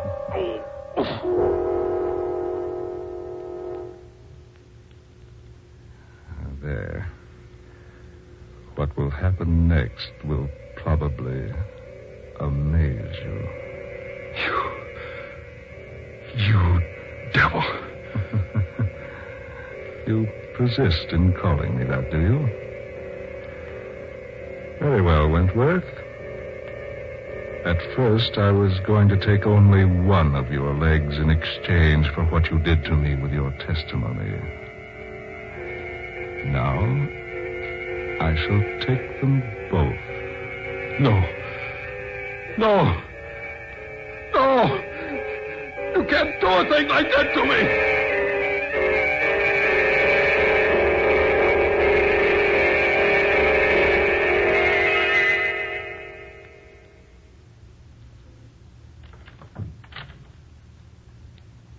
Is Dr. Mason here? Miss Young?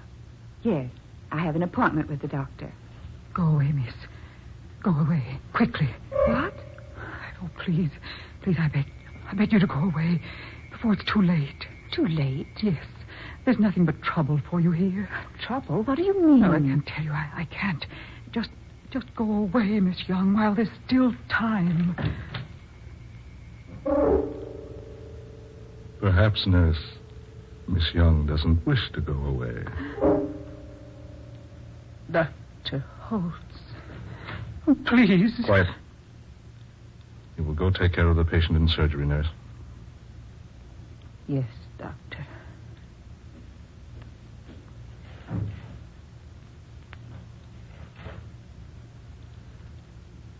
I must apologize, Miss Young. You see, my nurse is quite upset.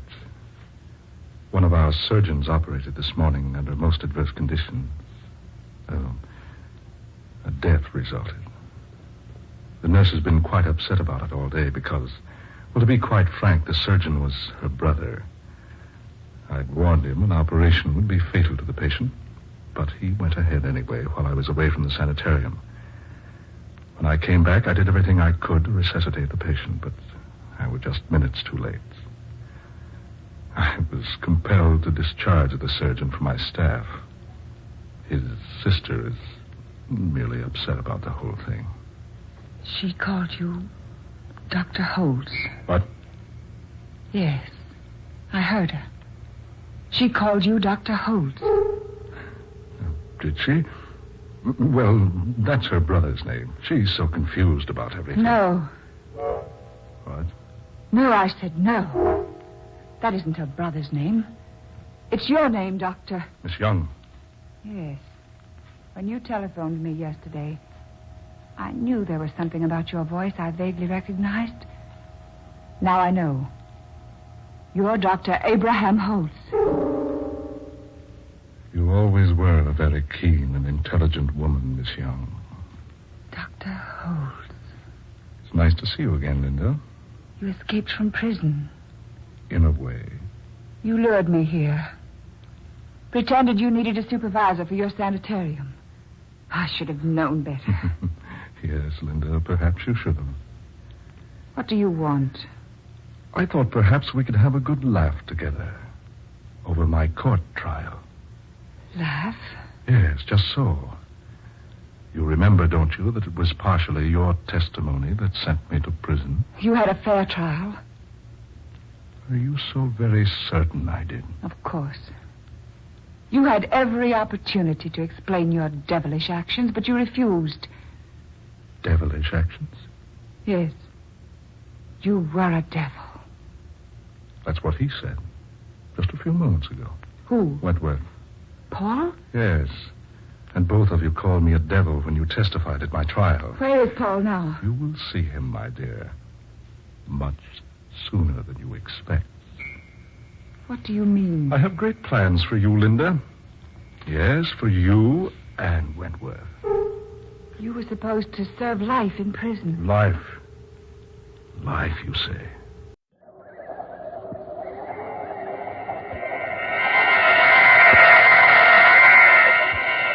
Dark fantasy.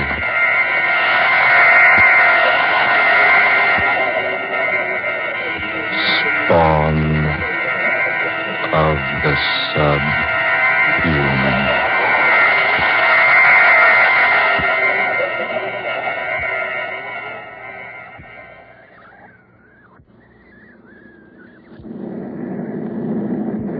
Beautiful takeoff. Yes, good pilot. But why did you charter such a large plane for just the two of us, Michael? Isn't this being just a bit too pretentious? Nothing but the best from now on, Angela. Besides, this was the only plane available. You can unloosen your safety belt now.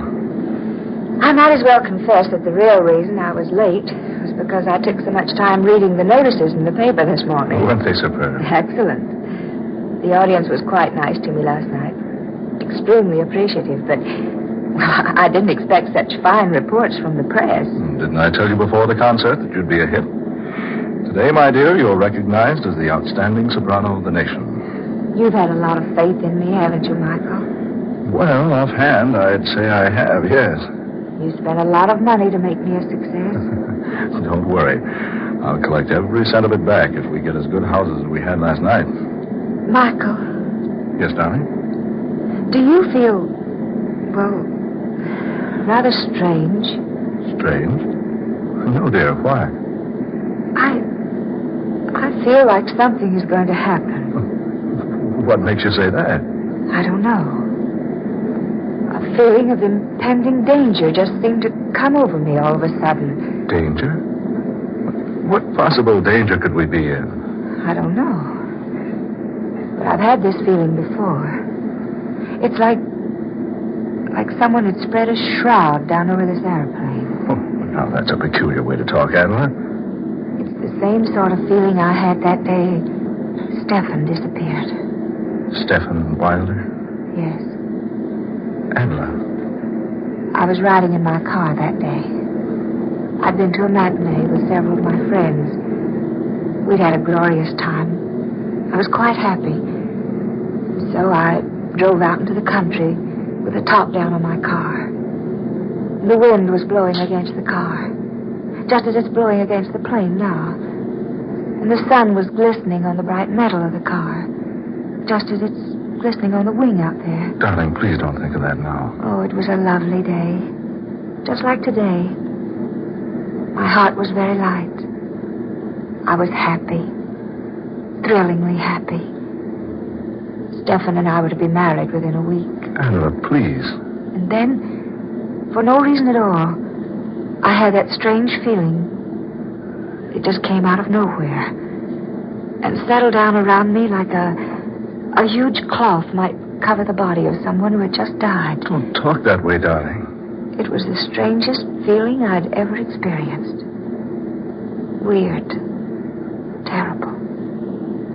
It gave me the feeling that 100,000 evil spirits were racing at a maddening pace behind my car, trying to catch up with me, clutch me in their bony, fiendish hands. That was so long ago. 5 years. So long ago. It seems like yesterday. Then, when I speeded up the car, something began to pound in my ears. It's pounding there now, Michael. It's pounding there now. Adela, please. The faster I drove, the more that evil shroud hung over me. I gave the car more gas. More. And then... When they found you in the wreckage, they thought you were dead. I couldn't make the curve. The motor had reached full speed.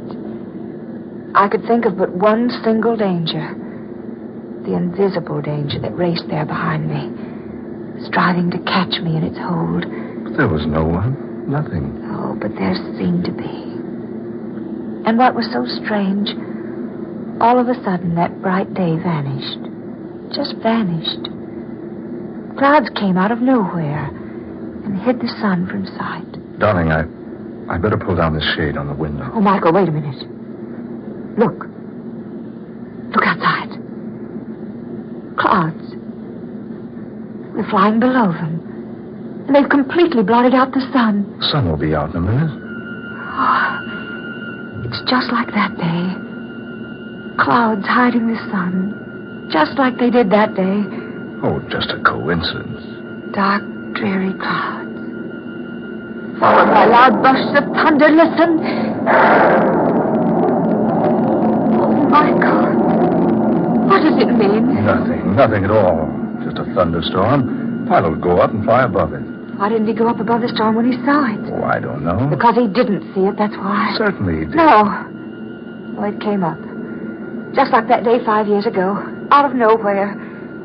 It came up before the pilot was even aware of it. Oh, nonsense. It wasn't nonsense 5 years ago. First the clouds, then the thunder, then it began to rain. Well, look for yourself. It's not raining now. It's nothing but an electrical storm. See, we're going above it. Oh, Michael, I'm frightened. There's nothing to be frightened about. There, look. There's the sun again. It was all so strange. That feeling. The clouds hiding behind the sun. The thunder. Sure, but no rain. Mr. Brock? Oh, Michael. Darling, just the pilot talking to us over the talkback system. Push that button right there so I can answer. Mr. Brock, Miss Rhodes. Yes, pilot, what is it? Don't be alarmed about the storm. We're above it now. Oh, yes, thank you. Just an electrical storm, isn't it? No, sir. It's more than that. It's raining cats and dogs down there. Michael. Rain. Oh, Michael. We're up above the storm. Nothing can harm us here. You remember, don't you? I never saw Stephen Wilder again after that experience I had 5 years ago. Yes. Yes, I remember. No one ever saw him again. He just disappeared. Please, darling, don't think about it anymore today. You're tired. Perhaps a little rest would do you good. Oh, yes, you're right. I am tired. Just lie back and relax, then. Honestly, sweet, there's nothing to be worried about. We just happened to run into a storm, and you thought about that old experience of yours. I wonder, Michael. I wonder if we did just happen into the storm.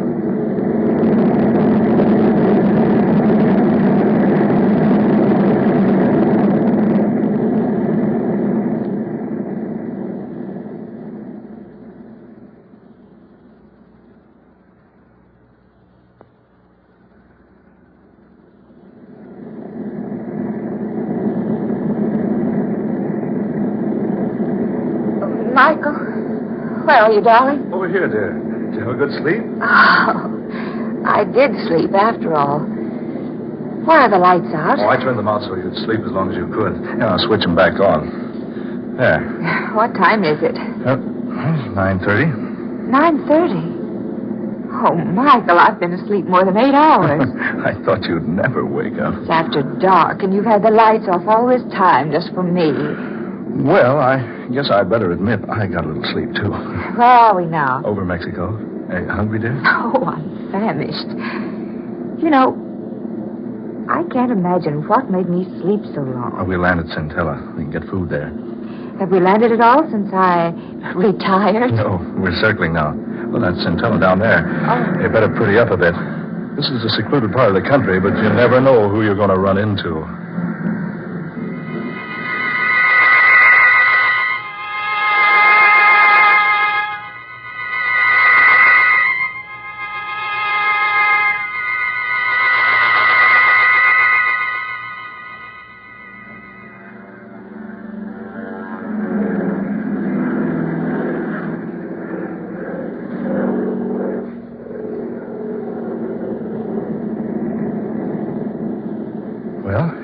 Centella.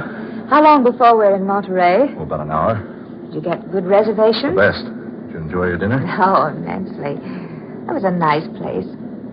Certainly a rough landing field, though. Well, it's not actually a landing field. We had to land someplace to refuel before we got to Monterey, so I picked Centella. I enjoyed it. A quaint little place. It's a funny thing, Michael. Did you notice the plane? What do you mean, dear? It didn't look a bit like it had been in a rainstorm. I thought you'd forgotten all about that. Of course, it didn't look like it. We flew above the rain before it started. Oh, yes, that's right. Well, if you don't mind, I'm going to spend the next hour looking through my fashion magazines before we land at Monterey.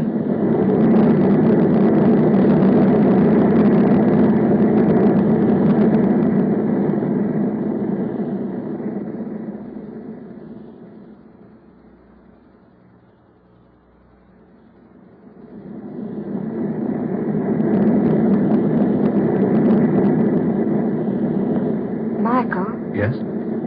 Should we be over water? Water? Well, no, of course not. Well, we are. There's water all around us. Oh, let's see. By heaven, Adela, you're right. The pilot's off his course. Surely you must realize it. Oh, you better go up and find out. Yes, I will. I'll be right back. Hurry, Michael, for heaven's sake. Right. Door to the pilot's cabin's locked. I say, pilot.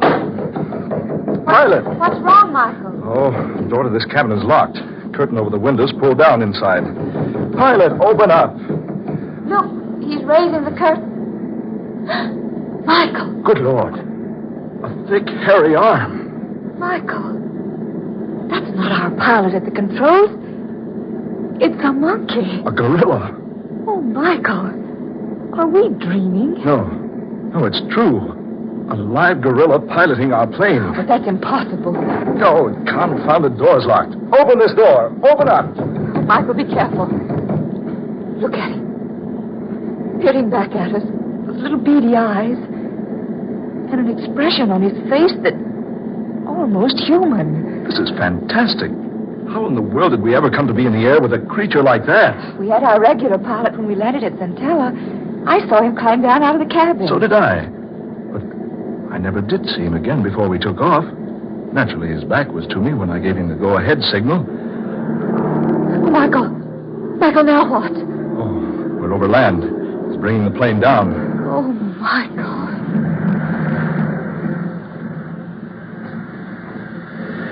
We're on the ground. An absolutely perfect landing. He's unlocking the door now. Michael, what's he going to do? Just take it easy. Don't get excited. Whatever you do, don't run or make a fast movement. Don't let him know you're afraid of him. Just standing there, looking at us. Whatever you do, don't let him know you're afraid of him. You don't have to be afraid of me. Michael.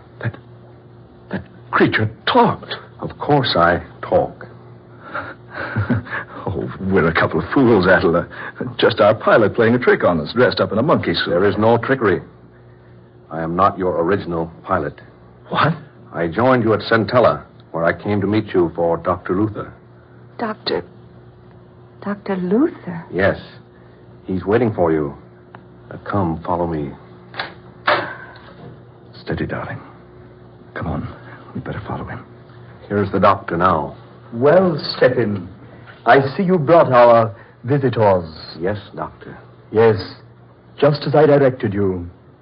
Welcome, Adela Rhodes, and welcome to your lovely, lovely voice. I say, look here. And welcome to you, Mr. Brock.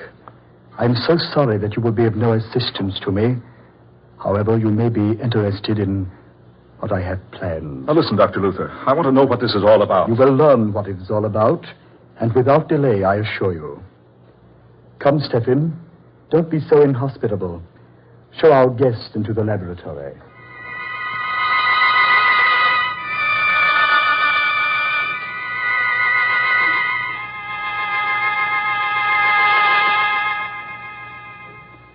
Sit down over there, my dear. Over here, Mr. Brock. Michael. Dr. Luther, I demand an explanation. Where are we? Why have you brought us here? You're too full of questions, Mr. Brock. I've already told you I'm about to show you why I brought you here. Here, high in these mountains, secretly, I've been working for 5 years, experimenting, testing, trying to accomplish what everyone would have said was utterly impossible had I told them about it. But I didn't tell anyone. Instead, I came here and built this laboratory.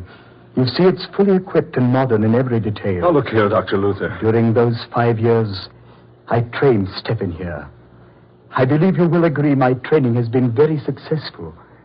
You now see an almost full-grown gorilla, behaving like a human, acting like a human, even talking like a human. I've been very kind to you, haven't I, Stephen? Yes, Dr. Luther. Of course you have been kind. Yes, just so. Scientists back there in your world, my dear Miss Rhodes, will tell you it's impossible to completely train a gorilla. That is the second point in which I've proved them wrong. Stephen, sing for us. Yes, Doctor. Si può, signore, signore. Doesn't he have an excellent voice? Michael, did you hear that? Impossible. Sing again, Stephen. Oh,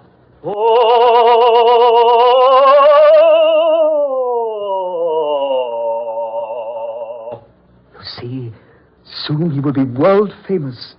I shall travel with him, take him to the 4 corners of the earth, and show people how well my gorilla sings. Oh, Michael, I can't believe it. That's Stephen Wilder's voice. It can't be. Ah, but it is. Yes. Now I remember. Now I know who you are, Dr. Luther. Stephen Wilder had an appointment with you that day he disappeared 5 years ago. I'd forgotten all about it, but I just now remembered. So that's what happened to Stephen Wilder. You kidnapped him and brought him here and... You... Precisely. I brought him here to do what others said could never be done. When I chloroformed him 5 years ago and brought him here, I thought I was ready. But my gorilla wasn't. So I had to wait. 3 months ago, I performed the operation. Operation? I removed the vocal cords from the man and grafted them into the gorilla. Oh. This is ridiculous. A thing like that can't be done. Oh, surely you don't deny the proof I've just given you, Mr. Brock. Stephen, sing.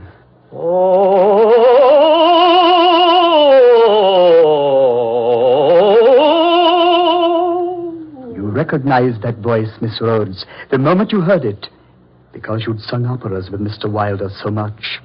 That was the way he sang, to exercise his voice.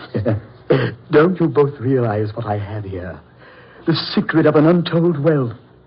Why, besides knowing how to train this ferocious and morose type of animal, besides knowing how to transfer human vocal cords successfully, I have something I can exhibit to the world to prove my knowledge.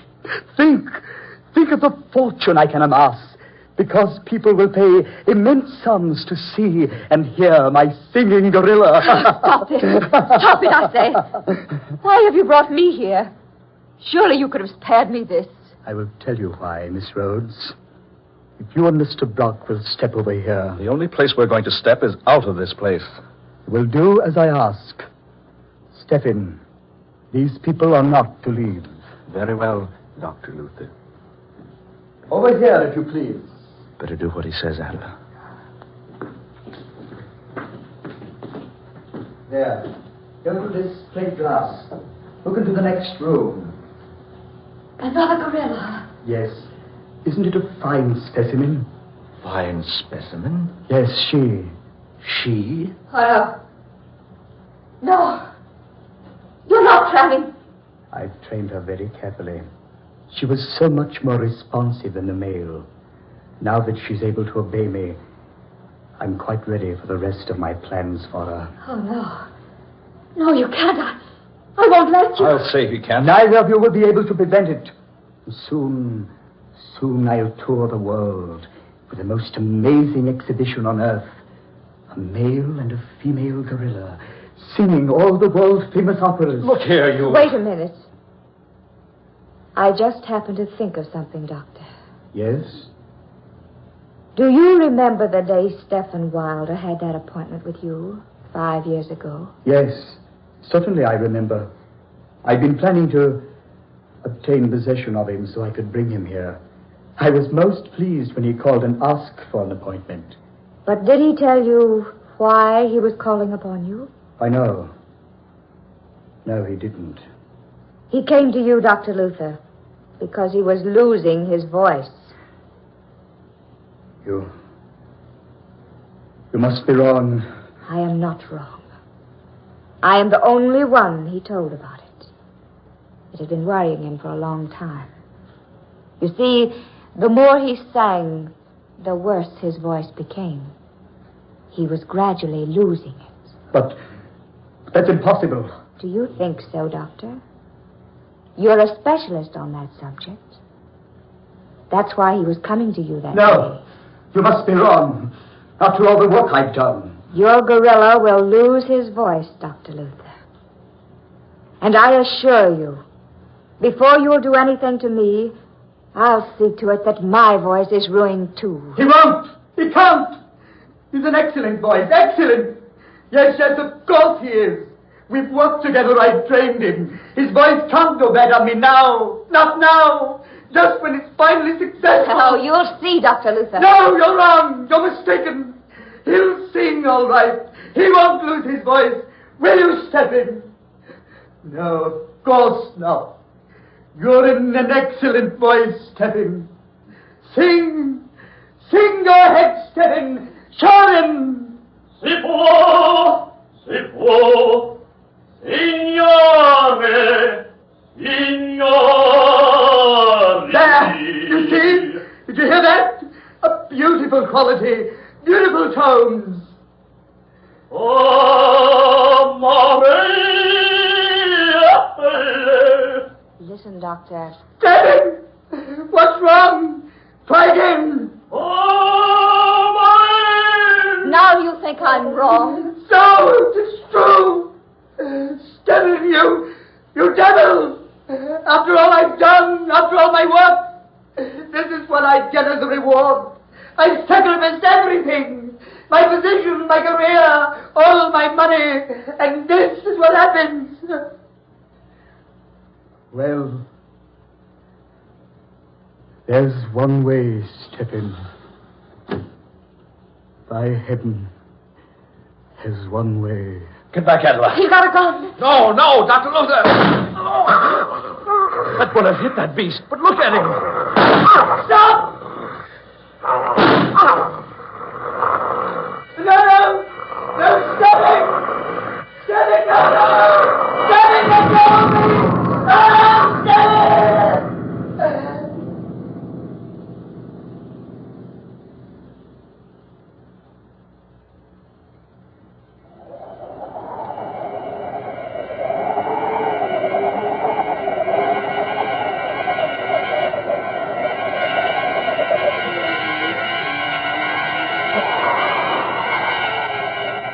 Dark fantasy.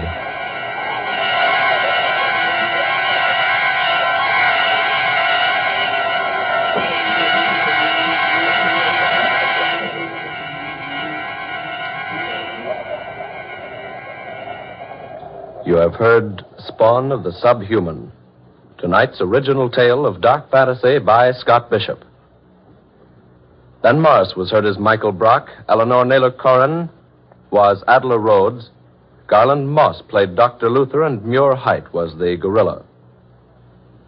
Next Friday night at this same time, listen to the 16th in this series of dark fantasy dramas created by Scott Bishop, The Man with the Scarlet Satchel. The story of an aged millionaire who receives a child's set of modeling clay as a practical joke, but who turns the gift into an incredible and weird instrument of destruction.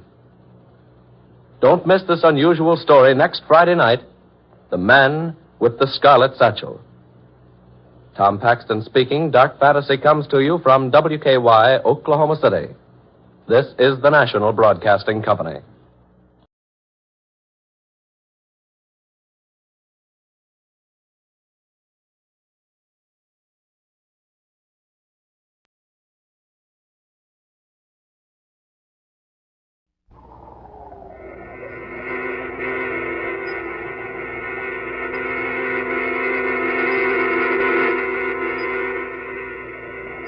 Dark fantasy.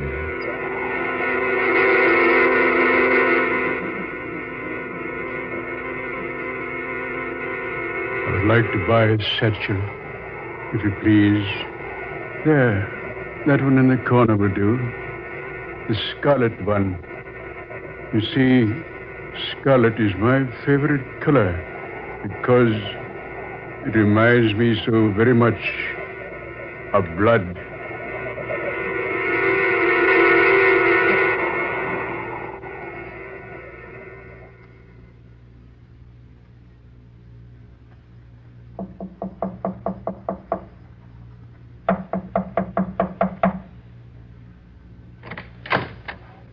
Oh, Rose, come in.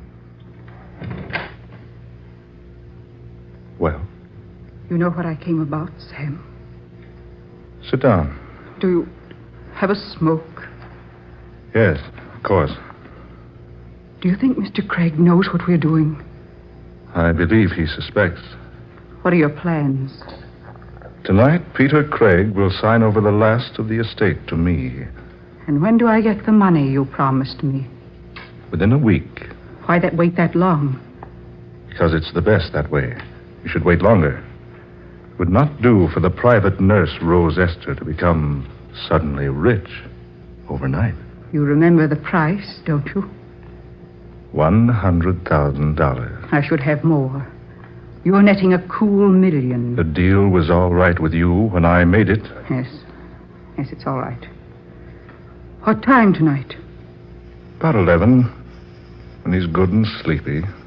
So he'll take the powder without suspecting. You said he already suspects. Not everything. He doesn't know we give him dope to make his mind go blank. We can be pretty sure of that. Or that he signs those legal papers while under the influence of the drug? He couldn't possibly know that. He's been taking medicine for so many years, when you hold a glass of it in front of him, he takes it automatically. He has one more paper to sign? One more. I'll give him the powder the minute you come into the house tonight. After that, disappear. Yes, I will. But remember, Sam, I expect my share of the money within a week. I think I've been quite patient with you since we went into this thing.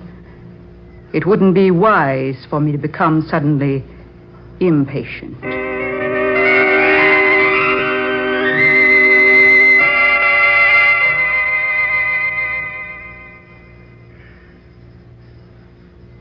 All right, Mr. Willen. Sit down, sit down. Thank you, Mr. Craig. Nurse, hand me my glasses on that table over there. I can't see a thing without my glasses. Your medicine, Mr. Craig. Eh? Medicine. Oh, all right. Thank you, nurse. Now, you get my glasses. Here they are. Do you wish warm milk before going to bed tonight? Warm milk? No, not on your life. And don't you go locking my laboratory tonight. I'm going to tinker around in there a bit as soon as Mr. Willard leaves. Yes, sir. Just ring if you need anything, Mr. Craig. You look well, sir. I never felt better in my life. Now, what's on your mind at this hour of the night? Well, Mr. Craig, I've been handling your legal affairs for quite some time now. Yes, you have. 7 years, I believe. Just so. This afternoon, I stumbled upon something that absolutely astounded me. And what was that? I happened upon the deed to your estate. I noticed it had never been turned over to you in a legal manner. Well, it's a small technicality, but I thought I should advise you about it. Have you done anything about it? Why, yes, I have. That's why I came out tonight. I have the papers with me. Put everything in perfect order. I say, Mr. Craig, is something wrong? No, I'm just sleepy. I better sign the paper now. Yes, sir. I think you'd better.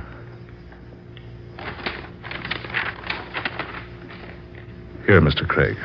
On this line right here. Yes. Here? That's right.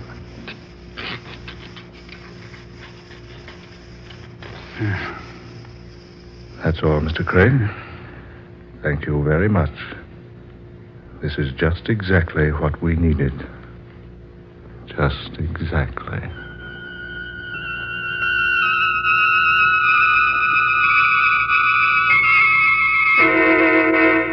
Nurse! Oh, no. They know better than to leave me here in darkness. Nurse! Come here at once. She's not here. She's gone. She's gone. And left me when it's so dark, so still. Left me here to die. No, I can't stand darkness. No, I can't be left alone. I know my heart.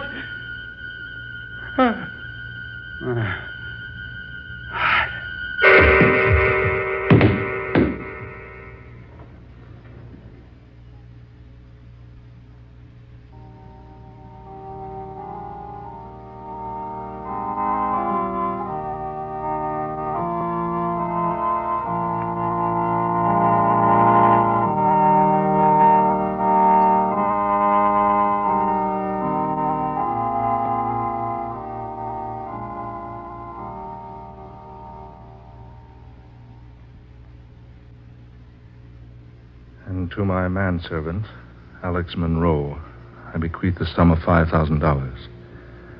This is my will. All that remains, aside from the foregoing, is for Mr. Samuel Willard, my attorney, to carry out the duties I already have outlined to him. Herewith, attest my hand. Peter Craig. And that is Mr. Craig's will. I wish to assure you that the last portion concerning the duties involving myself have been carried out. They have to do with the funeral itself and the preparations for the funeral. I wish to thank each of you for coming here tonight to hear the reading of Mr. Craig's will. You will each receive your individual shares of the estate within the next 2 weeks. Now, good evening. Oh, so bad.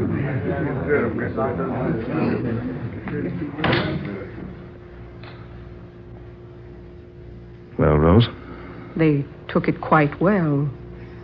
why shouldn't they? After all, they were only his servants. He had no relatives. It didn't strike any of them as strange that Craig should have left the bulk of the estate to me. You played your cards very well, didn't you? I think so. The smartest thing was giving the servants a share. Yes. Now, I suppose I'll receive my share. Of course. Within a week. Good. Would you mind answering a question for me? Why, no. What is it? Those instructions about the funeral. I saw nothing unusual about them. There wasn't anything unusual. But just what were the secret instructions Mr. Craig left for you in a sealed envelope marked to be read immediately following my passing? Oh, that. He just stated he wished to be buried in the family vault. But there was something strange at that. Yes? He directed me to his laboratory, a certain compartment where I found a box, wrapped in brown paper and tied with a heavy cord. He instructed that this box was to be buried with him. And was it? Yes, I had it placed in a coffin. Do you know what was in the box? Yes. I don't mind saying I was curious, so I opened the package. Well? It wasn't anything worthwhile at all. Just a couple of pounds of modeling clay. Modeling clay? Yes. What in the world do you think his idea was in wanting to be buried with such an insignificant thing as modeling clay?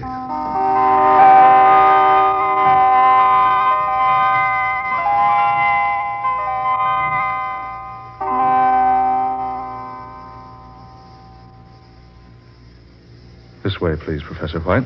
Thanks, Mr. Willard. Peter Craig, as I've told you, was an old friend of mine. I certainly was surprised to arrive here and learn he'd passed on. Yes, we buried him last Thursday. Mr. Craig had no relatives. I didn't know the names of any of his friends, and that's why you weren't notified. I once worked with Mr. Craig at Oxford. He could have been a professor there, had he wished. Professor? Here, down these steps. Yes, he was quite an electrical engineer. Worked miracles, almost, with wires and tubes and batteries, condensers, all that sort of thing. Well, I knew he liked to fuss around in his laboratory. I've only been inside the place once. Didn't know he was a master at any particular science. Oh, yes, indeed. He was one in a million. Always experimenting. Always trying some new idea. Here we are. This is Mr. Craig's laboratory. I see. This wax on the door. Oh, that. The police sealed the place up when they were investigating the death of Peter Craig. Investigating? Yes. Mr. Craig died unattended. Heart attack. He fell and struck his head. At first, the police feared foul play. Oh, I see. Oh, I suppose it'll be quite all right to break the seal now. Oh, certainly. We've forgotten all about it. There we are. Now, I'll go first, Professor White. Light switch is very inconveniently placed. Okay, sir. This is what you wanted to see. Yes, sir. Just as I thought. Table after table and shelf after shelf of electrical equipment. It seems pretty much of a mess to me. Poor old Peter Craig. He never was very tidy. I came in here the day the police were around, just before they sealed the room up. I'd never been here before. All these wires and electrical panels and tubes and things give me the creeps. Well, Craig certainly could put weird contraptions together. He spent many hours here. I believe his experiments were the only things that gave him a desire to keep on living. Say, here's a strange-looking workbench over here. What do you mean, Professor? Well, look for yourself here. See, the tabletop is littered with short links of almost invisible copper wires and with little bits of fresh putty. Putty? No, it's not putty. It's modeling clay. Yes, you're right. Yes, and here's a cardboard box of the stuff. That box, the brown paper, this heavy cord. Yeah, why, it appears that there was a great deal more of the clay in this box. You can see that a good portion of it has been torn away from the original mass. It's the same box. The very same one I put into the casket. What? What could Peter Craig have been doing with modeling clay and thin copper wires? Mr. Willard. Yes? Is that the only entrance to this laboratory, the one the police sealed? Well, yes, it is. No windows, no other door. And yet that seal was unbroken. We both saw it was. Yeah, but look here on this workbench here. These bits of clay, still moist, not dry and hardened like they'd be if they'd lain here long. And this hand towel here, look at it. Damp, as though someone had just recently dried his hands on it. Mr. Willard, what's this? Do you know? A locket on a golden chain. Where did you find it? Oh, here on the floor near the wall over there. His picture is a child inside. You know what's in the locket without opening it? Yes. It was Peter Craig's request that he be buried with this locket in his hands.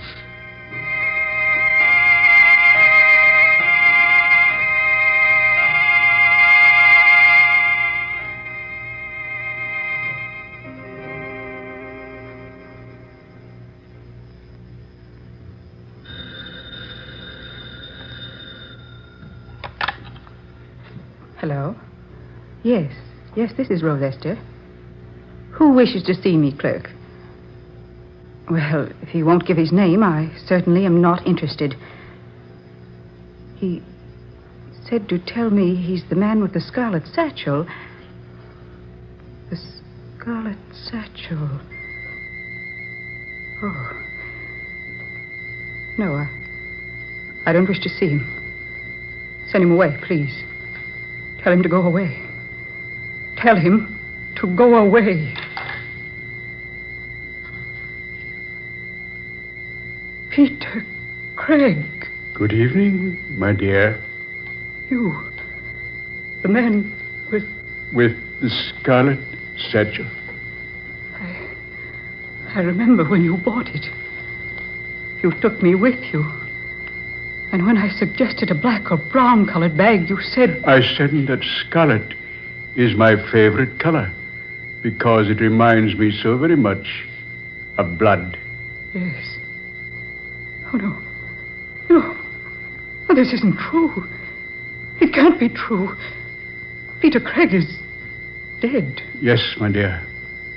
So he is. But you were Peter Craig. I was Peter Craig. Once upon a time. Now, I am merely an old man with a scarlet satchel. What is in that satchel? I am just returning a gift, my dear. A gift? Oh, it was a most excellent jest, I know, but hardly becoming of so charming a person as yourself. What do you mean? Do you remember the modeling clay? I see you do remember. It was merely a joke. We sent it to you only in fun. We? Mr. Willard and I. Oh, yes. Mr. Willard. Well, I never did tell you how much I appreciated receiving a child's plaything from two such thoughtful people. But now I've come to return the gift. Go away. You're some imposter, pretending to be Peter Craig. The real Peter Craig is dead and buried. I am going, my dear. But I leave the gift with you. You'll find it there in the satchel.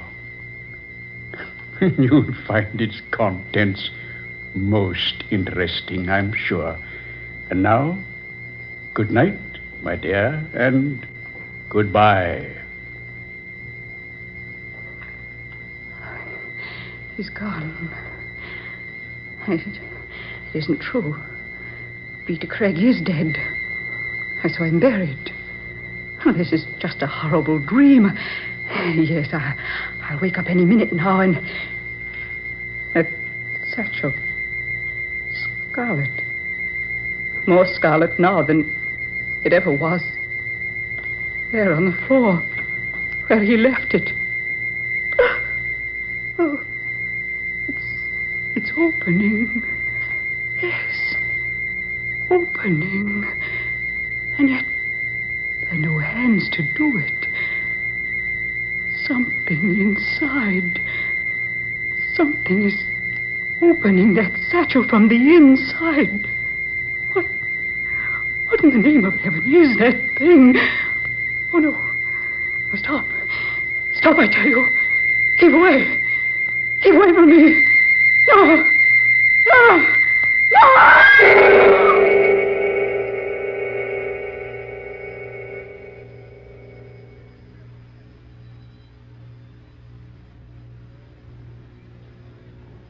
Miss Esther was a friend of yours, Mr. Willard? Yes, she was. And that newspaper certainly gives a startling account of her death. Yes.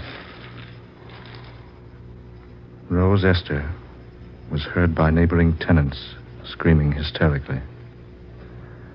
When investigators broke their way through her locked door, they found the nurse sprawled upon the floor of her living room. Both the girl's hands were clasped tightly to her face. Her eyes were staring blankly, wide with terror.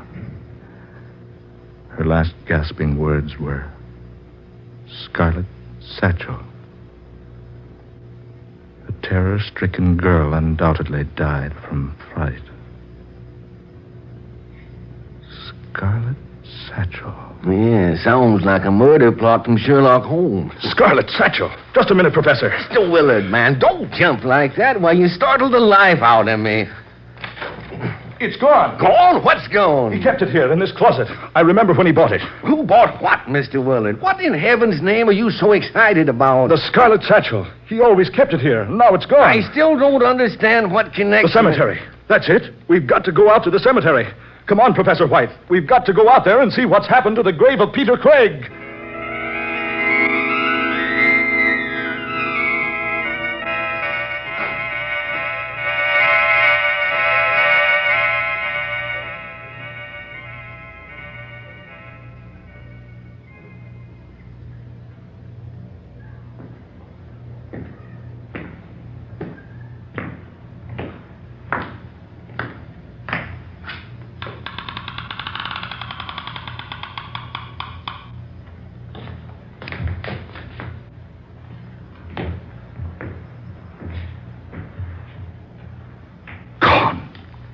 His body's gone. Peter Craig's vault has been opened.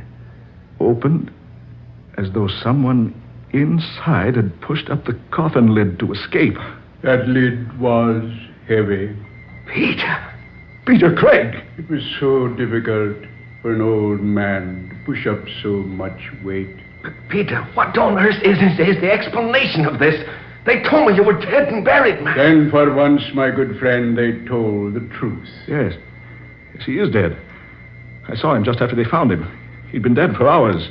His heart had stopped. Rigor mortis had set in. Yes.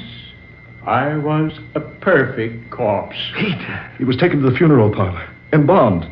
He lay in his coffin a day and a night before we buried him. Mr. Willard, there's some explanation. I saw them close the coffin on him. Saw them bring it out here. Watched them put it into the vault and seal the door. And Rose Esther witnessed the same thing.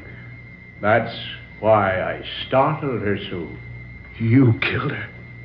You killed Rose Esther. No, not I. She was killed by the thing in the Scarlet Satchel. The Scarlet Satchel? Professor White, look, he's carrying it now. There is one plan in the entire scheme of things mortal man does not know. That those who are murdered never rest easily within their graves until they have wrought a full and perfect vengeance. Murdered? They left me alone in the darkness and stillness of a night to die. They knew that my heart couldn't stand the shock. It was as much murder as if they'd stopped my heart with a dagger thrust. No, No, I had nothing to do with that. You and your friend Miss Esther once thought it very hilarious when you sent me a child's plaything to the males. At the time, I was not amused, Mr. Willard. Now I am. The clay modeling set. Exactly. Peter, man, what are you doing? The Scarlet Satchel. He's opening it. I'm taking out my little pygmy friend. Peter, that thing looks alive. No, it can't be. It's nothing but a little figure modeled in clay. Just a little clay doll. It can't be human. Then watch it come to life. Peter, good heavens. It's moving, walking like a man. You see, I have put the modeling clay to good use. I have created with it your damnation. No. Keep it away from me. Don't let it come any closer. Keep it away, I say. Don't let it touch me. Stop it. Keep that devilish thing away from me. Don't let it touch me. I can't stand it.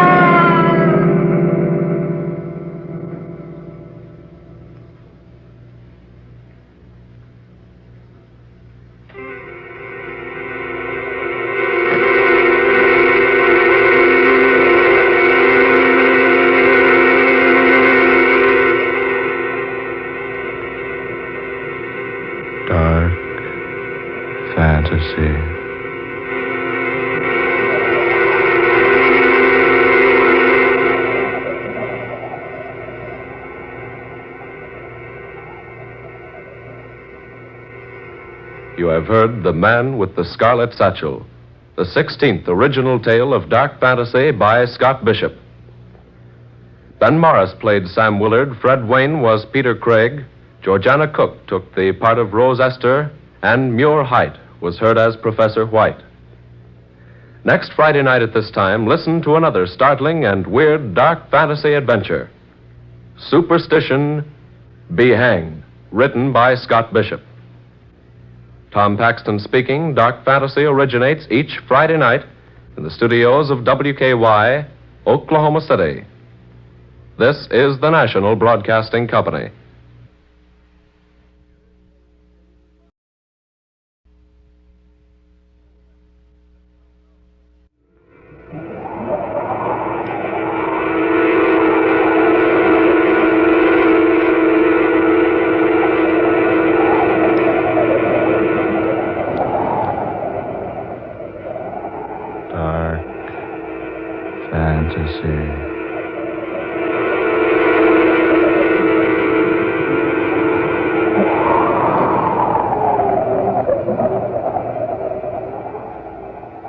Superstition be hanged.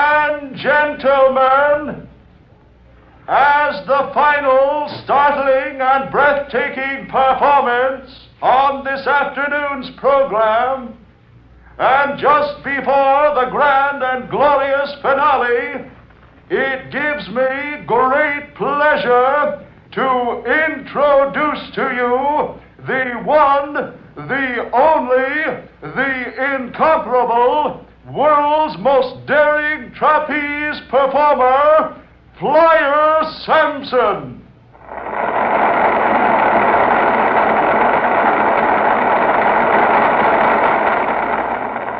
Today, for the first time in history, Flyer Sampson introducing his own original and sensational super trapeze stunt.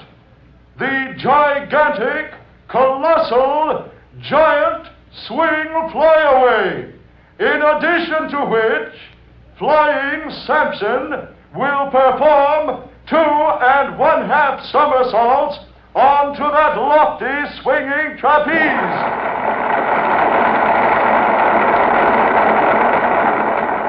the most difficult, the most spectacular, the most daredevil performance of all times, ladies and gentlemen, and you are about to witness it for the first time. So all eyes attention. I give you, high in the tent top, that supreme artist who refuses to use a net the better to entertain you, Flyer Samson.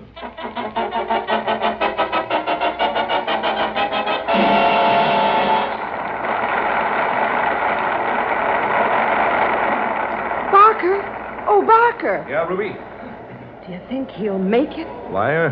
You can't miss. He missed twice yesterday. Yeah, that was before he found his trouble.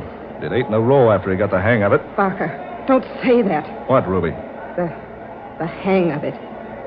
Oh, You remember what Harajala said? yeah. Is Flyer wearing the white feather?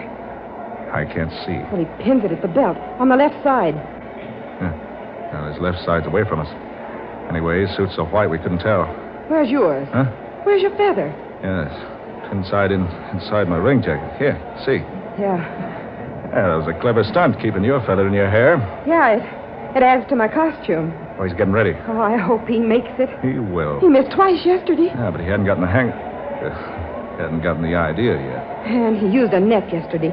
We should use a net till he's sure. Ah, he's sure. Now, ready now. Watch. You do the giant swing on that stationary bar. Let loose. Fly through the air in a 2.5 somersault. Catch that swinging trapeze bar at the other end of the tent. I know. I know. Haven't I watched him practice for weeks? Yeah, the trick is to catch that swinging trapeze at the other end of the tent. Oh, I hope he's wearing that feather. Here he goes. There's the giant swing. Once. Twice. 3. 4. 5. He's in the air. Grab that bar! Oh, Flyer! Good Lord, what's happened? Look at him! Look at him! I told him to wear the white feather with the spot of blood. Rajala. He is wearing the feather. And I told him to. Now look at him. Hanging there. Caught in the twisted trapeze rope. Hanging.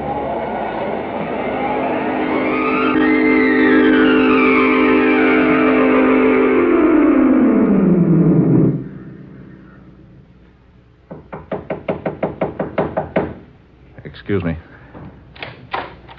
Oh, Ruby. Barker, the feather. I couldn't find it in Flyer's dressing room. Ruby. Oh.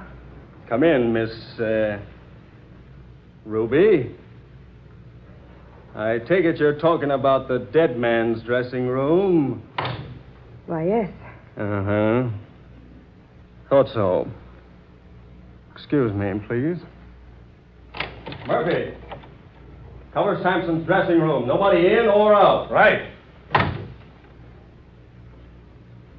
Now, Miss Ruby, suppose you tell me about the white feather.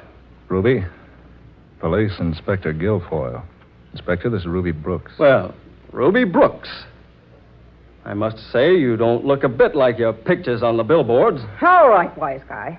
I don't have to stick around here and be insulted. I know my rights. Insulted? My dear girl, what I meant was you're so much more attractive than those horrible posters they have up all over town, honestly. Ah, stow it. Barker, what's a copper doing in here? Just asking questions, Ruby. Routine stuff, you know. Be nice to him. Sure, Ruby. That's not a bad idea. What do you want? Just checking up. We run a pretty respectable town here. And we run a pretty respectable circus, mister. I'm sure you do. Except every now and then, somebody winds up in a casket. Meaning what? Oh, nothing. You trying to make something out of Flyer Sampson's death? Nothing more than it really is. Well, he died by accident, see? And if you want some witnesses, brother, just advertise for any one of those 1,100 people who saw him die. They tell me Flyer Sampson was a first-rate acrobat. He's the best in the business. I mean, he was. They also tell me he was trying out a new trick today. Yeah, new on the public. He's been working on it for 2 years. And I also understand today's the first time he's tried it without a net. So what if it is? Strange, isn't it, that a man should die trying his new stunt for the first time? I don't see anything so strange about it. No? You use a net for your trapeze act, don't you? What's that got to do with it? Well, I was just thinking. With Flyer Sampson not using a net and perfecting a stunt nobody had ever done before, was liable to put out your spotlight, huh? Now, look here, wise guy. If you're insinuating Ruby. that Now, take it easy, baby. Take it easy. I wasn't insinuating anything, Ruby. I was merely telling you what I was thinking. Now, Barker. Yeah? What's your real name? Jeff Kilby. People in the business call me Barker Kilby. And the young lady? She's my wife. I see. I presume you performed as usual today, Mrs. Kilby? Naturally. I have the high spot of the program. I'm afraid I rather disagree with you. The high spot seems to have gone today to Flyer Sampson. Now, about the white feather. Well?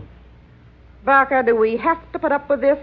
After all, Flyer wasn't murdered. Are you positive he wasn't murdered? Of course I am. It was an accident. Ask anybody who saw it. Then what's the white feather got to do with it? Nothing. Nothing at all. Suppose you let me decide. I don't know what you're talking about. Yes, you do, Ruby.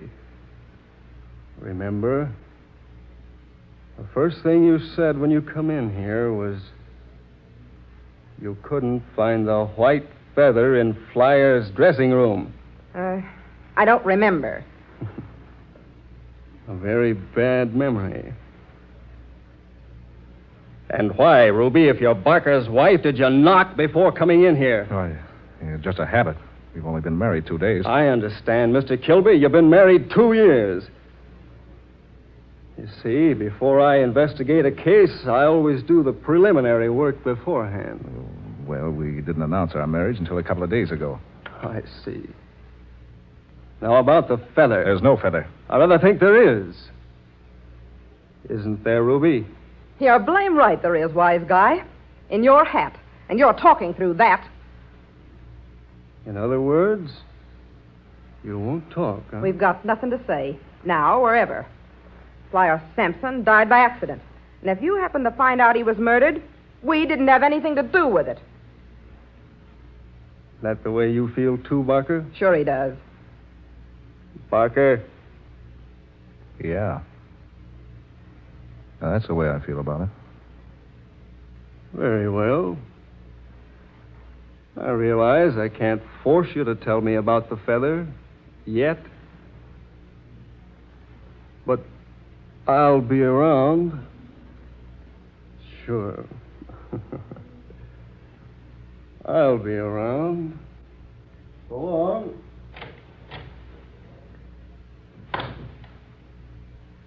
Barker. Baby, you shouldn't have talked to him like that. It's gone.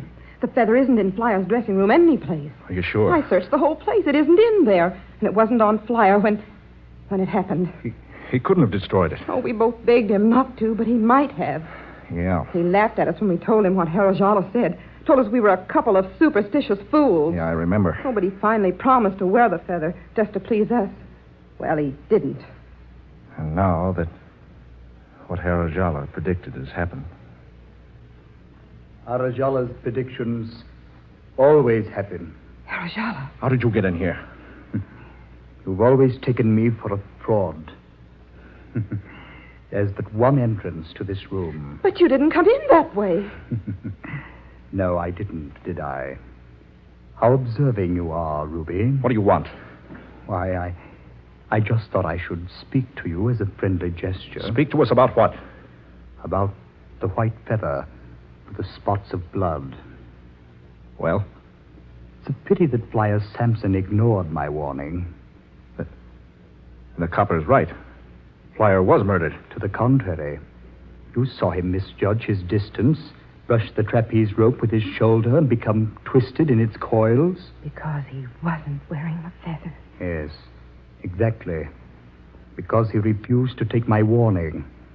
I told the three of you, wear the white feather of a baby swan, spotted with the blood of a dove, lest a horrible fate overtake you. He did say that, Barker. Flyer Sampson only laughed. Even when I gave him the feather for his own protection, he laughed. But he took it. Because I compelled him to. But the feather isn't in his dressing room. Oh, where is it?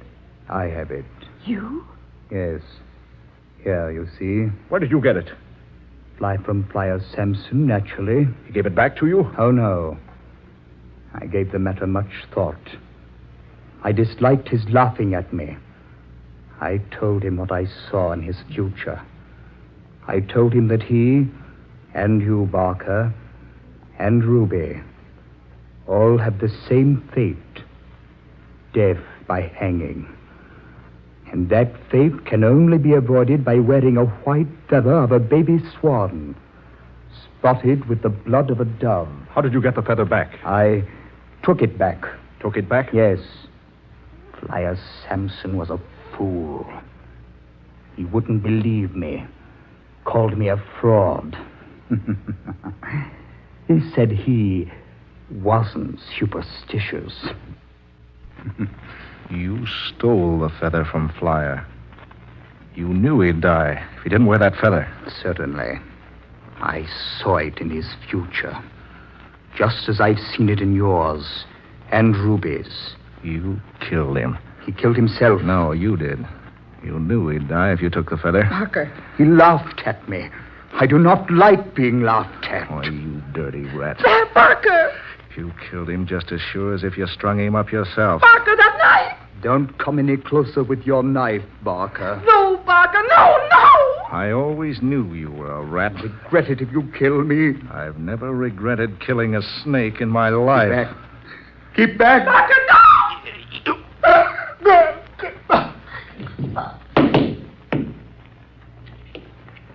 Barker. Yeah. So Flyer wasn't wearing his feather because he stole it from him. To revenge himself because Flyer wasn't superstitious. Barker, he did. Yeah, no loss. Oh, why did you do it? He had it coming. Flyer Sampson was the best man in the business. But that cop, he's still hanging around someplace. We gotta beat it. Where to? I don't know. Anywhere, but we gotta beat it. I'll go with you. Go pack your things. No time for that, Barker. That cop may be back any minute now. I guess I lost my head. Seen him standing there, holding Flyer's feather. Oh, come on. Got any dough? Yeah, a couple of hundred. I've got 50. Thank heavens I've got it with me. Come on, we've got to get ahead of that cop.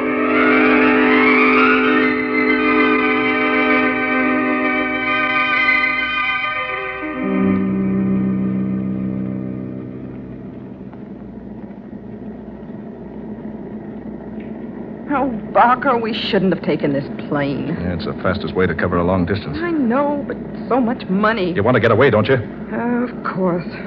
What are we going to do when the cash runs out? Now we get a job. Walking tight wires and swinging from tent tops, I suppose. Now we'll go to Europe. Sure, on $300. Stop worrying, will you? You give me the willies. Oh, if you just use your head. I'll start that I told you so business, and so help me, I'll make you wish you'd kept your trap shut. All right. Right. What are your plans when we get to Frisco? We'll hide out in a cheap room in a house. Keep indoors most of the time. I'm going to enjoy this. Well, you didn't have to come along. Maybe I'd be better off if I hadn't. Oh, now, baby, take it easy. I didn't mean it. I just never been on the lam before. Well, I have, and I don't like it. Yeah, there's the airport. Yeah, we're on the ground. Better hop a cab as soon as we can. Right. Now, here we are. Barker. What, baby? Look out this window. Careful, he'll see you. Who'll see me? Look for yourself. That cop, Guilfoyle. How did he get here ahead of us? Yeah. How? He's watching for us to get off the plane. Oh, what are we going to do? You'll never get me. Barker, think of something. Easy, baby. Pilot just stepped out of the cabin. What are you going to do? You just wait and see. All right, brother. This is a gun in your ribs. Now get back there at those controls and see how fast you can get this plane into the air again.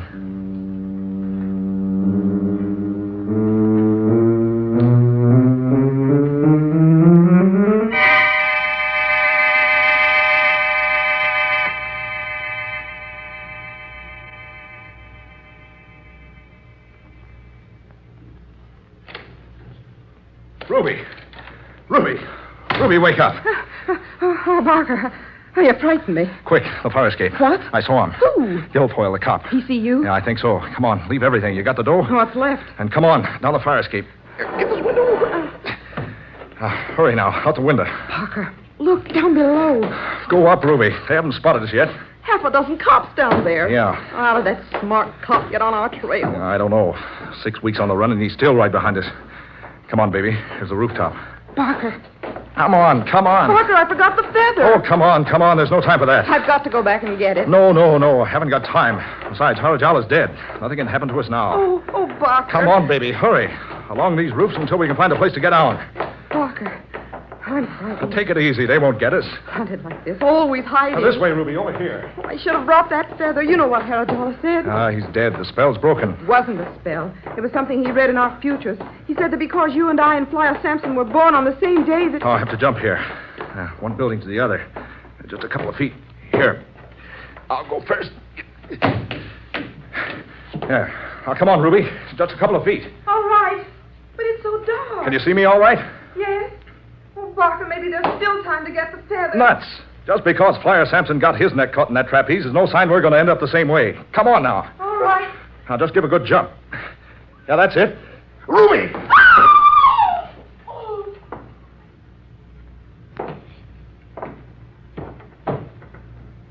Good Lord. Those wires. Around her neck. Ruby!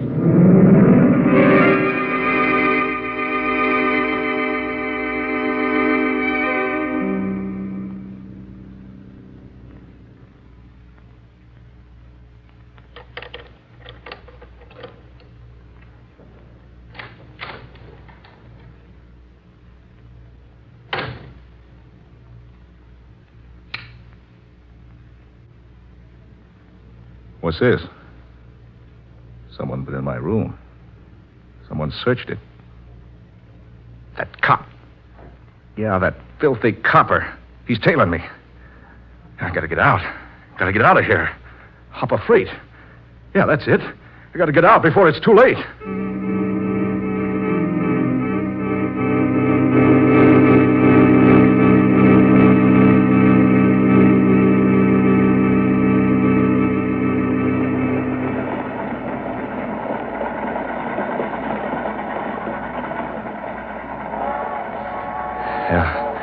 Luck was with me. Only one boxcar with an open door. I made it just in time. Better close the door.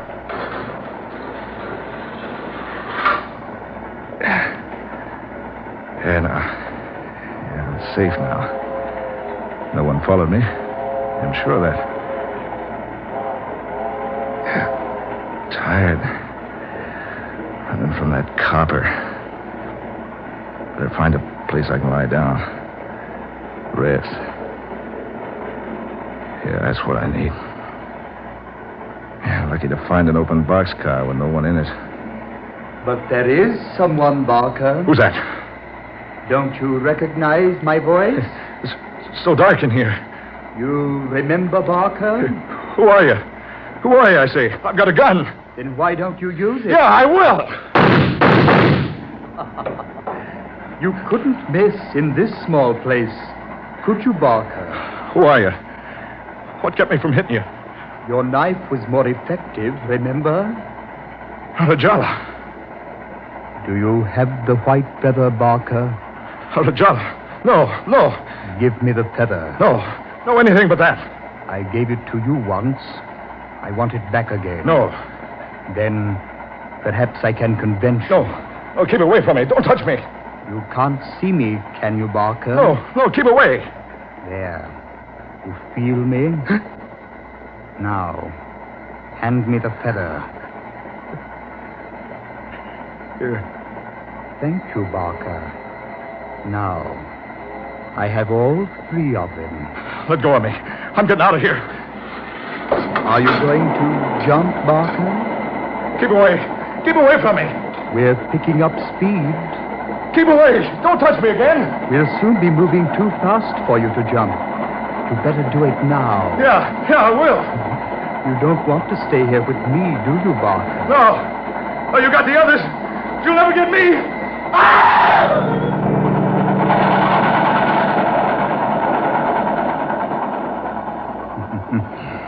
You did jump. Poor Barker. And how pretty you look, hanging back there on that mail hook.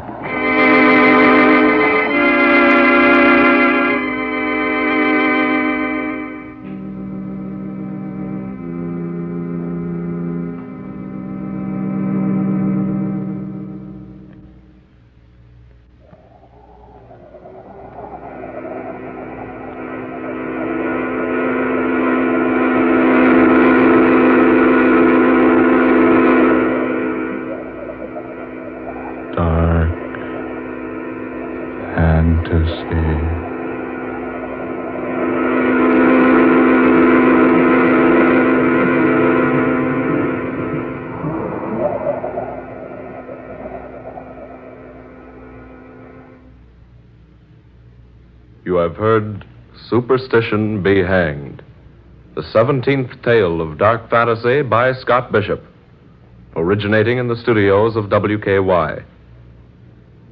Ben Morris was heard tonight as Barker, Ermay Ray played Ruby, Garland Moss was the fortune teller, and Murillo Schofield was Detective Kurt Guilfoyle.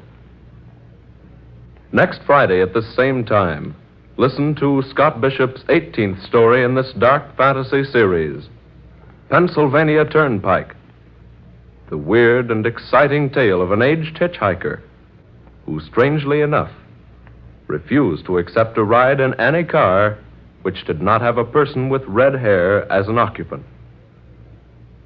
Tom Paxton speaking. Dark Fantasy comes to you from Oklahoma City. This is the National Broadcasting Company.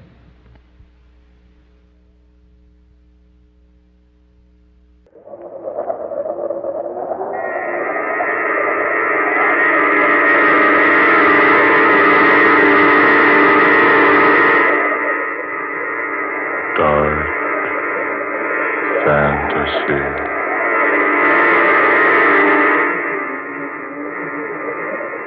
Pennsylvania Turnpike.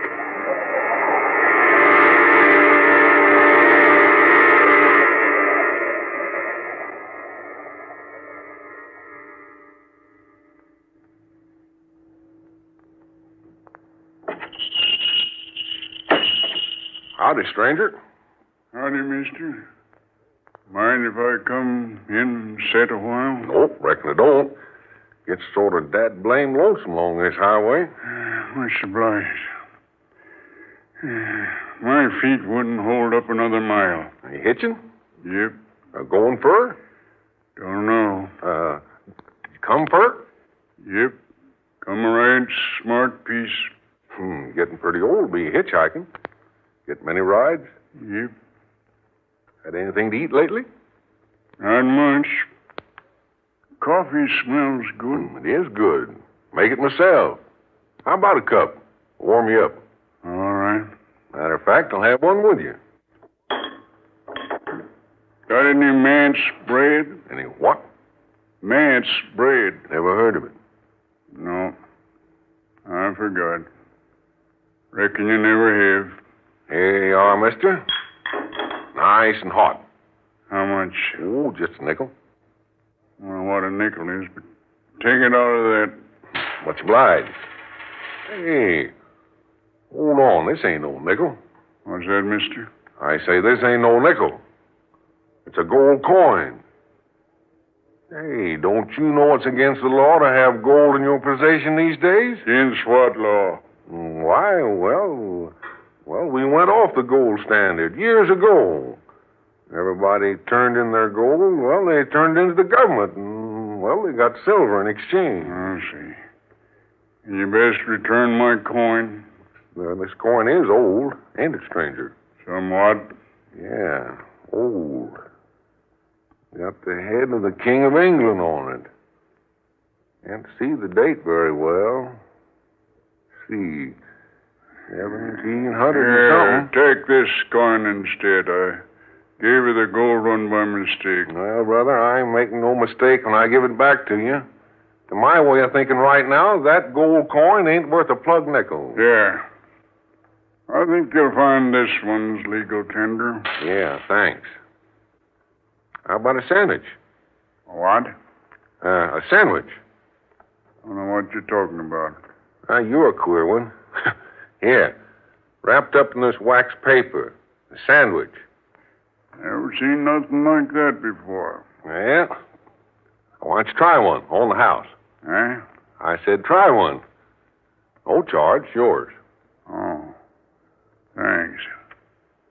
Good coffee. Yeah, got to admit it is. Folks around here always have a good word to say for Joe Davis and his coffee. Don't you know where you're heading for, stranger? No. Haven't the slightest idea. How come? You mean you're just a roaming about with no particular end in mind? No. I've planned what I intend to do for years. Well, what are you intending to do? That I'll discuss with no one. Okay. Don't get the idea I'm nosing into your business. How's the sandwich? What's that? I said, how's the sandwich? Oh, this. Not so good. Tastes funny. Why, it's good boiled ham. Don't like it. Well, you got no kick coming. Didn't have to pay for it. I intend to pay you. Nope. No charge. But I always pay all my debts. Well, this is one you don't have to, stranger. Especially since you don't like the thing. I've paid every debt I ever owed. Except one. Well, one's not so bad. You'll probably get it paid off someday. Yeah. I'll pay it. I waited long enough. I can wait a while longer. Want more coffee, stranger? No. This is plenty. By the way, do you happen to know many people in these parts? Quite a few, yes. Ever run on to any folks with red hair? Red hair? Yeah. Well, let me think. No, can't say as I have. Why? Oh, I'm just interested in folks with red hair. Are you? Only take rides in cars with men with red hair. Why is that? Oh, I got a pretty good reason. You see, the man I owe that debt to has red hair. Oh, has he? Brilliant red. Where are you putting up for the night? Ain't sure. Depends. Well, there's a tourist cabin about 2 miles up the Turnpike. Might stop in there.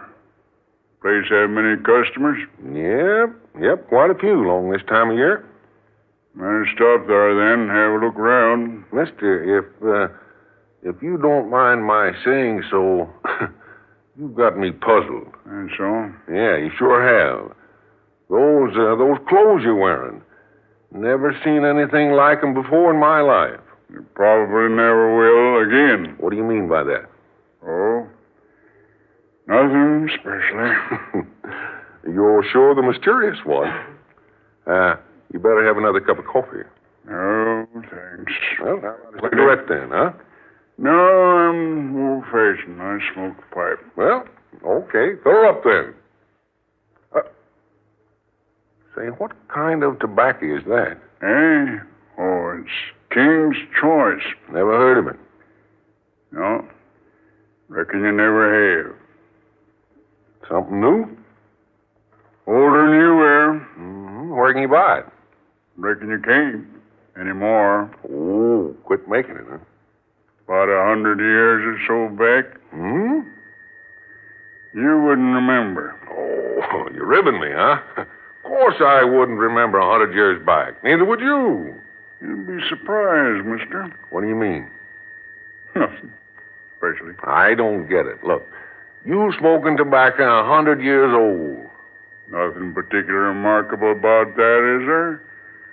I always say what's old belongs to the old. I reckon you're not more than 60. 60? Sure, 65 at the most. My friend, suppose you take 60, double it, and add a century. What? Double 60 and add 100? Why, that's 220. Your arithmetic is excellent. Have a match? Match? Match? Oh, yes. Yes, sure, match. Here you be. Thank you. You have a customer. Oh, yes. Generally, somebody stops for a few gallons of gas along about this time. Better throw away that cigarette around that gasoline. Be back a minute, old-timer. Yes, sir. A little gas? No, I'd like a little information. Well, got a lot of that, too. Can you tell me the way to Pine Knob? Pine Knob? What's that, tourist camp? No, it's a town. Pine Knob, Pennsylvania. Never heard of it. It's out this way someplace. It's supposed to be about 80 miles out of Pittsburgh in this direction. Well, see, Pittsburgh's about 78 miles back. Well, then I should be pretty close. Never heard tell of no Pine Knob. Been living here, man and boy, for 40 years. Ain't never seen nothing of the place or heard tell of it. Well, I know it's out here someplace. I've followed my directions here. I don't know whether to take that crossroad or follow the turnpike. Sorry, can't tell you, mister. Perhaps I can. Eh? Oh, you. Pine Knob, you say, mister? Yes. It's a small town somewhere in this neighborhood. Not in this neighborhood, it ain't. You don't happen to remember anything about it, do you, old-timer? That's a nice hat you're wearing. Huh? I said that's a nice hat you're wearing. Yeah, thanks. Did you ever hear of Pine Knob? Mind if I see it? See what? Your hat. Oh, forget my hat. You know anything about Pine Knob? I might. After I've seen the hat. Look here. If you know how I can get to Pine Knob, I'll... Hey, look, mister. Let him have a gander at the hat. You were the old boy. He hasn't got all these marbles. Oh, very well. Here. You can buy it in any hat shop for $10. Free initials if you want them. Yeah. Quite nice. What's that? The hat? Oh, you haven't even looked at it. No. I was admiring the gentleman's hair. What about my hair? I said it's nice. Right? Now, how about the hat back and a little information? Oh. Your initials in the band. K.M.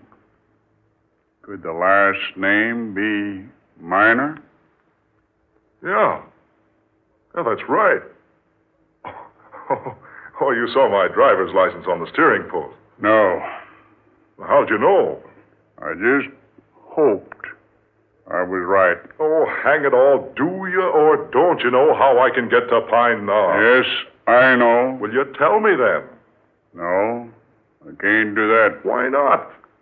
Because the way is seldom traveled. You'd never find it by directions. Then can you go there with me to show me the way? There's nothing I'd like better than to take you to Pine Knob. Ah.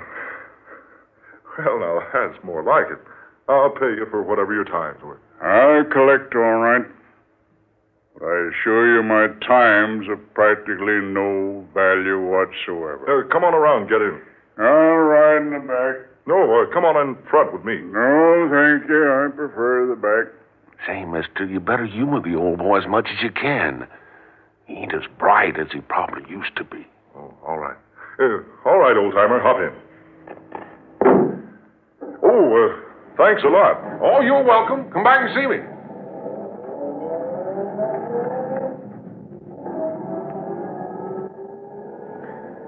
Well, I see him come and I see him go. But that old gent beats anything I've ever set eyes on. Oh, the old man dropped his bag of tobacco. Almost half full. King's Choice. The smoker's friend. Raymond Tobacco Company. Established 1756.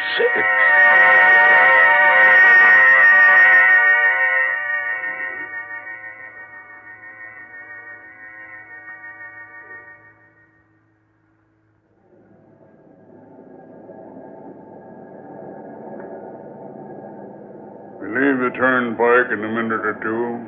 Then how far? Not far. The road good? Not so good. I say, does my chatter bore you, old-timer? No, not especially. You give me the impression you don't want to talk. People talk too much nowadays. Me, I like to talk. Especially when I'm driving. Helps make the miles go faster. The turn up ahead. Yeah, where? Off to the right. There's no place to turn off. Yes, there is. You'll see it. There. See? Well, yes. Well, that road, it wasn't there a moment ago. It's been there for years. It's the road to take. This isn't any ordinary road. Right. It isn't. And no automobile tracks. Never been an automobile on this road.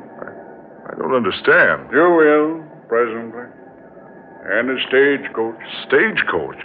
Yes. You can see the hoof marks in the soft earth. Oh, I was noticing. 6 coal-black horses, the pride of Pennsylvania. What's that? Nothing important. I see. Look behind. Behind? Yes. Look, where's the Turnpike? We have left it. Far behind. Oh, not far. Less than a half a mile. We should be able to see it from here. No. It's nowhere in view. And the buildings along the Turnpike, where are they? All of that is past. Past? Yes. There is no Turnpike. There are no buildings. Nothing but open prairie land. Trees. Hills. Tall grass. No fences. No other roads except this one. It's the only road for miles around. But where does it take us? To Pine Knob. That's where you wanted to go? Well, yes, but You asked me to show you the way to Pine Knob. This is it. Well, everything's changed so. Suddenly. Everything's different. Yes, naturally. But why? Did you ever ask yourself what time really is? Time? Yes, Mr. Miner. Time. I don't follow you. Suppose a long time ago something had happened to you. Suppose that incident was so important, so outstanding in your life, it was necessary for you to do something about it. I still don't understand. Let me put it into the present instead of the past. Suppose today something should happen to you. Suppose it is so out of the ordinary that you'd never forget it. Probably something you think needs revenge. Revenge? And suppose you decided your spirit would never rest until you'd found that revenge, even though many scores of years had passed away. I don't understand. So what would you do, Mr. Miner? What could you do but roam from place to place seeking that revenge? You're talking over my head. Am I? You certainly are. What I'm getting at is this. If you'd find yourself in just such a situation, time would suddenly have no meaning to you. You'd think no more about the past or the present or the future. Time would be something unknown to you. Things you call the future now wouldn't be future at all. Incidents you call past wouldn't be past. They'd be now. What you call present, all rolled up into one. That's a strange way of reasoning. Not so strange once you've experienced it. Have you ever experienced it? I assure you, yes. You mean that things that have happened in the past are actually happening now? Precisely. And things in the future are taking place now, too? Naturally. One case being possible, the other naturally follows. Oh, just some philosopher's theory. It's much more than a mere theory. Oh, you know better than that, and so do I. What's happened in the past has happened. What's going to happen certainly isn't taking place now. Possibly I'll change your mind about that before this day ends. Oh, no. Not me, mister. By the way, you haven't told me your name. Names are unimportant. Only incidents are important. Yeah. You haven't said how you knew my name. That was quite obvious. Your red hair. The initials in your hatband. I still don't see how you There's knew. Pine Knob. Ahead. Yeah. Down in the valley. Yeah. Where did it get its name, Pine Knob? Because in the center of the town you'll find a little mound with 3 pine trees growing from it. It was under these trees that men have been trying for their lives. It's from them that men have been hanged. That's a pleasant thought. The town seems deserted. Yes, I suppose it is by now. What do you mean? You'll see. There. Stage office is over there. The stage is in. See? Across the road. Pull up here. Across from it. Yeah, right. So this is Pine Knob. I see. That man on the stagecoach with the reins in his hands. And that other man handing up that metal box. Quiet. Listen to what they say. All right, Hank. That's a gold. You better take good care of it. You know where they're going to get this gold? It's going right on through to Kelby. If anybody tries to stop the stage this trip, I'll be ready for them. Well, so long, partner. See you in a week. Come on, boy. Get up there. Gee, get up.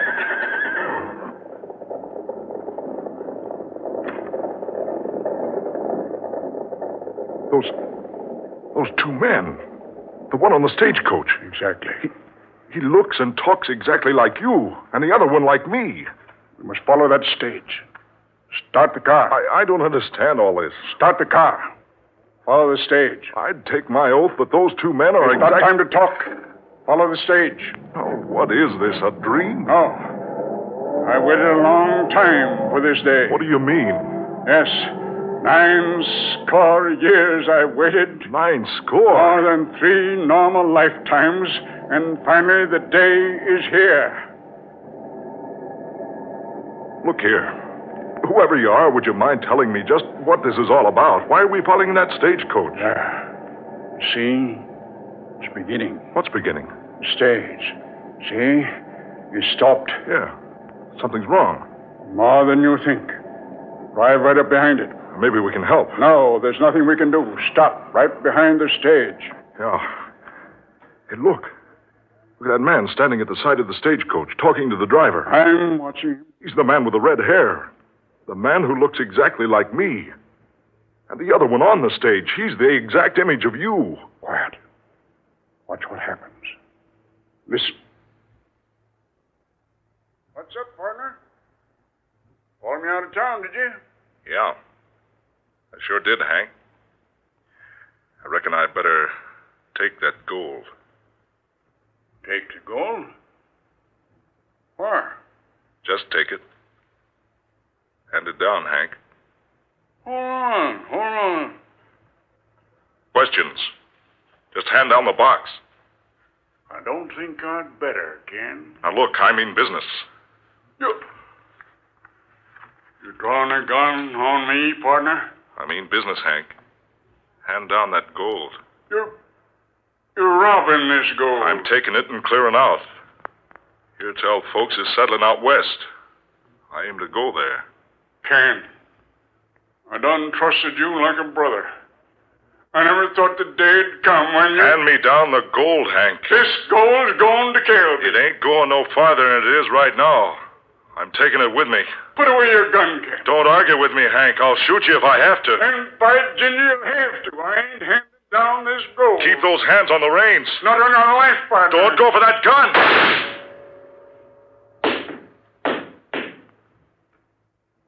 You shot me. In cold blood. No. No. I didn't have a chance. You knew I didn't carry a gun. Just a rifle there on the seat. No. I didn't do that. I didn't shoot you. Wasn't going for no gun. You've murdered me. No. For heaven's sakes, this isn't real. I've never fired a gun in my life. You think it isn't real? No. Oh, it can't be. Now, you understand what I meant by no past, no future? That man on the stage, you. 180 years ago on this spot. But it can't be you. That man on the stage was shot. He fell. He's lying there on the ground now. Is he? Turn around. See for yourself. Gone. Everything's gone. Everything but you and me. I didn't kill you. That man with the red hair, the one who spoke like you, looked like you, was the first member of your family to settle in this country. He was my partner. I trusted him. He murdered me. But I didn't. Now, the debt is about to be paid.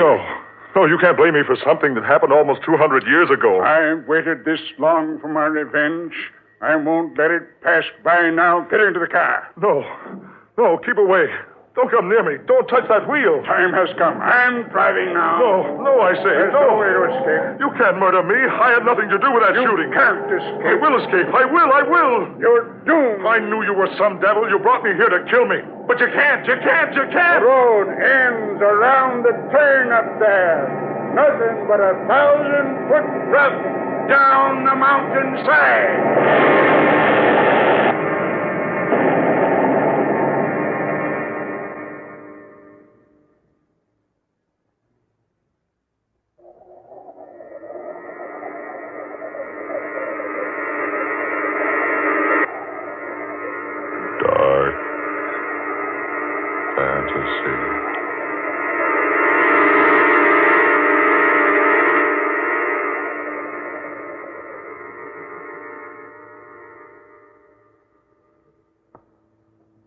Pennsylvania Turnpike.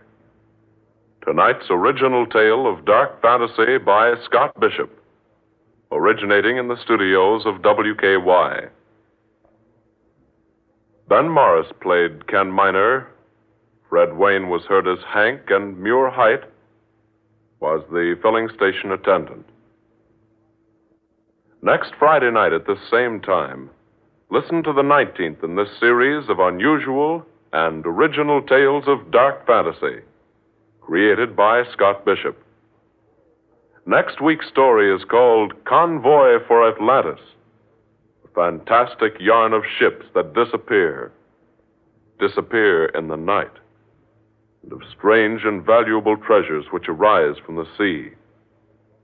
An adventure that takes us down to the very bottom of the mighty Atlantic Ocean for a special observation of the Convoy for Atlantis.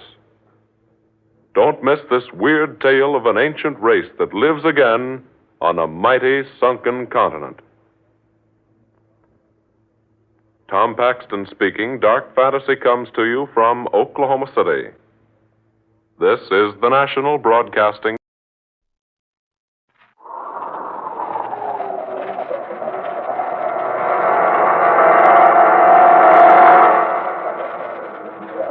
Dark Fantasy.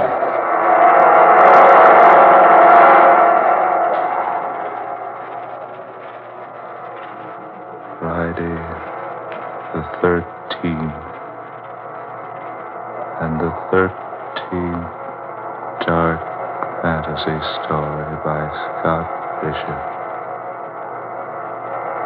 W is for werewolf.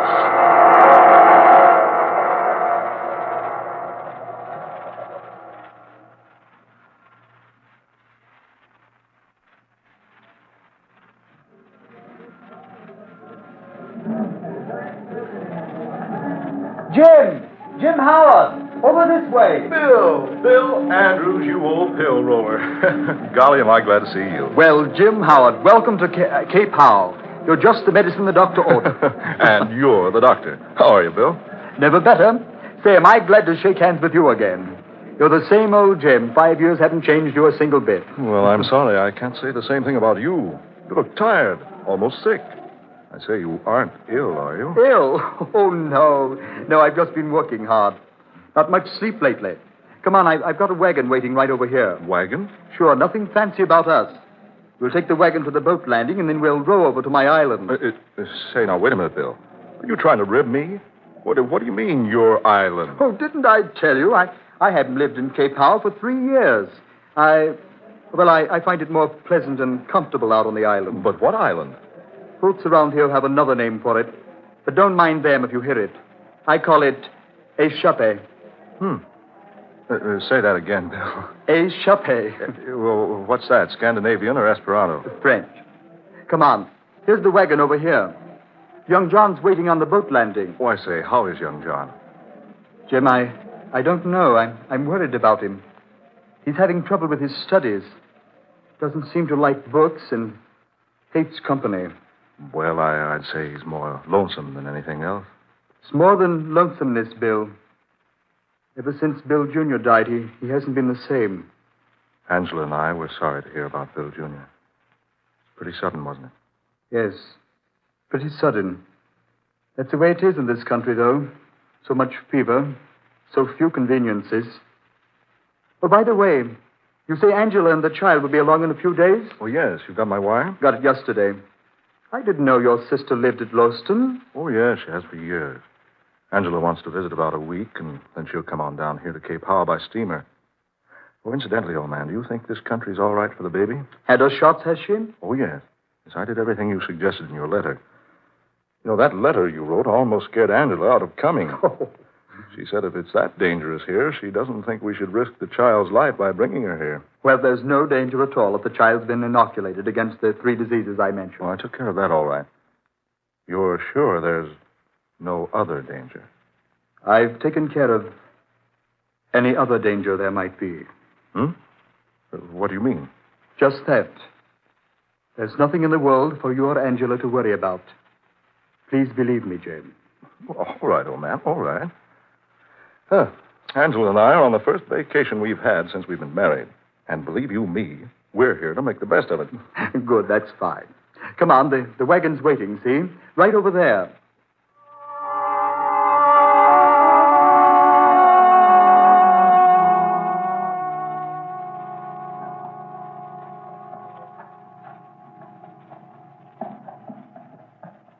Fine country, eh, what, Jim? Oh, marvelous.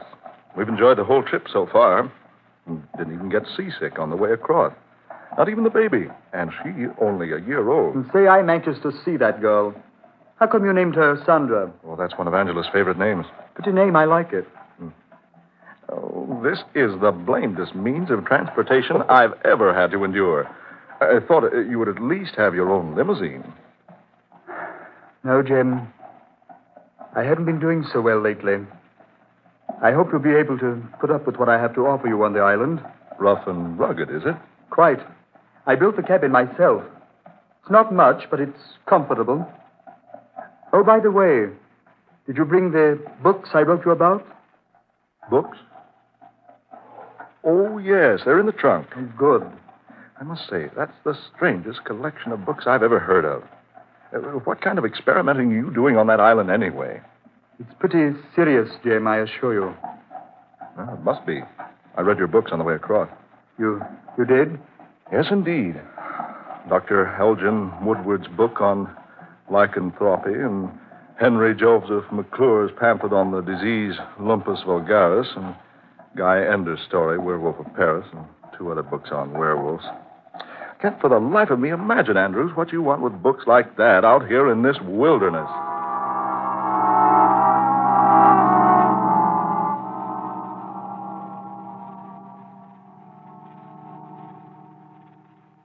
All right, Jim, here we are. Oh, John, here's Jim Howard. You remember Mr. Howard, don't you, Johnny? Well, sure he does. How are you, John, old boy? All right. Glad to see you, sir. Oh, I say, where was that old smile I used to see? Here, let me shake your hand. No, sir. I don't want to shake hands. Oh, come on now. We're old friends, aren't we? No, Mr. Howard. Oh, I say, now. Jim, just a minute. Let go, Mr. Howard. There. Jim. Oh, there now. Shake just like old friends. Let go. Let go my hands. Let go. Jim, please. I say. The boy's handbill. Come on, Jim. Into the boat with you. Come along, Johnny. Johnny, get into the boat, son. Yes, sir. Come along, Jim. All right, I'm shoving off. All right, Johnny. You want to take the oars for the exercise, or you want me to row? Well, son? I told him not to shake my hand. I told him, didn't I? Johnny. Can I help it? Is it my fault if my hand's all... Johnny! You want to row or not? Yes, sir. I'll row. Okay, son. Hop to it. Johnny, Sonny, if I did something... Come on. Down to the other end of the boat, will you? Here. Sit here. I say, Andrews, that boy's hand. Quiet. He's upset enough. But, Bill, the palm of Johnny's hand. Good Lord, man. It's all covered with a thick growth of hair.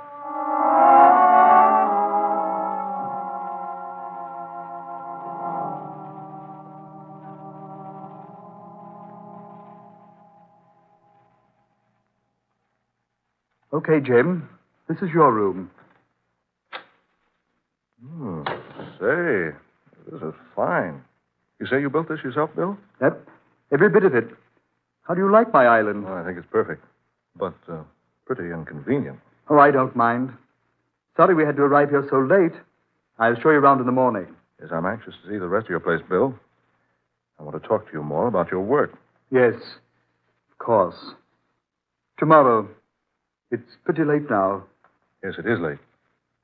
No, I'm afraid I rather bored you, old man, with my chatter at the dinner table. Oh, Jim, you heathen. You've never bored me a minute in all the time I've known you. Oh, that man Rayfield of yours is certainly an excellent cook. Yes? He's an excellent tutor for young Johnny, too. You'll find him quite helpful if you want anything. Fine. Oh, by the way, the people in this spot are a superstitious lot, Jim. Don't let them bother you with any of their nonsense. Nonsense? Yeah, a silly rot about... Well, things in the night. What thing? Oh, there's nothing, of course. But they take all sorts of means to ward off, well, the evil spirits. Oh, I see. Here, I'll set this charm here on your desk. You won't be using the desk. Charm? What charm? Well, it's just a simple thing that the people hereabouts always insist on putting in the room in which a person sleeps. Here, these 3 bits of green twigs. 2 of them standing upright, like this. There we have it. Hey, what is this? 1 cross piece on the uprights, like this. Then a lakeshore pebble. This little bit of charred wood. There you are. Now you're fully protected. Protected against what? Why, those evil spirits I was telling you about. And now just forget about them, Jim. I just put the charm here in case Rayfield comes in. He's very superstitious, and he'll never rest until he's made a charm for you himself. Well, all right, but I still... Now, just forget all about it. Just a whim of Rayfield's. Good night, Jim. Night, old man. See you in the morning. Right. Bright and early. If you need a spare blanket, there's one in the closet there. Right, Bill. Good night. Pleasant dreams.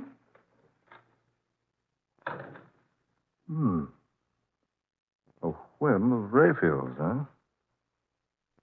3 bits of green twig, lakeshore pebble, and a piece of charred wood. That's a strange combination. To ward off evil spirits, so Bill claims. But what evil spirit? Great horn toads, what's that? What in the world is that? Bill! Bill, I say, Bill, what's that howling? It is nothing, Mr. Huh? Oh, you, Raphael. Nothing but a wild animal howling in the night. What? That sounded like a wolf. Wolf, Mr. Howard? Yes. It couldn't have been a wolf. There are no such animals in this country, you know. I know that, but... There, you hear it? It will be all right, sir. Did Mr. Andrews give you the charm? Charm? Oh, yes, the charm. It will protect you, sir, from anything. Wait a minute, Raphael, don't go. Just what is this thing I'm being protected from? Oh, nothing. Nothing, sir, nothing at all. People around these parts are curious lot, that's all. Superstitious, you know, and all that sort of thing. So we humor them by always keeping a charm in the sleeping rooms of our homes. Yes, but I don't see why you should worry about humoring anybody. Way out here alone like this on this island. Well, sir, it is just a habit of Mr. Andrews' Arago. But he said it was you he was satisfying by placing the charm in my bedroom. Yes, sir. That is, well, what I mean is, sir, I'll best be going. Young Johnny isn't feeling so well tonight. I hope you sleep good, Mr. Howard. And don't worry about the howling. Nothing will harm you. Don't worry about the howling, eh? That's strange. That howl's coming from the east wing of this cabin. Right over there. By George, I'm going to skirt this place and have a look. Quiet now. Not a sound. But a light just went on in that room the sound's coming from. That window's heavily barred. And the window glass is frosted and curtained so no one can see inside. The howl is coming from inside that room. Here's the door to the place. Oh, Bill. Bill, are you in there? Bill. Some animal in there, all right. Bill. Andrews, are you in there? Whatever it is, it's trying to get out. Bill. Bill, are you all right? Are you in there, old man? Bill, are you in there? Bill! Yes, Jim? What is it?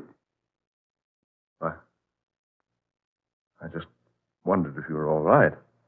I heard that animal howling, and I thought that... Animal? What animal, Jim? Don't tell me you didn't hear it. You weren't by any chance dreaming already, were you, old boy? But the howling came from inside that room.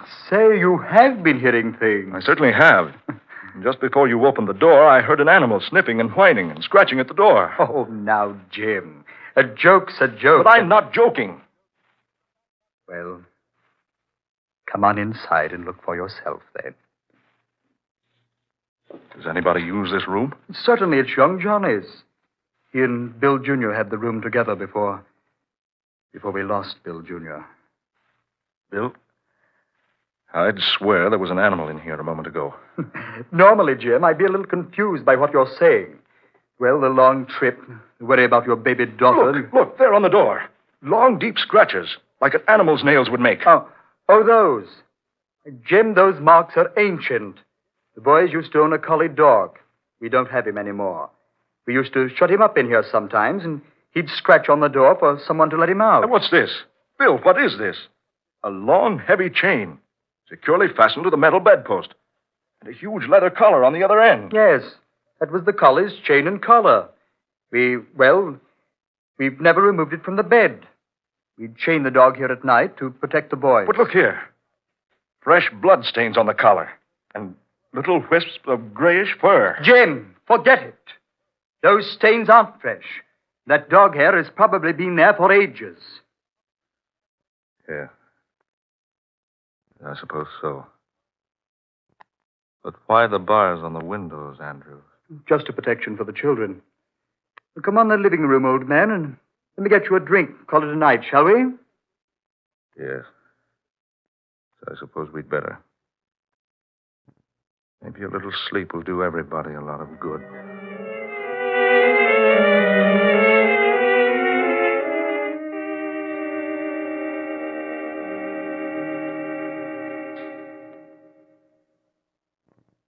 Angela, I can't tell you how happy I am to have you and Jim here to visit me. Oh, we've looked forward to this for 6 months, Bill.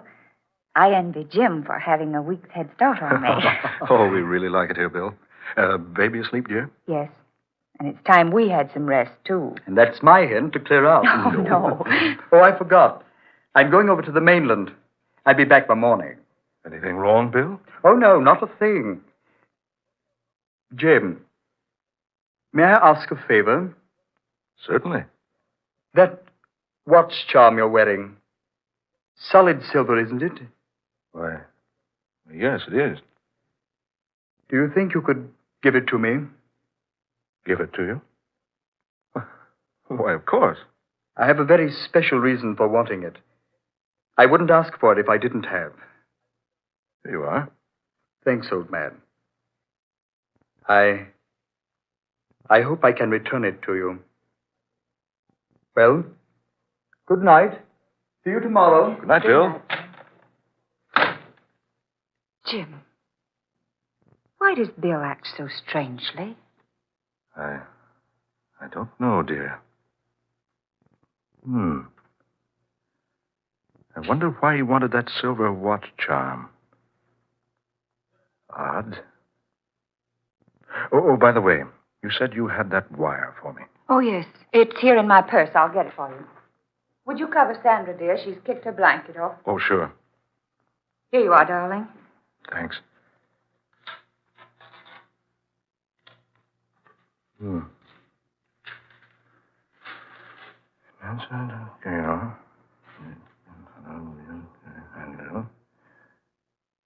Say, Angela. Yes, dear? Listen. In answer to your cable, I have been able to learn that the grandfather of William J. Andrews was shot in France almost half a century ago by an angered mob. His grave was recently opened, and instead of the remains of a man, investigators found the almost perfectly intact body of a strange beast, somewhat resembling a wolf. Jim, no. Just what I thought. Oh, Jim, what's that? Something's wrong. Come on, hurry. Oh, look. Look down the doorway of that room with the bars at the windows. Some animal running out there near the edge. Jim. I hit that creature 3 times. I couldn't have missed him. And yet the bullets didn't even slow him down. Jim. There in the doorway. It's Raphael. Look at him. Oh, his throat. Only an animal could have done a thing like that. Where's young Johnny? Look, Jim. That heavy chain hanging from the bedpost. The collar's gone. Chain snapped right in 2. Angela, you and I have a job to do. I hate to ask you to do this, but I think you've got the courage. To do what, dear? Come along with me. You will see.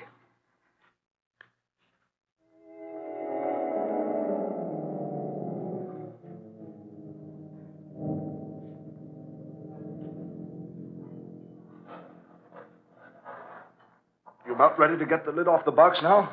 Oh. Steady, Angela. Steady. Oh, this thing's terrible. Desecrating Bill Jr.'s grave like this. Digging up the casket. If I'm wrong about this, well, we'll see. Hand me that bar. That's it. Now, hold the light over here now, Angela. Just another nail or 2.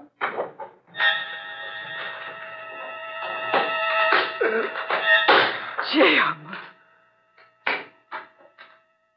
Just exactly what I thought. That's not a boy's body in that casket.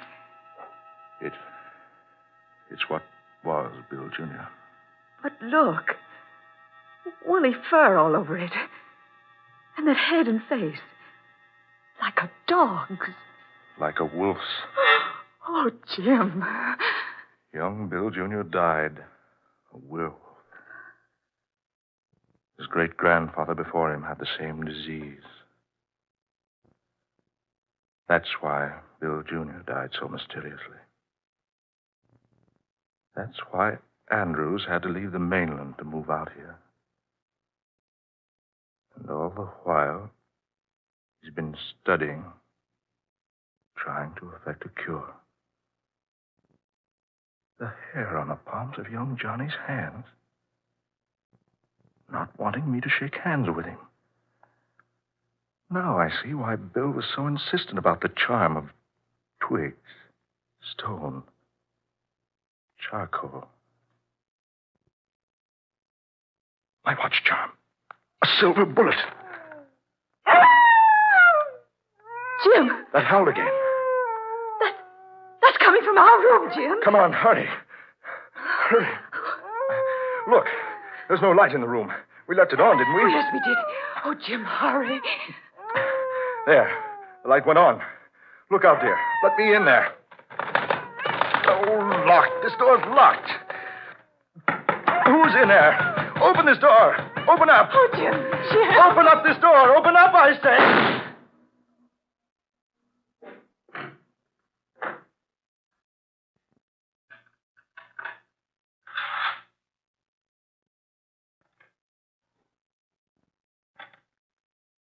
Bill. Everything's finished now. Young Johnny is dead.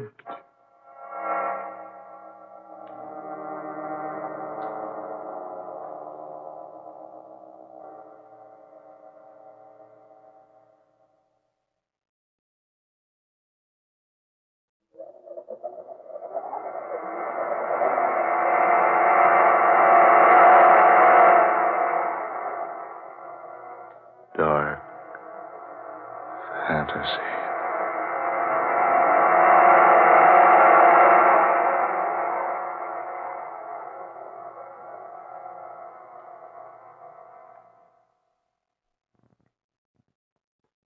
Friday the 13th. And you have heard Scott Bishop's 13th original tale of dark fantasy. W is for Werewolf. Ben Morris was heard tonight as Jim Howard. Garland Moss was Bill Andrews. Eleanor Naylor Corrin took the part of Angela Howard. Fred Wayne was Raphael. And Don Stoltz played young Johnny. Next Friday night at this same time, listen to the 14th in this series of dark fantasy dramas. An intriguing, exciting story called A Delicate Case of Murder. Written by Scott Bishop.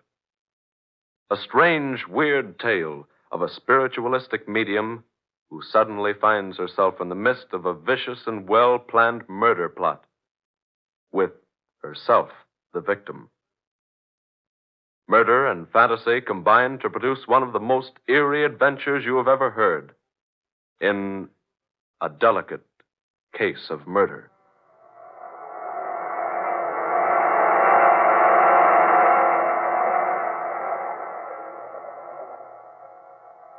Tom Paxton speaking.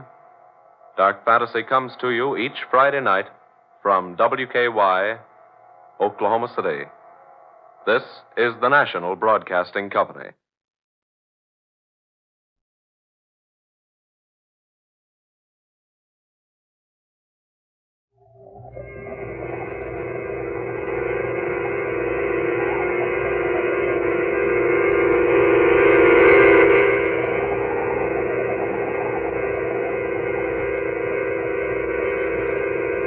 Dark fantasy.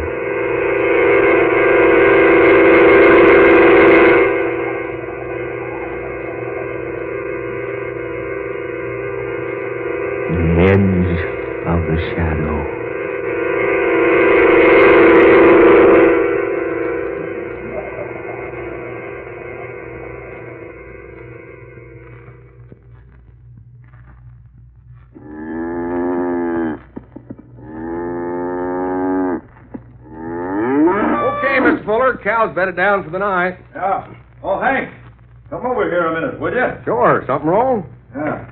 Cow here seems to have hurt herself. It's like a barbed wire cut. Let's have a look. Yeah, you're right. Does look like barbed wire. There's no barbed wire where this animal's been. Only wire like that on your property, Mr. Fuller, is over south the road. Yeah, that's right. This animal hasn't been in the south pastures for months. She's one of the animals I'm keeping up near the barn, grooming for the stock show next month. Yeah, I know she is. You haven't let her get out accidentally, have you, Hank? Me? Why, no, Mr. Fuller. You sure, Hank? Yes, sir. You said you wanted all the animals you brought in off the range kept inside the wooden fences. You're the boss. I wouldn't let any of them near any barbed wire. It's mighty funny. Can't figure out no other way she could have hurt her leg like that. Me neither. It's pretty bad, too. Deep. Yeah, it is. I'll never be able to show her with a leg like this. Sure too bad, Mr. Fuller. She's a nice animal, too. Yeah, one of the best. I was counting on her boosting my score at the show. Say, you don't suppose McCarg could have done it, do you? McCarg? Sure. He's pretty hard hit for good show animals this year. Had to sell off quite a few to pay his mortgage and meet the taxes. I know, but McCarg's always been a good friend of mine. He wouldn't do a thing like that. Well, he might. If he thought it might help him at the stock show. Needs that prize money pretty bad. But McCarg's a stock raiser from way back. He couldn't hurt a prize animal if he had to. Funny thing what some men will do for money, Mr. Fuller. Look, Hank, I won't have you talking like that. Well, I was just saying that... McCarg's a good friend of mine. I've done him several favors lately. He wouldn't repay me by injuring one of my animals. Well, all I know is she couldn't have cut her leg like that around the corral. Looks to me like it was done purposely. Here, better clean out that cut and wrap it up. Yeah. Fetch me that disinfectant, some of those clean rags from the chest, Hank. Sure. Here's some right over here. In the stall? Yeah, here on this shelf. What are they doing here? I don't know. This bottle's always kept in the chest at the end of the barn. Marsh, have you been treating this animal? No, I didn't know she was hurt till you told me. Some other animal, then? No, of course not. Didn't you inspect them all tonight? Yeah, I did. This is the only cow that's hurt. But what's this disinfectant and these clean rags doing here? Well, I just don't know, Mr. Fuller. I put that bottle away myself last week. I treated a horse. I haven't used it since. I haven't used it more than a month, I guess. Somebody did injure this animal, then tried to treat it here in its stall. He must have been frightened away before he could use the medicine. But who'd purposely cut its leg and then try to treat it?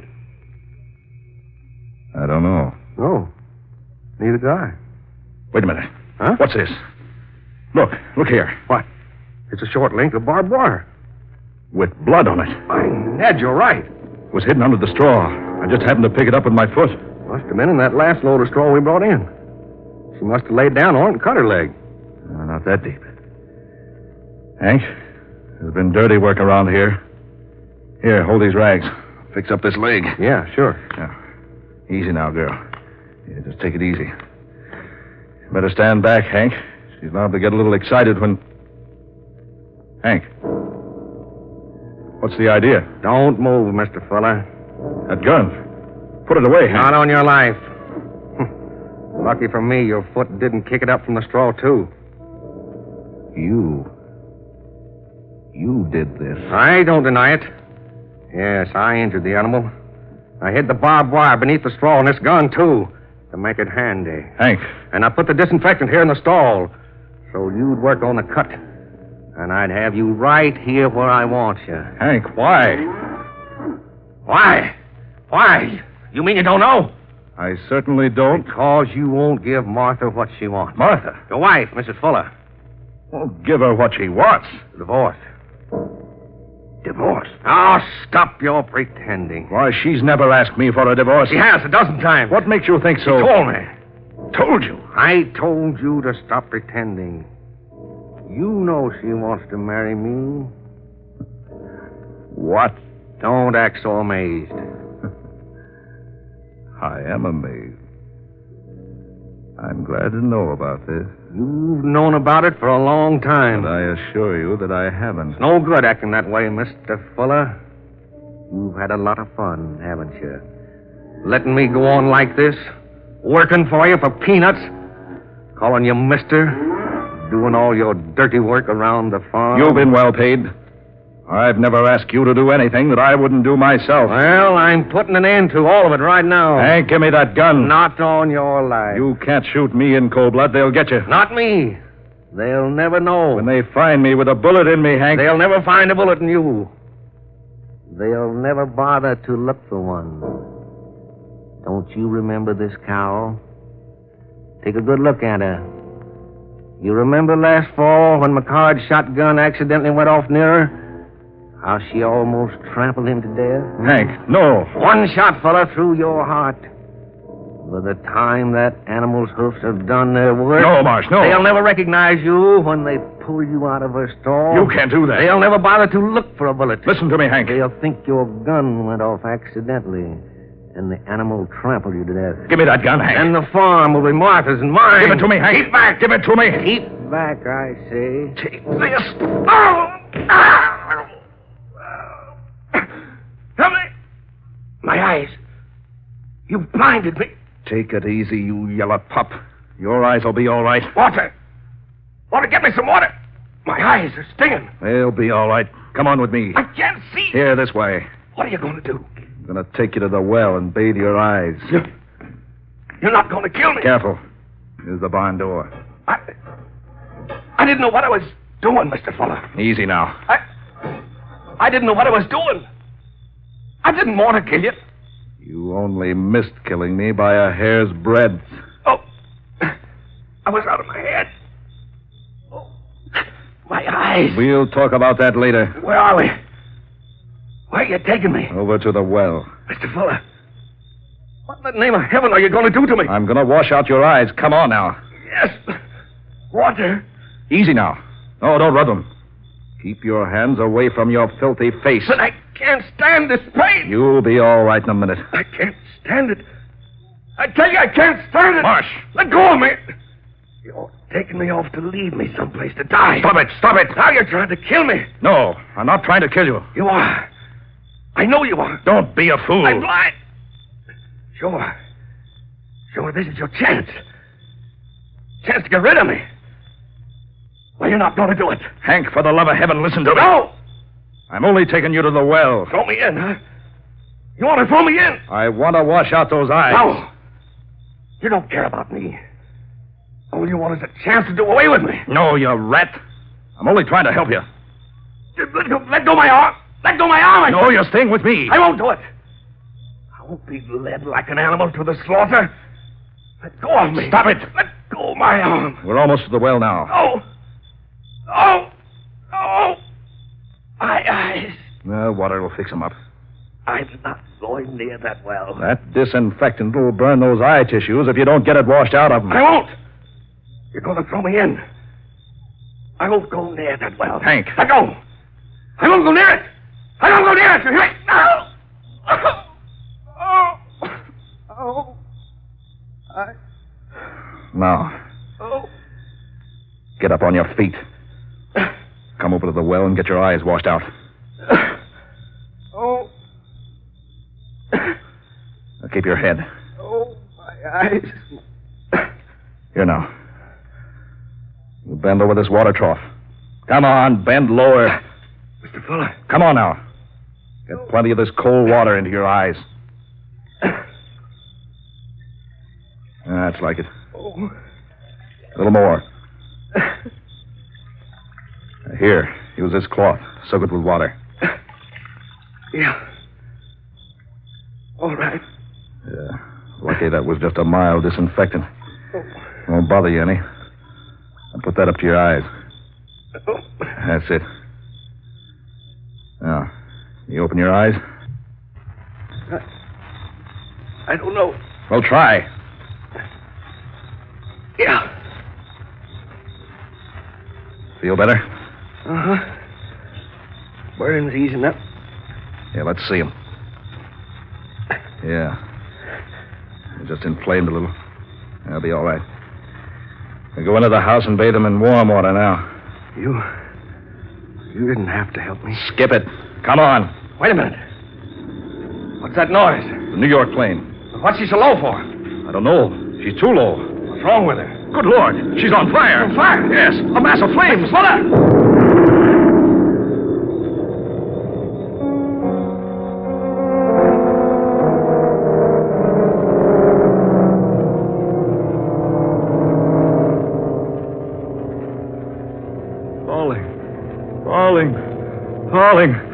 Falling. Stephen. Falling. Stephen. Falling. Wake up. Falling. She exploded in midair, and now she's falling. Stephen. Martha. Oh, heavens, Stephen, you've been having a nightmare. I've been asleep. You were screaming at the top of your lungs about something falling. The plane. Plane? The night plane to New York. What about it? She was low. Too low. She was in flames. Exploded in midair. Oh, you were dreaming. The plane did go over just as you began to scream in your sleep. Oh, let's see the clock. Yes. She goes over at the same time each night. And she was extra low tonight. The motors were awfully loud. Close. Yes.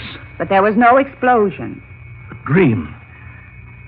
Yet so real. Oh, you'd better go back to sleep, dear. But that wasn't all of the dream. Oh, you can tell me all about it in the morning, Oh, dear. that wasn't all. Stephen, where are you going? To Hank's room. Why? No, where's that other slipper? Yeah. Here. Stephen, what's wrong, dear? That's what I want to know. Stephen?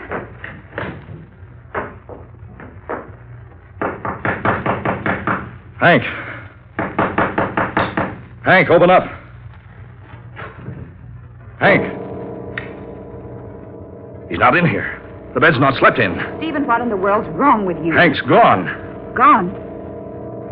Why, he hasn't been in his bed. No. Did he tell you he was going anyplace? No. That dream. It couldn't be true. Was it about him? Yeah. About him. We were together in the prize stock barn, bedding down the animals. One of the prize cows had cut her leg.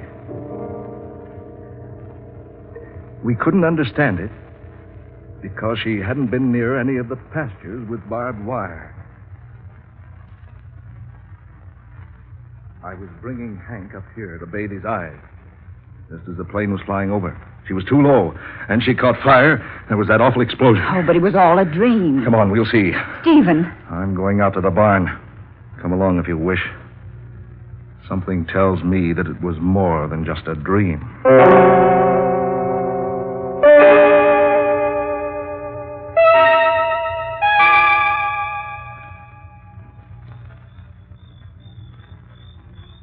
Stephen, this is so foolish. I tell you, it was just a dream. Here.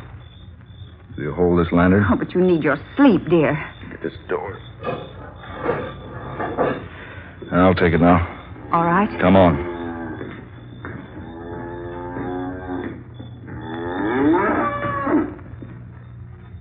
Here's the stall. You bring the flashlight? Here. Here, take the lantern. Confound it, what's wrong? The battery burned out? Oh, there. Martha, look! Stephen. There on her leg. A deep cut. Fresh cut. It needs attention. Martha, it's identical to the injury in my dream. Oh, Stephen, surely. It is, Martha. Oh, she just cut herself yesterday and you didn't know. No. I always examine the prize stock in their stalls every night. Martha, this animal was in perfect condition when we went to bed. Oh, but Stephen... Wait a minute. What in the world are you doing? I'm looking through this straw, but... By heavens, look! A short length of barbed wire. Bloody barbed wire. Stephen.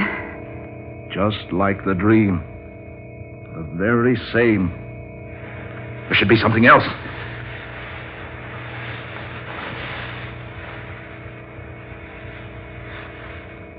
Yes, here. Look. A gun. Hidden here in the straw. Here where he put it. Who? Hank Marsh, of course. Who else? Oh, no, Stephen. Yes. And look. There on the top of the feed box. The bottle of disinfectant. Some clean rags. Oh, but Stephen, you... Just like the dream. Every bit of it is just like the dream. But you couldn't have dreamed all that. The hidden barbed wire. The cut on the cow's leg. The hidden gun, the medicine, all the same. Stephen. And this cow. She's the one that almost trampled McHarg to death last fall when his shotgun accidentally went off. But surely you don't think Henry Marsh planned to kill you. Yes, he planned it. He worked it out carefully. Very carefully. But now his plan's no good because of that dream. Oh, no, Stephen, he couldn't have. Yes. And in my dream, I saw how it was all going to work out. I was shown how I could save myself by throwing the disinfectant into his eyes. I tell you, there's some other explanation. Then that plane. It did fly over low tonight, you said? Yes. Then it must have caught on fire. It must have exploded. But it couldn't have. I didn't hear a thing except the motors. You heard me screaming about it in my dream. Yes, but you... Well, you must have been so intent upon what I was saying that you didn't hear the noise of the explosion. Oh, no, that's impossible. It was over south of the road. Here, give me that lantern. Stephen, you... You go back to the house. I'm going to look for that wreckage.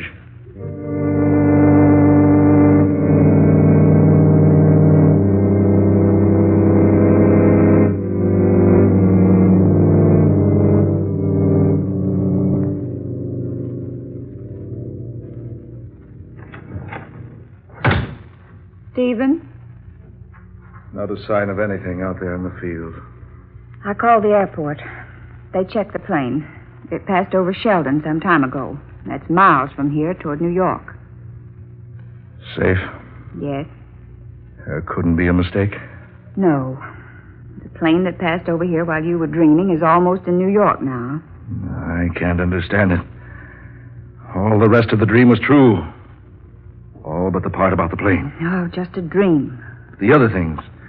The injury to the cow, the wire, the gun. Didn't you say you lost your gun several months ago? Yes, I did. Well, you must have dropped it in the straw when you stored it in the barn.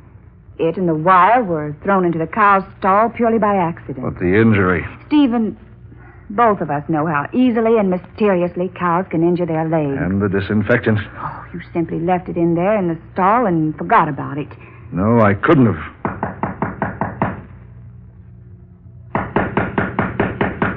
Well, are you going to open it, Stephen? It's unlocked. Come in. Hank. Golly, I'm glad you're up, Mr. Fuller. Henry, it's late. You haven't been in your bed tonight. I forgot to tell you I was going to town. Mr. Fuller, that cow in stall 13, she's cut her leg. Henry, Well, I just happened to look at it. Looked in, found the barn door open, and... Why? What's the matter, Mr. Fuller? Say, why do you look at me like that? Stephen. You want me to come out to the barn, Hank? Why, yes. That cow's leg's pretty bad. A barbed wire cut? You know about it? And isn't the wire lying beneath the straw of the stall right now? Mr. Fuller, And isn't this the gun you hid under the straw? How'd you find that? Oh, Stephen. So, it is true. You planned to kill me. No. Planned for the animal to trample me and mutilate me. No! Planned to marry Martha and get my farm. Oh, no, Stephen, no, you're wrong. No, I'm not wrong. You planned it together. Only my dreams spoiled your plans. Well, now you can be together. Stephen, no! Put that gun down! Well, I'm going to send you. You can burn together. No, Stephen, no!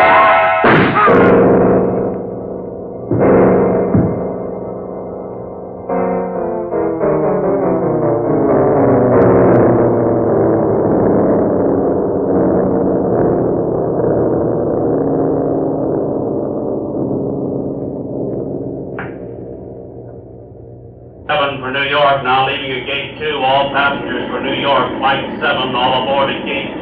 All aboard at gate 2. Flight 7, now leaving for New York. All aboard at gate 2. All clear. All right, shut the door.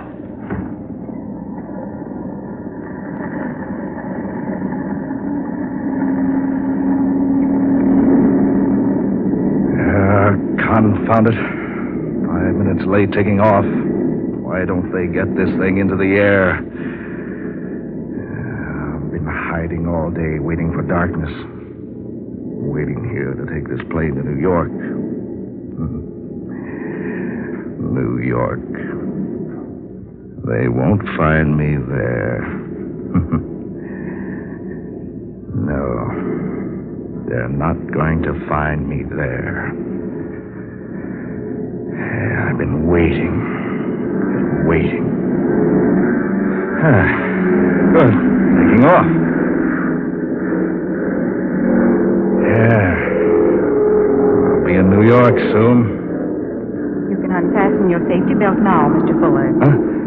You know me? Oh, yes. We always have a list of all the passengers. Let's see, you're going to New York.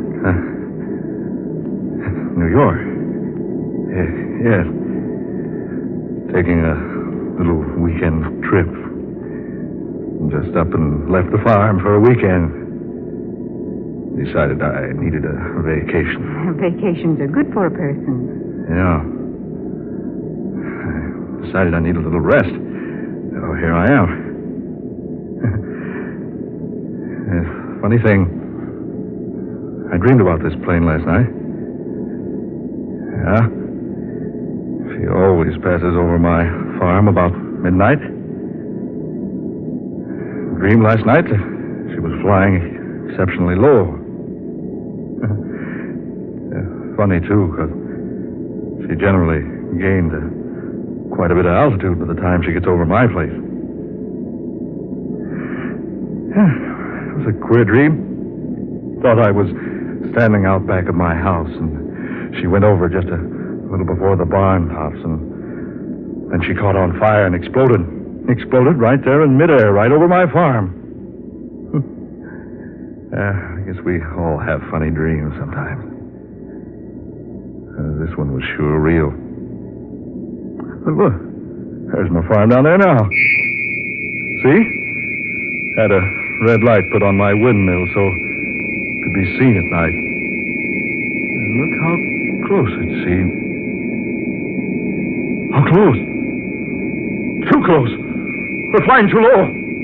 I said we're flying too low. Look, just above the barn tops, just like the dream. Just like the dream. No, it can't be that. Look out the window. Flames. One of the motors on fire. One of the motors on fire. We're flying too low.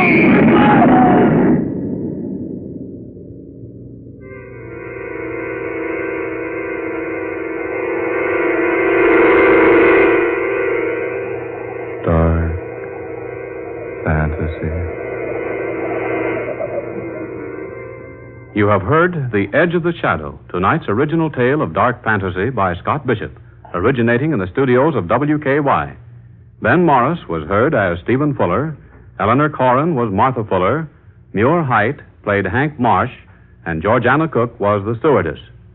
Next Friday at this time, listen to the 22nd in this series of dark fantasy adventures created for you by Scott Bishop, a weird and pulse-pounding tale of terror.